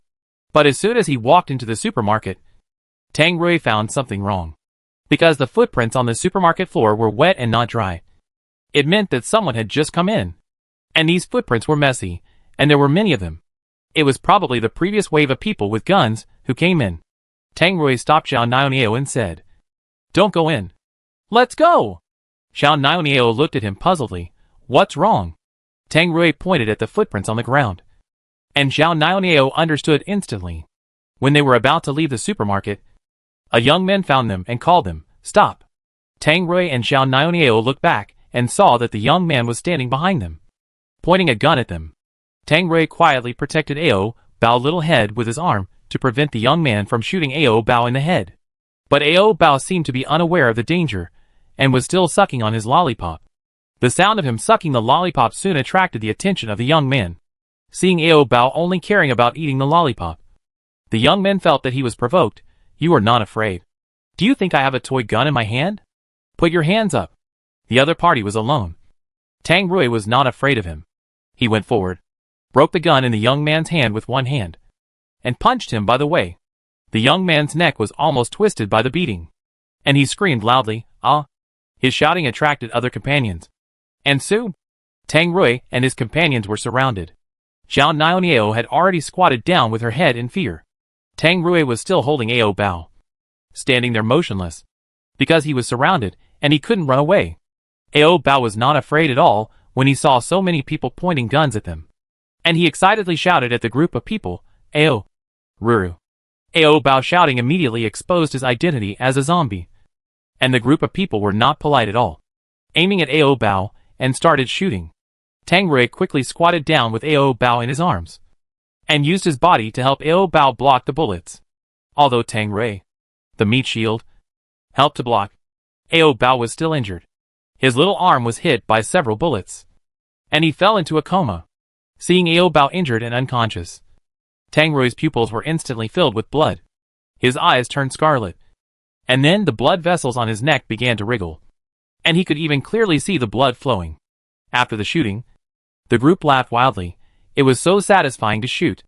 They thought Tang Rui and Ao Bao should have been shot to death, and were about to catch Xiao Niao to enjoy, when Tang Rui's body suddenly began to twitch violently.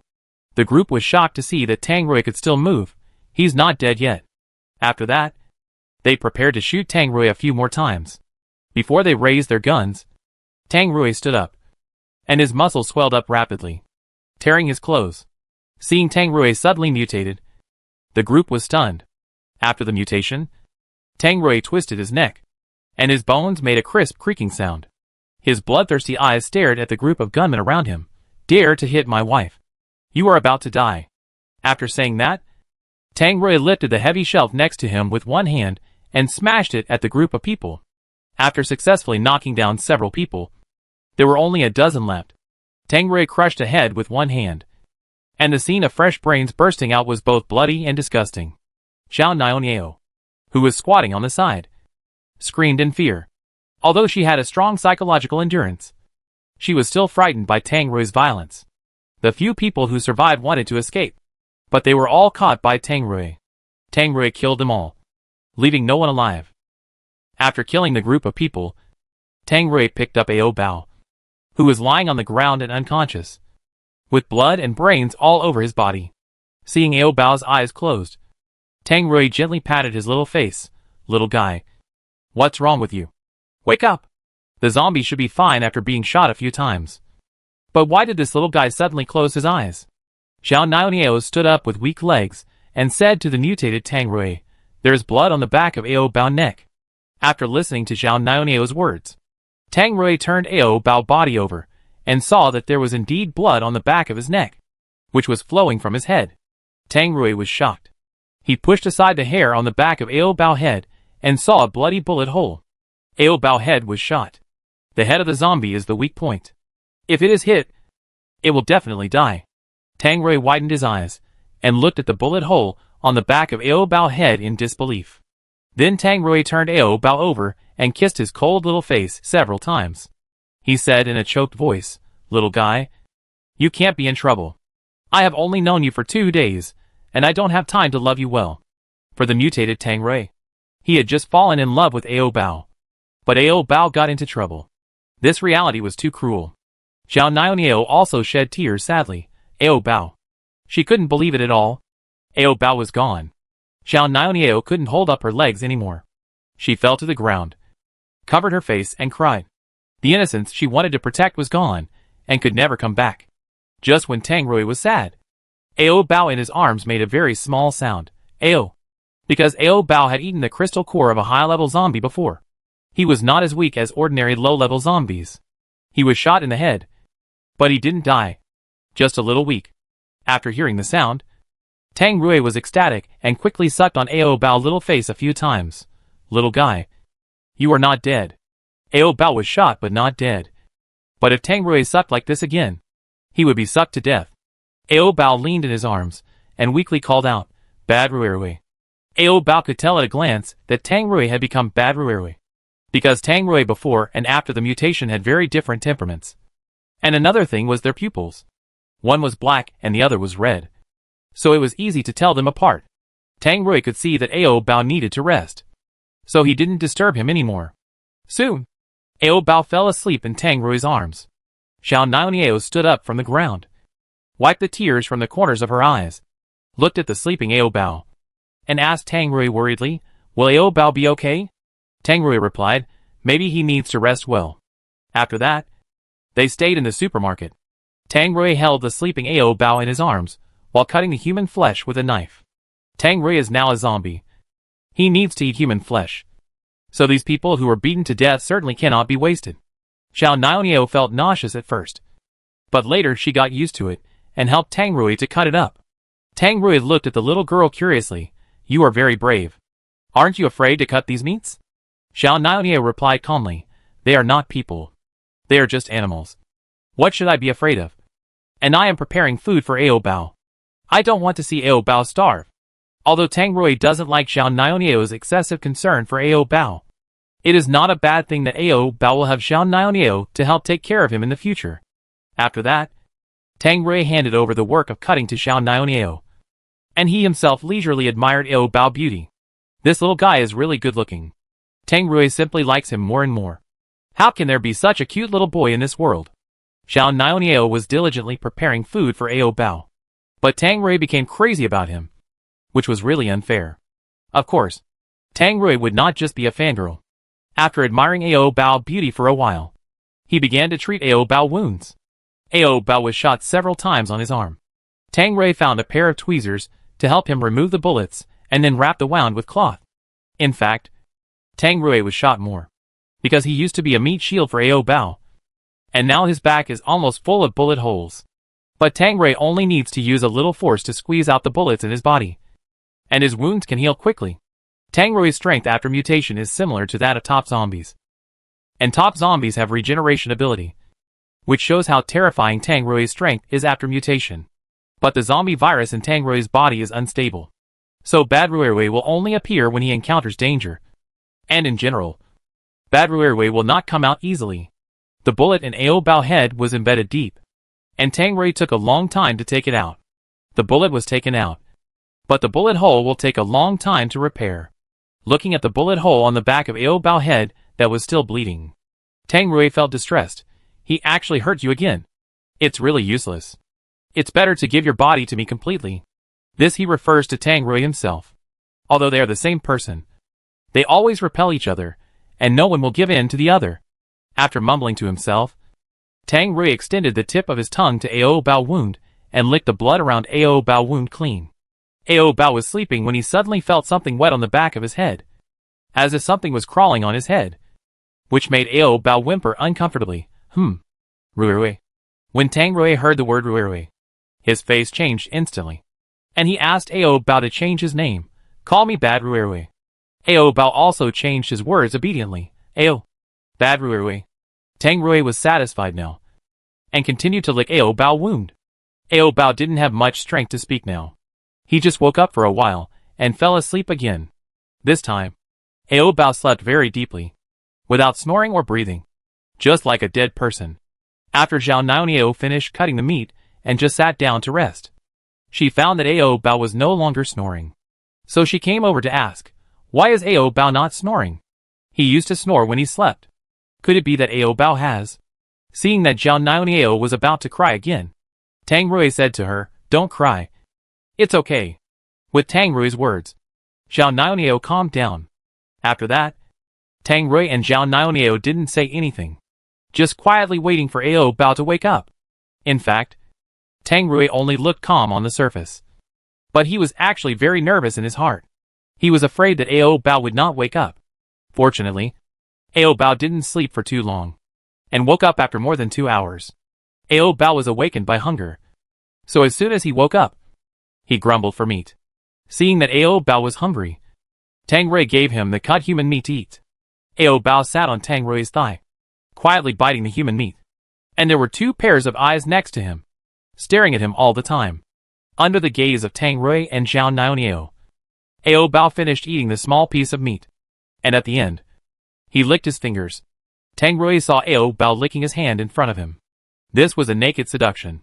How could he resist? Tang Rui grabbed Ao Bao's little hand and brought it to his mouth. Tang Rui carefully licked the remaining meat residue on Ao Bao's hand. Now Tang Rui is a zombie. He also likes to eat human flesh, but he prefers to eat Ao Bao, a little zombie, compared to human flesh. Ao Bao was still a little afraid of Bad Ruirui. Seeing Bad Ruirui licking his hand all the time, Ao Bao was afraid that he would bite off his little hand. So he wanted to pull his little hand out in a panic. Ao Bao resistance made Tang Rui very dissatisfied.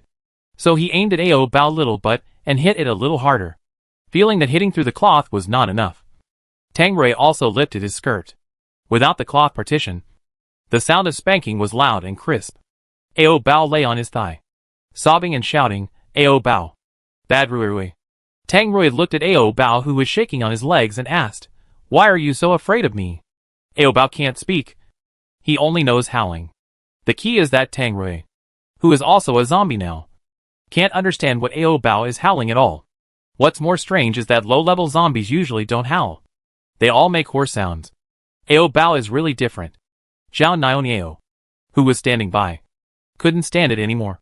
So she explained to Ao Bao, You are fierce. Of course Ao Bao is afraid of you. Tang Rui showed an expression of a good citizen and looked at Zhao Niao. Am I fierce? Tang Rui did not look fierce, but his facial features were very regular, and he didn't look cruel. But Tang Rui's body after mutation was too scary, and the blood vessels bursting on the big muscles made Zhao Niao's skin numb, making her feel that Tang Rui would come over and crush her head just because of a disagreement. In short, Tang Rui is less gentle after the mutation, and is much rougher than before. What's more, Ao Bao was just injured and his vitality has not recovered yet. But Tang Rui started to spank his little butt, which really made Zhao Niao angry.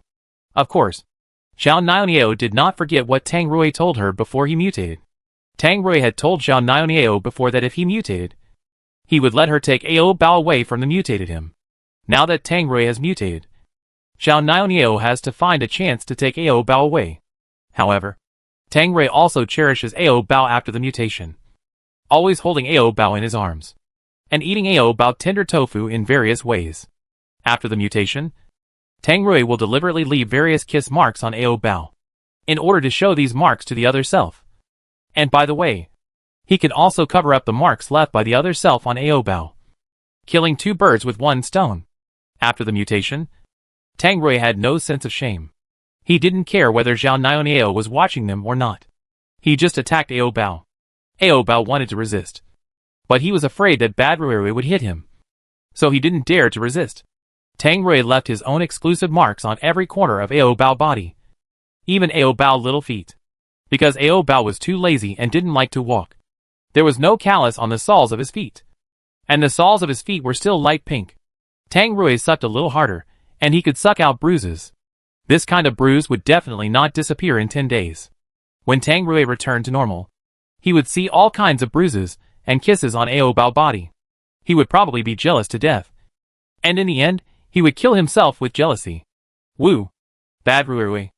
Ao Bao thought this Bad Ruirui was so scary that he actually wanted to eat his little feet. Ao Bao shouted at Tang Rui excitedly, Ao Bao rotten meat is not delicious. Seeing Ao Bao in prison, Zhao Niao had to think of a way. She looked around, trying to find a handy tool to knock Tang Rui out. Zhao Niao went to the tool area of the supermarket, and her eyes quickly focused on a shovel in the corner. That thing was hard enough to knock Tang Rui out. Zhao Niao walked over and picked up the shovel. She wanted to attack Tang Rui from behind. Tang Rui was concentrating on eating Ao Bao tofu, and didn't notice that someone behind him was holding a shovel high up, aiming at his head. The moment she raised the shovel, Zhao Niao wanted to kill Tang Rui. She wanted to kill him, not just knock him out. Only by killing Tang Rui can she occupy Ao Bao. Thinking of this, Zhao Niao did not hesitate. She aimed the sharp end at Tang Rui's head and smashed it hard. The tip of the shovel was deeply embedded in Tang Rui's head. Tang Rui fell on Ao Bao on the spot and was motionless. Ao Bao's face was splashed with blood and he was completely scared. Zhao Niao took some effort to push Tang Rui away from Ao Bao, then pulled Ao Bao up and said, Let's run. Ao Bao shook off Zhao Niao's hand, sat next to Tang Rui, and cried loudly, Woo! Ruirui. Bad Ruirui. Zhao Niao reached out to pull him again. We have to go quickly. Ao Bao's eyes were red, and he turned his head, wanting to bite her, because this woman killed Ruirui. Zhao Niao quickly thought of a way to deceive him. She said, Ao Bao, have you forgotten what Tang Rui told you before? He said that if he mutated, He would ask you to run with me obediently. If you don't run with me, it means you don't listen to him. When he wakes up, he won't give you meat to eat. Tang Rui did say that before. And Ao Bao also promised Tang Rui that he would be obedient. Ao Bao was deceived by Zhao Niao's words. So he finally followed Zhao Niao obediently. Before leaving, Ao Bao looked back reluctantly and looked at Tang Rui's body more. Ao Bao was too simple. His brain couldn't think deeply. Ao Bao only knew that he had promised Ruirui to be obedient before. So he had to follow Zhao Niao obediently. And Ruirui would come to find him later. Zhao Niao was relieved to see that Ao Bao was very obedient. It is estimated that Tang Rui could not have thought that Ao Bao would be abducted by someone like this. And Ao Bao was deceived by Tang Rui himself. Soon after Zhao Niao took Ao Bao away, Tang Rui, who was originally killed by the shovel, moved twice. Then, Tang Rui woke up, got up from the ground, and calmly took off the shovel on his head. After the shovel was taken off, his wound healed automatically and completely recovered as before, as if he had never been injured. Seeing that Ao Bao and Zhao Niao were gone, Tang Rui quickly understood what was going on. So he hurriedly chased after them. It was afternoon. The sun had reached the hillside, and it would soon be dark. Zhao Niao knew Tang Rui's strength very well. So she also knew that she couldn't kill Tang Rui with a shovel. It was estimated that Tang Rui would wake up soon and catch up with them. In terms of physical strength, she, a girl, and Ao Bao, a lazy corpse, would definitely not be able to outrun Tang Rui. So Zhao Niao didn't run far with Ao Bao at all. She just took Ao Bao and hid in the underground garage next to the supermarket. Let Tang Rui mistakenly think that they ran far away, so that Tang Rui would run after them. But he would never catch up. In the underground garage, Ao Bao curled up beside Zhao Niao with tears in his eyes. Zhao Niao took out a lollipop for Ao Bao to eat to soothe his depressed mood. Ao Bao didn't eat candy. He wanted Ruirui, and wanted to go back to Ruirui. Zhao Niao took Ao Bao's little hand and said, Tang Rui has a lot of bad thoughts about you. Not clean at all. So don't go back to him. I can take care of you in the future. After that, Zhao Niao leaned over and wanted to kiss Ao Bao. But Ao Bao dodged, still calling Ruirui in his mouth. Zhao Niao was jealous. She didn't want to hear Ao Bao calling other people's names. Tang Rui thought Zhao Niao must have run away with Ao Bao. So he chased along the main road. At this moment, Zhao Niao and Ao Bao were hiding in the garage below. Zhao Niao tried to kiss Ao Bao again and again. Ao Bao thought that this woman, like Ruirui, was thinking about his rotten meat. But his rotten meat was only eaten by Ruirui, not this woman. So Ao Bao kept hiding from her. Zhao Niao had to tempt him with a lollipop. Ao Bao, give me a kiss and I'll give you candy. Those candies originally belonged to Ao Bao. Ao Bao rushed over and snatched all the candies. After snatching the backpack full of candies, Ao Bao hugged his little bear backpack tightly with both hands, looking very protective of his food. Zhao Niao didn't care about the candies. She leaned forward again and begged, Ao Bao, I'll just give you a kiss. Okay? Zhao Niao had wanted to kiss Ao Bao for a long time. But she didn't dare to do so before when Tang Rui was beside her. Now that Tang Rui was gone, she was bolder. Ao Bao curled up and buried his face in his knees, refusing to let her kiss him. Zhao Niao saw that Ao Bao refused, so she had to give up.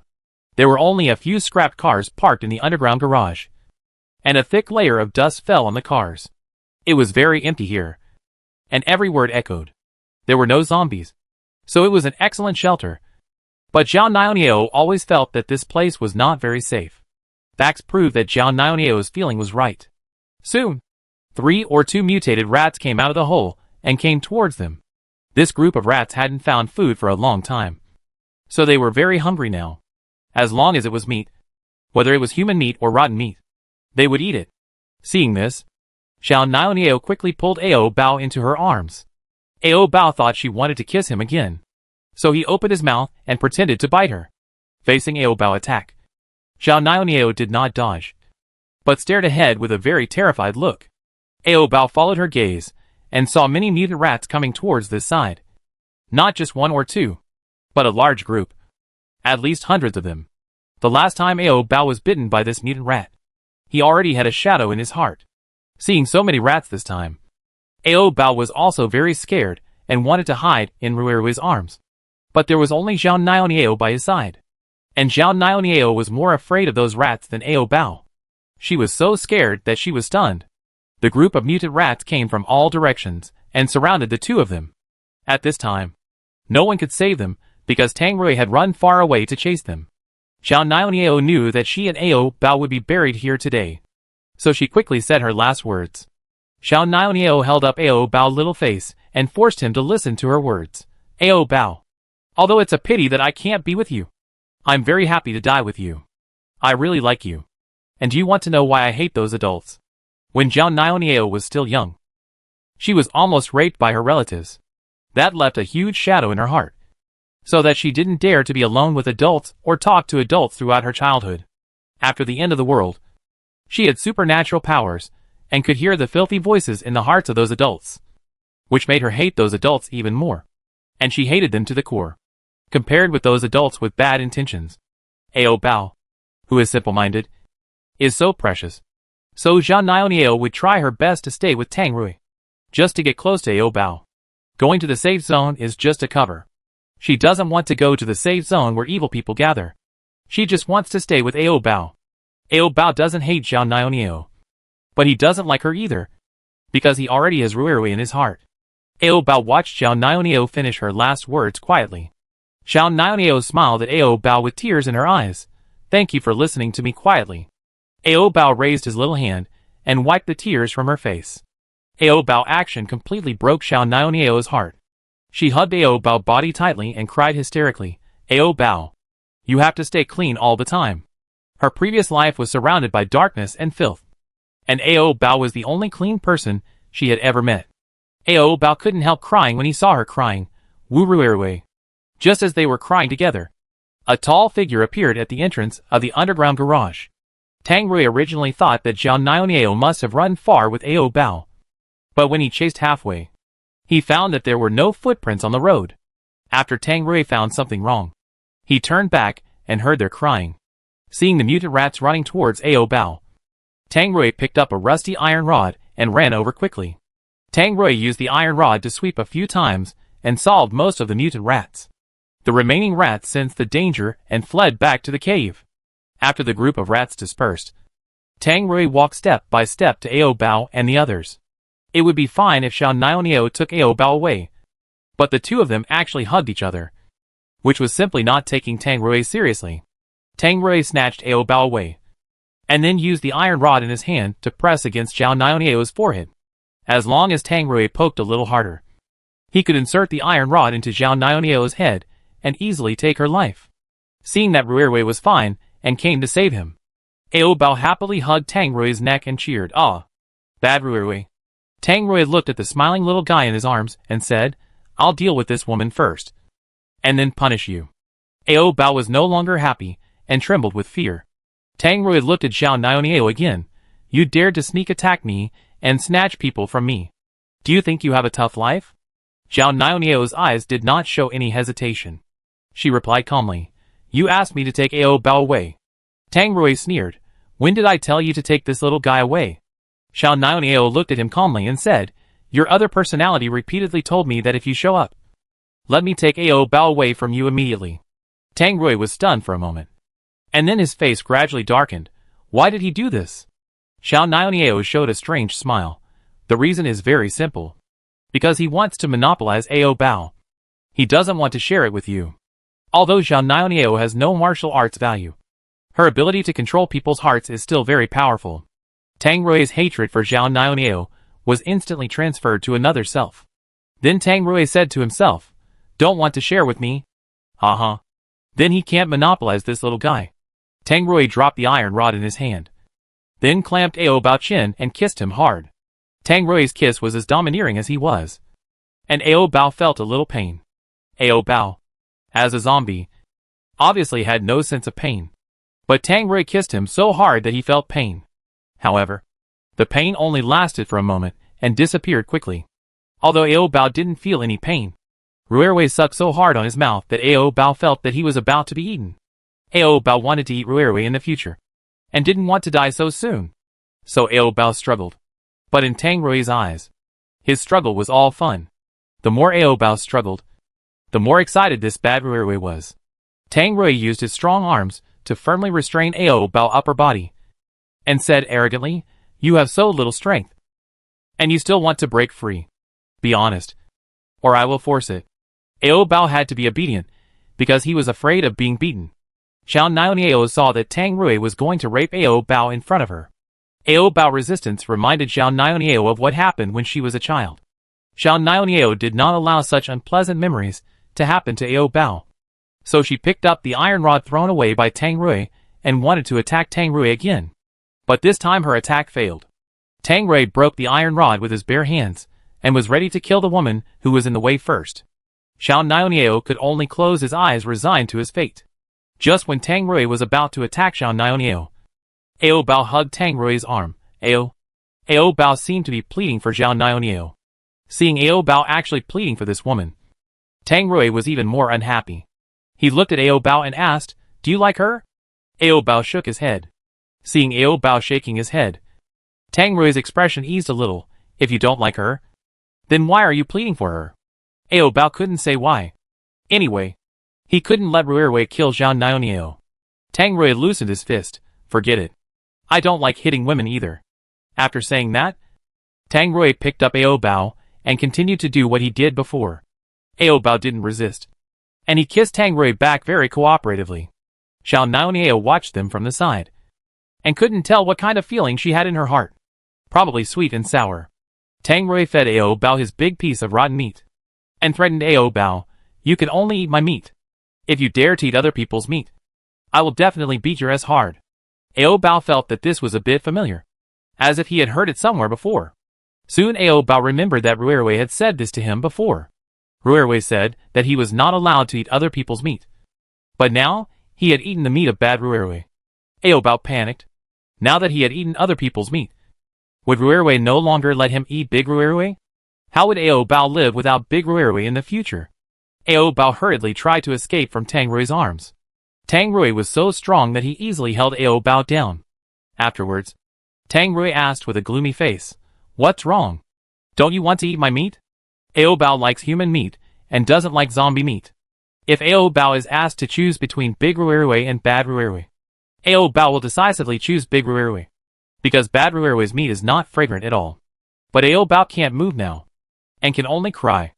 Seeing that Ao Bao was struggling all the time, he was still whimpering in his mouth, as if he was very unwilling. A layer of gloom covered Tang Ruijuan's face, and his face instantly became extremely ugly. Tang Rui clamped Ao Bao's little chin vigorously and asked in a cold tone, "Don't you like me so much?" Ao Bao immediately became timid after meeting Tang Rui's scarlet eyes, and his little head drooped, not daring to whimper again. Tang Rui felt very unbalanced at this moment. Why can he do it? But I can't. They obviously share the same body, and even their appearance has not changed. Why can this little zombie accept another him, but not the current him? Ao Bao also likes bad Ruirui, but Ruirui has warned him not to eat bad Ruirui's rotten meat. Otherwise, he will not have big Ruirui to eat later. Tang Rui used a little more force on the fingers that were pinching Ao Bao's chin. He asked angrily, "Why don't you speak?" "Huh? Answer me?" Tang Rui pinched too hard. Ao Bao's chin was about to be crushed, and Ao Bao couldn't speak to begin with. But Ruirui forced him to answer. He was really bad. Ao Bao shed tears in grievance, and big drops of tears fell on the back of Tang Rui's hand full of blue veins. These tears were as hot as magma, burning the back of Tang Rui's hand. Maybe it wasn't the back of his hand that hurt, but it should be heartache. Tang Rui sighed. His face relaxed, and then he pulled Ao Bao into his arms and coaxed him with some stiff words. "Don't cry. I don't like to see you cry." Ao Bao lay on his huge chest muscles and choked softly.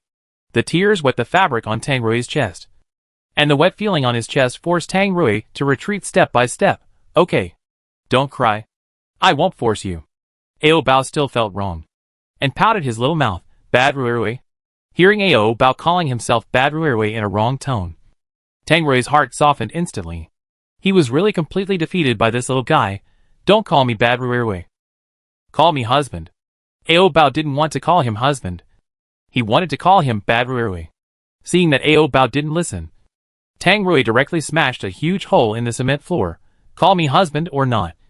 If not, I will bury that woman in this hole. Zhao Nianniao, who watched the show silently, was caught in the crossfire for no reason. It's not that Ao Bao didn't want to call, but that he didn't know how to call. Tang Rui taught Ao Bao to say the two words Ruirui before, and it took many days for Ao Bao to slowly learn it. This bad Ruirui asked Ao Bao to call him husband right away. Ao Bao didn't have time to learn, so how could he call him husband? However, potential was stimulated. Looking at the fist bigger than his face, Ao Bao timidly called out, old Ruirui. Listening to Ao Bao unclear pronunciation, Tang Rui patiently taught him, it's husband, not old Ruirui. Ao Bao said with a curled tongue, Ao Gong. Seeing that there was some effect, Tang Rui said eagerly, the two words Lao and Gong. Read together. Ao Bao tilted his head and called out, Gong Ruirui. Tang Rui. He suspected that this little guy didn't want to call him the right one on purpose. So Tang Rui grabbed Zhao Nianniao's collar without saying anything and wanted to throw her into the pit. Zhao Nianniao shouted in panic, Ao Bao. Save me. Seeing that Zhao Nianniao was in danger, Ao Bao shouted decisively, Ao husband.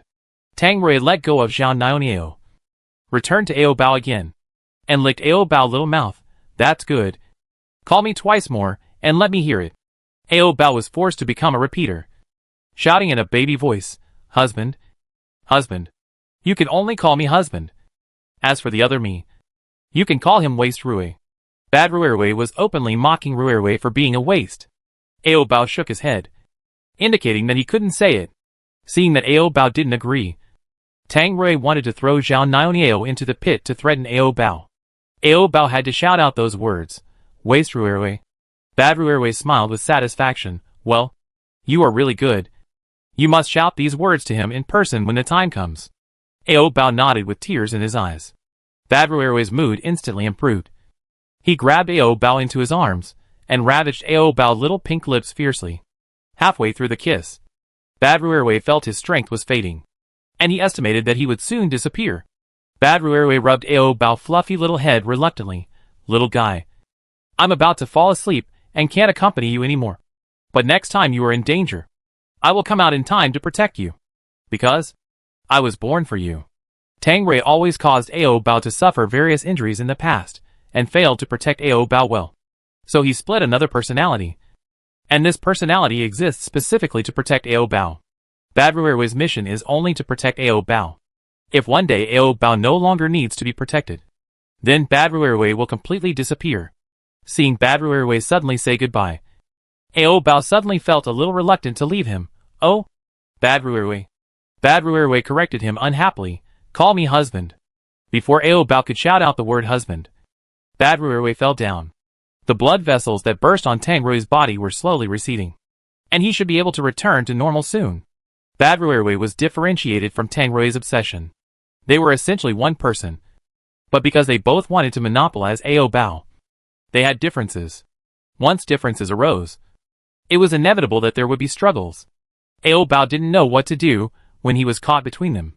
Seeing that Tang Rui was still in a coma, Zhao Nianniao quickly walked to Ao Bao and sat down. Ao Bao, let me see your mouth. Just now, Bad Ruirui kissed Ao Bao so hard that his lips were broken and blood had seeped out. Ao Bao thought she wanted to take the opportunity to kiss him, so he turned his head to the side and didn't let her see. Ao Bao, I have something to ask you. When Tang Rui wakes up, don't tell him that I want to kiss you. Okay? Zhao Nianniao knew that Ao Bao couldn't speak and couldn't complain, but she was still worried because Tang Rui was much smarter than Bad Ruirui. If Ao Bao told Tang Rui that Zhao Nianniao wanted to kiss him again and again, Zhao Nianniao would definitely be driven away by Tang Rui, and then she would not be able to stay with Ao Bao anymore. Ao Bao wanted to complain, but he couldn't speak at all. After more than 10 minutes, Tang Rui woke up. Seeing Ruirui wake up, Ao Bao happily licked his face, like a puppy who only saw his master. Tang Rui looked at the environment around him and changed, and probably guessed that his other personality had emerged again. After waking up, Tang Rui routinely checked Ao Bao's body. Ao Bao, are you injured? Just as he was about to check, Tang Rui found that Ao Bao's exposed thin legs were all bruised, as if he had been abused and beaten. Bruises were all over Ao Bao's body, not only on his legs, but also on his neck and arms, and even on the soles of Ao Bao's feet. Ao Bao's skin was too tender, so the bruises on his body were particularly eye-catching. These marks looked a bit like being beaten, but more like being sucked out by someone's mouth. In fact, Tang Rui had already guessed that these were caused by bad Rui, but he was unwilling to admit it. He just frowned and asked, Ao Bao, who bullied you? When Tang Rui asked this, Ao Bao immediately felt wronged, pouted his little mouth, and complained, bad Rui. Tang Rui felt sour, angry and distressed. He looked at Xiao Niao beside him. Didn't I tell you before that if I showed up, I would take Ao Bao away immediately? Xiao Niao shrugged. I took Ao Bao away, but he caught me. What can I do? In fact, seeing Tang Rui jealous, Xiao Niao felt inexplicably relieved. If his two personalities fought each other, then she might be able to benefit from it. Xiao Niao was afraid that Tang Rui was not angry enough, so she added fuel to the fire and said, the other you not only taught Ao Bao how to call husband, he also taught Ao Bao what to call you. Let me think. Well, it seems to be Waste Rui. Tang Rui's face suddenly darkened, and he looked at the person in his arms. Ao Bao, did you really call him husband? Ao Bao lowered his head somewhat guiltily. Seeing Ao Bao's guilty look, it can almost be regarded as acquiescence. Tang Rui said to Ao Bao angrily, I taught you to call Rouge before, but you couldn't learn it no matter what. How come he taught you to call husband, and you can call it? Ao Bao didn't know how to quibble, so he could only lower his head and weakly replied, Ao. Tang Rui scolded, don't call him husband anymore. Ao Bao still weakly replied, Ao. Although Tang Rui rejected his other personality very much, he knew that his other personality was very strong and could protect Ao Bao very well. So no matter how much Tang Rui hated his other personality, he had to try to accept the other him. Ao Bao didn't care whether it was bad Rui or Rui. Ao Bao liked them all because they were the same person, and there was no need to distinguish between you and me. Tang Rui endured the bitterness in his heart and continued to help Ao Bao check his body. Seeing that the places where Ao Bao was hit by bullets had been properly treated, Tang Rui breathed a sigh of relief. And then he asked, Ao Bao, did the other me treat your wound for you? Ao Bao nodded, bad Rui. Ah. Hearing Ao Bao calling bad Rui, Tang Rui couldn't help but start to feel sour again. But he was more fortunate. I feel relieved that he can treat you well. If bad Rui still wanted to twist off Ao Bao's head like last time, then Tang Rui would probably be worried to death. So it is definitely a good thing that bad Rui can fall in love with Ao Bao, so Tang Rui can feel much more at ease. Tang Rui gave up his possessiveness and said, Ao Bao, if I can't protect you well, then let the other me protect you. And you can also listen to him appropriately. If you fall in love with him, it's okay. Say the last sentence. Tang Rui consumed all his strength. Ao Bao rubbed his little head against Tang Rui. Love Rui. Tang Rui seemed to have heard something extraordinary. He asked in shock and joy, Ao Bao, what did you say just now? Ao Bao tilted his head. His clear and bright eyes stared at Tang Rui, and repeated what he had said before, Ao. Rui. Tang Rui's expression suddenly became lost.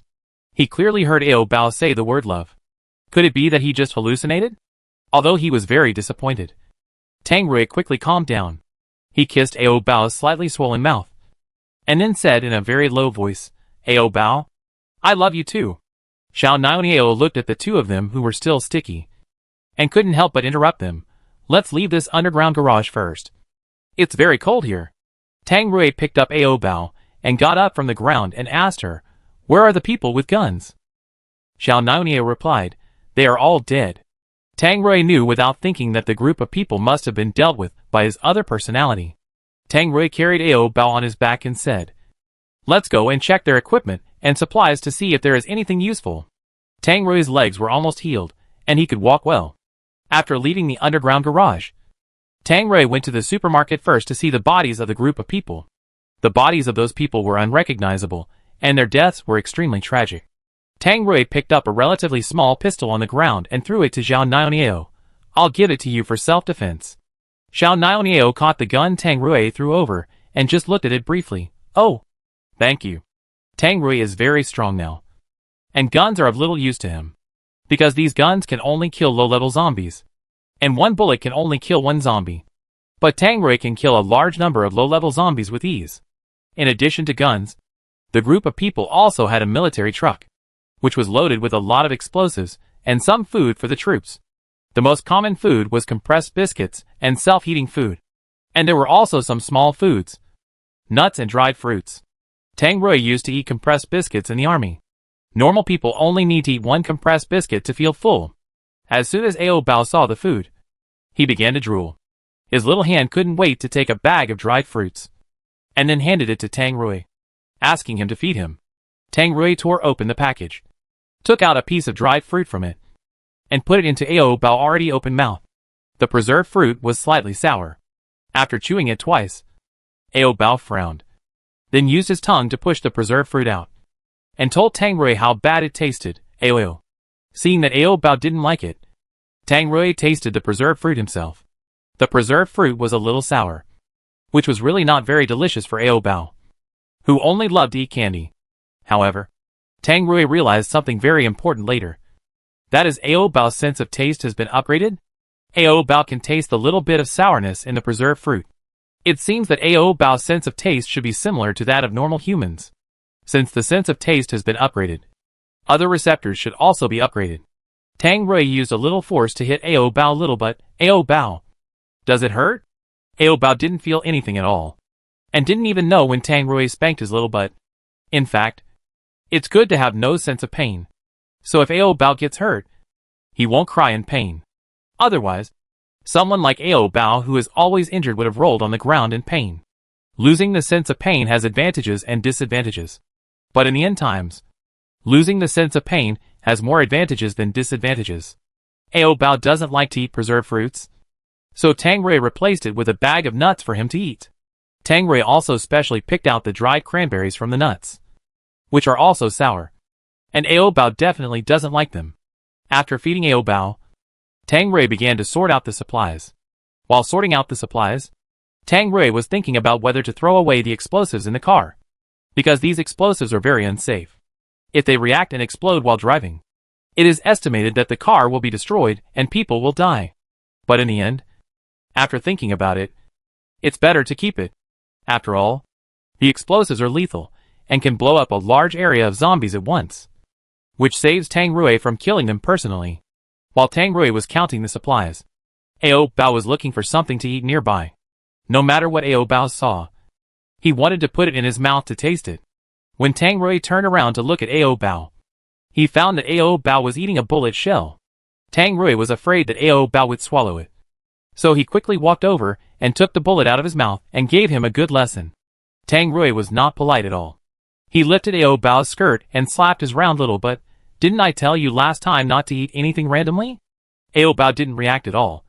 And while Tang Rui was spanking him, he quietly picked up a button that someone else had dropped from the ground, put it in his mouth and sucked it slowly. He didn't think it tasted good, so he spit it out, seeing that Ao Bao refused to repent. Tang Rui was once again angry and laughed. If you don't listen, I really won't let you eat de Ruirui. Hearing this, Ao Bao finally reacted. He hurriedly reached out to grab Tang Rui's de Ruirui. Ao Bao wants to eat.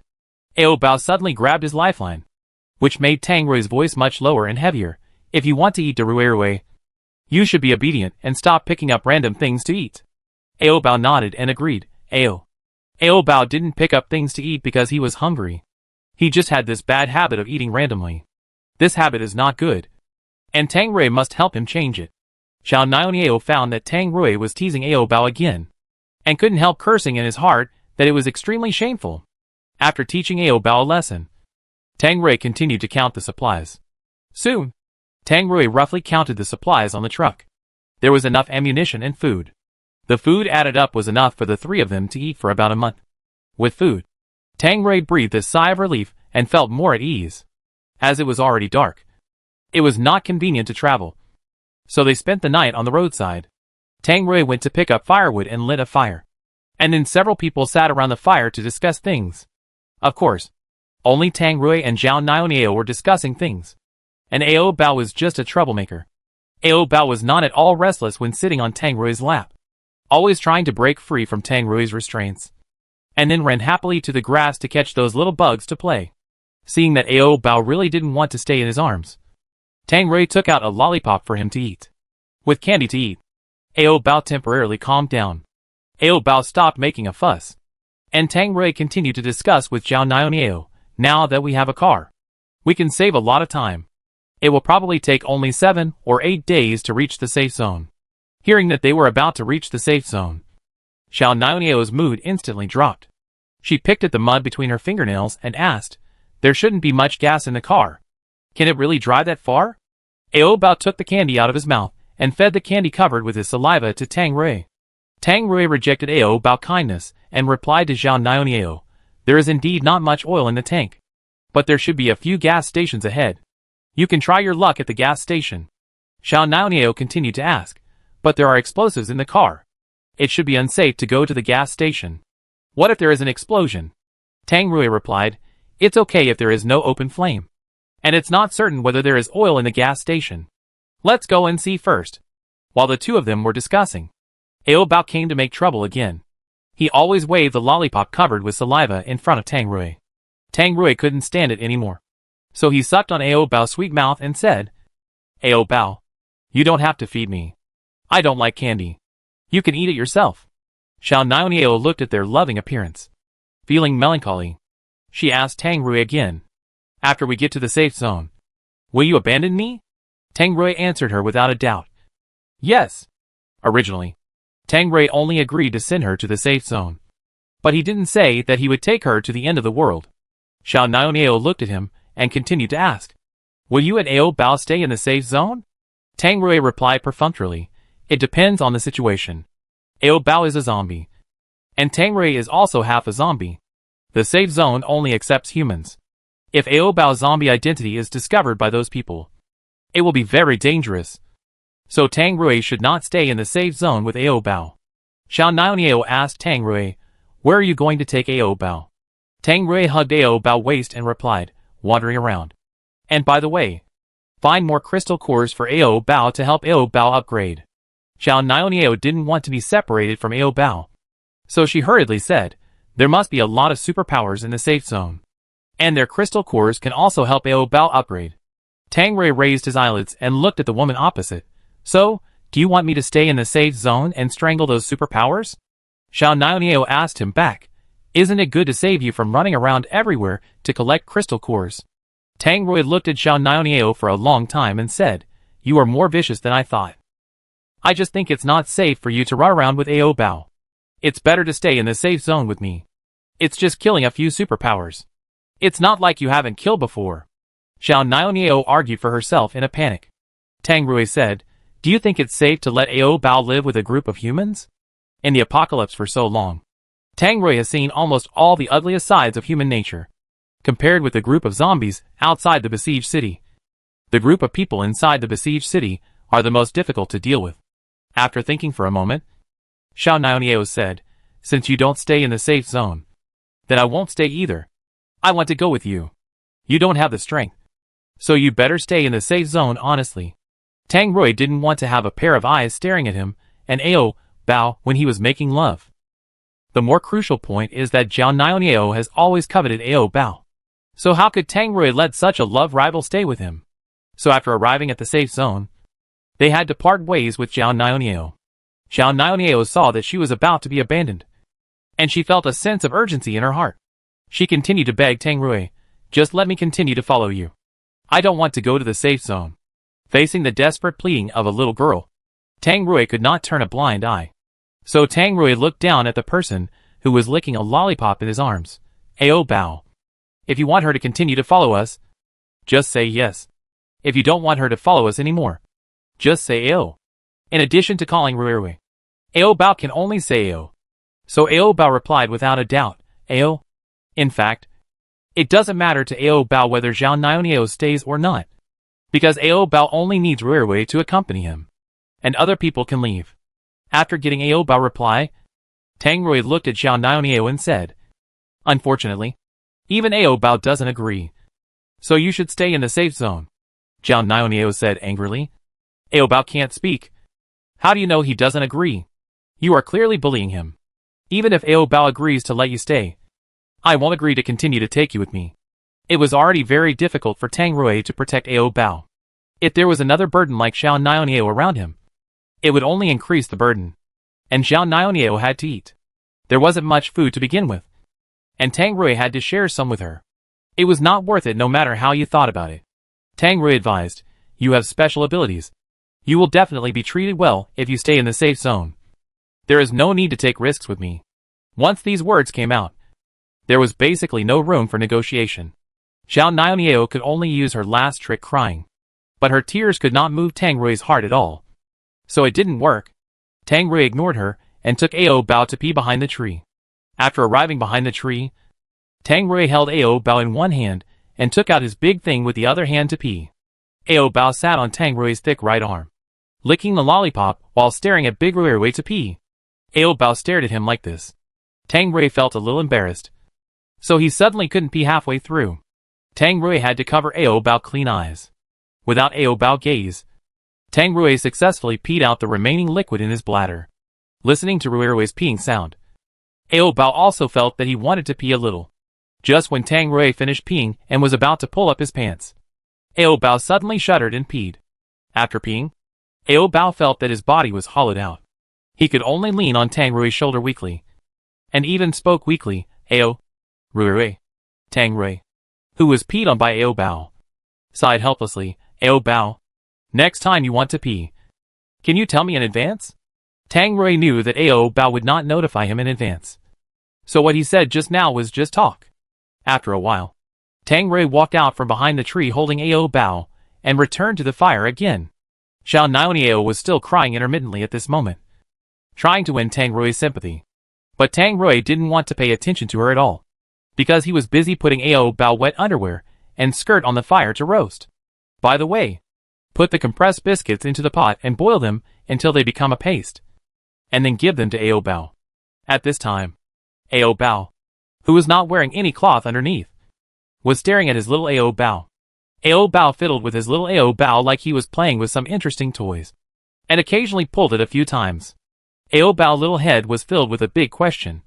He was wondering why Rui could stand up, but Xiao Xiao was limp. Seeing that Xiao Xiao was about to be ravaged by Ao Bao, Tang Rui felt so distressed that he quickly stopped Ao Bao from continuing to destroy himself. "Ao Bao, don't play yourself to death. Otherwise you really won't be able to stand up in the future." Ao Bao is now a relatively low-level zombie, so Xiao Xiao will not react.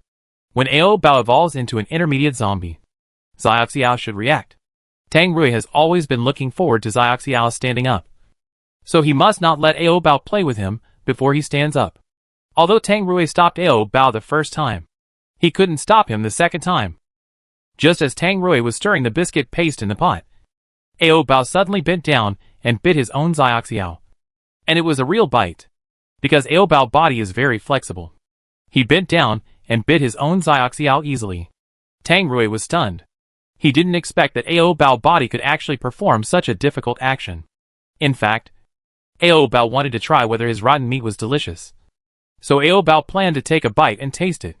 Seeing that Ao Bao was really biting Xiao with his teeth, Tang Rui hurriedly pulled Ao Bao away. "Ao Bao, you can't eat this." In order to prevent Ao Bao from biting Xiao again, Tang Rui helped him put on his underwear. After putting on the pants, Xiao could no longer be seen, so Ao Bao gave up the idea of tasting his own rotten flesh. Tang Rui was about to laugh and cry. He pinched Ao Bao's small and delicate nose and said, "Why do you even eat your own flesh? Don't be stupid like this next time." Tang Rui is now a little worried that Ao Bao will bite off Xiao and eat it in the future. It seems that he has to pay more attention to Ao Bao. Ao Bao tilted his head and looked at Tang Rui. Looking at Ao Bao's silly look, Tang Rui became even more worried. So he warned him again, "Ao Bao, if you are hungry, you can eat my meat, but you can't eat your own meat. Understand?" Ao Bao nodded as if he understood. The fire was quite big, and the skirt dried up in a short while.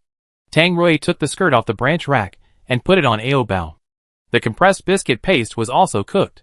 Tang Rui added a little nut crumbs to the paste, and the fragrance soon drifted out. Tang Rui took 2 plastic bowls from his backpack and poured the paste into the 2 bowls. Tang Rui gave a bowl of biscuit paste to Xiao Niao, who was still crying, and persuaded her, "It's useless for you to cry. The safe zone is your best destination. Xiao Niao was also hungry.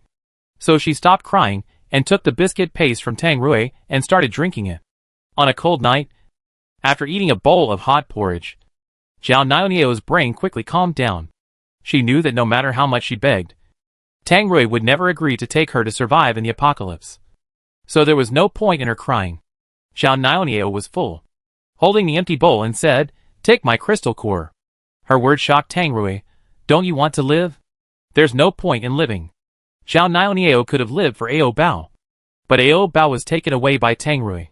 Tang Rui clearly rejected her. "I don't need your crystal core." Then, Tang Rui didn't plan to continue chatting with Xiao Niao.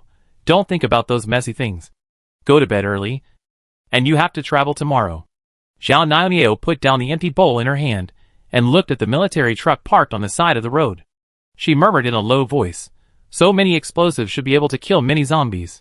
Tang Rui was feeding Ao Bao biscuit paste, so he didn't hear clearly what she said. Late at night, Tang Rui and Ao Bao slept together, and Ao Bao snoring sounded from time to time. After a night's rest, Tang Rui held Ao Bao and sat in the driver's seat, and Xiao Niao sat in the co-pilot seat. Everything was ready. Tang Rui started the engine and drove to the safe zone. Ao Bao sat on Tang Rui's thighs and twisted restlessly, because the driving seat was too narrow. Ao Bao had limited space to move, so Ao Bao could only twist on Tang Rui's thighs. Ao Bao repeatedly crushed his plump little peach buttocks on Tang Rui's big Rui. This caused Tang Rui to react quickly, but he had to concentrate on driving now. "Ao Bao, if you twist it again, it will be dangerous." If Tang Rui lost control of the steering wheel in his hand, they would all fall off the cliff. Ao Bao just felt too bored. When the car first started, Ao Bao was able to behave himself and sit still. But after sitting in the car for several hours, he must be suffocated. Xiao Niao, who was next to him, was so bored that she fell asleep in the passenger seat. For safety reasons, Tang Rui had to stop the car first, and then let Ao Bao play on the grass by the roadside to relieve Ao Bao boredom. At this time, Xiao Niao also woke up and asked, "Where are we now?" Tang Rui replied hastily, "It's very close to the safety zone." Xiao Niao asked again, "When will we get to the gas station?" "There are still 500 m." After Tang Rui replied to her briefly, he went to play with Ao Bao. Ao Bao picked a small wildflower, held it carefully in his palm, and then gave it to Tang Rui. Tang Rui accepted Ao Bao's little thought and returned a gift. He also picked a flower and put it on Ao Bao's ear. Ao Bao happily wore the small wildflower and ran on the grass. After spending some time with Ao Bao to relax, they had to set off again. After driving for a short while, they soon arrived at the gas station. Tang Rui left Ao Bao in the car and planned to go down to see if there was any oil in the underground tank of the gas station. When Tang Rui got out of the car, Xiao Niao immediately took Ao Bao's hand and said, "Let's get off quickly. This car will explode soon." After that, Xiao Niao directly pulled Ao Bao out of the car, and Ao Bao didn't even have time to resist. After pulling Ao Bao out of the car, Xiao Niao set fire to the driver's seat again. Tang Rui saw that the driver's seat suddenly caught fire. He thought Ao Bao was still in the car and didn't get out. So he ran over and shouted, "Ao Bao, get out of the car quickly.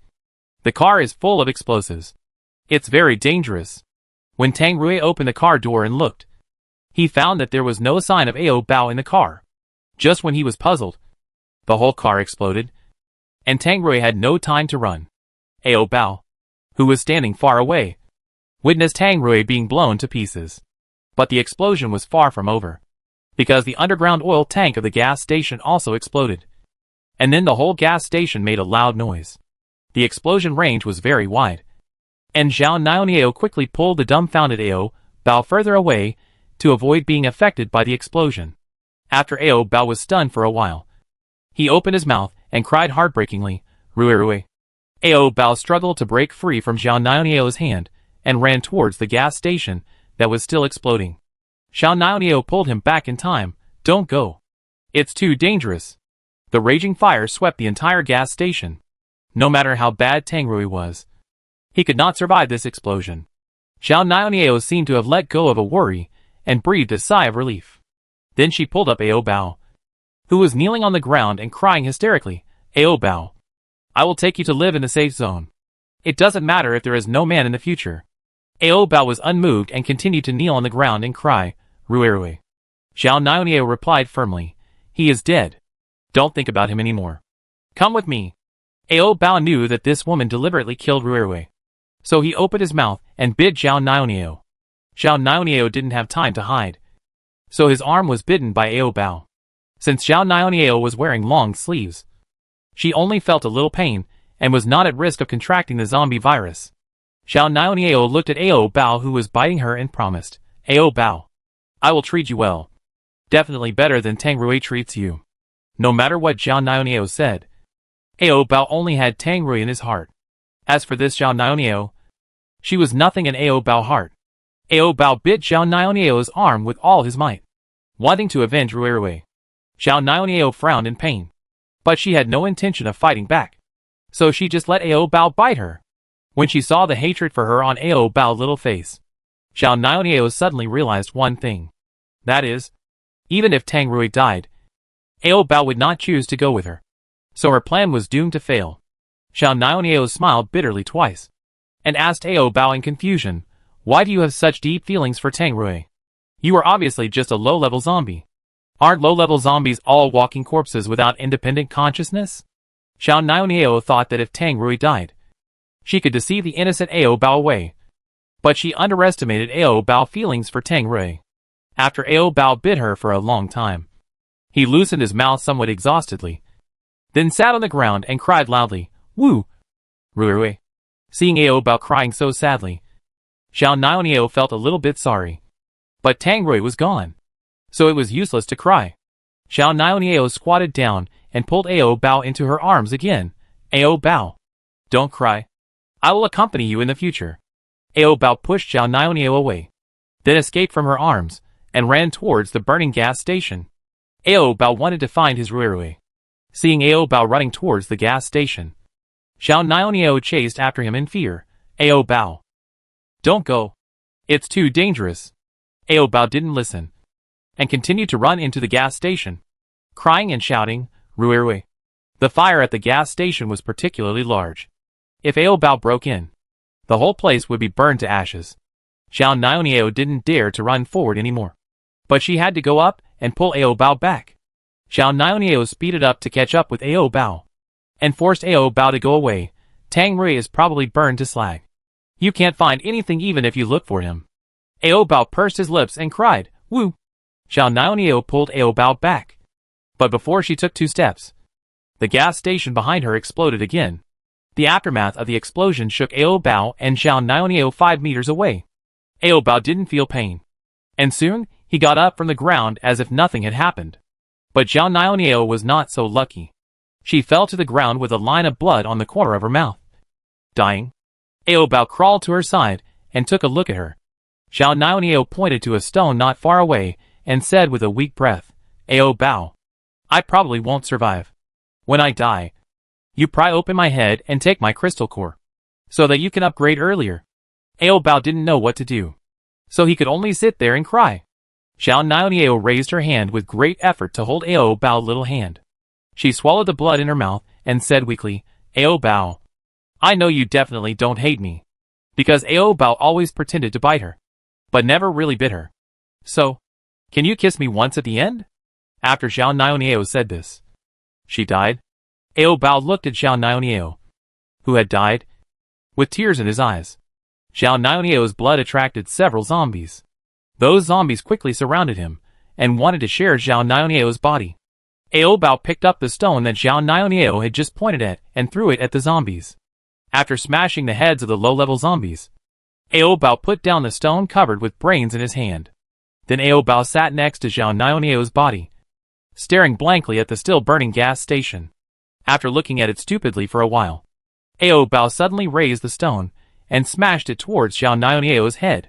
Then, Ao Bao took Xiao Nianliao's crystal core, and rushed to the fire scene without hesitation. Ao Bao wanted to give the crystal core to Ruirui so that Ruirui could survive. Before Ao Bao walked into the fire scene, he was bounced away by the aftermath of the explosion, and there was a piece of steel that was shaken into Ao Bao's stomach. Ao Bao looked down, and saw that there was a big cut on his stomach. Ao Bao frowned as if he could feel the pain. After staring at his wound, Ao Bao climbed up again. After climbing up, Ao Bao found that the crystal core in his hand was gone. It should be that he didn't hold it firmly just now, and accidentally dropped it somewhere. Ao Bao hurriedly looked everywhere.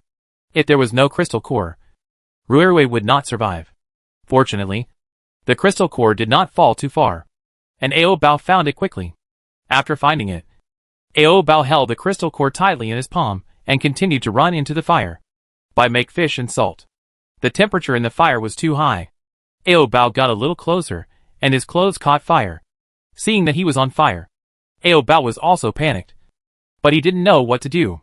He could only stand there and shout for Ruirui. Tang Rui, who had been blown to pieces, was regenerating at the fastest speed.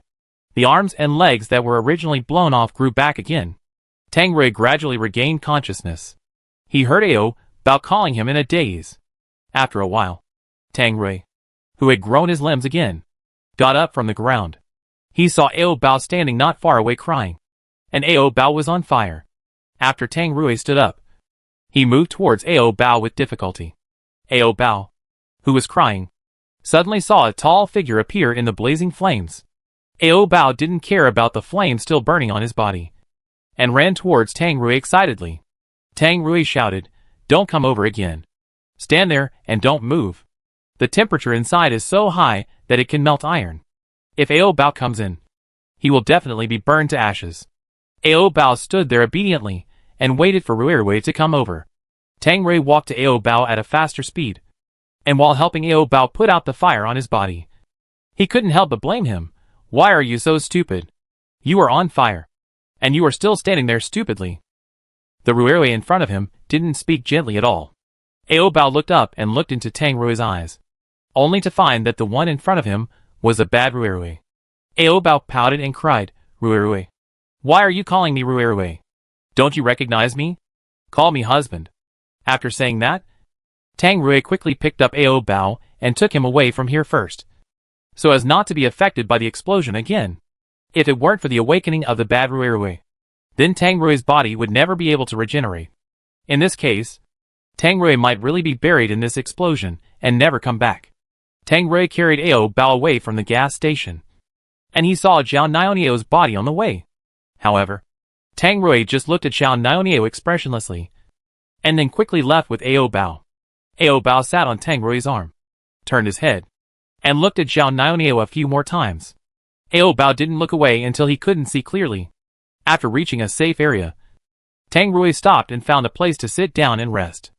At this time, Ao Bao gave him the crystal core in his hand. Tang Rui looked at the crystal core in Ao Bao's hand and asked, "Is this crystal core from that woman?" Ao Bao nodded his little head. He originally wanted to use the crystal core to revive Ruirui. Tang Rui saw that Ao Bao was still crying, so he wiped his tears and asked, "Why are you crying? Am I not fine now?" Ao Bao lowered his head and looked at the crystal core in his hand, and his tears flowed even more happily. Tang Rui seemed to understand something. He said angrily and helplessly, "Even if you don't take her crystal core, I will crush her head. I have disliked her for a long time." Ao Bao pursed his lips and continued to cry sadly. Tang Rui lifted Ao Bao's little chin and said angrily, "Don't cry for her anymore. She is the murderer who wanted to kill your husband." Ao Bao wiped away his tears and put the crystal core in his hand to Bad Ruirui's mouth. "Ao, eat." Tang Rui refused. "I don't need it." "You eat it?" Ao Bao was reluctant to eat this crystal core, so he kept holding it in his palm. Because Bad Ruirui consumed a lot of energy for physical regeneration, he was very weak at the moment, so he soon fell into a deep sleep. It is estimated that Bad Ruirui will not come out again for a long time, because he needs to rest well. After Bad Ruirui fell asleep, Tang Rui's pupils turned black again, seeing that Ao Bao was safe and sound in his arms. Tang Rui excitedly held Ao Bao's little face and kissed him a few times. "Ao Bao, I'm glad you're okay." Seeing that Tang Rui was okay, Ao Bao was also very happy. He rubbed his little face against Tang Rui. Ruirui. Just when Tang Rui was thankful for surviving the disaster, he found a hole in Ao Bao's belly, and a piece of burnt steel was embedded in the flesh. Ao Bao not only had wounds on his belly, but also had wounds of varying sizes and depths all over his body. And there were also large areas of burns. Ao Bao's clothes were basically burned. His fair skin was red, and there were several small blisters on his skin. Seeing Ao Bao's miserable appearance, Tang Rui felt so distressed. Tang Rui first took out the steel piece from Ao Bao's belly, and then went to find water to cool down Ao Bao's body. They walked for a long time before finding water. As soon as they saw the water, Tang Rui hurried to help Ao Bao cool down the burned parts of his body. Seeing that the rotten flesh on Ao Bao's body was about to be burned, Tang Rui said apologetically, "Ao Bao, I'm sorry. I hurt you again." Ao Bao shook his little head, indicating that he didn't care whether he was injured or not. He just wanted Rui to be alive. Then Ao Bao stood on tiptoe again, raised his little head, and kissed Tang Rui on the chin. Ao. Seeing that Ao Bao didn't blame him, Tang Rui felt even more guilty. It's my fault for not being on guard against that woman earlier. When Zhao Niao released the poison gas bomb and killed all the survivors hiding in the cellar, Tang Rui thought she was a little neurotic. But Tang Rui still brought her with him, which led to the consequences today. Although Tang Rui and Ao Bao were not in danger of life, all their supplies were buried in the explosion. Even the clothes on their bodies were burned clean. The most precious vegetable seeds were also gone, and Ao Bao candy was also gone, and the photo was also turned into ashes. The only thing left was the small bottle hanging on Ao Bao's neck, because Ao Bao had been wearing this bottle when Tang Rui met him, and Tang Rui never took it off afterwards, so it was preserved until now. After soaking Ao Bao in the water for half an hour, the burned part had almost cooled down. The temperature on his body had dropped, but Ao Bao's skin was still red. It was estimated that he would have to shed a layer of skin before it could return to its previous white state, especially Ao Bao's Xiaoxiao, which was seriously injured and almost burnt, and there was not much hair around Xiaoxiao, and the original small hair was burned clean by the fire. Seeing that Xiaoxiao was seriously injured, Tang Rui had to find some herbs. While Tang Rui was looking for herbs, Ao Bao stared at his Xiaoxiao, which was about to burn, and had some malicious intentions. Ao Bao planned to taste the rotten meat he had roasted to see if it was fragrant. Just as he was about to eat it, Ao Bao suddenly remembered that Rui had warned him not to eat his rotten flesh. Ao Bao had to put away his evil intentions and used his little hands to play with his red-hot bird out of boredom. When Tang Rui came back with a handful of herbs in his hand, he saw Ao Bao lowering his head and playing with his bird. Tang Rui walked to Ao Bao and said with a smile, "Don't play with it anymore. It will break if you play again." Ao Bao saw Rui coming back and happily opened his arms and asked for a hug. "Ao, Rui." Tang Rui lifted his bare little butt, picked him up, and then found a cool place to sit down. Tang Rui picked the leaves of the herb, put them in his mouth, chewed them carefully, and finally applied the chewed juice to Ao Bao's wound. Ao Bao saw Rui chewing leaves and wanted to try chewing them too. So Ao Bao took advantage of Tang Rui's inattention and secretly stuffed a leaf into his mouth. But after just chewing a bite, Ao Bao quickly spit it out because it was too bitter. Tang Rui looked at Ao Bao's wrinkled features, smiled and said, "This is not for eating. If you are hungry, I will give you meat later." Ao Bao raised his little paw excitedly. Tang Rui first applied the herbal juice on Ao Bao's wound, and then gave the big Rui to Ao Bao. After Ao Bao ate the big Rui, a happy and satisfied look appeared on his little face. Then Ao Bao tilted his head and leaned on Tang Rui's scarred chest. In his childish voice, there was a bit of laziness. "Rui, although they have nothing now, not even a piece of clothing, the smile on Ao Bao's face is still as clean and pure as ever, like a child." Every time he saw Ao Bao's smile, Tang Rui would feel much better. As long as he could keep this smile, it would be worth it for Tang Rui to risk his life. Night fell quickly, but Tang Rui didn't have a lighter, so he couldn't make a fire. The temperature tonight was particularly low, only about 4 or 5 degrees, and they were all naked, so it was easy to get frozen. Tang Rui used his arms to hug Ao Bao's little body as much as possible. Tang Rui blew into Ao Bao's little palm and asked, "Ao Bao, are you cold?" Ao Bao couldn't feel the cold, but his body would shiver uncontrollably. In order to prevent Ao Bao from getting cold, Tang Rui used his rough palms to rub Ao Bao's body constantly, so that he would not freeze in this cold night. In addition, you have to do some proper exercise to speed up blood circulation, so that your body can be warmed up immediately. So Tang Rui slowly moved twice.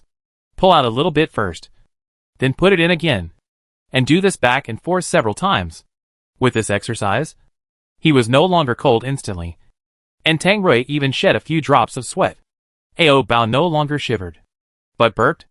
In this quiet night, in addition to hearing a few insects, you could also hear a sound similar to the roar of a lion. In the second half of the night, Ao Bao had fallen asleep, but Ruerui had not stopped. Because you feel cold as soon as you stop, you have to continue exercising to maintain heat and avoid freezing to death in the wild. It was not until the next day, when the warm sunshine shone on his body, that Tang Rui finally rested. This night was spent peacefully. After eating a night of big Ruerui, Ao Bao's small wounds were almost healed, and the small cut on his stomach caused by the steel block had also scabbed. Even the burned areas were peeling off quickly. The peeled areas were more shiny than before, and were particularly delicate, with no pores at all. It can be seen that the Ruerui also has the effect of beautifying and nourishing the skin. I wonder what Ao Bao will become if he eats more in the future. Tang Rui exercised all night and basically didn't rest. But he was still energetic the next day. And Ao Bao obviously slept all night. But he was very listless the next day. Ao Bao was lazily leaning on Tang Rui to take a nap. And he didn't even have the strength to scream. They were all naked now. If they went to the town ahead to find clothes, they would have to walk for most of the day. Tang Rui used leaves as a fig leaf to temporarily block it.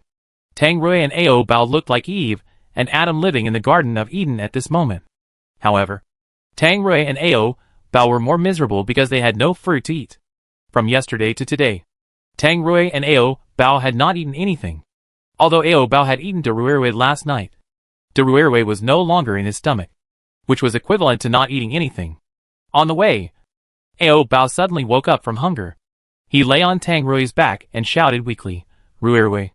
Tang Rui knew that Ao Bao was hungry, but it was still a little distance from the nearest town, and it was not easy to find food. Tang Rui turned his head and looked at the person lying on his back and said, "Ao Bao, why don't you drink my blood first?" Ao Bao shook his head. He didn't want Ruerui to get hurt, so he naturally couldn't drink Ruerui's blood. Seeing Ao Bao actually shook his head, Tang Rui immediately stopped and asked, "Why don't you drink anymore?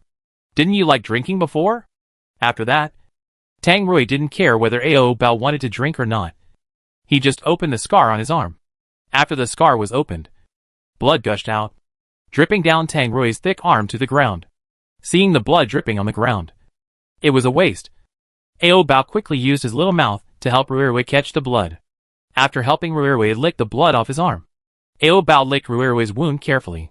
If Tang Rui had a sense of pain, Ao Bao would probably be in pain if he licked his wound repeatedly like this. After drinking some blood, Ao Bao's stomach was not so hungry, so he continued to lie on Tang Rui's back and sleep late. It was not until noon that he finally slept enough. After waking up, Ao Bao wanted to get off Tang Rui's back to play. But Tang Rui was afraid that Ao Bao would step on sharp objects when walking barefoot on the ground, so he did not let him down. The journey was too boring, and Ao Bao could only lie on Tang Rui's back and count the scars on his back. A closer look revealed that Tang Rui's back was almost covered with scars, large and small, and there were countless scars. Most of these scars were caused by Tang Rui when he was on a mission before, and such glorious scars were something that many men would not beg for. Ao Bao white and tender little fingers touched Ruerui's scars one by one, and counted them carefully one by one.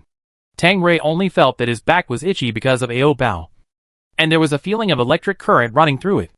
He looked back and saw that Ao Bao was counting his scars.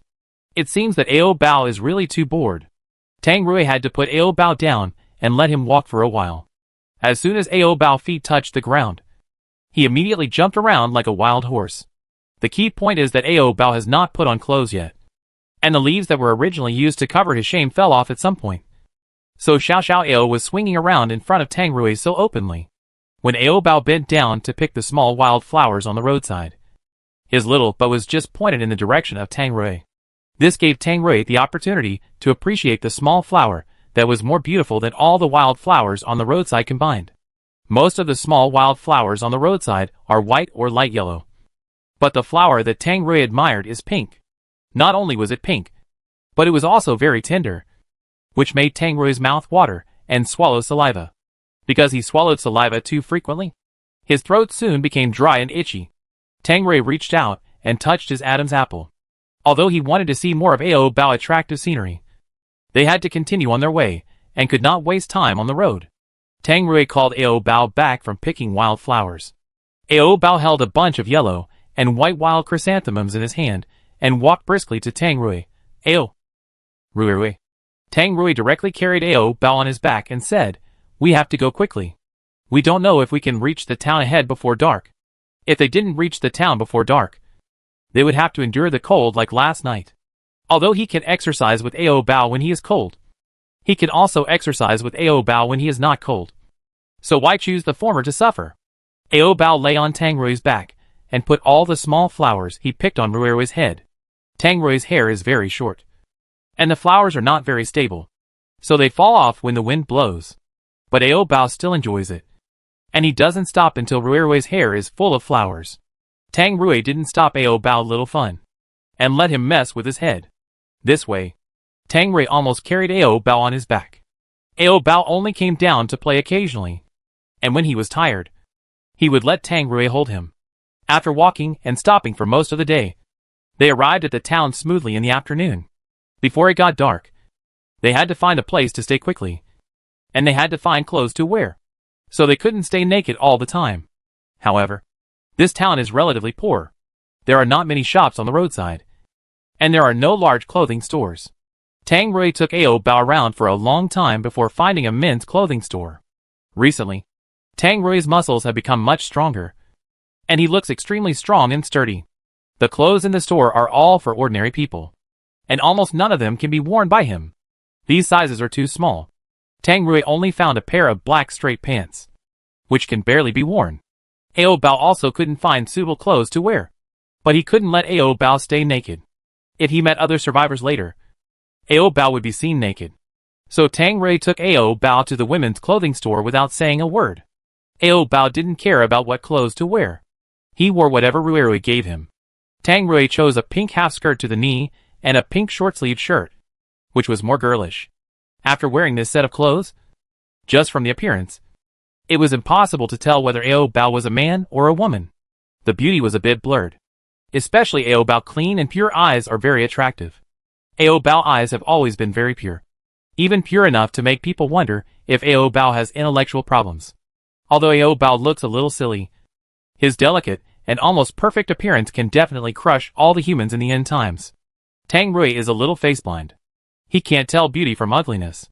He just thinks that everyone looks the same, with noses and eyes, except Ao Bao, because in his eyes, Ao Bao is always the most beautiful. But it's not good for Ao Bao to be too good-looking, because it's easy for others to miss him. Liu and Zhao Niao are two good examples. Afterwards, Tang Rui changed Ao Bao into a set of plainer clothes so that he would not be too eye-catching. After finding clothes for Ao Bao, the only thing left was to find food. Tang Rui carried Ao Bao around the town. He was lucky enough to find the lighter that Tang Rui wanted in the grocery store, and even 2 packs of unopened cigarettes. It was a pity that Tang Rui never smoked, and if he smoked, it would easily teach Ao Bao bad things, because Ao Bao always followed him and learned from him. Although cigarettes were not good things, Tang Rui still put them in his pocket. When he met other survivors who loved smoking in the future, Tang Rui could share cigarettes with them and exchange them for some food. Seeing Rui rummaging around, Ao Bao also learned from him to rummage around and pick up things, no matter whether they were useful or not. Ao Bao picked them up and showed them to Rui.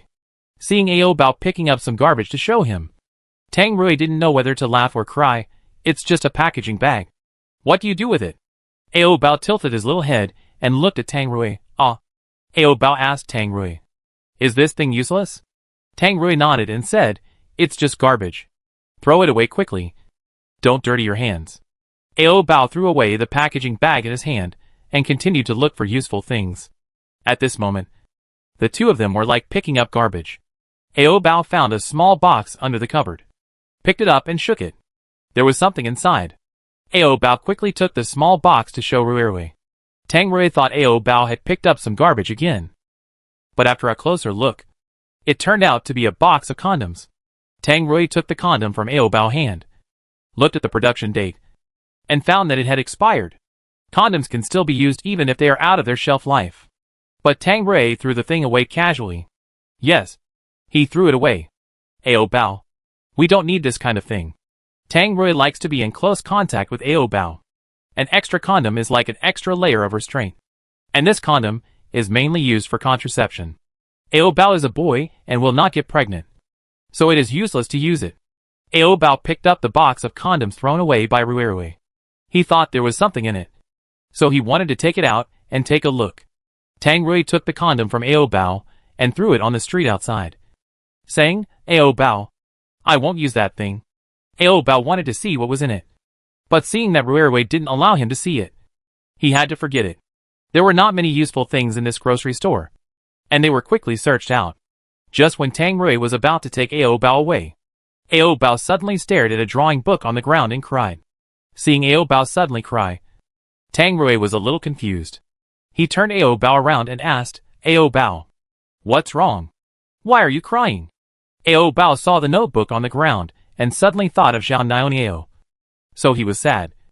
Because Zhao Niao had taught Ao Bao how to write on the notebook before. Tang Rui pulled Ao Bao into his arms and coaxed him, don't cry. I'll take you to find candy later. Ao Bao sniffed and soon stopped crying. Afterwards, Tang Rui held Ao Bao and looked for stores everywhere to see if he could find a lollipop.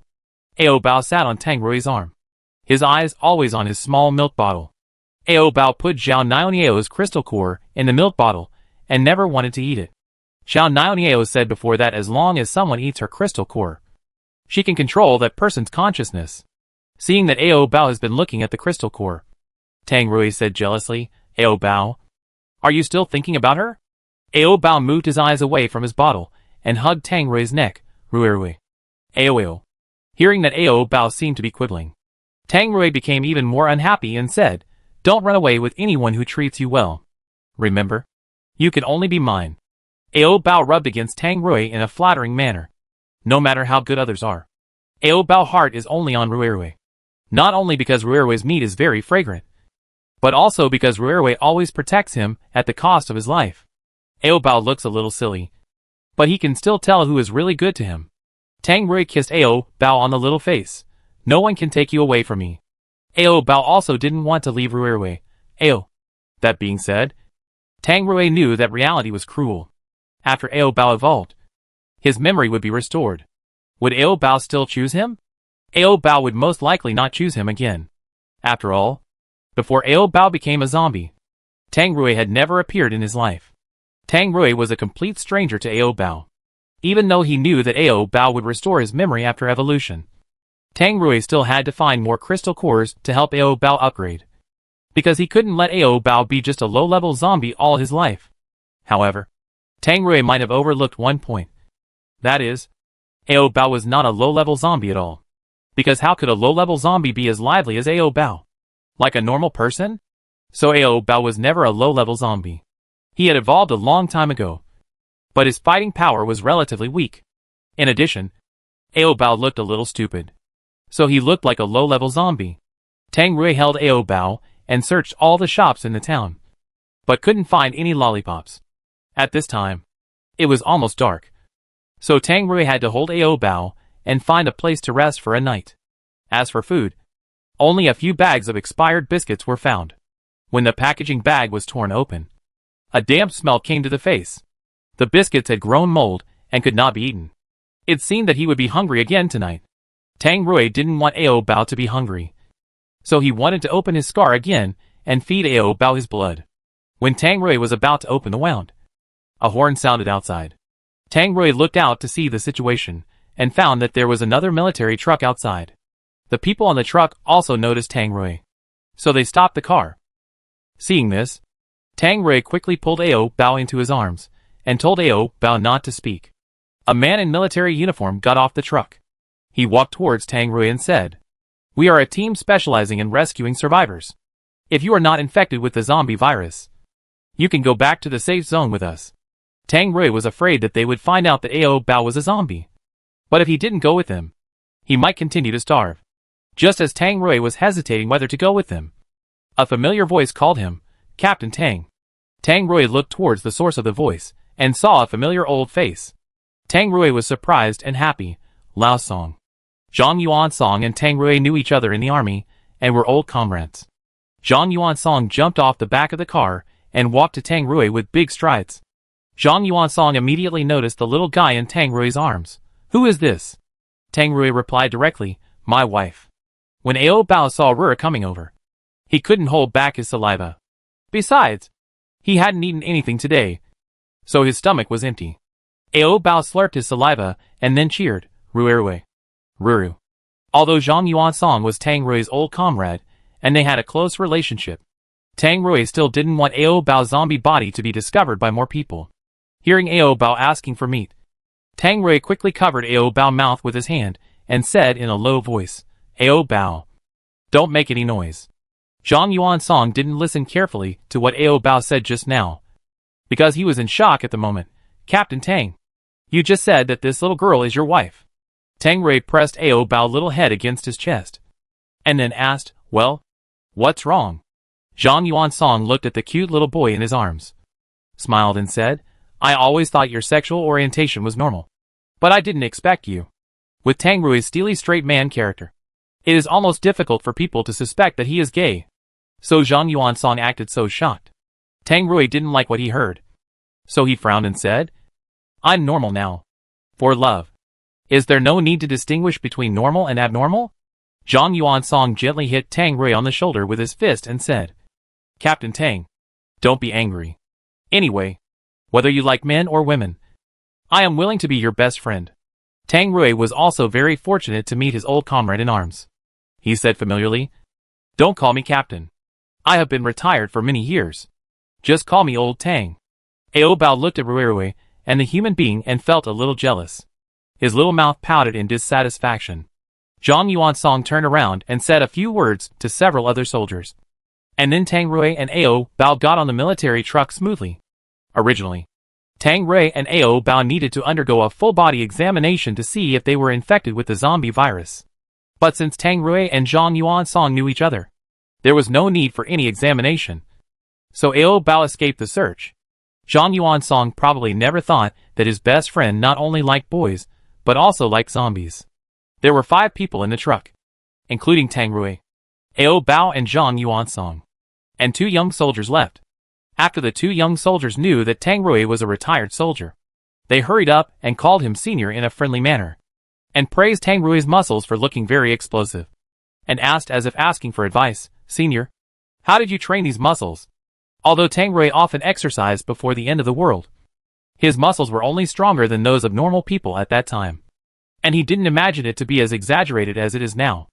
After entering the apocalypse, Tang Rui awakened his power, and because of the fighting and killing along the way, he trained his muscles to what they are now.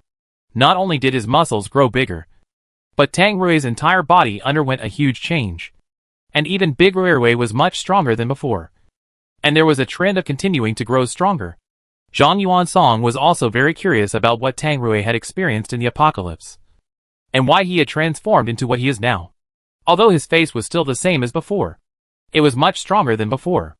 Zhang Yuansong pinched Tang Rui's developed arms with envy. Ao Bao, who was sitting on Tang Rui's lap, saw that this human actually reached out to touch Rui. Ao Bao immediately opened his mouth and bit Zhang Yuansong. Fortunately, Tang Rui intercepted in time, so Ao Bao didn't bite anyone. After controlling Ao Bao, Tang Rui immediately said sternly, "Be good. Don't bite anyone." After that, Tang Rui slapped Ao Bao on the butt. Ao Bao pouted his mouth aggrievedly, and then drew circles on Tang Rui's chest with his little finger. Tang Rui lowered his head and kissed him as a comfort. Zhang Yuansong smiled and said, "It's okay. A bite won't hurt." If Zhang Yuansong knew that Ao Bao was a zombie, he would not say such things again. Tang Rui and Zhang Yuansong chatted for a long time. Later, Zhang Yuansong noticed that Tang Rui was still shirtless. The temperature dropped sharply after the sun went down, and he couldn't go without clothes. Zhang Yuansong went to get a military coat for Tang Rui. After Tang Rui took the coat, he didn't put it on himself, but put it on Ao Bao. Tang Rui would rub Ao Bao's soles with his hands from time to time to prevent Ao Bao's feet from freezing without socks. Seeing Tang Rui put the clothes on the little guy, Zhang Yuansong asked, "Old Tang, aren't you cold?" "Not bad." After Tang Rui made a perfunctory remark, He asked again, by the way, do you have any candy? Tang Rui had promised to find candy for Ao Bao before, but he couldn't find any after searching the town. Wait a minute. I'll look for it. Zhang Yuansong fumbled in his pocket for a while. Just as Zhang Yuansong was feeling in his pocket, the two little soldiers next to him handed Tang Rui a piece of nut chocolate. This is for you, senior. I've kept it for a long time. The chocolate had melted and was a bit sticky. It must have been kept in his pocket, and he was reluctant to eat it. How could Tang Rui have the nerve to ask for something that others were reluctant to eat? Besides, Ao Bao didn't like this bitter chocolate, so Tang Rui didn't ask for it. Then Zhang Yuansong took out a little white rabbit milk candy from his pocket. The outer candy wrapper was dirty because it had been in his pocket for a long time. But in the end times, you don't have to be so particular. As long as it's not expired, you can eat it. Tang Rui peeled off the blackened outer candy wrapper, took out the milk candy inside, and fed it to Ao Bao's little mouth. Ao Bao was still feeling wrong for what Tang Rui had just scolded him for, and his mood was always very low. But after eating the candy, Ao Bao's little face immediately brightened up, and he smiled and rubbed against Tang Rui. Rui. Ao.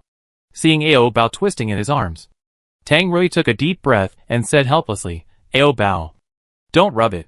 It will get hot later. Seeing the clear desire in Tang Rui's eyes, Zhang Yuansong next to him came over and asked in a low voice, Old Tang, how long have you not released? Although in the end times, saving your life is the most important thing, but physiological needs must also be solved. For example, Zhang Yuansong would quietly masturbate almost every night when others were asleep. Tang Rui looked at him sideways. Why are you asking this? I'm just curious. Because Tang Rui looked very serious on the surface, Zhang Yuansong was particularly curious whether he did dirty things behind his back. When he was in the army before, Zhang Yuansong almost never saw Tang Rui get up in the middle of the night to release himself. Tang Rui's level of abstinence was like a non-human. In response to Zhang Yuansong's question, Tang Rui replied calmly, once every night. Once for a whole night. Anyway, there is nothing to do at night except resting. If you don't do something you love, it will be a shame to the dark night. And Ao Bao always cries to eat Big Rui. And Tang Rui almost never refuses Ao Bao request. As long as Ao Bao wants to eat, Tang Rui will give it immediately. This answer is a bit beyond Zhang Yuansong's expectations, because in his heart, Tang Rui is not the kind of person who is heavy in desire. When Zhang Yuansong saw Ao Bao's pretty little face, he seemed to understand why Tang Rui was not as abstinent as before. With this beauty around, no matter who comes, they will not be able to control themselves. When the candy in his mouth was about to be finished, Ao Bao quickly raised his head to kiss Tang Rui. After the kiss, Ao Bao sent the remaining candy in his mouth to Rui's mouth. There were 3 onlookers next to him, and such blatant intimacy seemed a bit inappropriate. So Tang Rui only tasted it briefly, and quickly pushed Ao Bao away. With Ao Bao's saliva and the taste of candy still on his lips, Tang Rui's eyes darkened a little. And then he quietly licked all the water stains with the scent of candy on his lips. At the moment they kissed, the 3 onlookers next to them quickly shifted their gazes away. Some of them looked at the scenery. Some chatted. And the atmosphere in the car fell into awkwardness for a while. Finally, it was Zhang Yuansong who broke the atmosphere. He asked Tang Rui, do you have superpowers? Tang Rui helped Ao Bao comb his hair and answered, yes. Power type. Zhang Yuansong suddenly realized, oh, no wonder you have such developed muscles. Tang Rui looked at him. What about you? Zhang Yuansong waved his hands helplessly. I don't have superpowers. I'm useless. People with superpowers are a minority in the apocalypse. And most survivors are just ordinary people. Tang Rui felt sorry for Zhang Yuansong. Without superpowers, he didn't know how long he could survive in the apocalypse. Even if he was not eaten by zombies, he might be eaten by his own kind. Zhang Yuansong then said, however, I heard that as long as you eat the crystal core of a superpower person, ordinary people can also gain superpowers. But I don't know if this rumor is true or false. Hearing what he said, Tang Rui immediately set his sights on Ao Bao's small milk bottle, which still contained Zhao Niao's crystal core. If eating the crystal core of a superpower person can stimulate superpowers, then Tang Rui is willing to help his old comrade try it. Ao Bao seemed to see Rui's intention, so he quickly protected his milk bottle with his little hands, and didn't let Rui take the crystal core. Ao Bao's action successfully upset Tang Rui. Tang Rui suspected that Ao Bao was still thinking about that woman. Although he was angry, Tang Rui only frowned and did not force Ao Bao to hand over the crystal core. And Tang Rui replied to Zhang Yuan's song, "Crystal cores can help superpowers upgrade again, but they should not allow ordinary people to stimulate superpowers." Zhang Yuan's song said disappointedly, "I was still hopeful." Tang Rui patted his shoulder, "It's okay. I will protect you. I'm not as weak as you think." After that, Zhang Yuansong lifted his sleeves and showed his biceps. But Zhang Yuansong's muscles were showing off in front of Tang Rui, which was simply a self-humiliation. Tang Rui and Zhang Yuansong, two old friends, had endless topics to talk about when they met.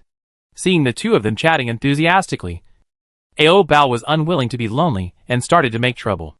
At first, Ao Bao just drew circles on Ruirui's body, and then he used his little hands to grab the beans on Ruirui's chest muscles. After feeling that Ao Bao was playing tricks on him, Tang Rui suddenly paused in the middle of his words. And then he lowered his head to look at the troublemaker in his arms. Ao Bao saw that Ruirui noticed him. So he took his little hand away and said unsatisfiedly, "Ruirui." Ao Zhang Yuansong, who was standing by, heard that Ao Bao spoke a little strangely. So he asked, "Why can't I understand what he is saying?" Tang Rui covered Ao Bao's screaming mouth with his hand without leaving a trace, and then calmly replied to Zhang Yuansong, "Ao Bao has some intellectual problems and is not very good at speaking." Zhang Yuansong still felt it was a pity in his heart. This little guy looked so good, but he was actually a fool. It was a pity for this face. Ruirui covered his mouth, and Ao Bao couldn't speak, but he soon found a new pleasure, which was to lick Ruirui's palm. Ao Bao stretched out his tongue and licked Ruirui's rough palm. Tang Rui's palms were covered with calluses, which were rough and thick. Licking them felt like licking sandpaper. Tang Rui was still concentrating on explaining to Zhang Yuansong why Ao Bao couldn't speak. But after feeling Ao Bao's soft and moist tongue wandering on his palm, Tang Rui's mind was divided by half, and the conversation with Zhang Yuansong became much more perfunctory. For example, Zhang Yuansong asked, "Old Tang, what job did you do after retiring from the army?" Tang Rui absent-mindedly replied, Zhang Yuansong, what does it mean?" Tang Rui had no time to chat with Zhang Yuansong now. His mind was on Ao Bao. Luckily, there was a military coat covering Tang Rui's lower body. Otherwise Zhang Yuansong would have discovered that Tang Rui's unspeakable place had stood up. After the Ruirui stood up, the black straight pants Tang Rui was wearing were almost squeezed to pieces. Because Tang Rui couldn't find the right size in the men's clothing store before, he squeezed into the pants. It was already very tight, and now the Ruirui swelled, causing it to be even tighter, making Tang Rui a little nervous. Seeing his friend's face gradually turn red and blue, as if he was in great pain, Zhang Yuansong asked with concern, "Old Tang, are you uncomfortable?" Big Ruirui was squeezed. It would be strange if Tang Rui could feel comfortable. He took a deep breath, tried to adjust his state, and said, "It's okay." At this time, the truck suddenly stopped, and the little soldier sitting in the driver's seat said, "The road ahead is blocked by rocks rolling down from the mountain. The rocks must be moved away before the car can pass." When Zhang Yuansong heard it, he immediately took the other two little soldiers to move the rocks in front. At this moment, only Tang Rui and Ao Bao were left in the car. Seeing that there was no one, Tang Rui took away his hand that was sealing Ao Bao's mouth. Tang Rui leaned against the car, panting violently, and his dark but deep eyes were almost swallowed by desire. Tang Rui's breathing was disordered, but Ao Bao didn't realize that he was wrong at all. He looked at Tang Rui with his clean and pure eyes, innocently and without desire. After wiping his face, Tang Rui said with a slight seriousness, "Ao Bao, don't seduce me when someone is around." If he was found to have a physical reaction, I really don't know what his old comrades would think of him in their hearts. Ao Bao looked at him stupidly, as if he didn't understand what seduction was. Tang Rui seemed to be playing the lute to a cow. In the end, Tang Rui could only warn Ao Bao to be honest.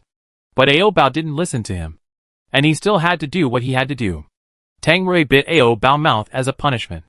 After the desire disappeared, Tang Rui took Ao Bao out of the car to see the situation. The road ahead was blocked by several large rocks. Zhang Yuansong and several other young soldiers tried their best but couldn't move the rocks. Tang Rui put Ao Bao down in his arms. "Ao Bao, stand here and don't move. I'll go up to help." Ao Bao didn't listen, and followed him happily, wanting to help too. Tang Rui stopped Ao Bao. If you don't listen, you'll be spanked. Ao Bao had no choice but to stay where he was. Then Tang Rui went up to help. With a push of his big hand, he easily pushed several large rocks that were taller than people to the side of the road. He cleared the roadblock in one go. And the strength was so great that the people next to him were stunned. Zhang Yuansong said with envy, "It's great to have superpowers." Tang Rui felt that Zhang Yuansong's words were a bit strange. But he couldn't tell what was strange. However, Tang Rui didn't pay much attention to Zhang Yuansong's words. He just smiled, and then carried Ao Bao back to the car. After the car drove for a while, the front headlights suddenly broke. It was late at night, and without car lights, we couldn't drive blindly. So we had to stop first and wait until dawn before starting again. After that, they built a fire next to the car, and everyone gathered around it.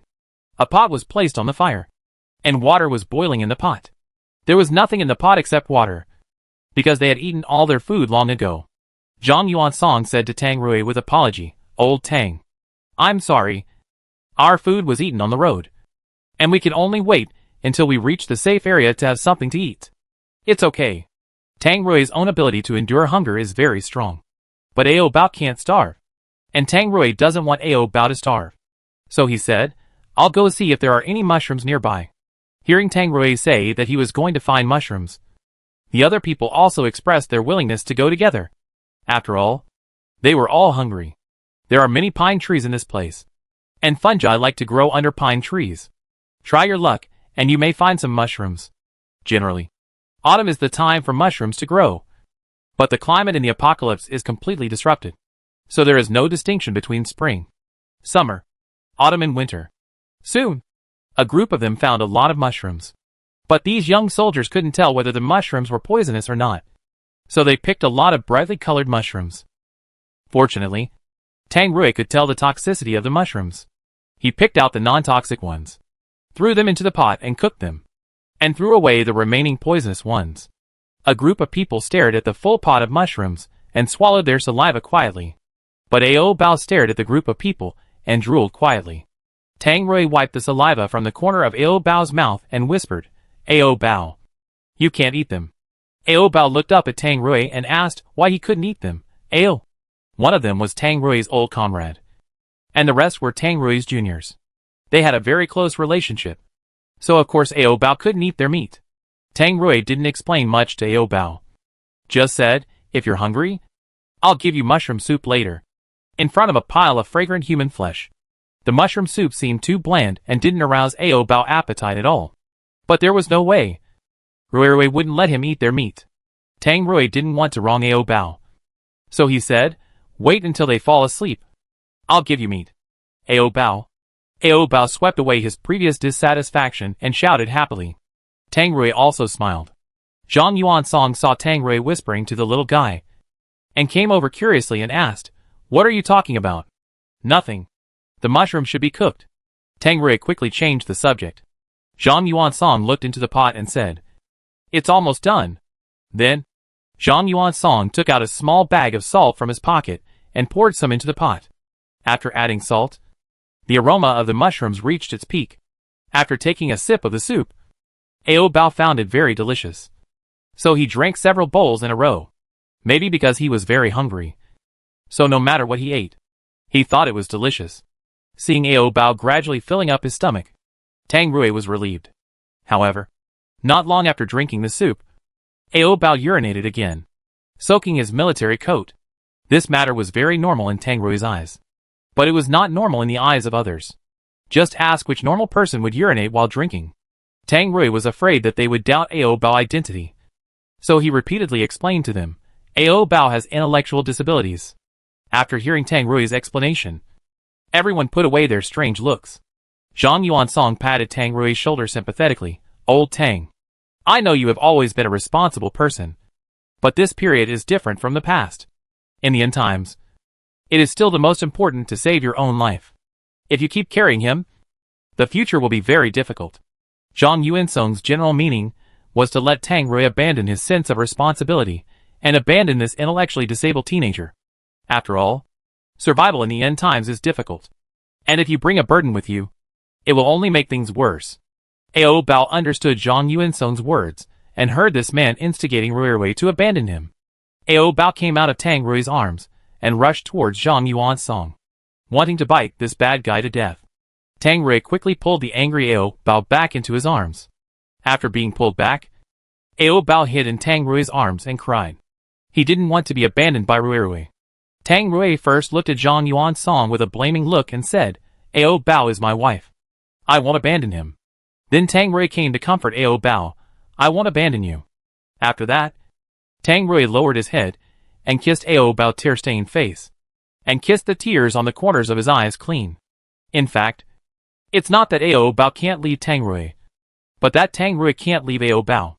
With Ruirui's comfort, Ao Bao gradually stopped crying. Ao Bao hugged Tang Rui's neck tightly with his little hands, and shouted with a little sob, Ruirui. Tang Rui held Ao Bao little butt and picked him up and said, okay, don't cry anymore. Ao Bao can cry and laugh, and there is no decay on his body. He is completely similar to a normal human being, which makes the people around him not realize that he is a little zombie. In the absence of food, Tang Rui was willing to use his own flesh to feed Ao Bao. He would never let Ao Bao starve. So how could Tang Rui be instigated by others' words? But Ao Bao was still worried that Ruirui would not want him one day.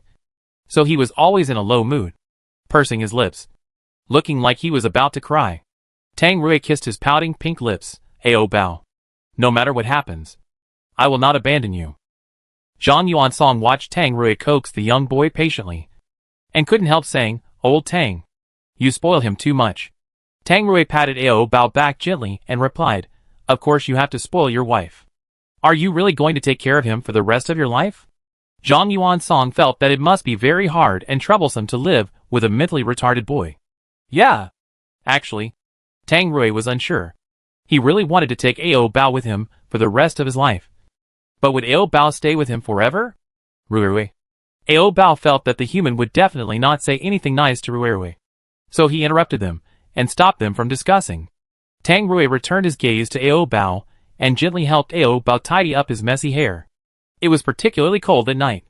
The temperature should be only a few degrees below zero. And even sitting around the fire, one could feel the chill. Ao Bao's snot was frozen, and he was sniffing hard. Tang Rui held Ao Bao closer to the fire, and wrapped Ao Bao tightly with his military coat. Ao Bao was wrapped tightly, but Tang Rui was still shirtless. Zhang Yuansong kindly took off his coat, and put it on Tang Rui. Tang Rui rejected his kindness. I'm not cold. You can wear it yourself. Zhang Yuansong insisted on stuffing the clothes into his hands. The temperature is too low. You will catch a cold if you don't wear clothes. I'm really not cold. Tang Rui really didn't feel cold. Ao Bao was also worried that Ruirui would get cold. So he wanted to take off his military coat, and put it on Ruirui. Tang Rui held Ao Bao's twisting body and said, don't move. The cold wind will rush in. Ao Bao asked him worriedly if he was cold. Ao. Tang Rui pulled up the military coat, covered Ao Bao's red face and said, I'm fine. Tang Rui used to train in the ice and snow without clothes, just to train his ability to resist the cold. Therefore, Tang Rui's physical fitness is much better than that of ordinary people. In addition, he now has superpowers, and is stronger than before. This little bit of cold wind is nothing to him. Seeing Tang Rui bare-chested, and not changing his color in the cold wind, Zhang Yuansong gave him a thumbs up and advised, Old Tang, you used to suffer the cold in the army for training. But now it's for survival. Don't joke with your body. Hurry up, and put on your clothes. Tang Rui finally accepted Zhang Yuansong's kindness reluctantly. Thank you. What are you thanking me for? We are brothers. After saying that, Zhang Yuansong reached out, and hooked Tang Rui's shoulders. Seeing this human being hooking his shoulders with Tang Rui, and behaving very intimately, Ao Bao was very unhappy, and showed his white little milk teeth at Zhang Yuansong, as if he would pounce on him and bite him at any time. Zhang Yuansong saw that this cute little boy had something against him. So he quickly withdrew his hand and said, Don't get me wrong. I don't like men. Even though Zhang Yuansong said so, Ao Bao was still very hostile to him. Seeing Ao Bao baring his teeth at his old comrade, Tang Rui slapped Ao Bao little but as if to teach him a lesson. Ao Bao, you can't be so rude.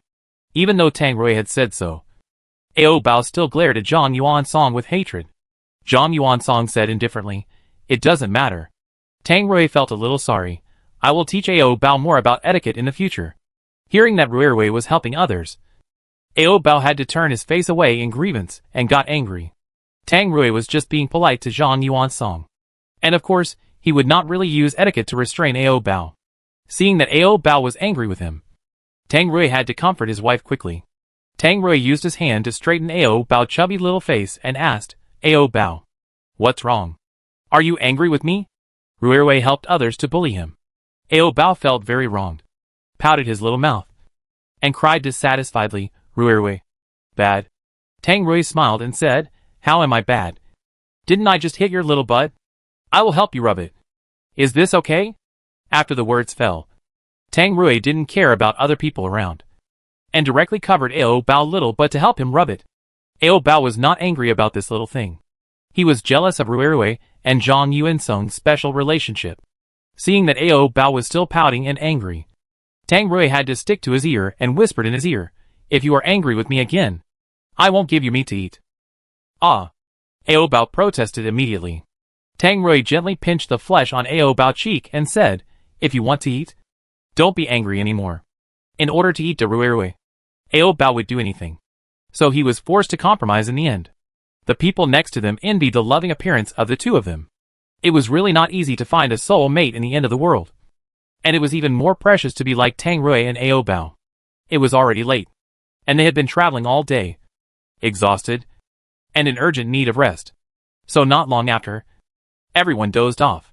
Tang Rui originally wanted to feed meat to Ao Bao after everyone fell asleep. As a result, Zhang Yuansong did not sleep all the time. And Tang Rui even asked him, why don't you rest? Zhang Yuansong added an old tree root to the fire and said, Old Tang, you go to sleep first. I'll keep watch. Tang Rui said, I'll keep watch. You go to rest. I'm so sorry. I asked you to keep watch on the first day. You should sleep. I'll keep watch. The two argued about keeping watch. In the end, Tang Rui couldn't refuse the kindness, so he had to sleep first. Ao Bao de Rui was not settled at night. After all, Zhang Yuansong was still watching next to him, and Tang Rui couldn't feed Ao Bao meat in front of his old comrade. Ao Bao had already started snoring, but suddenly he remembered that he didn't seem to have eaten de Rui yet. So he woke up again. Then Ao Bao lay in Tang Rui's arms, clamoring for meat. Zhang Yuansong, who was standing next to him, heard Ao Bao say he wanted to eat meat. So he asked Tang Rui, is he hungry? Tang Rui replied, no. I'm just greedy. After replying Zhang Yuansong, Tang Rui said to Ao Bao, who was clamoring for meat, I won't eat tonight. Ao Bao was not happy. Rui had promised to give him food before, so why didn't he give it to him? Ao Bao said a lot of dead language to accuse Tang Rui of breaking his promise. Tang Rui had to smile helplessly. What else could he do? Zhang Yuansong was still watching them from the side. Tang Rui didn't want to do such a dirty thing in front of his old comrade. Finally, Ao Bao was tired of scolding and fell asleep again. However, because he didn't get to eat meat, Ao Bao's cheeks were still puffy even when he was asleep, and he looked like he was still angry. Ao Bao was smacking his lips when he was dreaming. It was probably because he ate Big Rui in his dream. After Ao Bao fell asleep, Tang Rui should also go to bed. He had been doing strenuous exercise with Ao Bao for the past few nights and had not rested much. It was just right for him to have a good rest tonight, and with the help of old comrades to keep watch, Tang Rui could finally sleep peacefully. Tang Rui buried his head in Ao Bao and began to doze off. Because of the old comrades watching beside him, Tang Rui slept particularly soundly. This was the first time in the end of the world that he completely relaxed his tense nerves and fell asleep peacefully. Just when everyone was asleep and snoring came one after another, Zhang Yuansong walked towards Tang Rui. To be on the safe side, Zhang Yuansong deliberately called twice to see if Tang Rui was really asleep. Old Tang. Old Tang.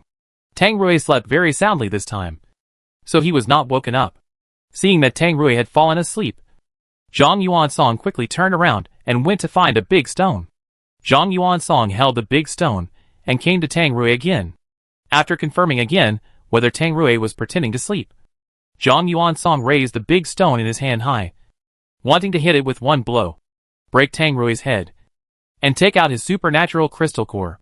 At this moment, Zhang Yuansong's face was swallowed by greed and desire. which was very different from his previous kind appearance. Facing his old friend, Zhang Yuansong didn't even hesitate, and smashed it directly. There was only a dent on Tang Rui's head, and it was not smashed as Zhang Yuansong wished. Zhang Yuansong thought that even if he didn't kill Tang Rui with this stone, he could knock him unconscious. But he never expected that Tang Rui was not dead or unconscious, but was awakened by Zhang Yuansong. After waking up, Tang Rui touched the top of his head first. When he felt the blood, Tang Rui was stunned for a moment. He couldn't believe that this old comrade in front of him would take advantage of his sleep and attack him. There was no grudge between them. On the contrary, Tang Rui had saved Zhang Yuansong's life in a battle before. Tang Rui treated Zhang Yuansong as a close friend, but this guy actually attacked him. Zhang Yuansong stepped back in fear. He didn't expect that Tang Rui was hit, and was not hurt at all. Tang Rui raised his head and asked him with red eyes, "Why?" Zhang Yuansong lowered his head and put on a pitiful look and said, "Tang Rui, I just don't want to be a coward. I want to have superpowers like you." Tang Rui clenched his fists and asked, "So you want my crystal core?" Zhang Yuansong admitted generously, "Yes. I want it. You make me extremely disappointed in you." Tang Rui thought he had a good brother, and could help each other in the end of the world. But reality gave him a heavy blow. Ao Bao, who was already asleep, was awakened by the conversation between Tang Rui and Zhang Yuansong. And several other young soldiers also woke up one after another. Ao Bao saw the blood on Ruirui's face, so he got up in a panic, helped Ruirui lick the blood, and shouted worriedly, "Ruirui, it hurts." Tang Rui was looking at Zhang Yuansong not far away with a disappointed look at this moment. He didn't look away until he heard Ao Bao calling his name. Tang Rui took Ao Bao off his legs and said, "Ao Bao, you go to the side and stay well." After putting Ao Bao down, Tang Rui walked towards Zhang Yuansong with big strides, and then used a little force to punch him. Zhang Yuansong's teeth were knocked out several times, and his cheeks quickly swelled up. Tang Rui grabbed Zhang Yuansong's collar and questioned him loudly, "Have you forgotten our friendship? Tell me if I have ever owed you anything. Why are you so cruel to me? I clearly treat you as a brother." Zhang Yuansong's cheeks were swollen, and he spoke unclearly, "I also want to continue to be brothers with you. But we are not equal. You have superpowers, but I don't. Do you know how much I want to have superpowers? I dream about it every day, and I am going crazy. So you have been thinking about my crystal core from the beginning?" Tang Rui suddenly remembered that Zhang Yuansong had reminded him intentionally or unintentionally before that eating the crystal core of a superpower person can stimulate superpowers. It turned out that Zhang Yuansong had already made a plan. Seeing the two seniors fighting, several young soldiers next to them wanted to come over to persuade them to stop fighting, but they were afraid of being accidentally injured by Tang Rui. After all, Tang Rui was huge and strong, and they were afraid that they could not control Tang Rui even if they attacked together. Having said that, Zhang Yuansong no longer needs to hide. "Yes. After I knew you had superpowers, I wanted to take your superpowers for myself." Tang Rui's face was full of disappointment and incomprehension. "Why did you become like this? Without strength, I live worse than a dog in the safe zone. Do you think we really come out to search for survivors? In fact, we are sent out to find labor. Ordinary people go to the safe zone and can only be enslaved. Life there is no better than outside. If you want to get food, you have to kneel down and lick the shoes of those people above. And you have to endure all kinds of humiliation." Zhang Yuansong's life was too aggrieved, so he urgently wanted to get strong strength, and then teach those superpowers who bullied him in the safe zone a lesson, so that those people would also kneel down and wag their tails to beg for mercy. After listening to Zhang Yuansong's words, the three young soldiers next to him couldn't help but wipe away their tears, because they had also experienced humiliation. Tang Rui was also moved, so he slowly put down his fist. He believed that Zhang Yuansong was just in a moment of confusion and attacked him this time. "I will let you go this time. As for the people who bullied you, I will help you get revenge when I reach the safe zone." As soon as Tang Rui put down his fist, Zhang Yuansong ran straight to Ao Bao. Zhang Yuansong kidnapped Ao Bao and put a knife to Ao Bao's throat. Zhang Yuansong roared at Tang Rui, "Give me the crystal core, or I will kill this little guy." Tang Rui had already said that he would help him get revenge, but Zhang Yuansong continued to commit suicide. Watching the tip of the knife cut Ao Bao's delicate skin, blood beads had already seeped out. Tang Rui clenched his fist again. "You'd better not force me. I don't need you to help me get revenge. I want to do it myself. Zhang Yuansong didn't want to be a coward. He just wanted to become stronger. Stronger than everyone else. He had had enough of that humiliating life. If you don't let Ao Bao go, I will really be rude. Ao Bao is Tang Rui's last and only bottom line. No matter who it is. As long as they threaten Ao Bao, they will die. Looking at the blue veins on the back of Tang Rui's hand, Zhang Yuansong had a trace of retreat and hesitation in his heart. Just when Zhang Yuansong hesitated, Ao Bao opened his mouth and bit his hand. Zhang Yuansong felt very painful, so he slapped Ao Bao directly. Seeing Ao Bao being beaten, Tang Rui rushed up without saying a word and punched Zhang Yuansong's body. The scene was too bloody, and several young soldiers nearby were frightened and dazed. His former good brother died in his hands. Tang Rui felt more uncomfortable than anyone else. Ao Bao saw that Zhang Yuansong was dead, so he wanted to bite his flesh to eat. But Tang Rui stopped Ao Bao. Ao Bao, don't eat him. Ao Bao looked at Tang Rui in confusion. Ao. Tang Rui felt very uncomfortable now. He pulled Ao Bao into his arms and buried his head on Ao Bao's little shoulder. Finally, he met an old acquaintance in the end of the world. Tang Rui was excited and happy at the time. But he didn't expect that people's hearts would become so powerful. If even his best friend is not trustworthy, who else can he trust? Tang Rui kept tightening his arms and hugged Ao Bao very tightly. Ao Bao, you have to stay with me all the time. I only have you. And you are the only one who can't betray me. If Ao Bao also betrayed him, then Tang Rui really didn't know what the meaning of living was. Seeing that Ruirui seemed very sad, Ao Bao hugged his big head with his little hands. Ao. Tang Rui buried himself in Ao Bao's little shoulder and calmed down for about 10 minutes. Then he asked the little soldiers next to him to help bury Zhang Yuansong's body. The little soldiers respected and feared Tang Rui, so they didn't dare to disobey Tang Rui's orders, and could only resist the nausea and drag Zhang Yuansong's body to bury it.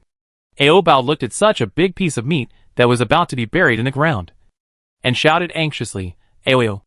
Tang Rui comforted Ao Bao and said, I will find other meat for you to eat later. Not letting Ao Bao eat Zhang Yuansong's meat and keeping Zhang Yuansong's body intact was the only bit of affection Tang Rui had left for this old comrade.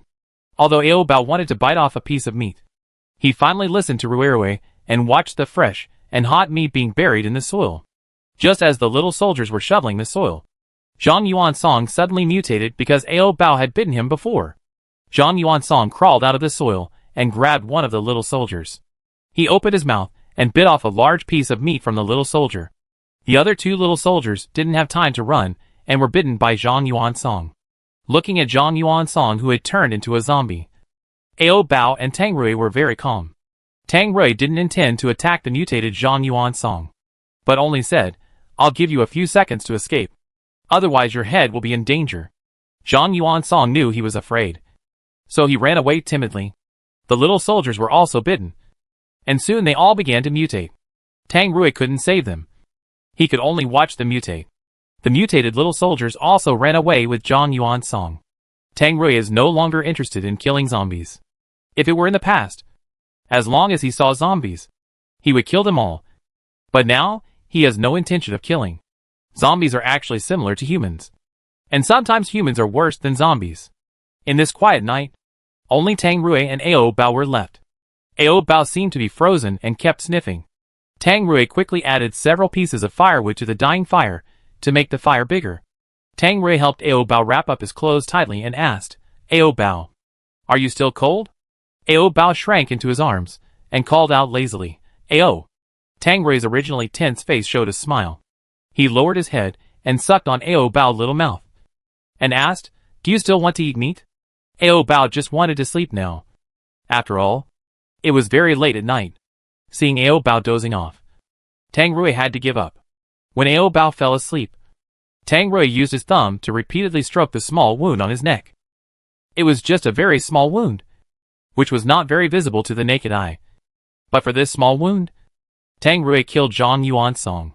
Tang Rui's mood could not calm down for a long time, so he could not fall asleep. He just held Ao Bao and sat by the fire all night.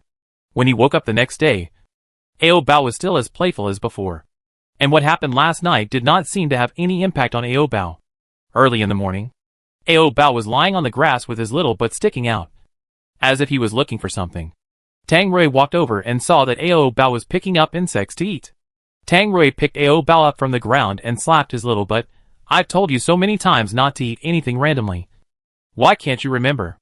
Not only did Ao Bao not listen, but he also wanted to give the insect in his hand to Tang Rui to eat. Seeing Ao Bao bringing the insect to his mouth, Tang Rui was really angry to death, and finally said with a smile, "This thing can't be eaten." Tang Rui threw away the little insect in Ao Bao's hand, and then took Ao Bao back to the car. Tang Rui put Ao Bao on the passenger seat, fastened his seat belt for him, and didn't let him move around. Ao Bao pulled the seat belt in front of him unsatisfiedly, and reached out to Tang Rui. Rui. Hug, hug. Tang Rui found that Ao Bao gradually learned to say a lot of words, but he just couldn't say a fluent sentence. When he has time in the future, he will have to teach Ao Bao how to speak more. No. I want to drive. Tang Rui rejected Ao Bao's little request. If he put Ao Bao on his lap, he wouldn't be able to drive, because Ao Bao is very naughty. He always likes to twist around, and he keeps twisting while sitting on Big Rui. How can Tang Rui bear this? What if he gets distracted while driving and doesn't pay attention to the road? Ao Bao was unhappy and started scratching the car window. Tang Rui sighed and had to hold this little troublemaker on his lap. Ao Bao, you have to be honest and don't move around. Otherwise I can't drive well. Ao Bao agreed very readily, but he only stayed still for a minute. And then he started to do all kinds of little tricks. There were many abandoned cars parked on the road, so Tang Rui had to keep avoiding these roadblocks. And he also had to endure the temptation of Ao Bao, this annoying little goblin, which was even more difficult than killing a group of zombies. Tang Rui held the steering wheel with one hand and used the other hand to stabilize Ao Bao's body. At this time, Tang Rui's breathing had begun to get heavier. Ao Bao, if you move again, something will really happen. Ao Bao was imitating Rui's driving movements, and suddenly heard Rui telling him not to move. Ao Bao obediently stopped moving and turned his head back to look at Rui. Seeing that Rui was sweating and seemed very hot, Ao Bao blew air on his face to cool him down. Tang Rui couldn't cool down at all, but became more and more hot. After feeling really hot, Tang Rui opened the car window a little, letting in some wind, which would be cooler. Seeing the car window open, Ao Bao couldn't wait to stretch his little hand out of the car window. Tang Rui was afraid that Ao Bao would get his hand scratched by the branches on the roadside, so he quickly took his little hand out and said in a helpless and begging tone, Ao Bao, can you be honest? Ao Bao was still as thick-skinned as ever, and he would turn a deaf ear to whatever Tang Rui said, as long as Tang Rui was not paying attention. Ao Bao would start to make trouble, and was not at all quiet. If it was just ordinary troublemaking, it would be fine. But Ao Bao actually used his little hand to cover Tang Rui's eyes. Ao Bao might just want to play with Tang Rui, but this way of playing is fatal. Fortunately, Tang Rui stepped on the emergency brake. Otherwise, he would have rushed to the side of the road. Ao Bao. This time Tang Rui was really angry, and his tone of voice became much heavier. Hearing Rui's fierce voice, Ao Bao also realized that he was wrong, and hurriedly lowered his head, pursed his lips, and pretended to be wronged. Tang Rui finally put Ao Bao back on the passenger seat and said, "Don't make a fuss. What if something really happens later?" After being lectured, Ao Bao became much more obedient.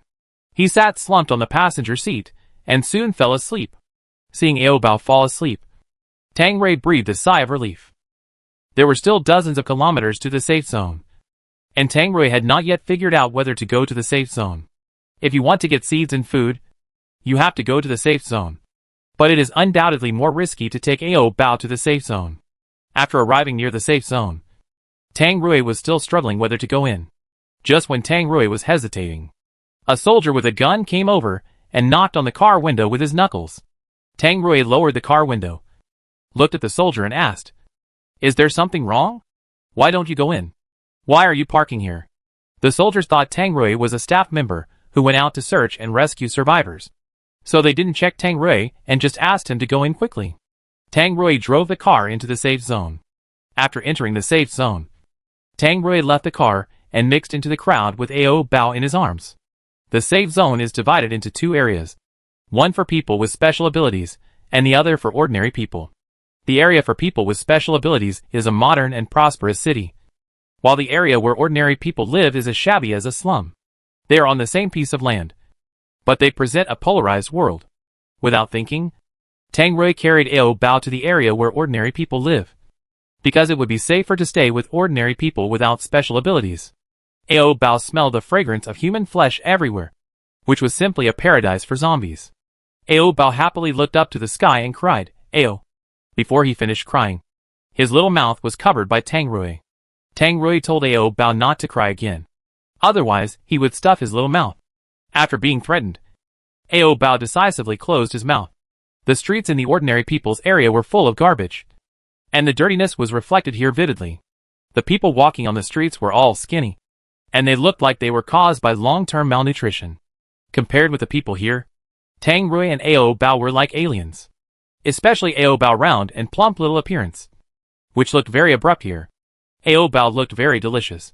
So Tang Rui could hear the sound of people around him swallowing their saliva, although he was not sure whether they were swallowing their saliva at Ao Bao. Tang Rui's mood suddenly became very bad at this moment. In order to warn the people around him, Tang Rui punched the rusty street lamp on the roadside. This punch smashed a big hole in the street lamp pole. Seeing that the street lamp was about to fall, the people around hid to the side to avoid being crushed to death by the street lamp. Tang Rui's punch warned the group of people well, and no one dared to stare at Ao Bao afterwards. After asking a passerby, Tang Rui roughly understood the rules in the safe zone. The currency of the superpowers is crystal cores, while the currency of ordinary people is food. Tang Rui had no food, so he had to turn around and go to the superpower area. Tang Rui wanted to exchange crystal cores for food in the superpower area, and then use the exchanged food to find a place to stay in the ordinary area. There is a retail store in the area for superpowers, and Tang Rui walked into the retail store with Ao Bao in his arms. The prices in the store are very reasonable, and one crystal core can be exchanged for a whole box of drinks and biscuits.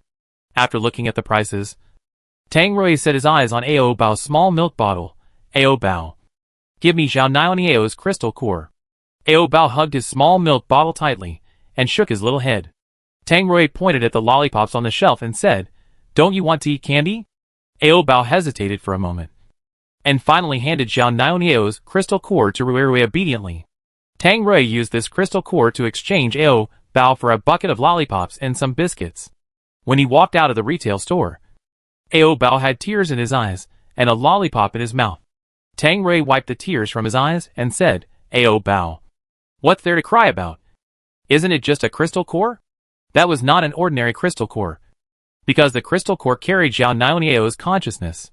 Although he was reluctant to give it up, Zhao Niao was nothing compared to the lollipop. Ao Bao quickly forgot about it and concentrated on licking the lollipop. Tang Rui took the food, left the area for the superpowers, and went to the area for the ordinary people. There were many people who killed, set fire, and robbed in the ordinary area, so almost no one dared to carry food on the street openly. Otherwise, they would be robbed in minutes. But no one dared to rob Tang Rui, because the people here were all weak, and the weak would generally only bully those who were weaker than them. They didn't dare to offend people like Tang Rui, who had a sturdy physique. Tang Rui was walking on the road when a little beggar stared at the candy in Ao Bao's hand. The little beggar rushed out and hugged Tang Rui's legs. Tang Rui usually doesn't attack the vulnerable groups, so he said to the little beggar politely, Go away. The little beggar stared at the candy in Ao Bao's hand with his sunken eyes, and it was obvious that he wanted to eat candy too. Tang Rui took a bag of biscuits from the bag and gave it to the little beggar. I can't give you candy. Take this and eat it. Candy is Ao Bao's favorite, so Tang Rui will leave all the candy for Ao Bao and won't share any with others. Although he didn't get candy, it was good to get the biscuits, and the little beggar immediately tore them apart and ate them. Seeing that the little beggar could get food, other beggars also came out from the corners and surrounded Tang Rui, wanting to beg for food. Of course, Tang Rui would not give them food. Otherwise he and Ao Bao would have nothing to eat. So he directly clenched his fist and warned, Get out. Don't wait for me to do it. The beggars were scared and dispersed. Afterwards, Tang Rui took Ao Bao to the manager of the ordinary area and exchanged a room from him with food. Just as Tang Rui was about to leave with Ao Bao, the manager asked Tang Rui, You should be a superpower. Tang Rui admitted, Yes. The manager asked again, Why don't you go to the superpower area? Tang Rui replied expressionlessly, this is my freedom. It has nothing to do with you. The manager stared at Tang Rui's strong muscles and said, I admire you very much. Tang Rui's tone was still very cold. So, help me. Help me take care of the people here. Help you take care of them? Then why don't I just take your place? In the safe zone. Strength speaks for itself. And Tang Rui is fully capable of replacing the position of the manager. As soon as Tang Rui said this, the manager was speechless. Before the manager could recover, Tang Rui took Ao Bao away. After finding a place to stay, it can be considered a home. As soon as the door was closed, Ao Bao became excited and kept crying. In order to prevent others from hearing Ao Bao cry, Tang Rui sealed all the doors and windows, so that Ao Bao could do whatever he wanted. And of course Tang Rui himself could do whatever he wanted. In the car before, Tang Rui had been holding back his desire. But now that he had found a place to stay, he could finally drive the car with Ao Bao at ease. Ao Bao was sticking out his little butt, lying on the stool, holding his candy jar and counting. Ao Bao was not wearing any underwear inside, and the half skirt outside was a little transparent. So as long as you look carefully, you can clearly see the color and shape of Ao Bao's little butt. Tang Rui stared at Ao Bao raised buttocks for more than 10 minutes. However, Ao Bao couldn't keep the same posture all the time. So he moved his position and faced Tang Rui from the side. Although Ao Bao's profile was also very beautiful, Tang Rui preferred to look at that indescribable position. Ao Bao. Turn around. Ao Bao tilted his head and looked at Rui, as if he didn't understand what he was saying. Tang Rui repeated it in detail. Turn around. Ao Bao turned his body obediently. Ao. Tang Rui said, turn again.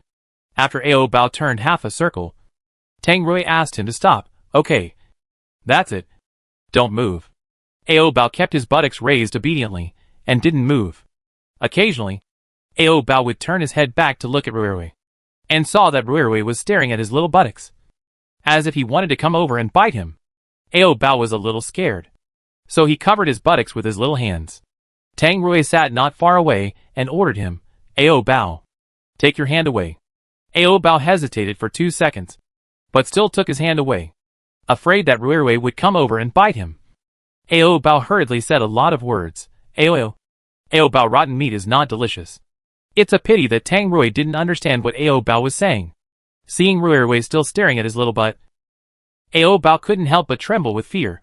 If there was a piece of meat missing from his butt, Ao Bao would not be a complete little zombie. Tang Rui saw that Ao Bao's legs were shaking constantly, as if he was very scared. Tang Rui didn't understand why Ao Bao was scared, so he called him over. Ao Bao, come here. Ao Bao hesitated for a few seconds before he came over happily. Tang Rui patted his thigh and motioned Ao Bao to sit on his lap. Ao Bao stood on his lap and sat down in fear, and weakly called, Rui.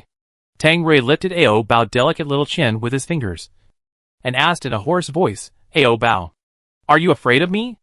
Ao Bao raised his eyelids and looked directly into Rui's eyes for a while.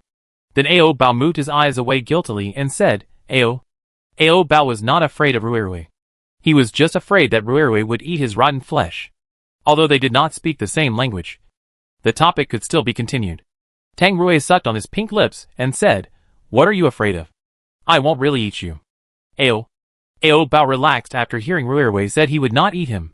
Ao Bao rubbed his chubby little face against Tang Rui. Rui. Yeah. Tang Rui's breathing became more and more disordered due to Ao Bao rubbing. And he had already had desire before. And this time, it was even more out of control. Tang Rui's strong arms tightly wrapped around Ao Bao's small waist, and kissed Ao Bao on the top of his head. Then panted and asked, do you like it here? Ao Bao's clear eyes turned around, taking a good look at their new residence, and then smiled and answered Rui. Ao. The scent of human flesh was everywhere here, which was much better than the wilderness. And Ao Bao liked it very much. Seeing that Ao Bao liked it here, Tang Rui was relieved. He was still worried that Ao Bao would reject living with humans. This room has 2 bedrooms and 1 living room, with a separate bathroom and an open kitchen. Although the area is not very spacious, it is only him and Ao Bao who live here, so a small size is enough. Seeing that there is a shower room, Tang Rui picked up Ao Bao without saying a word. Ao Bao, I will take you to take a bath. In the past, we took a bath outdoors, But this time we can finally take a bath at home.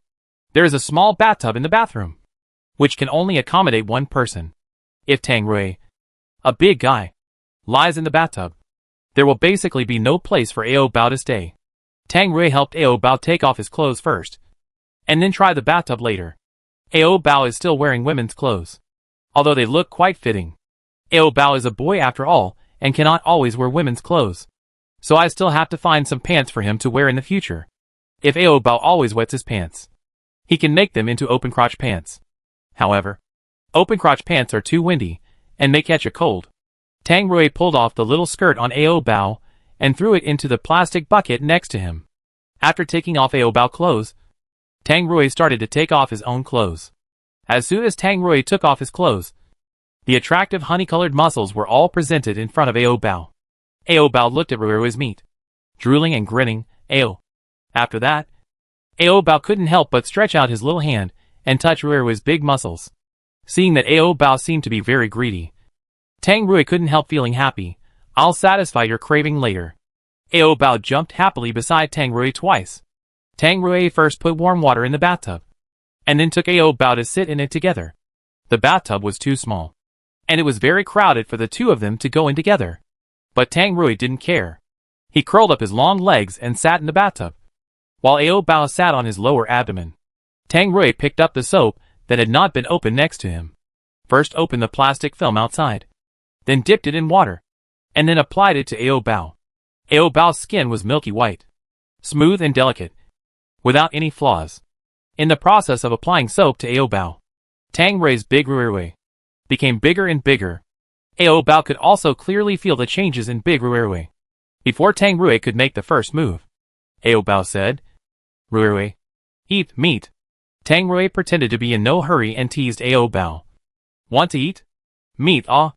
Ao Bao twisted his waist anxiously. Tang Rui held Ao Bao's waist and said, "Don't worry. Wash it first." After that, Tang Rui continued to slowly help Ao Bao apply soap. Seeing Ruirui applying it so slowly, Ao Bao was anxious. Ao Bao wanted to grab the soap and wash himself. Seeing that Ao Bao was so anxious, Tang Rui chuckled and said, "Ao Bao, don't worry. There is still a lot of time." Tang Rui wanted to do some foreplay. In the past, he always gave Ao Bao food directly without any foreplay. It always felt like something was missing. So this time Tang Rui planned to take it slowly. Ao Bao couldn't force Ruirui, so he could only wait slowly. After applying soap to Ao Bao, Tang Rui began to rub him. Tang Rui's hands were very rough, and when he rubbed, he left many red marks on Ao Bao's body. Tang Rui's technique was very light, but Ao Bao's skin was very delicate, and a slight touch would leave a red mark. Soon, Tang Rui rubbed Ao Bao's whole body red, as if it was cooked. In fact, Ao Bao's body was very clean and could be washed in one go.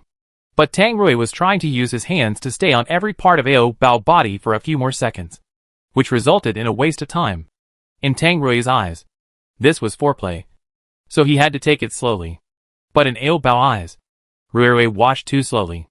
Ao Bao couldn't bear it anymore, so he washed himself. Ao Bao scooped water on himself and rubbed himself. After rubbing perfunctorily for a few seconds, Ao Bao said, Ao Bao has finished washing and can eat meat. Ao Bao has already washed himself clean. What reason does Tang Rui have to refuse? Okay, I'll give it to you right away. After eating the meat, Ao Bao was finally satisfied. He lay on Tang Rui's strong chest muscles and sighed, Ao. Looking at Ao Bao's satisfied little expression, Tang Rui felt a different feeling in his heart. Ao Bao has always thought that this is just eating meat. If Ao Bao understands that this is making love in the future, I wonder if Ao Bao will hate eating his meat from now on. This made Tang Rui a little worried. He felt that he had deceived the ignorant Ao Bao. But Tang Rui was reluctant to leave now, so he could only continue to lie until the day when his lie was exposed. The bathtub was too small, so the two of them could only be close together, and they couldn't do any big movements. It was a bit crowded, but it was painful and happy. Tang Rui took a deep breath, and then kissed Ao Bao's mouth a few more times. Ao Bao had just eaten a lychee-flavored candy, and now his mouth was full of lychee flavor. Tang Rui didn't like sweet things. He just liked the sweetness in Ao Bao's mouth. Tang Rui held Ao Bao mouth and sucked the sweetness repeatedly. Tang Rui didn't let him go until the sweetness in Ao Bao mouth was diluted. Ao Bao mouth was obviously swollen, as if it had been stung by a bee. Tang Rui rubbed his little mouth with his fingertips and asked, "Do you like me kissing you?" Ao Bao said with his clumsy little tongue, "Ao, she." Tang Rui was surprised and delighted to hear Ao Bao say the word she. Ao Bao. As long as you like it. They soaked in the bathtub for a long time. The water was already cold, and they didn't come out. Tang Rui wanted to change the battlefield, but Ao Bao thought he wanted to take out the meat, so he didn't let him move. But if he didn't move, Tang Rui would really be suffering. But in order to accommodate Ao Bao, he had to endure it. Rui. She. Ao Bao couldn't help but say it again and again after learning a new word. Tang Rui was sweating profusely, and had to pretend to be calm and asked, "She what?" Ao Bao lay on him, pouted his little mouth, and said softly, "She." Rui. Tang Rui couldn't help but raise his mouth, "I like you too." After enduring for about half an hour, Tang Rui couldn't bear it anymore. So he took Ao Bao out of the small bathtub. Tang Rui carried Ao Bao to the bed, and prepared to have a good time. Ao Bao. Will it hurt? Tang Rui knew it was stupid to ask this, but he asked anyway. Ao Bao didn't give an answer, but just wailed, because he was concentrating on eating meat. This house is relatively old, and the sound insulation is also poor. So Tang Rui and his friend's big movements here are easy to disturb others. After a while, someone came to knock on the door, hoping that Tang Rui could be quiet. Tang Rui pretended not to hear it. After all, he was now immersed in Ao Bao. How could he care about other things? The person outside the door didn't give up and continued to knock. Tang Rui was annoyed by the noise. Ao Bao. Wait for me first. Before Ao Bao could react, Tang Rui had already gotten out of bed to open the door. Before opening the door, Tang Rui first went to get a piece of cloth, tied it around his waist, and covered the key parts. "Can you be quiet?" The man outside the door complained loudly. At this time, the door was opened, and a handsome man with bare chest came out. When he saw Tang Rui's sturdy physique, the man swallowed nervously, and then laughed awkwardly. "Brother. It's okay. You continue. Don't interrupt me next time." Tang Rui didn't like being interrupted in the middle of the conversation. "Okay. I won't do that again." After that, the man quickly slipped away. After that, no one dared to knock on the door to ask Tang Rui to be quiet, because these residents already knew that the person living in room 408 was not easy to mess with. Tang Rui closed the door and returned to Ao Bao. Ao Bao was sitting on the bed waiting for him. Seeing that he was back, he took the initiative to open his little hands and asked for a hug.